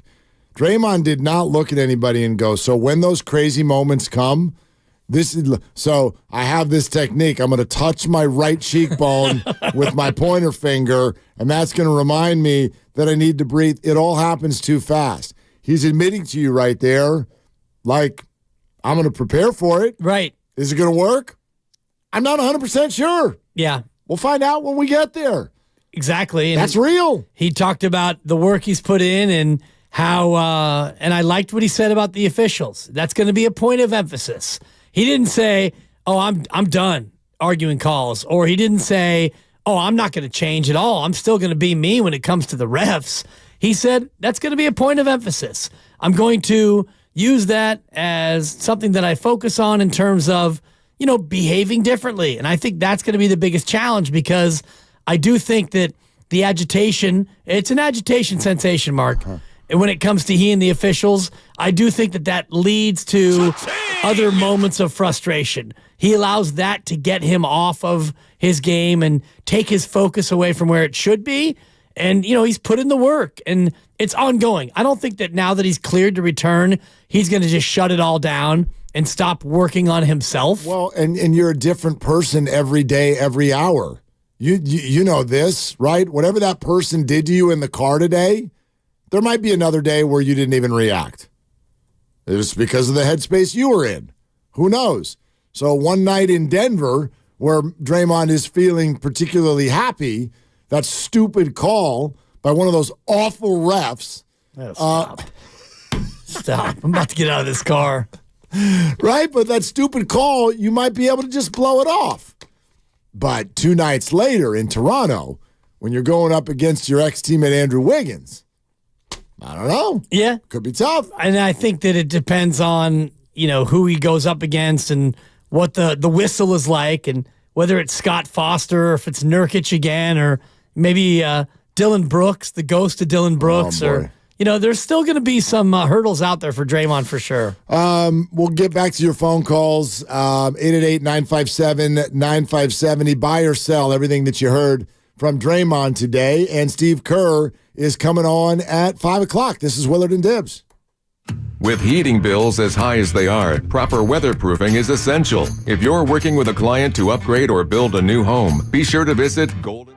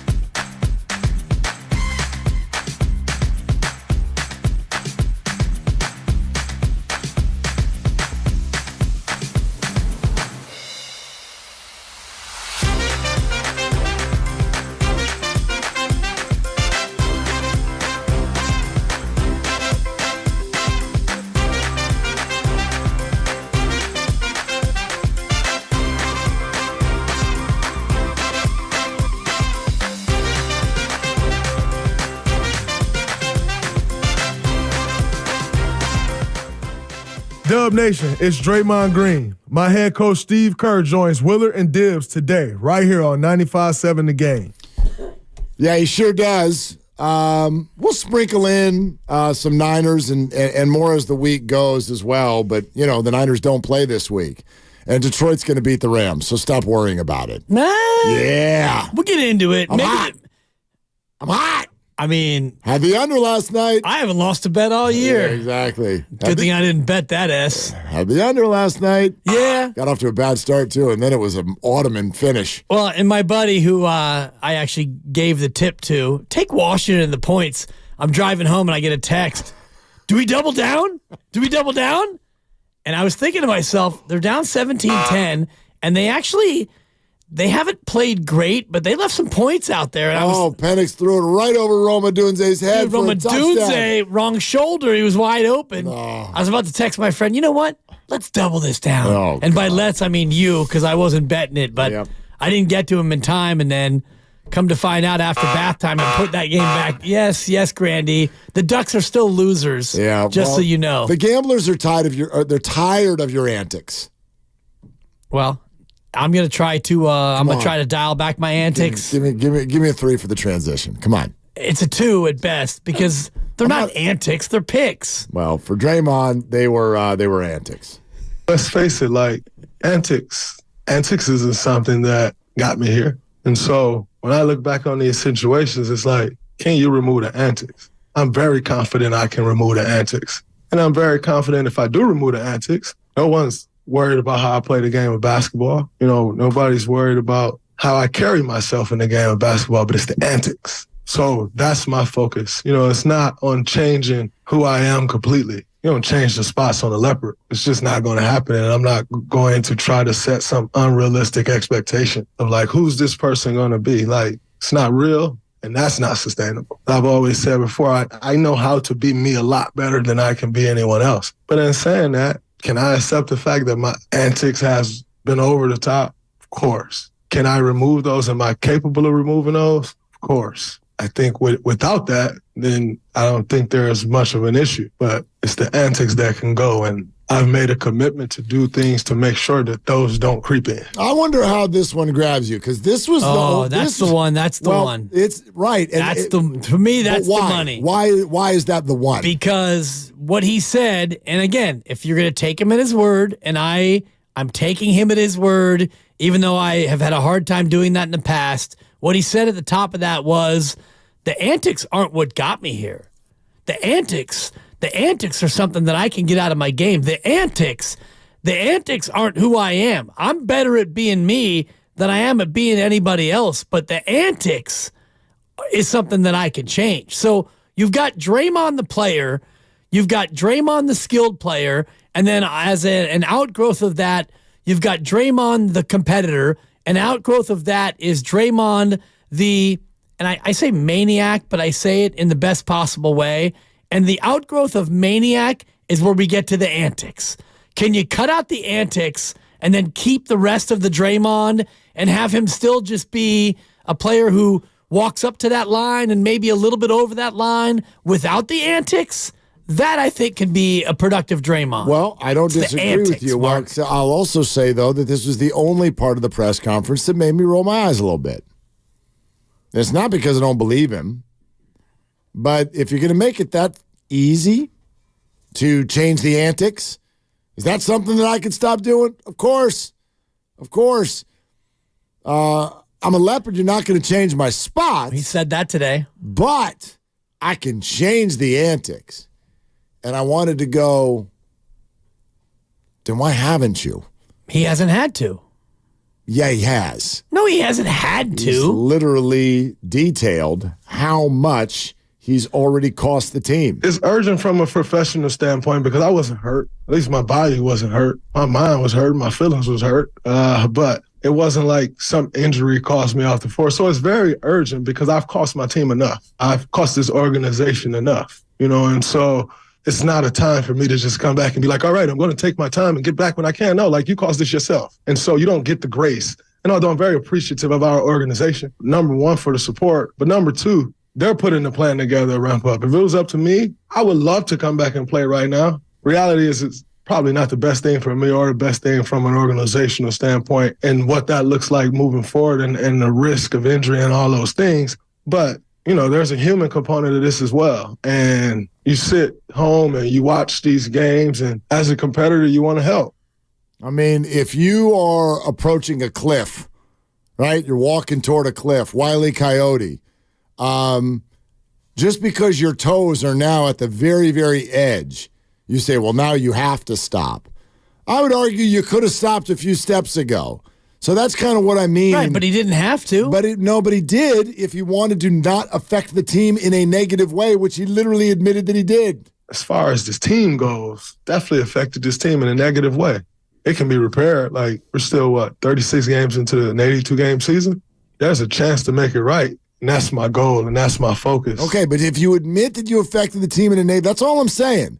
Maybe he didn't think that 13 games ago. Or maybe they aren't that easy to fix. But I guess the way he talked about the antics made it sound like they are, in fact, the only thing that I listened to today and did not feel authenticity. It's like if he made it, well, that's easy. I can fix that. Well, it's like, so wait a minute. I thought those were part of you. But if they're easy to fix, that means that they were concocted in some sort of a way, and you can just eliminate it with ease. And if that's the case, I would ask him, why now? Like, if I had been in that presser today, that would have been my follow-up. Why did it take until, if the antics are that easy to stop, why not till now? Well, because now he has to. And it's like when you have, and I don't know if you've ever been a part of an intervention where you get a friend who has an issue with substances or gambling or both or something completely different, and you all get in a room and it's like, okay, now we're at that point where you have to change. You have to change your antics. And I'm not saying that he had a clear-cut intervention, but that's kind of what the league has done. They basically said to him, no more of anything. Right. No more of your antics, your flagrants, your technicals, your assists, your rebounds, your turnovers, your buckets, your threes, your makes, your misses. It all stops. It all stops until we decide that you can come back and do it again. So when he has that moment to step back and realize all the things that he's done that has hurt the team, and you think about the antics and you go, well, I mean, the antics is like the one thing, the easiest thing that he can control is the antics. The next most difficult thing will be losing his control against other players, losing his control against the officials, losing his control against his teammates, losing his control against his coach. All those things I think are more difficult than the antics. Right. So I do think that he's right in terms of, I can stop the antics. Well, it's not the first message. Like, I'm with you when you say, well, he's going to stop now because he has to. Right. I would argue, though, if that's the case, hello, the message had been given to you at least 5 times already. Sure. And you chose to not change the antics, even when you were given a suspension earlier this year and told this is really serious. You've got to stop the antics. He came right back out with the antics. With the antics, yeah. Maybe this is finally when he got shaken. Sure. Maybe. And I think that's possible. It's like, really? Like, really? It took you this long to finally take someone else's guidance seriously? Yes, and I mean, we can't. And you and I have both been in situations with friends, family, or both where I get it. Yeah, it's like you've had your friend where it's like, dude, how can you not stop this behavior? It's like, what are you waiting? Are you waiting for rock bottom? So now you're waiting for whatever to happen to you to where it's like, okay, now I'm ready to stop with the antics. And in terms of basketball rock bottom, I can't speak to Draymond's mindset, but hearing him talk reminds me a lot of some of the people who I've known and been close to in terms of what they've sounded like coming out of that rock bottom moment where it's like, whoa, I didn't realize that I was drinking that much or doing all these. Totally. I didn't realize my antics were so far off the reservation that I didn't realize it until I had time to step away. No, when you're in it, you're of often course, the last to know. Like that's what. I hate to keep bringing this up, but this is that for me. That's absolutely what the number one message was. when I went through divorce, for example. Right. And everyone's like, yeah, you were the last to know, dude. Like, and I get that. And he talked about that today. When you're in it, oddly, many times you're the last one to know. You're the last one to see it clearly. Your emotions are way too tied up in everything. So I acknowledge that here. Right. I get it. I'm just telling you that in everything I listened to today, it was the one moment where I went, come on, man. Really? Are the antics that easy to get rid of? Then show me. Because if they are really that easy to get rid of, how'd we get to now before you decided to get rid of them? But they've been asking you for a while. You punched a teammate last year. Well, and that didn't stop you? I think about the ejection against Memphis, which was not last year, but the year before in the playoffs, when he gets ejected and he runs around the court and he's doing his WWE, like getting the crowd incited. That to me is antics. Antics, for sure. I mean, when you choke out Gobert, that's partly antics, but that also is, I think, something else that he needs to control is that ability to control the rage. Because, you could have jumped in and defended your teammate, but the way he grabbed hold of Gobert and brought him about 27 feet to the foul line extended inside the arc with 12 seconds left on the choke clock, that to me was excessive, and that might have been antics. But to me, the antics that he's talking about go far beyond just the on-court, like flagrants and stuff. Steve Kerr, 90 minutes. Let's take some calls. How about Dave in Fresno? Hi, Dave. What you doing? Hey, guys. I'm listening to what you guys got to say. I want to just, put some words out there. If Draymond's listening, I got some great advice for him, and you guys can tell me what you think. I would just say take advantage of this additional opportunity you've been given. I know it's like a cat with 9 lives here with Draymond, but dude, he's been playing with the greatest teammate in the history of sports. And this is not being talked about enough, in my opinion. Steph Curry is the greatest superstar teammate. I'm not saying ability, but as far as a superstar and being a teammate, I see zero blemishes. I've never heard of bad talk to anybody, any teammate, rookie, vet, any coach. He just shows up to play, and he's gotten the bat for Draymond. And Draymond, whether you guys are going to win a title or not, he's still playing. He's still playing a high level. Enjoy this time. Enjoy this contract that you just signed with this superstar person and Steph Curry and teammate. Like, it's not that hard. That all this, whether he going to do it or not, it's all talk. Talk is cheap for Draymond. He could say whatever he wants yesterday. We all got to see it. Now, whether we going to see it, that remains to be seen. But I'm just saying, Draymond, if you're listening, take advantage of the opportunity. Nobody else can say this. To me, Steph Curry is the greatest teammate, superstar teammate in any sport. I've never heard any bad reports or anything. Maybe it hasn't been reported. I don't know. But and he's gone to bat for him. So I would just say, enjoy this, Draymond. Yeah. You have a rare opportunity. Enjoy it. Dave, no doubt. Thanks, man. And it feels to me like some of what you just said there, Dave, was similar to what Steve Kerr said to Draymond when he went over to his house, at least according to the reports that we've heard, in that Steve was sort of suggesting him, dude, this has been amazing. Don't end it the wrong way. Right. Don't tarnish what's been incredible. And all of you, Steph included now, should feel some gratitude for it, as opposed to, yes, you want credit. Yes, you did this, you did that. We get it. But all of this is a stew. It's a mixture. And none of it works without all of the pieces. So Draymond does not have his Hall of Fame career if he doesn't play with Steph and Clay. And what I think is also important here, I believe that Steph Curry feels like his career is not exactly what it is without Draymond Green. That's why they're so loyal to each other. Right. Led to an interesting question today, by the way, when he was asked if he felt concerned that maybe he cost Steph part of his prime. I don't necessarily look at it as costing him some moments of his prime, because we're all in this together, right? Like, one of us fell, we're all failing. It's a team sport. I think for me personally, I care more about the person. How am I affecting the person? I can care less about a prime, if I'm honest, because I don't see his prime coming to an end no time soon. But like, how are you affecting the person that care about you? I spoke about the Stephen A. incident on my podcast. Like, then that's something he got to live with, forcing him to carry more weight than he necessarily would have to carry. What effect does that have on him? Even more so from a basketball standpoint. Like, it matters more to me how I affect the person. I wonder what Steph thinks. Although his actions certainly suggest one direction here, I hear people say this a lot. Draymond cost us a title, or he cost us 2 titles. Here's the question. Are you worried that you cost Steph part of his career?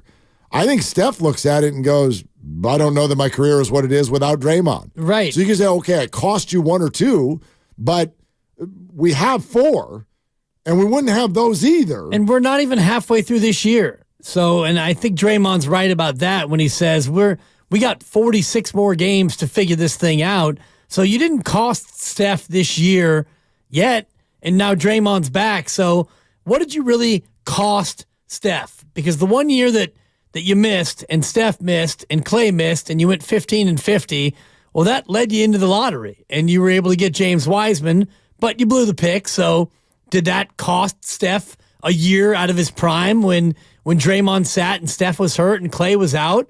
I mean, I don't think that there's anything that Draymond owes to Steph in terms of his prime. He owes it to himself, and he owes it to his employer. Not to Steph. I don't know. I mean, Steph Curry has responded to all things Draymond by clearly telling the organization, you better go give him 4 more years. Right. And $100 million more. So that's how Steph feels.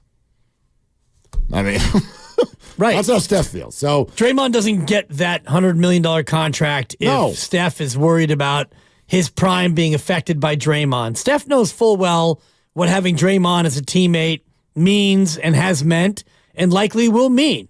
It means that these sorts of things are on the table. Next up, D in Walnut Creek. Hi, D. What's going on with Willard and Dibs?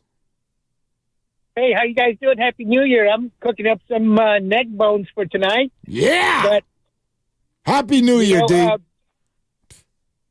looking at some old AC/DC videos, and I go back and I look at old videos, and I'm always re-entertained. So let's revisit this 4-ring circus that is Draymond Green. And the last 10 games without him have not been entertaining at all. And, Draymond is Draymond, and everybody's screaming, guillotine, guillotine, we want his head. But that ain't going to happen. Let's trade him. Who are they going to get that's better than Draymond at this point? You can't do it. They're going to have to draft Sharp again to replace Draymond. That's all I got to say for now, guys. Hey, D, just one quick question, and this is a very important question. Who is the MVP of AC/DC? Oh, got to be that guitar guy. You go back and look at that Sao Pablo video, and that guitar solo where he goes up in the middle of the crowd is just incredible. Yeah, thank you for joining us. The correct answer is Bon Scott. He's talking about Angus Young, the lead guitarist. Great, but when Bon left and Brian Johnson replaced Bon Scott, still a good band, but not nearly as good as when Bon was there. Okay. Bon Scott is the correct answer. Super random, but yeah. He said he was watching old AC/DC videos. Oh, I'm talking to both of you. So I had to give him the follow-up question, proper follow-up question. Bon died when you were probably 5 years old. Yeah, so there you go. 1980. I was going to answer C when you said who's the MVP of AC/DC. The letter C, because it's in there twice. Gotcha. Yeah. That's actually a decent answer. That would have been my answer. Bon Scott is the correct answer. Which also has for those C of you in it. scoring at home. Okay. 888-957-9570. Yeah, there's no trading Draymond. Okay, the idea of him being entertaining. Let's pull that apart for just a second. I mostly agree with this. Draymond is a lot. He's a lot. He's exhausting. He's hard to handle. He makes a lot of mistakes. And this is sports, so we're all allowed to react to that. And we can react negatively if we want at times. And it seems some Warriors fans have certainly gotten to the point where now it's just an overall negative. It's just a Heisman stance, like I don't want to even talk about or think about Draymond anymore. We're done with him. But okay, yeah, let's go the other direction. Isn't, to a degree, the other direction kind of what we're fighting against with the San Francisco Giants? Isn't it a little bit? I mean, we're all sitting here going, if we're just going to make it about the sport, like we're literally going to robotically just put people in uniforms and put them on the field. And you've all decided you hate that. So maybe that gives a little bit of a window into why I do tend to lean in the direction of positivity with Draymond. I fully acknowledge all of the annoyance, the exhaustion, the bad. I see it. I get it. Is it a net negative? Not even close. Not even close. You've got 4 rings and one of the biggest names in the sport. Well, even in terms of like right now, forget the 4 rings, but right now, in terms of the balance sheet, positive or negative, it still is a dramatic positive in my opinion. What's the negative of Draymond Green right now? Put aside what he's already done for the team.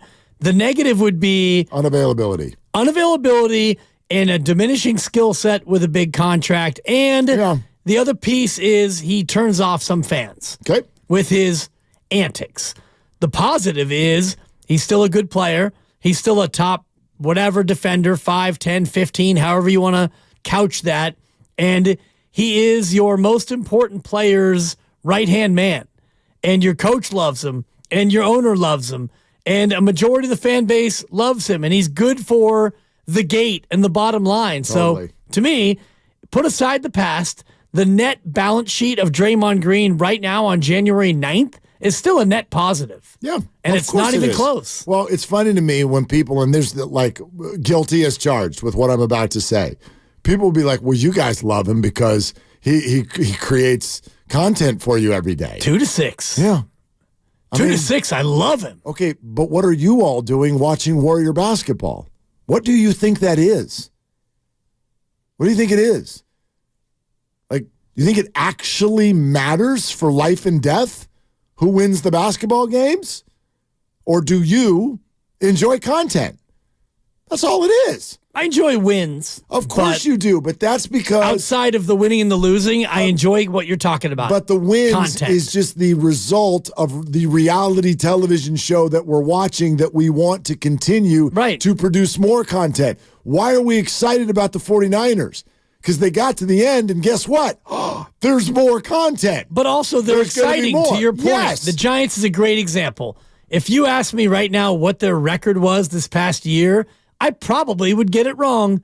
And I think that they were 79 and 83. Ooh, I think they might have been 80 and 82. Your point, though, is well taken in that it doesn't matter what their record was because they were an absolute bore. They were a 1.3 on a scale of 1 to 10 in terms of exciting. They were so boring that you knew exactly what it was. 79 and 83. 79 and 83. It's my business, Mark. It's my good for business. Yeah, that's man. Presented by Fremont Bank, full service banking, no compromises. We're streaming live on YouTube and Twitch. Hello to everybody who is watching. We're so glad to have you. Twitch.tv/957 the game, YouTube.com/957 the game. Interesting way you can watch a show, not just listen to it. And I hear from people every day that that's their new favorite way to bring it in. So keep it coming. It's all powered by First NorCal Credit Union. More of your calls next. Mike, and then another Mike, and Brian. And we're coming to you. And Steve Kerr's coming to us. This is an hour and 18 minutes away. Steve Kerr on Willard and Dibs. Hey, it's Willard for Safeway. Safeway proudly serving our community.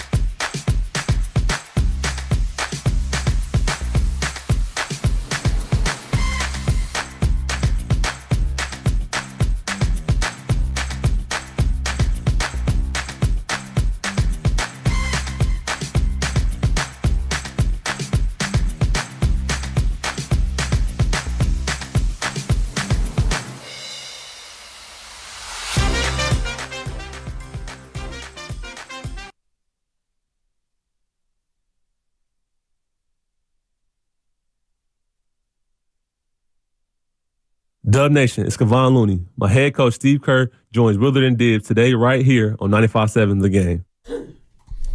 All right, important for you to hear this, so we'll keep going with the calls. Steve Kerr's just over an hour away. Willard and Dibs, glad you're with us, okay? YouTube, Twitch audience, hello. Thank you for being here. 888-957-9570. I do think, and this is often the case, sometimes it feels a little embarrassing, but I always try to think about this. You go with what you know in that moment, and then no regrets after that, because, yes, you will find out 2 weeks later, 2 months later, 2 years later that you were an idiot. But who knew? You go with what you know in that moment. So when Steve Kerr, for instance, goes, well, look, Draymond is we're giving him his space, and he's giving us ours. A lot of us went, ooh, that's an interesting quote. Do they not like each other? Why are they giving the Warriors space? Is this like wagging a finger at him? Wait a minute. They haven't been talking? He's not in the facility? Oh, there's a wedge. A wedge has been driven. And we speculated. And we said it was speculating because we didn't know. How are you to know? But the sound of that quote, and that's why we went right to it when Steve joined us the next day, because I'm like, do you want to add something to that? And he made it sound much less disgruntled type of a vibe. Come to find out, the more we're hearing now, and we'll let you hear what Draymond said about this today, that whole idea of like a wedge between the two sides couldn't have been further from the truth. He was asked what he missed the most during his time off. What you miss the most is, I sit and I watch our games. And what you miss the most is just being able to be there for the guys. Like, man, it's hard to win NBA games. I think we've had times where we've made it look easy. It's hard as hell to win an NBA game. So when you see guys struggling, you just want to help. But in the same breath, I wasn't sitting there like, I need to get back. I can change this. That was the whole point of like not being here. I didn't think guys needed to hear my voice. But yet if I see something, I'm going to try to help. And I just thought that was wrong, especially with no return date. Just to be around the guys and like working out and like open-endedly practicing and work. Like, I just didn't think that was right. I didn't think it was right for them to even have the uncertainty. It's almost like you out of sight, you out of mind. And it don't quite always happen that way in our sport because it's a win or lose sport. And so when the wins are piling up, everybody's great. When you're losing, everything feels like it's falling apart because that's what it's all based off of. And so I just didn't think that they should be susceptible to more than I had already kind of made them have to face. Seeing me every day was one of those things. And so I would just say being with the guy. It's unfortunate that we haven't had the season that we've all thought we would be having up until this point because it's a great group of guys that really enjoy being around each other. And that hasn't always been the case. And so I think I missed that more than anything. But I wasn't just like missing playing because playing wasn't on my mind. Like if playing was on my mind, then I think I would have been doing myself a disservice and everyone else around me a disservice. So that wasn't really my focus. My focus was my path, my growth, the things that I want to do, my family, and making sure that whenever that day came, if it did come, that I returned to this team, that I was in a better space and able to provide for them what I need to provide. And I think I'm in a great space, but just being able to help the guys. All right. No one will ever accuse me of being cynical. I don't really have that in my DNA. Sure. And here's another example. Like, can we listen to that and take from it what he's saying? There's a lot of awareness about other people in there. So when we heard it a week ago, we went, oh my God, he didn't even want to be there. No, that's actually exactly where he wanted to be.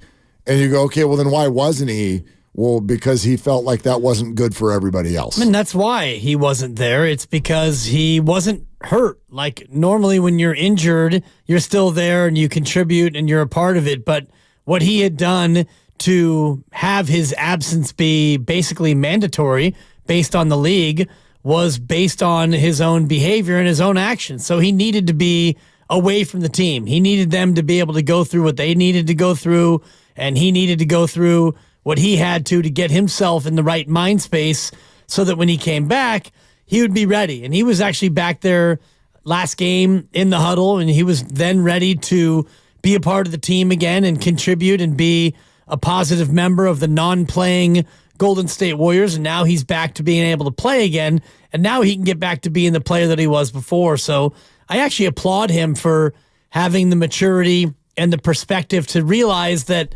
where he was in his own space, and he even said in that cut, he wasn't even sure if he was going to come back. But when he made it back, if he was going to come back at all, he had to be in a different mind space. And so until he got to that place, he didn't want to be back there serving as a distraction as opposed to what he normally is. Couple of notes. Doc Pandia is going to jump in here in just about 5 or 6 minutes.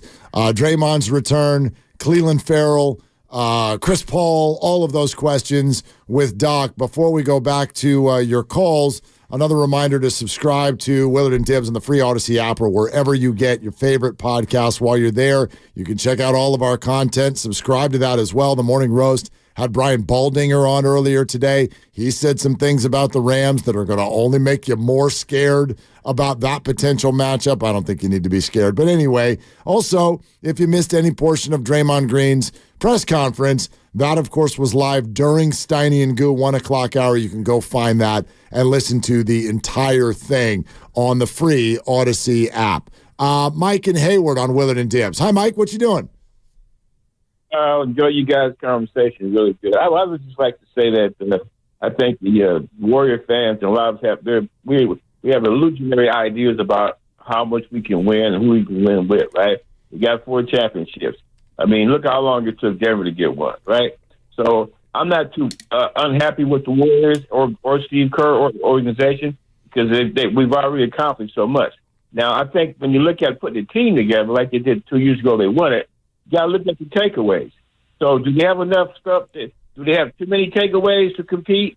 Or what is it going to look like? Because the recipe obviously ain't there because their record's like, it ain't that good this year so far, right? But like I said, what is it going to take for them to get better next year? Or what is it going to take for them to really be competitive? I think championships are won based on, look how long it took the Warriors to win a championship. They put that stuff together. They got those 3 guys, and they put the ingredients in, and it turned out to be a winning combination. So winning combinations don't always get better. You have to analyze the takeaways every year. So ownership is only going to pay so much money, and they're paying Draymond $100 million because they think Draymond could help win another championship. Well, Mike, you're not wrong, but then again, and I've reasoned with it enough to get to this point, like we are a product of our surroundings. So Warriors fans right now, they measure each season by whether or not you can win a title. That's the goal every year, and it will continue to be the goal even when it's an irrational one. Maybe that's already the case, but then that will expire after a while when the team is not winning a championship or like not even close, or let's say it's a play-in team, or hell, let's say they don't even make the playoffs at all. Like the Chicago Bears fan base, take a look at them right now. They're having a very large debate over whether or not Justin Fields should be their guy, or should they go in a different direction with their 2 top 10 picks, including number 1 overall. Well, that's the debate. What will the measuring stick be on that next year? Let's say they stick with Justin Fields. What's the goal? The goal for Chicago is probably to be above 500. There you go. Can we sneak into the playoffs? Can you get to be 9-8 and have a chance in January to be a playoff team? I hate to say this, but like at a certain point, Warriors fans, we're going to have some of those years. We've had plenty. This might be that year. Maybe, but like depending on what happens this year, and if there's a reboot of sorts and a roster change and, clearing books and all those things that happen with NBA teams, you might have a year that starts where you're like, can we make the playoffs? That's it. Like, that's the goal. And then you make the Sacramento Kings last year. What was the goal? The goal wasn't to win a championship. Well, the goal changed as the year went on. Sure. But still, I don't think you looked at it as a 3 seed and thought, our goal now is to win a championship. Of course not. They end up losing in the first round. And what did you hear Kings fans say 5 minutes later? They're bummed, and then they go, but that was a great year. Yeah. That was a great year. Right. So, like, it's a moving goalpost all the time. Always. And it's going to be really hard for us to back out of what we're used to, which is a decade plus of win the whole damn thing. And I think we're already out of that, honestly. I mean, Coming only out of it, the most idealistic Warriors fans are still in that mindset of this is a championship team. And I think, honestly, if you look at where you are right now, around 500, almost halfway through the year, and you've got injuries and you've got age and you've got a West that's better than ever before. Right now, the goal for me, if I look at it, would be get to the 6th seed. Can you get to be a 6 and stay out of the play-in? And you get to the 6 and then maybe, depending on who the 3 is, you might be able to win that series. And then, you get into the next round and who knows, you'll be underdog, but you might be able to pull something off against an inexperienced Minnesota or a lightly experienced Oklahoma City, depending on how that all shapes out. You never know what can happen if you make it into the playoffs. Right now, I look at it, and my goal for this team would be get to the 6. And the secondary goal is be better than 10. Be 10 or above, honestly. Yeah, I wouldn't mind the play-in tournament as long as they come out of it. Yeah, but I'd want to be 7 or 8. If you're 9 or 10, you got to win twice. I understand. And that's tough. And this team has never won a game in the play-in tournament ever. That is correct. Including when, were they the 8 that year? 8. And they went uno, dos, adios. Correct. Which is ugly. Not good. Yeah, that's why I don't care if they're in the play-in as long as they come out of it. Come out of it and make the playoffs. Even if you have to go play Denver. I mean, they played Denver a bunch this year. They didn't look overwhelmed. No. I'm not saying they lost could beat them both, them. right? Yeah. But, I mean, quite frankly, they had both games most of the way. Sure. The Warriors finishing in the fourth quarter has been brutal this year. You know that. We've all known that. You watch that. So, but I also think when you watch them play the Nuggets, they're right there. Those are interesting games. Yeah. The Nuggets don't blow by them. There's a matchup thing there that seems to kind of work. Draymond. Well, when you have Draymond, he didn't play in either of the games. Right. He didn't play in either of these recent games. So, and the matchup went against you on Christmas because you had no one to guard the Joker. Right. And it was a parade to the foul line. Steve Kerr joining us in an hour. Absolutely. You are listening to 95.7 The Game. KGMZ FM and HD1. San Francisco. Always live on the free Odyssey app, Twitch, and YouTube. Powered by First NorCal Credit Union, the smart choice for low auto loan rates and super simple online application process. Doc, ready to go? Here we go. Time for Cleared to Play. Going to take you inside the tent and get you updated on the latest injuries in the Bay. Proud to partner with UCSF Health on this segment and bring in Associate Professor of Orthopedic Surgery. That is Dr. Narv Pandia. Hi, Doc. Hey, guys. How you doing? Happy January, Dan. Thank you, Doc. I appreciate that. That was really well played. It's smart, man. Yeah. You don't go to medical school without having a breadth of knowledge across all subjects. We could do that all the way to the 31st, right? Yeah, you're welcome to. Happy January. It's a little bit awkward, but it's the sentiment that counts, Doc, and I'm feeling the love. Thank you. Yeah. Happy New Year, Doc. You too, Mark. Everything different for everyone, a little bit different. We're all talking about Draymond Green. Maybe we'll get to his return to play here in a second, but let's start with Chris Paul. The surgery has already taken place. We know the timeline, I guess at least 3 or 4 weeks at least, especially though factor in his age, the other hand problems. What do you think? Yeah, I think they released, it was a little bit unclear what bone was broken, but they said it was his metacarpal, which is, the most common bone that's broken and probably has the quickest return to play for an NBA player. Typically, what happens during the surgery, they use some combination of plates or screws or sometimes pins to basically hold the bone in place. And if you look historically at NBA players, most of them kind of get back right around 4 to 5 weeks with this type of surgery. Now, he's a little bit older. He's had multiple hand injuries, but the fact they're going to reevaluate him at 3 weeks, typically that's when you get an x-ray, you check their mobility.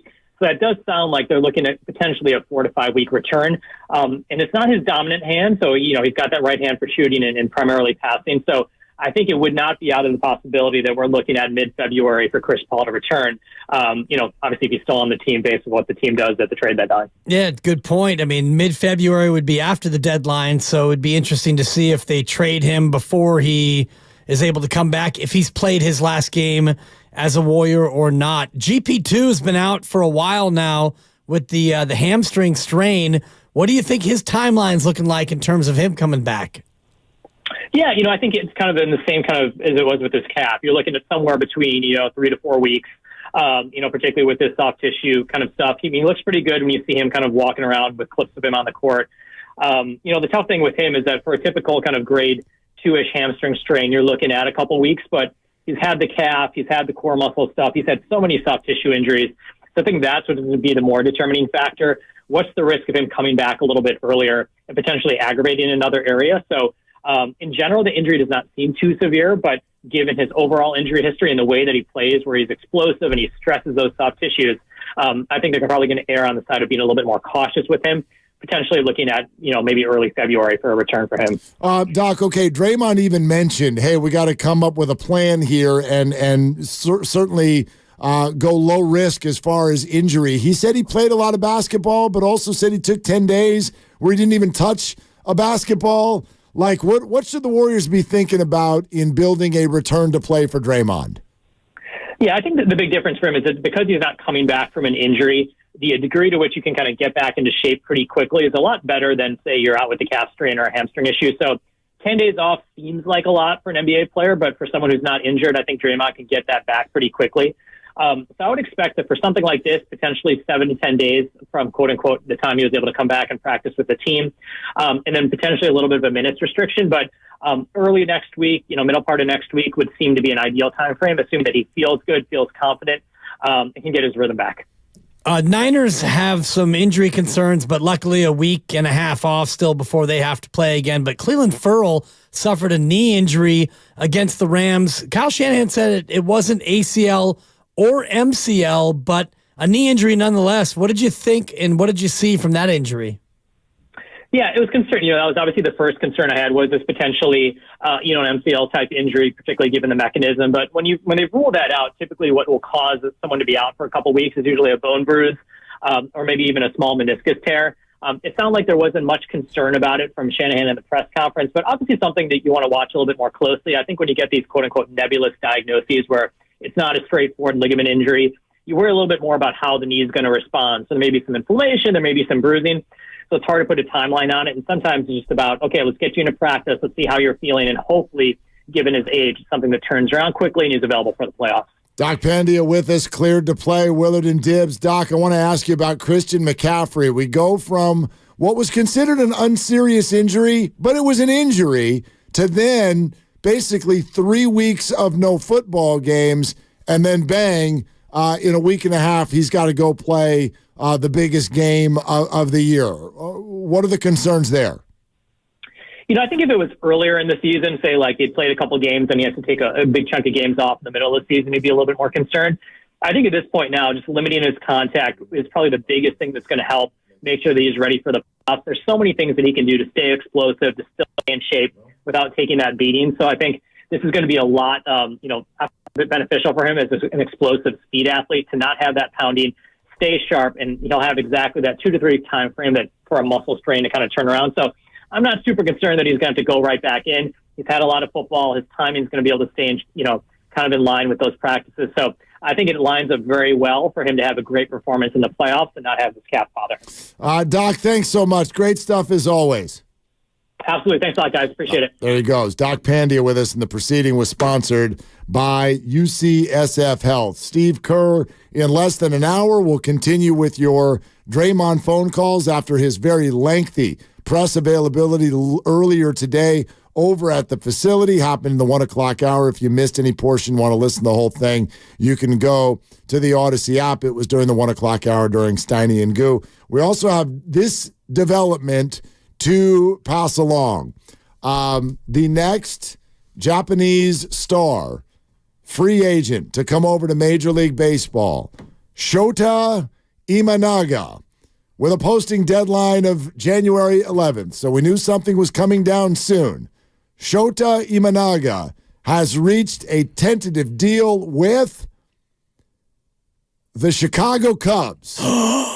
Wait. This what? is per Bob Nightingale. Oh, my God. On X. You're telling me that Farhan Zaidi, the closer, did not. Missed out again. He did not sign Shota Imanaga. Man, geez. Well, I don't. A Zoom call scheduled for later tonight. so Farhan can announce the Rule 5 signing of some other Shota. I don't know if there's any other Shota. I'm not Imanaga. MLB the Shota. No, I don't. That's not bad. I don't. I listen. I don't know who to listen to on this one. They have said 100 times before it was the Yamamoto and the Ohtani that they were foaming at the mouth in order to get those guys. Yeah. I don't know. Yes, they were engaged with him. Bowden did there was a lot of conflicting stuff here. Bowden tweeted 3 days ago the Giants are not focused on him. Right. I don't know. The only thing, here's what Farhan has promised. I wonder upon whom they are focused. Other than I don't know. Other than I can't pitch till July, Robbie Ray. Right. No, look, the only thing when they did that availability last week after Robbie Ray, and boy, the Giants with the overpromise, underdeliver thing has obviously been well traveled. They've cornered the market on that. But he promised they're not done. So after Robbie Ray, he promised they weren't done? Correct. Okay. So I mean, what does that mean, though? Well, it means that it means there's a backup shortstop somewhere. No, Farhan. No, it means you've got every. Here's what I would tell any Giants fan: you have beyond every right to be skeptical. You have beyond every right when it comes to free agencies during the Farhan era. You have every right to be upset and disappointed. But I also take each free agency period on its own. And so, provided that there are still a ton of names out there, right? I'm reserve the final analysis of 2024 until spring training opens. Yeah. So let's see. But it will not be Shota Imanaga.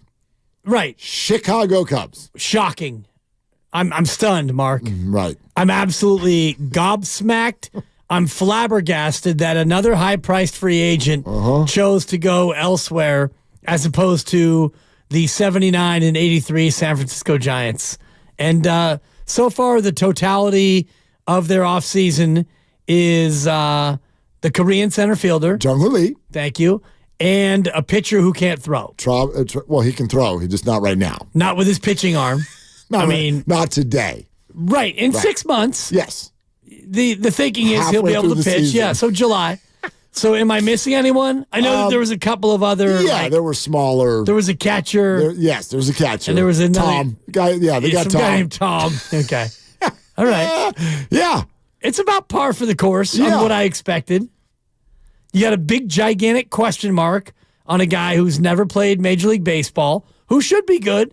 He could be good. He might be good. And then you've got a Tommy John pitcher who is a little bit like, who's that other pitcher that they got a couple years ago who never threw for him, who was also injured? Matthew Boyd. Thank you. Yes, Matthew Boyd. This could be the new Matthew Boyd. It could be. You never know. I'm a Giants fan. Stay tuned. I'm trying. Trying, Grandy. Corbin Burns. They got Corbin Burns? No, they're good. That's my next prediction. They're going to trade for him. Is this a prediction? Yes. Okay. Because you've done this a lot. The Brewers and Giants. You've thrown out names, then they haven't come to pass. Well, no. Some of them are just fun to say. Yoshinobu Yamamoto. That's the first time I ever heard this man's name, and you said it 47 times, and then he was a Dodger. He became a Dodger. Yeah, he did. Yeah. But he liked the Giants. He sure did. He likes pitching here in blue. I'm sure it's a pitcher's park. Yeah. No, I do think the Giants and Brewers might get together on a deal. That's my next prediction. Okay. Stay tuned for my next prediction. Stay tuned. We'll see. We'll see. Yeah. There's no doubt they got to do something, but it ain't today. Although today's not over yet. As evidenced by the fact that Steve Kerr has not spoken to us yet, but he will. 45 minutes away. Your call's next. And if you're just joining us, just getting in the car after a long day at work, let us take you through some of what Draymond Green had to say, because it was long and distinguished earlier today at Chase Center. Your calls, 888-957-9570. It's Willard and Dibs. UCSF Sports Medicine Center is dedicated to treating every type of athlete, from kids to adults, amateurs to elite professionals. As one of the best orthopedic programs in the nation, UCSF has programs to offer.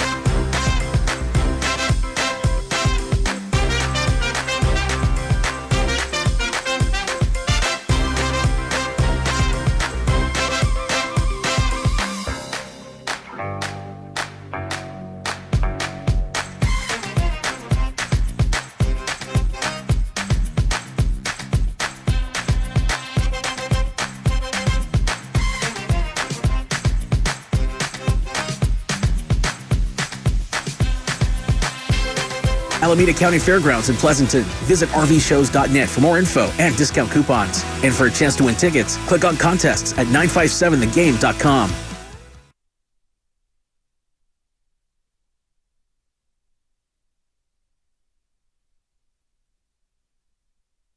Dub Nation, it's Brandon Pajemski. My head coach, Steve Kerr, joins Willard and Dibbs today right here on 95.7 The Game.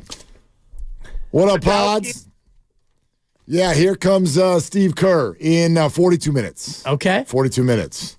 I love it. What you want to ask him, dog? I want to ask him everything, but I was actually listening to Steiny and Evan earlier, Evan in for Guru, and they were kind of walking themselves through what they would do with the Steve Kerr interview at 5 o'clock. And where do you begin? What's the most important? What's the most pressing thing? Because there are questions about Steve. What's going on? Yeah. How's that season? What the hell was that on Sunday? Well, there's that. Steve, did we lose you? Yeah. There's the I'm sorry, I'm here. Yeah. So there's the overall like flow of the season. What the hell's going on? There's the ongoing Kuminga Moody portion. There's the Draymond return questions. So I wonder, where we begin. It's kind of nice being in my seat because you and I think, do a good job of interviews, listening to the interviewer, which not a lot of people actually listen to the answers, but you'll go first. You'll lead us in a direction, and I always follow because I'm good like that, because I really pride myself and we pride ourselves on a good interview flow. So if you open up with, hey, Steve, how about that season? I'm not going to immediately go to Draymond. We'll do 2 or 3 questions about, how bad the year's been. Ha, ha, ha, isn't this great? And then we'll transition from there. So I wonder where we might start in order to get where we want to get in the end of it. I haven't decided yet. I like to do an extemporaneous piece. I know you do. Yeah. And I like to play off of what you do because I'm only going to say this once because I don't like to compliment you. Here we go. Makes me feel uncomfortable. But you do a nice job of getting into interviews and usually leading with the most important piece. Well, you're really good at that. Well, I wonder though, with this one in particular, what's the biggest piece? Like, there's a lot of different things to get to. Draymond's top of mind, right? Like this just happened. It just happened, and there's 100 different directions that we can go with that. So, yeah, there's that piece of it. I also think though, the underbelly of the organization right now is something that's difficult to ask because I don't think Steve will address it, and he's got a baked-in out, which is, I'm not the general manager. But the Draymond thing is today. He spoke, but he's going to come back soon. Is it later this week? Is it early next? I don't know. But then he's going to play basketball, and he will resume his spot as a basketball player on the Golden State Warriors. Yeah. Somebody or multiple people who currently have Warrior jerseys, I believe, are about to not have Warrior jerseys anymore. And I would love to sort of access how Steve handles that, because Draymond's sitting here talking about how this is a great group of guys and they really enjoy being around each other. He had other comments, and we'll play a bunch of this for you here in a sec. Other comments talking about the stress of the job. One thing I've consistently heard from athletes through the years, one of the most stressful things they deal with, and I totally give this to them, trade rumors. Because imagine, if you will, and I know, once again, we already went over this, so many people who watch sports, they don't want to hear boo-hoo about anything for athletes who get paid millions of dollars. It's got to be brutal getting paid millions of dollars to play a game and have to worry about if you have to go play that game for someone else. That's got to be terrible. You're being sarcastic. Big time. And you shouldn't be. Oh, I can be however I want to be. Well, put it this way. I don't care what you make, and I also think it's funny when we do this, because do we make millions? No. But are 98% of the people listening to our voices jealous of these jobs? Hell yes. Sure. So nobody's feeling sorry for us either. You want to trade me, Nahigian? Trade me. But we got stress. Do we have stress? Everyone has stress. Okay. So everyone has stress. I don't care how much money you make. If you work in a job, think about it now. Seriously, imagine it. You wake up, you got a job, You're on the way to work. Phone rings. Hi. Oh, hey, what's going on? Got something to talk to you about. What is it, boss? You now live on the other side of the country. You're a Magic. You're now a Pelicans. Call your wife and kids. Yeah. Hey, honey. Yeah, this is Dibs. Dude. Dude. I got traded to New Orleans. Oh, yeah. My $100 million contract comes with me. Yeah, I think we can find a place there for an affordable amount. So cynical. All right, honey, let's go. So cynical. Pack your things. They're human beings, dude. Of course, bro. Do you think that the 6-year-old cares that they make $100 million? They're leaving their best friend next door. You think the 8-month-old cares if he or she lives here or lives in New Orleans? The 8-month-old does not. Does the 11-year-old? Well, they can stay. Okay, you can stay. I'll tell you right now. Will you just give it to him? If I got dealt to New Orleans today, no, you don't Supper and Mila are not going with me. You don't know. I know that. You don't know what We've had that conversation. But you don't know what it would be like. It's different for everyone. Of course. Can you just give it to them? Can you give it to them that it's not that easy just because they make a lot of money? I'm going to give it to them that it's not that easy for anybody. And can you give it to me that it's easier if you make $100 million as opposed to making $15 an hour? From that subject matter, yes. Sure. But that's not that's what I hate about it. We only look at it through the lens of money. That's the lens I'm choosing to look at it and through. That's fine, but that's not everything. No. It's like it's everything is everything. Right. If your family is like, damn it, I hate that. No, we don't want to do that. It's going to ruin everything else we got going on. Well, that's freaking hard. Yeah, it's tough. Super stressful. What's really stressful is when you lose your job and you have no income. And that's, of course, and everything is relative to the individual.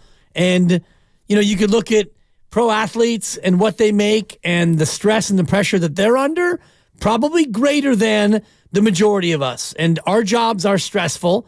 And I don't make $100 million over 4 years.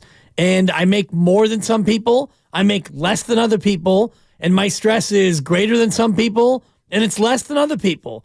And my commute is longer than some and shorter than others. And my baby cries more than some and cries less than others. Everything is relative. So it's just life. And I do know this. Oh, I don't know it. I'm imagining if I was $100 millionaire, I would imagine some things would be easier. Other things might be more challenging. Yeah. I bet you I'd hear from a lot more relatives a lot more often looking for a loan. You sure would. That part of it, I'm sure, is super annoying. Like I guess your point is well taken, but it's a larger sort of snapshot of the point that I'm trying to make, which is that there's nothing that's free from stress. And in my opinion, we should spend all of our time focusing on how to relieve our own stress as opposed to judging anyone else for whether or not they should be stressed. That's my point. I mean, anybody can be stressed over anything. Yeah. So money is definitely one of the bigger stressors, though, I would imagine, in life. Of course. But I think because of that, we act like if you do have money, then you don't have stress. And I don't know how many examples we need of that not being the case. Let's go through all of the millionaire celebrities who've taken their own life. I actually don't want to do that. But you know what I'm saying? Yeah. Right? I remember for a while, and this is when I was still living in L.A., and, because you're close to Hollywood, there's always a lot of discussion about content, no matter what you do. If you're in radio or TV, everybody's always like, I got a show idea. We should do this. We should do that. And you know whose name would come up all the time? Anthony Bourdain. Anthony Bourdain's name would come up all the time. And in fact, that got thrown at me one time. What if we did like the Anthony Bourdain of sports, which is like you could go around to different sporting events, but kind of like do them from a lifestyle perspective and food and, geography and the scene that's around these sporting events and all that stuff, like the Anthony Bourdain. And what would always come up is people would go, man, that guy's life is like the dream. That guy's life looks like the absolute, like, could you imagine how much fun like millionaire, gets to go everywhere, meet everyone, eat everything, like absolute perfect life. That's always what people thought. Yeah. And that ended how it ended. Exactly. You know what I mean? So like I don't know why I do get bugged about it a little bit, and that's on me. That's on me. But I do get bugged on it a little bit when I hear people, and we do in sports often, when I hear people judge other people's mentality or stress level. It's like that's not for you. It's not for anybody else to look at. So when we hear, oh gosh, boo-hoo, if I made $100 million, it would all be, no, you'd actually have no idea what it would be like. Right. You have no clue. That's and yeah, that's my take. Okay. I mean, I think we all judge each other constantly, whether or not it's celebrities. And do we look at Taylor Swift and think that you have the perfect life because you're the most popular artist and you are a multi-millionaire, if not a billionaire? And we look at you and we think, oh, everything's got to be perfect. You've got a bunch of handlers and all you have to do is just go around singing those same songs over and over again across the world. I think people totally think that. Right. And they might be completely wrong. And you might be absolutely spot on accurate. Or you could look at somebody who is living on the street and you think, oh, you poor pathetic person, they might be the most content individual in the world. And you just don't know. Totally. So we all judge each other constantly, and we do this with pro athletes all the same in terms of how much you make and how we perceive you. So, yeah, he's got $100 million, and if he wants to walk away from it, then walk away from it. If you want to come back and work on your life challenges and keep playing, then do that as well. He's trying to live his life the best way he can. Absolutely. Steve Kerr in 30 minutes, and we'll touch on all of this. Let's take you through some of what Draymond had to say, some of the money quotes, if you will, especially if you are just hopping in the car and you missed what was said in the 1 o'clock hour. Draymond with a lengthy 30 to 40 minute at least press conference where he took on all questions, and we both thought answered with some really nice sincerity. But up to you to take in some of this and tell us what you think. We'd love your calls at 888-957-9570. One thing that has been played a time or two is what Draymond said with regard to his antics. Let's face it, like antics isn't something that got me here. And so when I look back on these situations, it's like, can you remove the antics? I'm very confident I can remove the antics. And I'm very confident if I do remove the antics, no one's worried about how I play the game of basketball. You know, nobody's worried about how I carry myself in the game of basketball, but it's the antics. So that's my focus. You know, it's not on changing who I am completely. You don't change the spots on the leopard. It's just not going to happen. And I'm not going to try to set some unrealistic expectation of like, who's this person going to be? Like, it's not real. And that's not sustainable. I've always said before, I know how to be me a lot better than I can be anyone else. But in saying that, can I accept the fact that my antics has been over the top? Of course. Can I remove those? Am I capable of removing those? Of course. I think without that, then I don't think there's much of an issue. But it's the antics that can go. And I've made a commitment to do things to make sure that those don't creep in. You know, there's maybe in here a little lane of... I don't want to call it discord, but like when we heard Steve Kerr talk afterward, he mentioned that he has instructed Draymond, just stay away from the refs. Just stay away.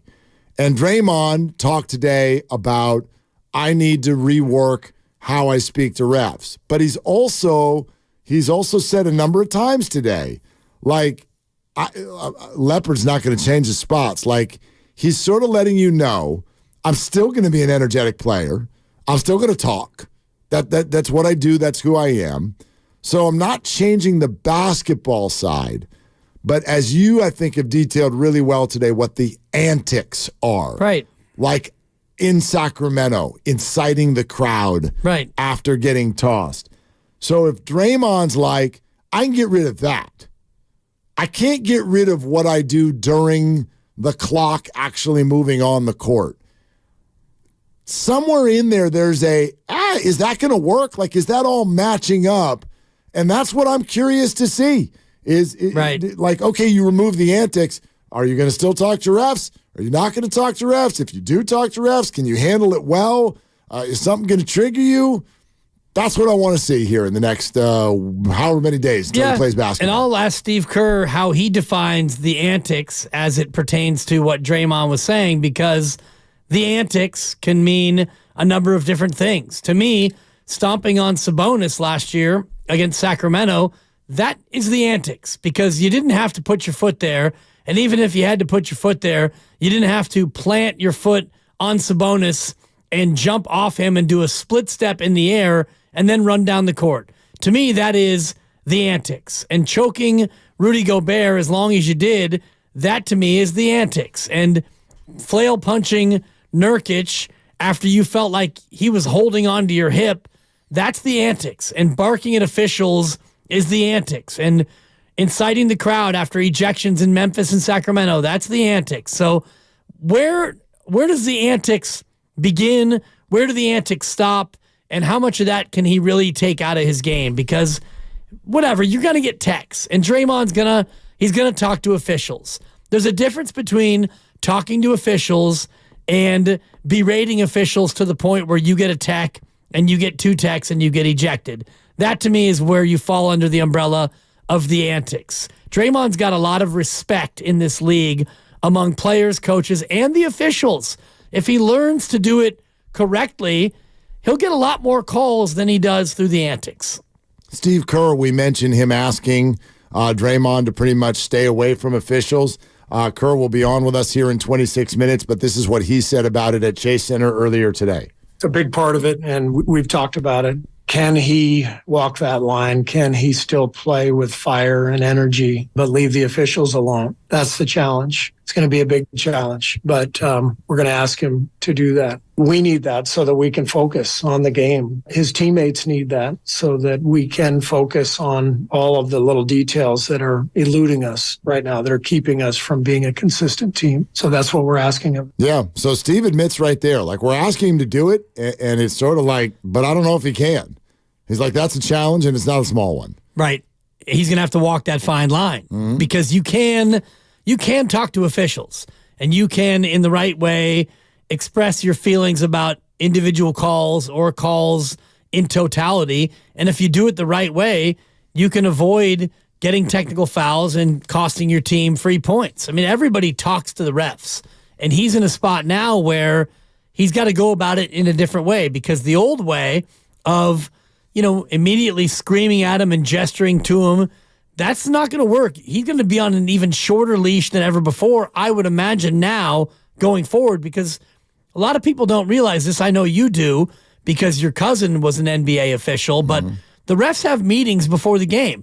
They go over game plans before the games. They talk about things to look for, players who tend to set certain screens that might be illegal, or actions under the basket that players do that you may want to keep an eye on, and also players who are known to talk to officials. You think that before every game they don't talk about Draymond Green? Oh, gosh. The 3 officials? I don't even know if they need to anymore. Right, but they probably say, all right, guys, what are we going to do tonight about Draymond? What's going to be our approach?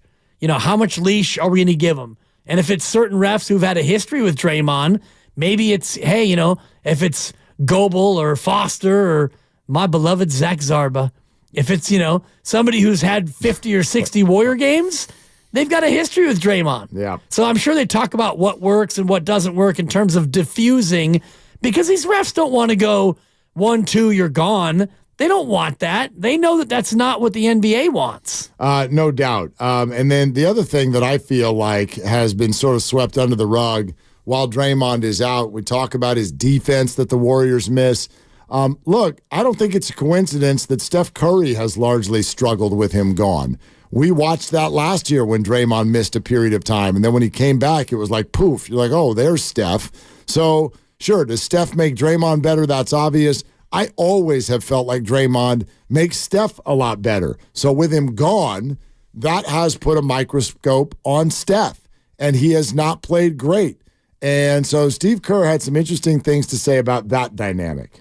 I think we've thrown a ton on his shoulders. The burden that Steph Curry has on him for this franchise is unfair. The Draymond suspension. Draymond is the vocal leader of the team, obviously, right? He and Steph have kind of been co-captaining the leadership with our group for a decade. So without Draymond here, that adds a lot more to Steph's plate. We're trying to integrate, a lot of young players. Steph has a very unique style. It's the play after the play that matters with Steph. And we've put him in some combinations where the play after the play isn't happening. And that's frustrating for him. He's not James Harden or Luka. We're not going to just run a high pick and roll and spread the floor and he's going to dribble 700 times. That's not his game. So he has to thrive off the ball just as well as he does on the ball. And frankly, we've had some combinations out there that don't recognize that as well as certain combinations. So when you mix in that and some of the other guys struggling, whatever, and occasional turmoil, that's a lot. That's a lot. And, this guy has carried our torch for over a decade, and everything we've built is really based on him. And so we're putting too much on his plate right now. Okay. I take from that, there's a lot of, without using his name, there's a lot of Draymond in there. Yeah. I think there's a lot because a lot of Draymond. Yeah, nobody knows better how to get Steph the ball, where to get it, how to help Steph get open. The play after the play. Right. That's interesting to me. Well, and a lot of that is the Draymond pick and roll with Steph, and Steph will dump it over the top. They'll double team Steph off of the screen roll, and you get it to Draymond behind the two-man double team, and now it's 4-on-3. So now it's that play behind the initial play, which was the screen and roll. And Draymond is better at that 4-on-3 than anybody else. He'll dribble toward the foul line and either make something happen, or it's one pass back to Steph and he shoots the three, or it's immediately back to Steph. Whatever Draymond does on the play after the play, like you're talking about, a lot of time it's the right play and it results in a good shot. Steph Curry, in the 13 games without Draymond, 42% from the floor, not the three. From the floor. Yep. 36% from three, 88 from the line. He's averaging 23.7 a game. His numbers are down across the board without Draymond. And it's not only because Draymond, no GP2, now Chris Paul has missed a game. It's all kinds of reasons. Wiggins has virtually missed the entire season. It's been a lot of factors that has led Steve to say what he said about the burden being on Steph. I think there's some fairness to this whole idea. Like he said that to us last week about Looney. Like he thinks that Looney's poor play is kind of a result of all of the normal stuff that's normally around him not really being there or not playing well, whether it be a Draymond, a Wiggins, whatever. There's some fairness there. A lot of times when you watch Warrior basketball, you're like, this is such a concert. And I couldn't even put my finger on what makes it all work together so perfectly. It's like a golf swing. You've got it, and then it's gone. You don't know why. Like, what the hell am I doing? And then all of a sudden, 18 holes later, that's what I've been doing wrong. I hate that. You get to 17 and you finally hit one well. It's always the 17th or the 18th hole. And you whack one right down the middle and you go, damn it, that's what I've been doing wrong the whole day. Oh, God. That's what the Warriors need. They need an 18th hole swing. And they, make it all work together again. That's what they need. We need as much time as possible to talk to Steve Kerr. And so we're going to do that coming up next. It's less than 20 minutes away. So make sure you're with us. We do have some time for your calls prior to Steve coming on. 888-957-9570. But we're 18 minutes away. Steve Kerr about to join us on Willard and Dibs. The road to Vegas is brought to you by Marowest Credit Union. Working for you today, tomorrow, together. You know what you could do?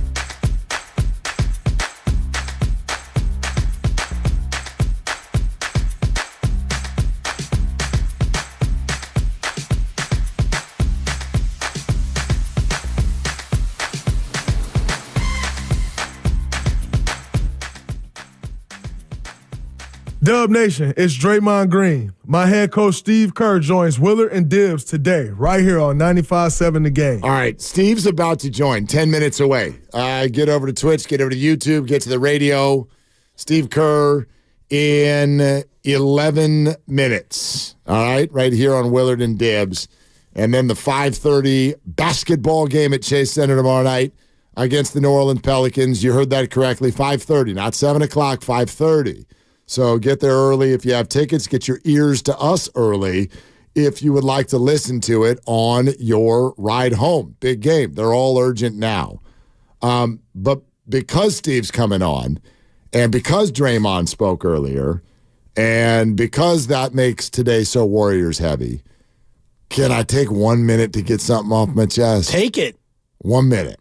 Which means 3, but go ahead. No, I'll actually try to do it in 1 minute. All right. We're about to get to 4:53, 2, 1. I'm going to do this in 1 minute. Dan Orlovsky released his MVP vote in the NFL. I saw it. Okay. He's got Lamar Jackson number 1. Duh. Lamar's going to win the award. In no particular order, I can't even remember exactly what 2, 3, 4 was, but 2, 3, 4 was made up, I think, of Josh Allen. Number 2. Followed by Christian McCaffrey. Dak was 3rd. Dak Prescott, then Christian McCaffrey. Correct. Number 5, Brock Purdy. Yep. Okay. You want to put Christian in front of Brock Purdy? Knock yourself out. Dak? Josh? Okay, Dan. Me, Dan, or him, Dan? No, him, Dan. Okay. If Lamar Jackson, because head-to-head, Lamar Jackson, because head-to-head, how come Week 5 Sunday Night Football doesn't Brock over Dak because head-to-head? Explain. Me, Dan, or him, Dan? That was 1 minute. That was $1.04, but I interjected, so I'll allow it. That was impressive. Yeah. Don't know what his rationale is. I think if I was to cast a vote, I would probably go Lamar, Christian, Brock, Dak, and then I don't think Josh would be 5. Josh has thrown a ton of interceptions. Oh, my God. And recency on Josh Allen would tell you that they won a big game, but if you watch that game, as I did, he was not terrific. He tried like hell to lose it. Josh wasn't great all year. You know, I would probably go Tyreek as 5. That's fine. Even though he got hurt, I still think that Tyreek is a guy who would warrant that level of consideration. And if you want to play the head-to-head game, then you absolutely have to look at Dak versus Brock. And in that game, the 49ers dominated Dallas. And, you know, Lamar Jackson, the reason why I think that he has a strong case is if you add in the rushing yards to that, and Lamar has been great. So no argument with if Lamar. you compare yards and yards, Brock and Lamar, it's pretty close. I still think that Brock Purdy had the best year as QB, but if it's close and you want to use the head-to-head as a tiebreaker, go ahead. Josh and Dak and Christian above Brock, I don't get that. Although I'm not surprised, which is why yesterday I did say to you that I thought Christian McCaffrey might finish ahead of Brock Purdy. And I know this is just one vote, one ballot rather, but I think you're going to see a lot of Christian ahead of Brock. Dallas Cowboys have a losing record on the road. Including here. The sum total of wins against good teams, air quotes, good teams. They defeated the Los Angeles Rams way back at the beginning of the season. They defeated the Philadelphia Eagles when people were still just realizing that they're awful. And then they, air quotes, defeated the Detroit Lions when the referees handed them the game. That's their sum total of quote-unquote quality wins on the season. That's it.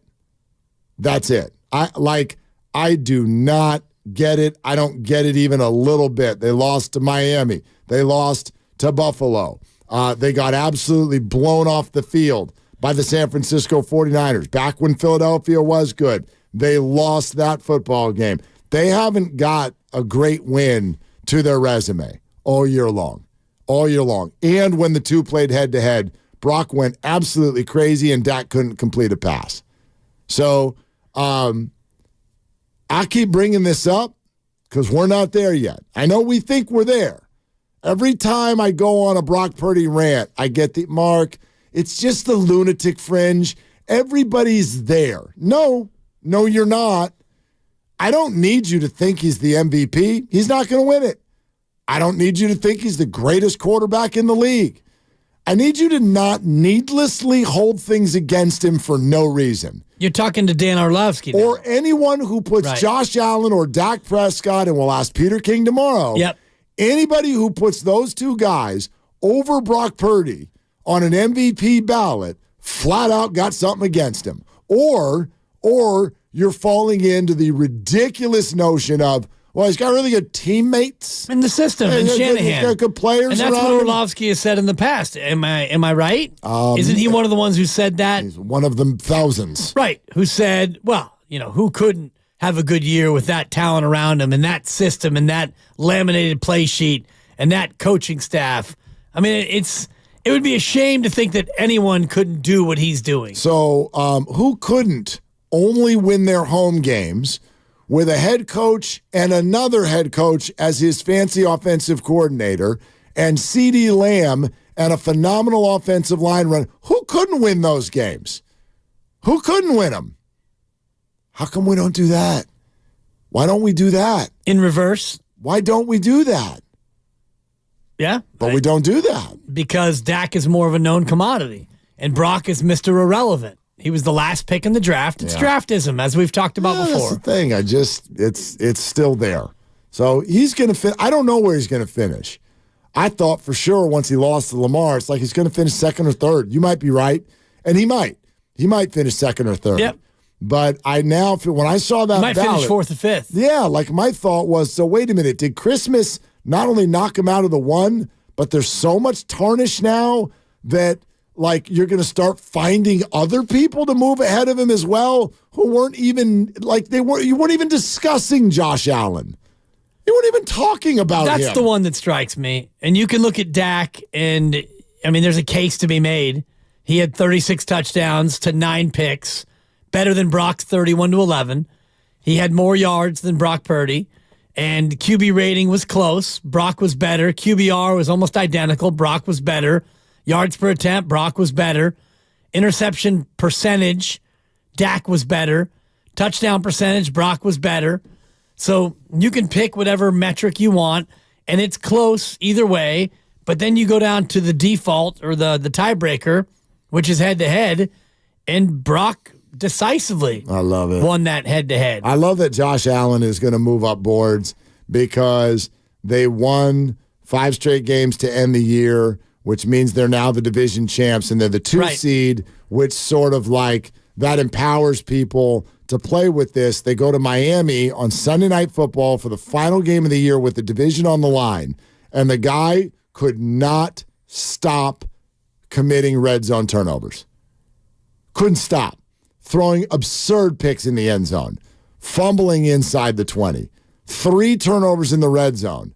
Then a punt returner gets loose in the fourth quarter. So now Josh is the MVP? Only 2 quarterbacks had a higher interception percentage in football this year than Josh Allen. Sam Howell and McCorkle Jones. Josh Allen was 30th in the league in INT percentage. 3.1% of his passes were picked off.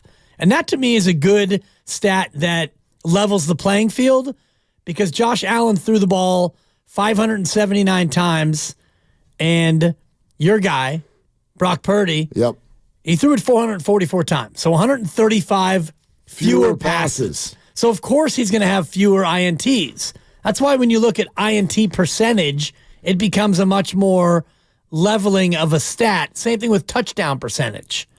What percentage of your throws resulted in touchdowns? And in that one, Brock Purdy's number 1. And Josh Allen is number 9. Yeah, but if he throws that many more passes, you're going to say, so of course he's going to have more interceptions. He doesn't have more touchdowns. Right. He's got fewer touchdowns with 130 more passes. Exactly. I mean, look, I'm a huge fan. Josh Allen and Patrick Mahomes are fantastic. But the MVP is not a lifetime achievement award. Exactly. It's not an award for the last 5 years, and it's not an award for the last 3 years. It's an award for this year. And if you think that Josh Allen or Patrick Mahomes had a better year than Brock Purdy, you missed the season. You missed. Call me. I'll tell you where you can get Red Zone Channel and everything. You missed the whole thing if you think that either of those guys had a better year than Brock Purdy. Yeah, and that's Dan Orlovsky. And, Josh Allen's going to get a lot of votes, and it's 1 through 5, as you saw in his ballot, the first of 50 ballots released. I don't know how many of the other ballots will be released. Eventually, we will get the vote total, and I think you get 10 points for first, and then it's 7, 5, 3, and 1. Okay. Sounds about right. I'd have to confirm it, but that's basically the way that the 1 through 5 voting works. So at the end of 50 ballots, you total them all up, and I don't think it will be unanimous this year for Lamar Jackson. No, I don't think it will be unanimous. He'll probably get, I would say he gets 40 first-place votes. I think he's going to, by the points, he's going to easily win. You think he'll get 40 or more? Of the 50 votes? Yeah. You think he gets 40 first places? I'll take the under, but I think it's going to be close. Okay. I think it's going to be close. Take the under on 40 first-place votes. Yeah, I'll give him about 37. And then who gets 37. the other 10 will be split? Yeah. I think that Brock. Handful of Brocks. I think that Brock will get, maybe a couple. I think Christian will get a couple. There'll be people who might want to squeeze Tyreek Hill in there. Dak might get a couple. Oh, the Texas vote will go to Dak. Nice. Yeah. Absolutely. All right, you're listening to 95.7 The Game, KGMZ FM and HD1 San Francisco. Always live on the free Odyssey app, Twitch and YouTube, powered by First NorCal Credit Union. It's Willard and Dibbs, and we've been talking for most of the afternoon about a lot of the Draymond Green comments because he met with the media after practice today. This was in the 1 o'clock hour, and a lot of what he had to say we're going to throw in the direction of Steve Kerr shortly. We expect the coach to jump by here in just a little bit. This is one of the things we'll ask him about. Draymond Green said this with regard to how he has affected the team. As far as this team goes, definitely affected this team in a negative way. It can be repaired. Like, we're still, 36 games into an 82-game season? There's a chance to make it right. And that's my goal, and that's my focus. Okay, so fascinating that he says he's affected him in a negative way based on what happened when he showed back up at the facility today. Steve Kerr is sponsored by Xfinity. The Xfinity 10G network is made for streaming live sports, which means it's the network you can rely on in the biggest moments. The Xfinity 10G network, the best way to stream live sports, and presented by Great Clips. In sports, success is about team effort, and the same is true for your hair. Great Clips, it's going to be great. I had the whole family over there yesterday, and everybody is looking good. Coach, how you doing this evening? I'm good. How are you guys? We're doing fantastic. I'd love for you to take our audience through what happened when Draymond walked back out onto the floor today, and Brandon Pajemski started a round of applause. Why do you think that the team felt compelled to do that? Well, we love Draymond. Draymond has been such a big part of all this for 12 years, and yes, he's flawed. We all are, but we also know that Draymond is loyal, and he's an unbelievable player, and he will fight for any teammate. And he's beloved in our building. Now, has he done some things that have hurt us? Absolutely, and that's all part of it, and that's all part of what we have to try to reconcile. But bottom line is just, we love Draymond and we're thrilled to have him back. I know it's ultimately not your call as to when he plays again, but how's he looking? And in general, what's his countenance like now that he's back with the team? Well, he loves playing, so he's excited to be back. And, he's been relatively quiet. He was here at our walkthrough two days ago. He was in the facility yesterday too, getting a lot of work in. So this is really the third day that he's been around, and he's just, trying to get his work in and trying to get ready. He's been relatively quiet. I think he knows he's coming back in a manner in which, he has to show deference to the group because, of where we are and his part and what's happened in the season so far. Coach, what is the timeline for a potential return? Well, we don't know for sure, but he won't play tomorrow, and then he'll go to Chicago with us on Thursday, and we've got a back-to-back in Chicago and Milwaukee. So he'll be on that road trip, and he'll be training every single day and getting as much work in as possible. And, whenever Rick Celebrini says Draymond's ready to go, then he'll be ready to go, and we'll put him in. How much do you maybe nudge Rick in that direction, considering where the team has been over the course of the last, 13 games since he's been out, teetering around 500? Do you maybe go to Rick and give him that nudge and let him know just how much you need Draymond back? I really don't, because all of these decisions are based on player health, and I'm not going to risk anything. When Rick says he's ready to go and play in an NBA game and compete and help us win, then that's when he's ready. So there's no sense in trying to push things along. Coach, when he's ready, is he automatically back in the starting lineup? Not necessarily. I think we'll decide that when we get there, but. We still have a number of games to play before we even get to that point. So we'll see how we're playing and how every individual is playing. We'll just make the decision with all the information that we have then. What have you been missing without him that you're going to be most eager to get back on the court when he is able to come back and play? Do you want to take a guess? Probably his three-point shooting, Steve. Yeah, you're welcome. I was thinking defense, but yeah, he is shooting 42% from three. So, no, but we've got to defend. We have been just awful defensively since his departure. 27th, 28th in the league, I think, in defensive efficiency, something like that since his suspension started, and. We know Draymond is one of the best defenders in the league, and we need him out there for a lot of reasons, but especially the defense. As he is every week, Steve Kerr with us here, Willard and Dibbs, 95.7 The Game. Coach, your comments earlier today about asking Draymond to just steer clear of the referees. You also mentioned it would be a challenge. How realistic of a request is it? I think it's realistic. I can't predict what's going to happen, but what we want and what Draymond wants is to be able to compete with the usual emotion and passion that makes him who he is, without crossing the line. And he's done it before. It's not like he goes nuts on the refs every single game. So I've been coaching him for 10 years, and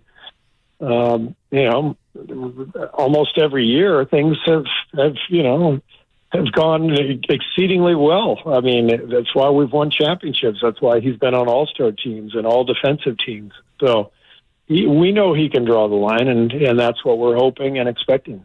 Invariably, you've had this conversation with Draymond many times in the past. What makes this conversation different and makes you think that now Draymond will be able to control the, quote, antics better?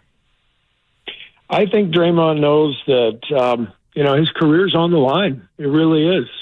Based on what's happened over the last year, based on the recent suspension, based on everything that's gone on, I think he recognizes that it is different this time. This wasn't a suspension for getting too many technicals.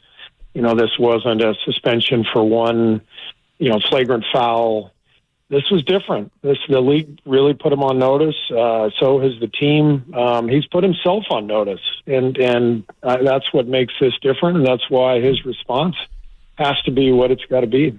Coach, I wonder if you'd love to almost set the record straight on something, because I think your comments when you said that night that we're giving him his space and he's giving us ours sort of led to some speculation that maybe the two sides were kind of not on the same page. So I think people's eyebrows went up when they found out when Draymond said, Steve came over to the house right away and we all talked. So how would you kind of overall characterize where the two of you have been through this process?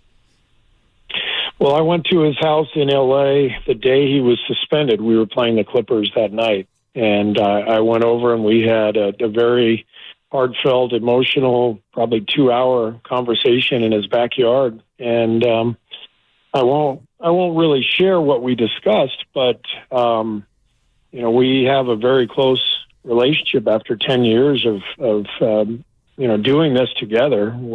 We are extremely close. And, the whole thing at that point was he's got to get right. He has to get his mind right, his emotions right. And that's the most important thing. And we agreed that he had to handle himself, and he had to handle everything on his own at his own pace, whatever that meant. That's why it was, along with the league, it was, just an unspecified amount of time on the suspension. And the agreement was, I'll give you your space, and you do what you have to do, and we'll stay in touch. And when you're ready to come back, you come back, and that's how it was. And we didn't text every day, but we texted and spoke a couple of times during the suspension. And I was busy, trying to win games. He was busy handling his own stuff. And when I said, we were giving his space and he was giving us ours, there was nothing cryptic about it at all. It was actually just genuine. And now that he's back, is he just going to, obviously he's going to continue to do the work that he's already been putting in over the course of these 4 weeks. Is it additional resources being utilized from the organization, or is it just applying some of the techniques and the modalities that are already in place from the Warriors that he can now tap into a little bit more frequently? Well, as you guys might suspect, all of that stuff is private. So he's handling this, both through the Warriors and on his own, and with his representation. And we're very comfortable with the methods and what he's been doing. And he's in a good place, and he's getting ready to come back, and then obviously the plan and the hope is for him to come back and play at a high level and be able to draw the line where he needs to draw it. Coach, he's admitted now a couple times this week that he contemplated retirement. Do you think that was maybe momentary frustration, or do you think that was actually under consideration? I mean, he's going to speak his mind. So you guys know this. I mean, Draymond is always going to let you know how he feels. So he was absolutely feeling that way. Steve, he talked today about being able to get the antics, quote unquote, out of his game. When you hear Draymond talking about antics, what are the things that you think about in terms of behaviors or actions that he needs to eradicate from his repertoire? Mainly the interaction with the officials. Draymond, I still want him talking trash to opponents. I want him, hyping the crowd up. I wanted him, letting his teammates know when he needs more from them, when we need more from them. All that stuff is positive and leads to winning. But the stuff with the officials is the main thing. And obviously what happened with both Rudy Gobert and Yusuf Nurkic, that can't happen. And he knows that. Coach Steve Kerr with us here on Willard and Dibbs 95.7 The Game. Coach, maybe it's the record that's under 500. Maybe it's the specter of what took place last year. But I think a lot of fans look at this group and they're still trying to figure exactly what is the chemistry. So it was interesting to hear Draymond today talk about missing this group because it's a group that loves being around one another. How would you put it into words, the chemistry of this team? The chemistry of this team is really good. The guys get along great. They really enjoy practice. They really enjoy being together.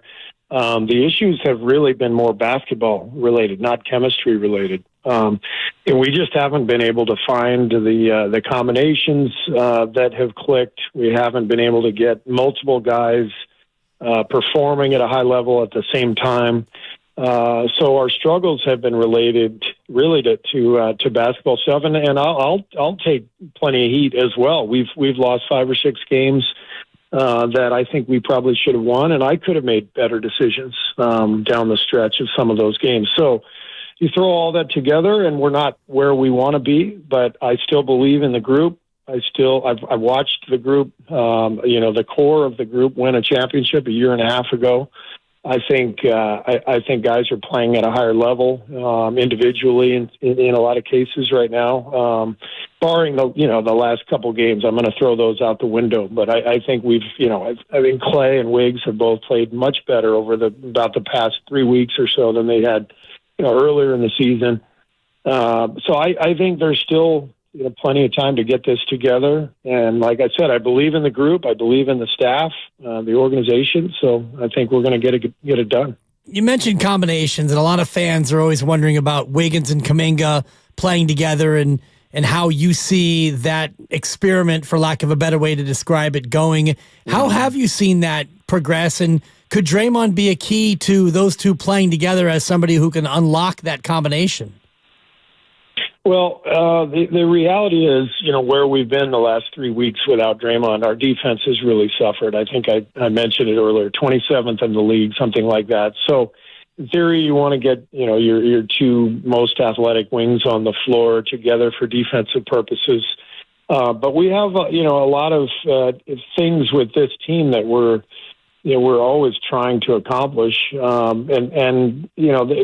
while that combination may on paper look like it might do something, it might alter other combinations. It might not work as well in a different area. So, we have the tape and we have analytics, and frankly, both of them have pointed us in the direction of not playing those two together. And it's simple as that. So, it hasn't been very successful. We're trying to win games. We're trying to sort it all out, but we have to experiment, but we also have to be realistic about what we think is going to work.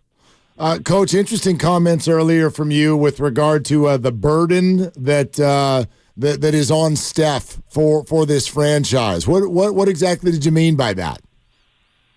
Well, I mean, he's been carrying the torch for us for 15 years, but particularly the last dozen years. When the Warriors really became a high level team, and he's the face of the franchise, but he's also the guy who everything runs through. Our system, our style is really based on Steph's unique abilities, and he expends so much energy every night. He's a two-way player. He's a really good defender. We're asking so much of him, to create shots, to guard guys. The other night, we didn't help him defensively in transition, and it was embarrassing. He had Scotty Barnes on him, so there was a cross match. 3 or 4 times in a row, they throw the ball down to Barnes, and we don't have our defense back transition-wise, and Barnes is laying it in. There's got to be help. There's got to be more assistance and more of a team vibe defensively of we're going to protect each other. And so you throw all those things in, just, what Steph does for us every day, what he's been doing for us. And then the burden that comes with, Draymond missing all these games and now the injuries to Chris and Gary. There's just a lot on his plate, and we got to give him more help. And how do you get that help with CP out now for 4 weeks or so with the broken hand, and the burden, it doesn't seem like, is going to get lessened on Steph? Where do you turn in terms of trying to find somebody to alleviate some of that burden? Well, it's not just, who. It's not just, Chris is out, so how do we alleviate it? It's team defense. You watch that game. I mean, they had 25 points in the first 6 minutes, and we had no focus. We were not alert, nor were we urgent. That's how we have to help Steph.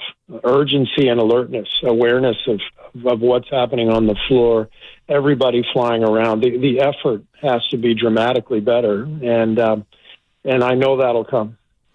Any truth to the rumor, Coach, that you and the 49ers are deep in discussions after what you saw Bob Myers do? Yeah, that one came out of left field, didn't it? Didn't see that coming. Bob and I talk pretty often, and he did not mention that to me. So that's interesting. Yeah. By the way, though, speaking of Bob, with Draymond, like I think it was interesting to people that it was like Draymond admitted that he's still talking to Bob twice a day, even though Bob's not with the team anymore, or in a way, is he, Steve? Well, he's not, but he's incredibly close with all of the key figures in the organization. So, Bob and I still talk. I know Mike and Bob talk every day, and Draymond, Steph. Those conversations continue. You can't just cut off a friendship like that after so long. No doubt, and we all were equally surprised to see that news that he was talking to the Commanders. Steve, we're 30 days away from the trade deadline. As a player, how uneasy is it to try to go about your business when you know, especially in this situation, couple games below 500, names are swirling ahead of the deadline?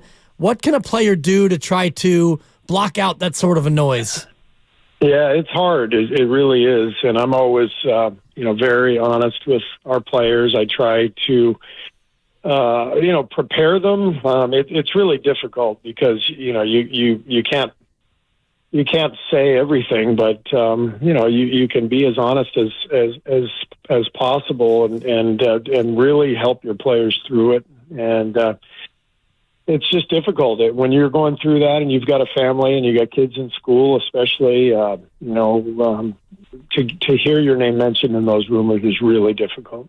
Well, Coach, your game tomorrow night is only 24 hours away, and with this early start, we wanted to give you the opportunity to go ahead and just let us know the starting lineup now. Good one.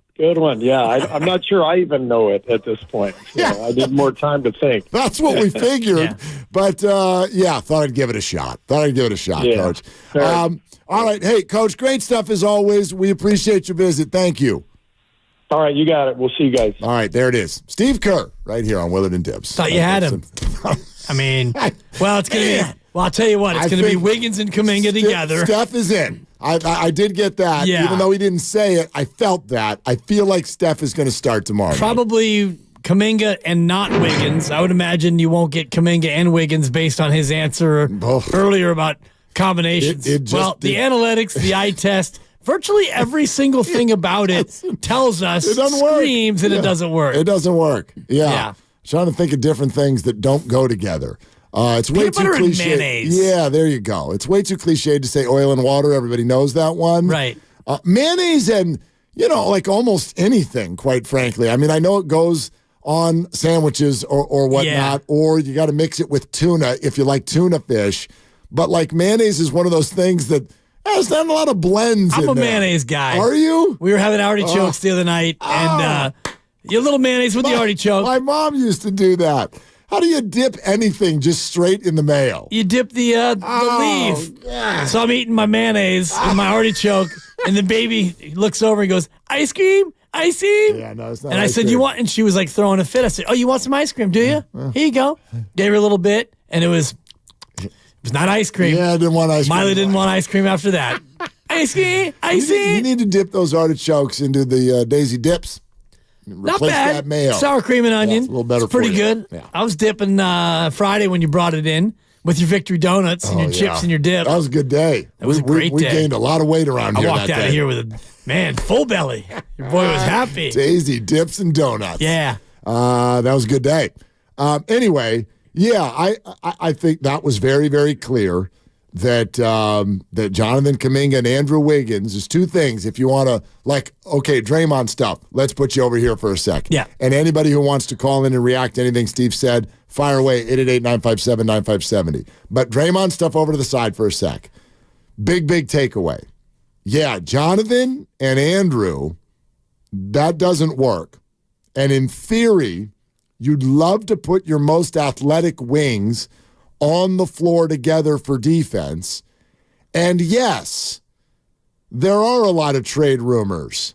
And I'm just really honest with guys at least as much as I can be. Put that puzzle together. And? I think we're going to have a deal. Gone.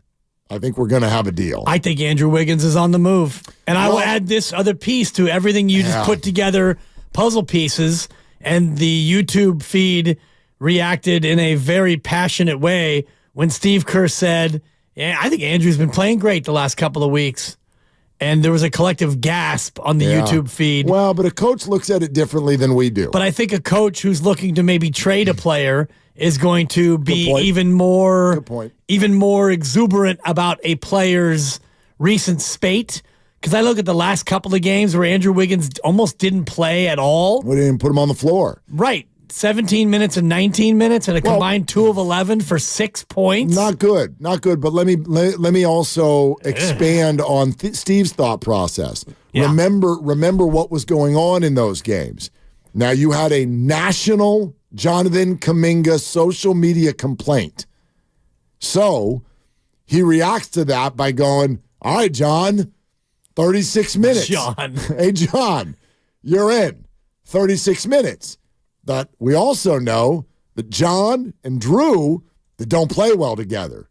So you're all clamoring for Kuminga. And Steve's sitting there going, well, Andrew and Kuminga don't play well together. But if Jonathan's all upset, and sometimes you do, and I know that this can feel like cowering, but at the same time, sometimes you do handle it this way. Somebody squawks and they do matter to you. Sometimes you do go, all right, hot shot. Shoot your shot. It's yours. Let's go. Let's see it.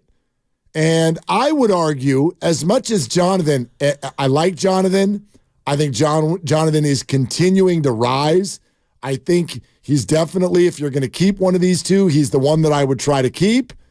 But I will also argue that when the night after you go to Shams and get 36 minutes, scoring 11 against the Pistons is not a good result. He did not affect the game the way you would want to affect the game the day after that hit social media. So, again, I go back to, and I think you heard Steve do it again there, and accountability. He's the best at it. He said in there, we've lost 4 or 5 games that I've kind of messed up. Right. So he's completely accountable. Yes, he's had some bad rotations, but I just want to continue to add to that conversation. The man is balancing a lot that is out of his control. It's not his fault that Jonathan and Andrew don't blend. It's not his fault that Andrew is going through something. He's a minus 150 on the year, Mark. It's not his fault. In his 32 games this year, he's been a negative plus minus 25 times. There you go. I mean, And it's not his fault that Draymond Green could not stay available. These are all things that are totally out of his control. Of course. And badly affect what he's trying to do rotationally. Yes, but at the same time, there have been situations where it has been his fault. And, you can't look at all the losses and pin it on him. And he says, in 5 of these games, they could have gone either way and maybe they were his fault. And yeah, some of them were his fault. And he has not had a great year, in my opinion, coaching this basketball team. And we've had this conversation before. When a team wins and does well, the coach gets more credit than they deserve. And when the team plays poorly and loses, the coach gets more blame than they should. I was Marin County Coach of the Year one year, and I didn't do a darn thing. We were 32-7, and I had 8 seniors. You think that was my toughest year? All I did is showed up and unlocked the gym, and the team ran itself. Yeah, and we were amazing. I was Coach of the Year then. Great job. Great job, I showed up with a pulse. Yeah. Some days. Well, there you go. Showed up with my baby half asleep. You did it. I asked my son to do that every day. He doesn't always do it. Right. So, anyway. Steve Kerr this year, he hasn't had a good year. He's not had a great year. But I would like, I ask for this of myself, and I would call for everybody to think about it a little further when you're firing your shot. Shoot your shot. It's all you got. Don't just fire it like a drunk pirate from Pirates of the Caribbean. Arr. Why don't you actually think about what's going on here? Because half of you wanted to fire Kyle Shanahan 4 months ago.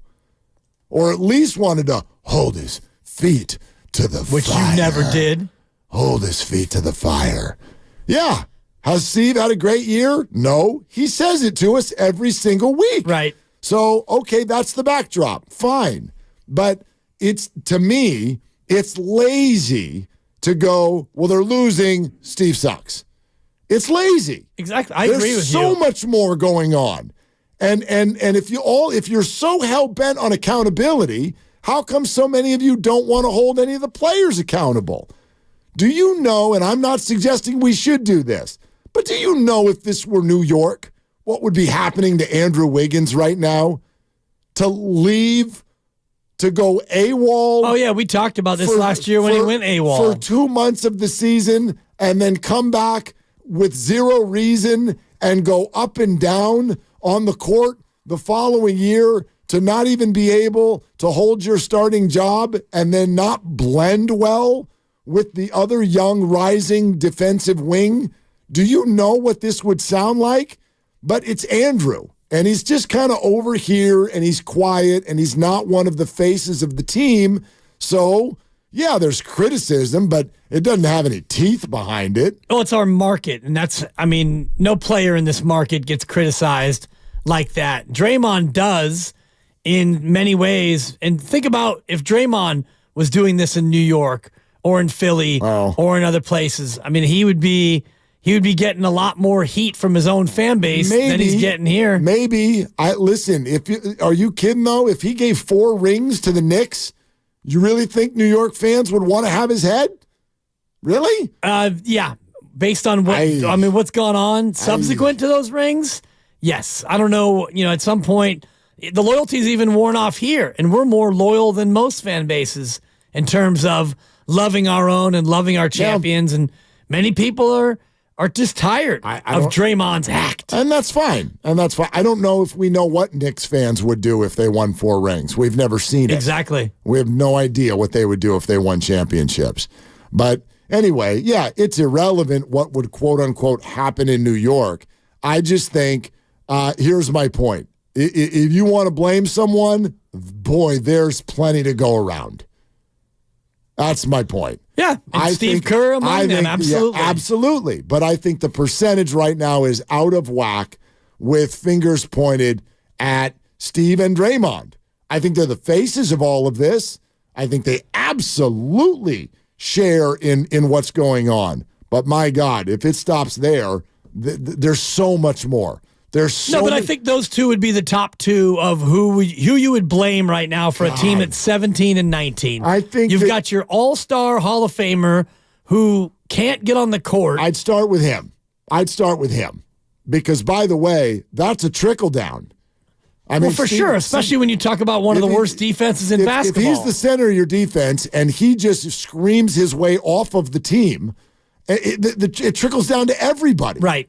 So, yeah, I would start with him. And I agree with you there. Then I would probably move to either Steve Kerr, mismanaging the rotation, or I'd go to Andrew Wiggins, who was an all-star, I'm being told, in recent past, and now he's having one of the worst seasons in the association.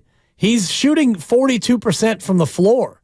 There are only 10 players worse than he is in just field goal percentage. Yep. Putting the ball in the basket. And as I mentioned, 2 field goals combined the last 2 games feels to me like he's the one who's getting traded. Well, and I agree with you, but I'll keep stating, I think that's who the Warriors want to trade, but that's not who the league wants to acquire. The league wants to acquire Jonathan Kuminga. Right, but if it's an addition by subtraction trade, which is essentially what the Jordan Poole trade was. Yeah. You traded Jordan Poole and you got back a contract. You got back a veteran. Expiring. And an expiring contract. Yep. And a guy who you kind of knew, you held your breath that he'd be able to play 60 games. And here we are, and CP3 is going to be out for a month, and he might be on the move too at the deadline. Here's the problem. You know that there's PR in here, and I look, whether you believe the Warriors are contenders or even playoff teams doesn't really matter. Within that locker room, within the whole entertainment entity that it is, you can't make this year's deadline a dump. You just can't dump someone. You can't dump Andrew Wiggins and get absolute junk in return and go, but it's expiring. Like, I don't think you can sell that to the fans. I don't think you could sell it to Steph. I don't think you could sell it to Draymond or Steve think of everything that's on the line. If you go salary dump only here at the trade deadline, where does that put you with regard to Steve Kerr's future, Klay Thompson's contract, Steph Curry's morale and mentality?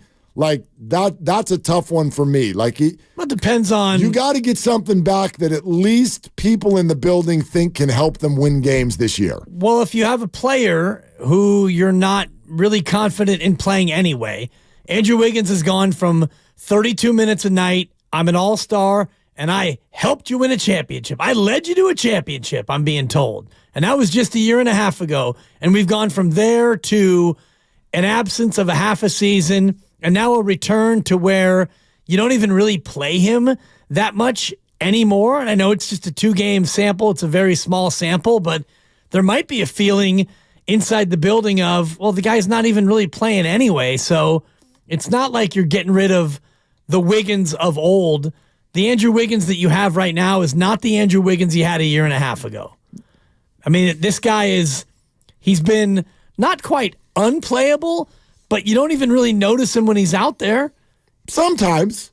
I mean, of late, there have been more games. There have been more games of like. Have there? Yeah, if you look at just the game log and in general, like how often do you really feel his impact on the ball game? Well, but now on that front, I mean, look, quite frankly, no player is like that. His impact Other on than the game. Steph. Yeah, but even him, look, the last 3 weeks might be the worst 2 weeks of Steph's career. Yeah, it's been a struggle. You know what I mean?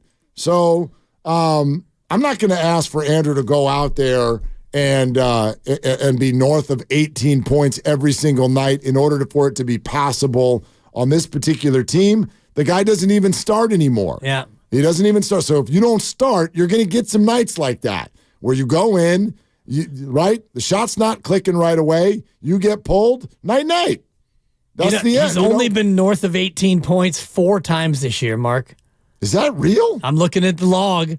He's got a 31. Yeah, you're right. He had a 31 in a loss to OKC on a night that everybody had 31. Tremendous performance. I remember that game. 29 in a loss at SAC.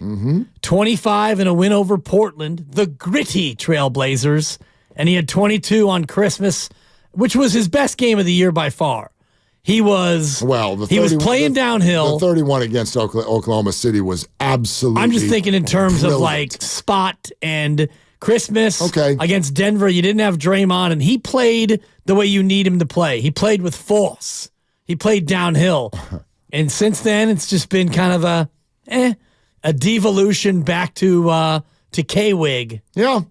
Soft and warm. The quiet storm. Yeah, it's K-Wig. Look, the last 2 games have been terrible, but I'll give you an example of what I'm talking about. Go back to the awful loss to Denver on the 4th. Andrew Wiggins only scored 11 points. He had a good game.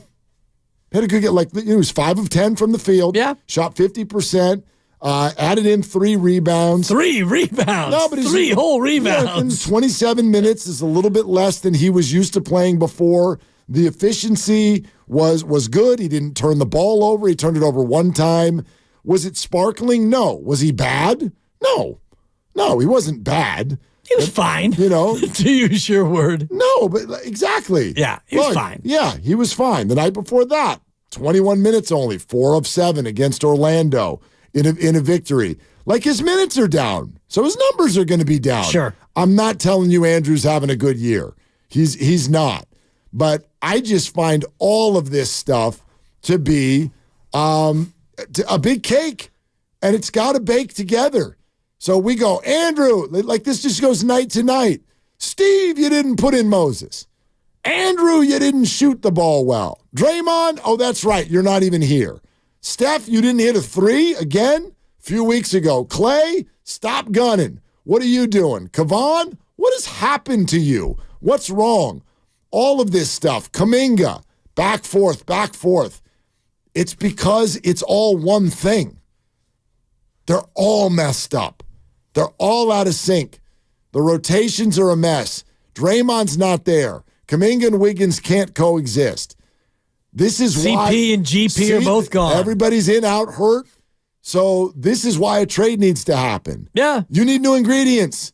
That's right. This particular group, and everybody looks worse because of it. Right. And it's easy to see what the move is, in my opinion, and it's harder to execute what that is. Absolutely. Like, yeah, what are you getting back? Right. And I think that, well, if it were me, I'd be less concerned about what I was getting back and more concerned about changing the overall vibe. Because if you can't play Wiggins and Kuminga together and you're choosing to play Kuminga more than Wiggins, rightly so, by the way, because Wiggins, in my opinion, he's just lost his way. Yep. And I don't know if he is cut out to continue being a starter in the association. Maybe he needs a change of scenery. Something's got to happen, but I would look to move Paul and Wiggins, and whatever you get back, and then you start it over and you go from there. Gosh, I mean, if you're not going to add any young pieces with that, I would argue what you're going to get back is probably even worse, just because I don't even know if it has upside. At least, well, the upside is you'd be out from underneath Wiggins' contract. It's not a monster deal, but it's a time commitment. Yeah, it is. 3 more years after this one. Yeah, but you can trade that whenever. You can do that in the offseason. You could do it again next year. Look, I get that maybe we're getting to the point where this sounds silly, but at least with Wiggins, like, there's the specter of he might come out of this. Maybe that's getting ridiculous, but he's played well before. Maybe he comes out of this, but if he can't coexist with Kuminga and you love Kuminga, then yeah, it's time to move on. Yep. Speaking of moving on, coming up next, more of your phone calls, some final thoughts on our part as well. It's Willard and Dibs. You use your cell phone for a lot of things, but you shouldn't have to use it for everything.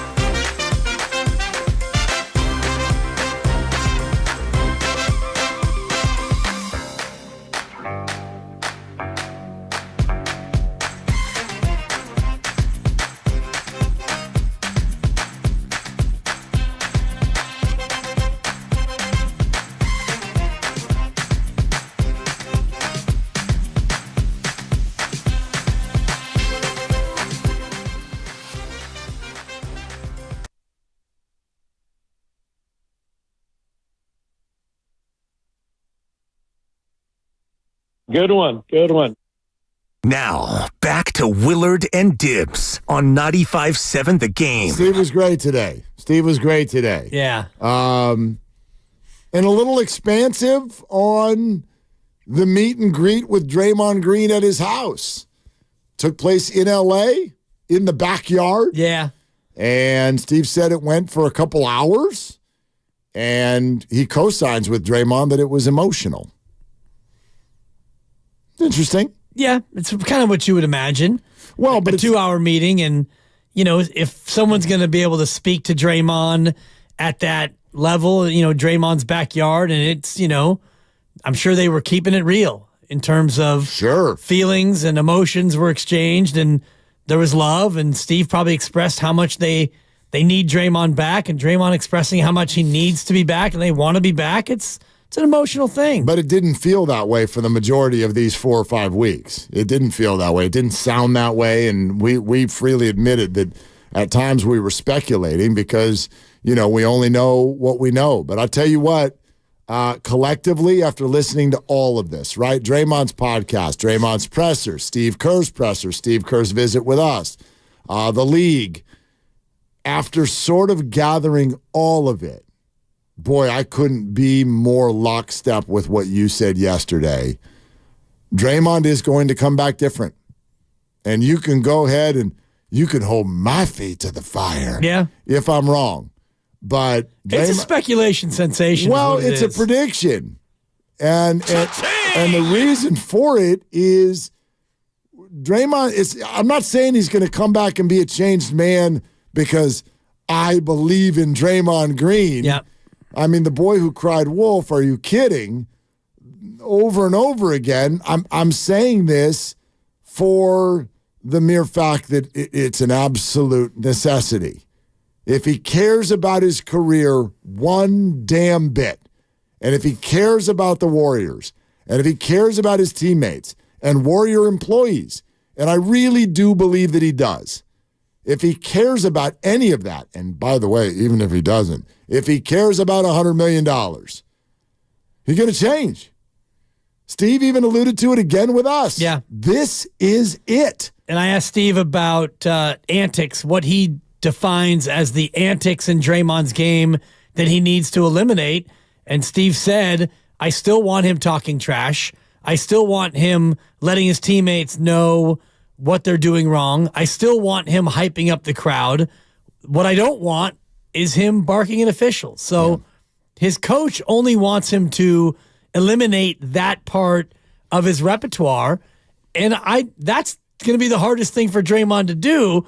And I'm looking forward to seeing that. Yeah. Next time a call goes against Draymond, he runs over to the ref, pats him or her on the rump and says, you know what? You might have got this one wrong, but I support you. And I appreciate the effort you put in your craft. You'll get the next one. It's good. But he said it really loud. I appreciate the hell out of you. That was a really effing good call. And I think that you bleepity bleep do a better job than people realize. I think positionally you were in the right spot, Scott. Scott. Thanks. Yeah. Zach, your hair looks great tonight. Gosh, you love Zach. Oh, Zachy. You love Zach. I got to see when Double Z is coming back. You love Zach almost as much as I love Brock. Good Lord. Getting all kinds of Jimmy G vibes from you over there. Zach with those tight black pants and that dangling whistle. Nobody even knows. Zach Zarba, NBA official, people. You better recognize.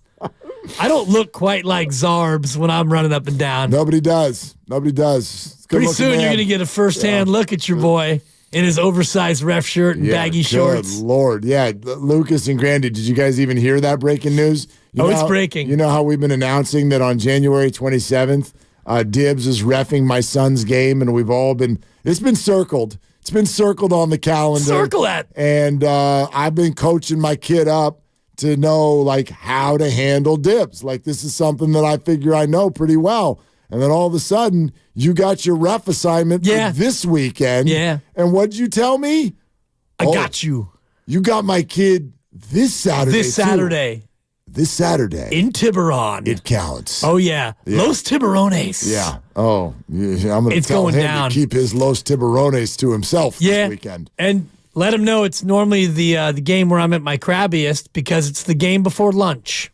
It's the pre-lunch game. You have lunch at 2 o'clock? Usually. I usually try to have a half a sandwich. All right. I do 7 games, so you try to space out your eating, much like you doing a show where you eat like 4 different times. Now I know exactly what I'm going to do pregame. I'm going to bring you a sandwich. I'm going to eat it. That's right. You're going to eat it. Oh, you bring me food, he gets every call. Thanks. And I'm not afraid to admit that. Well, I had a guy give me coffee last year, and his son might have shot 39 free throws. Tim Donahue. And we don't do free throws. Seriously, I guarantee you, Lovely Christy is already at the stove after listening to this conversation. And Lovely Christy, your lasagna is legit. She can cook. She can cook. When we had our baby, you guys were kind enough to bring over food. Yes.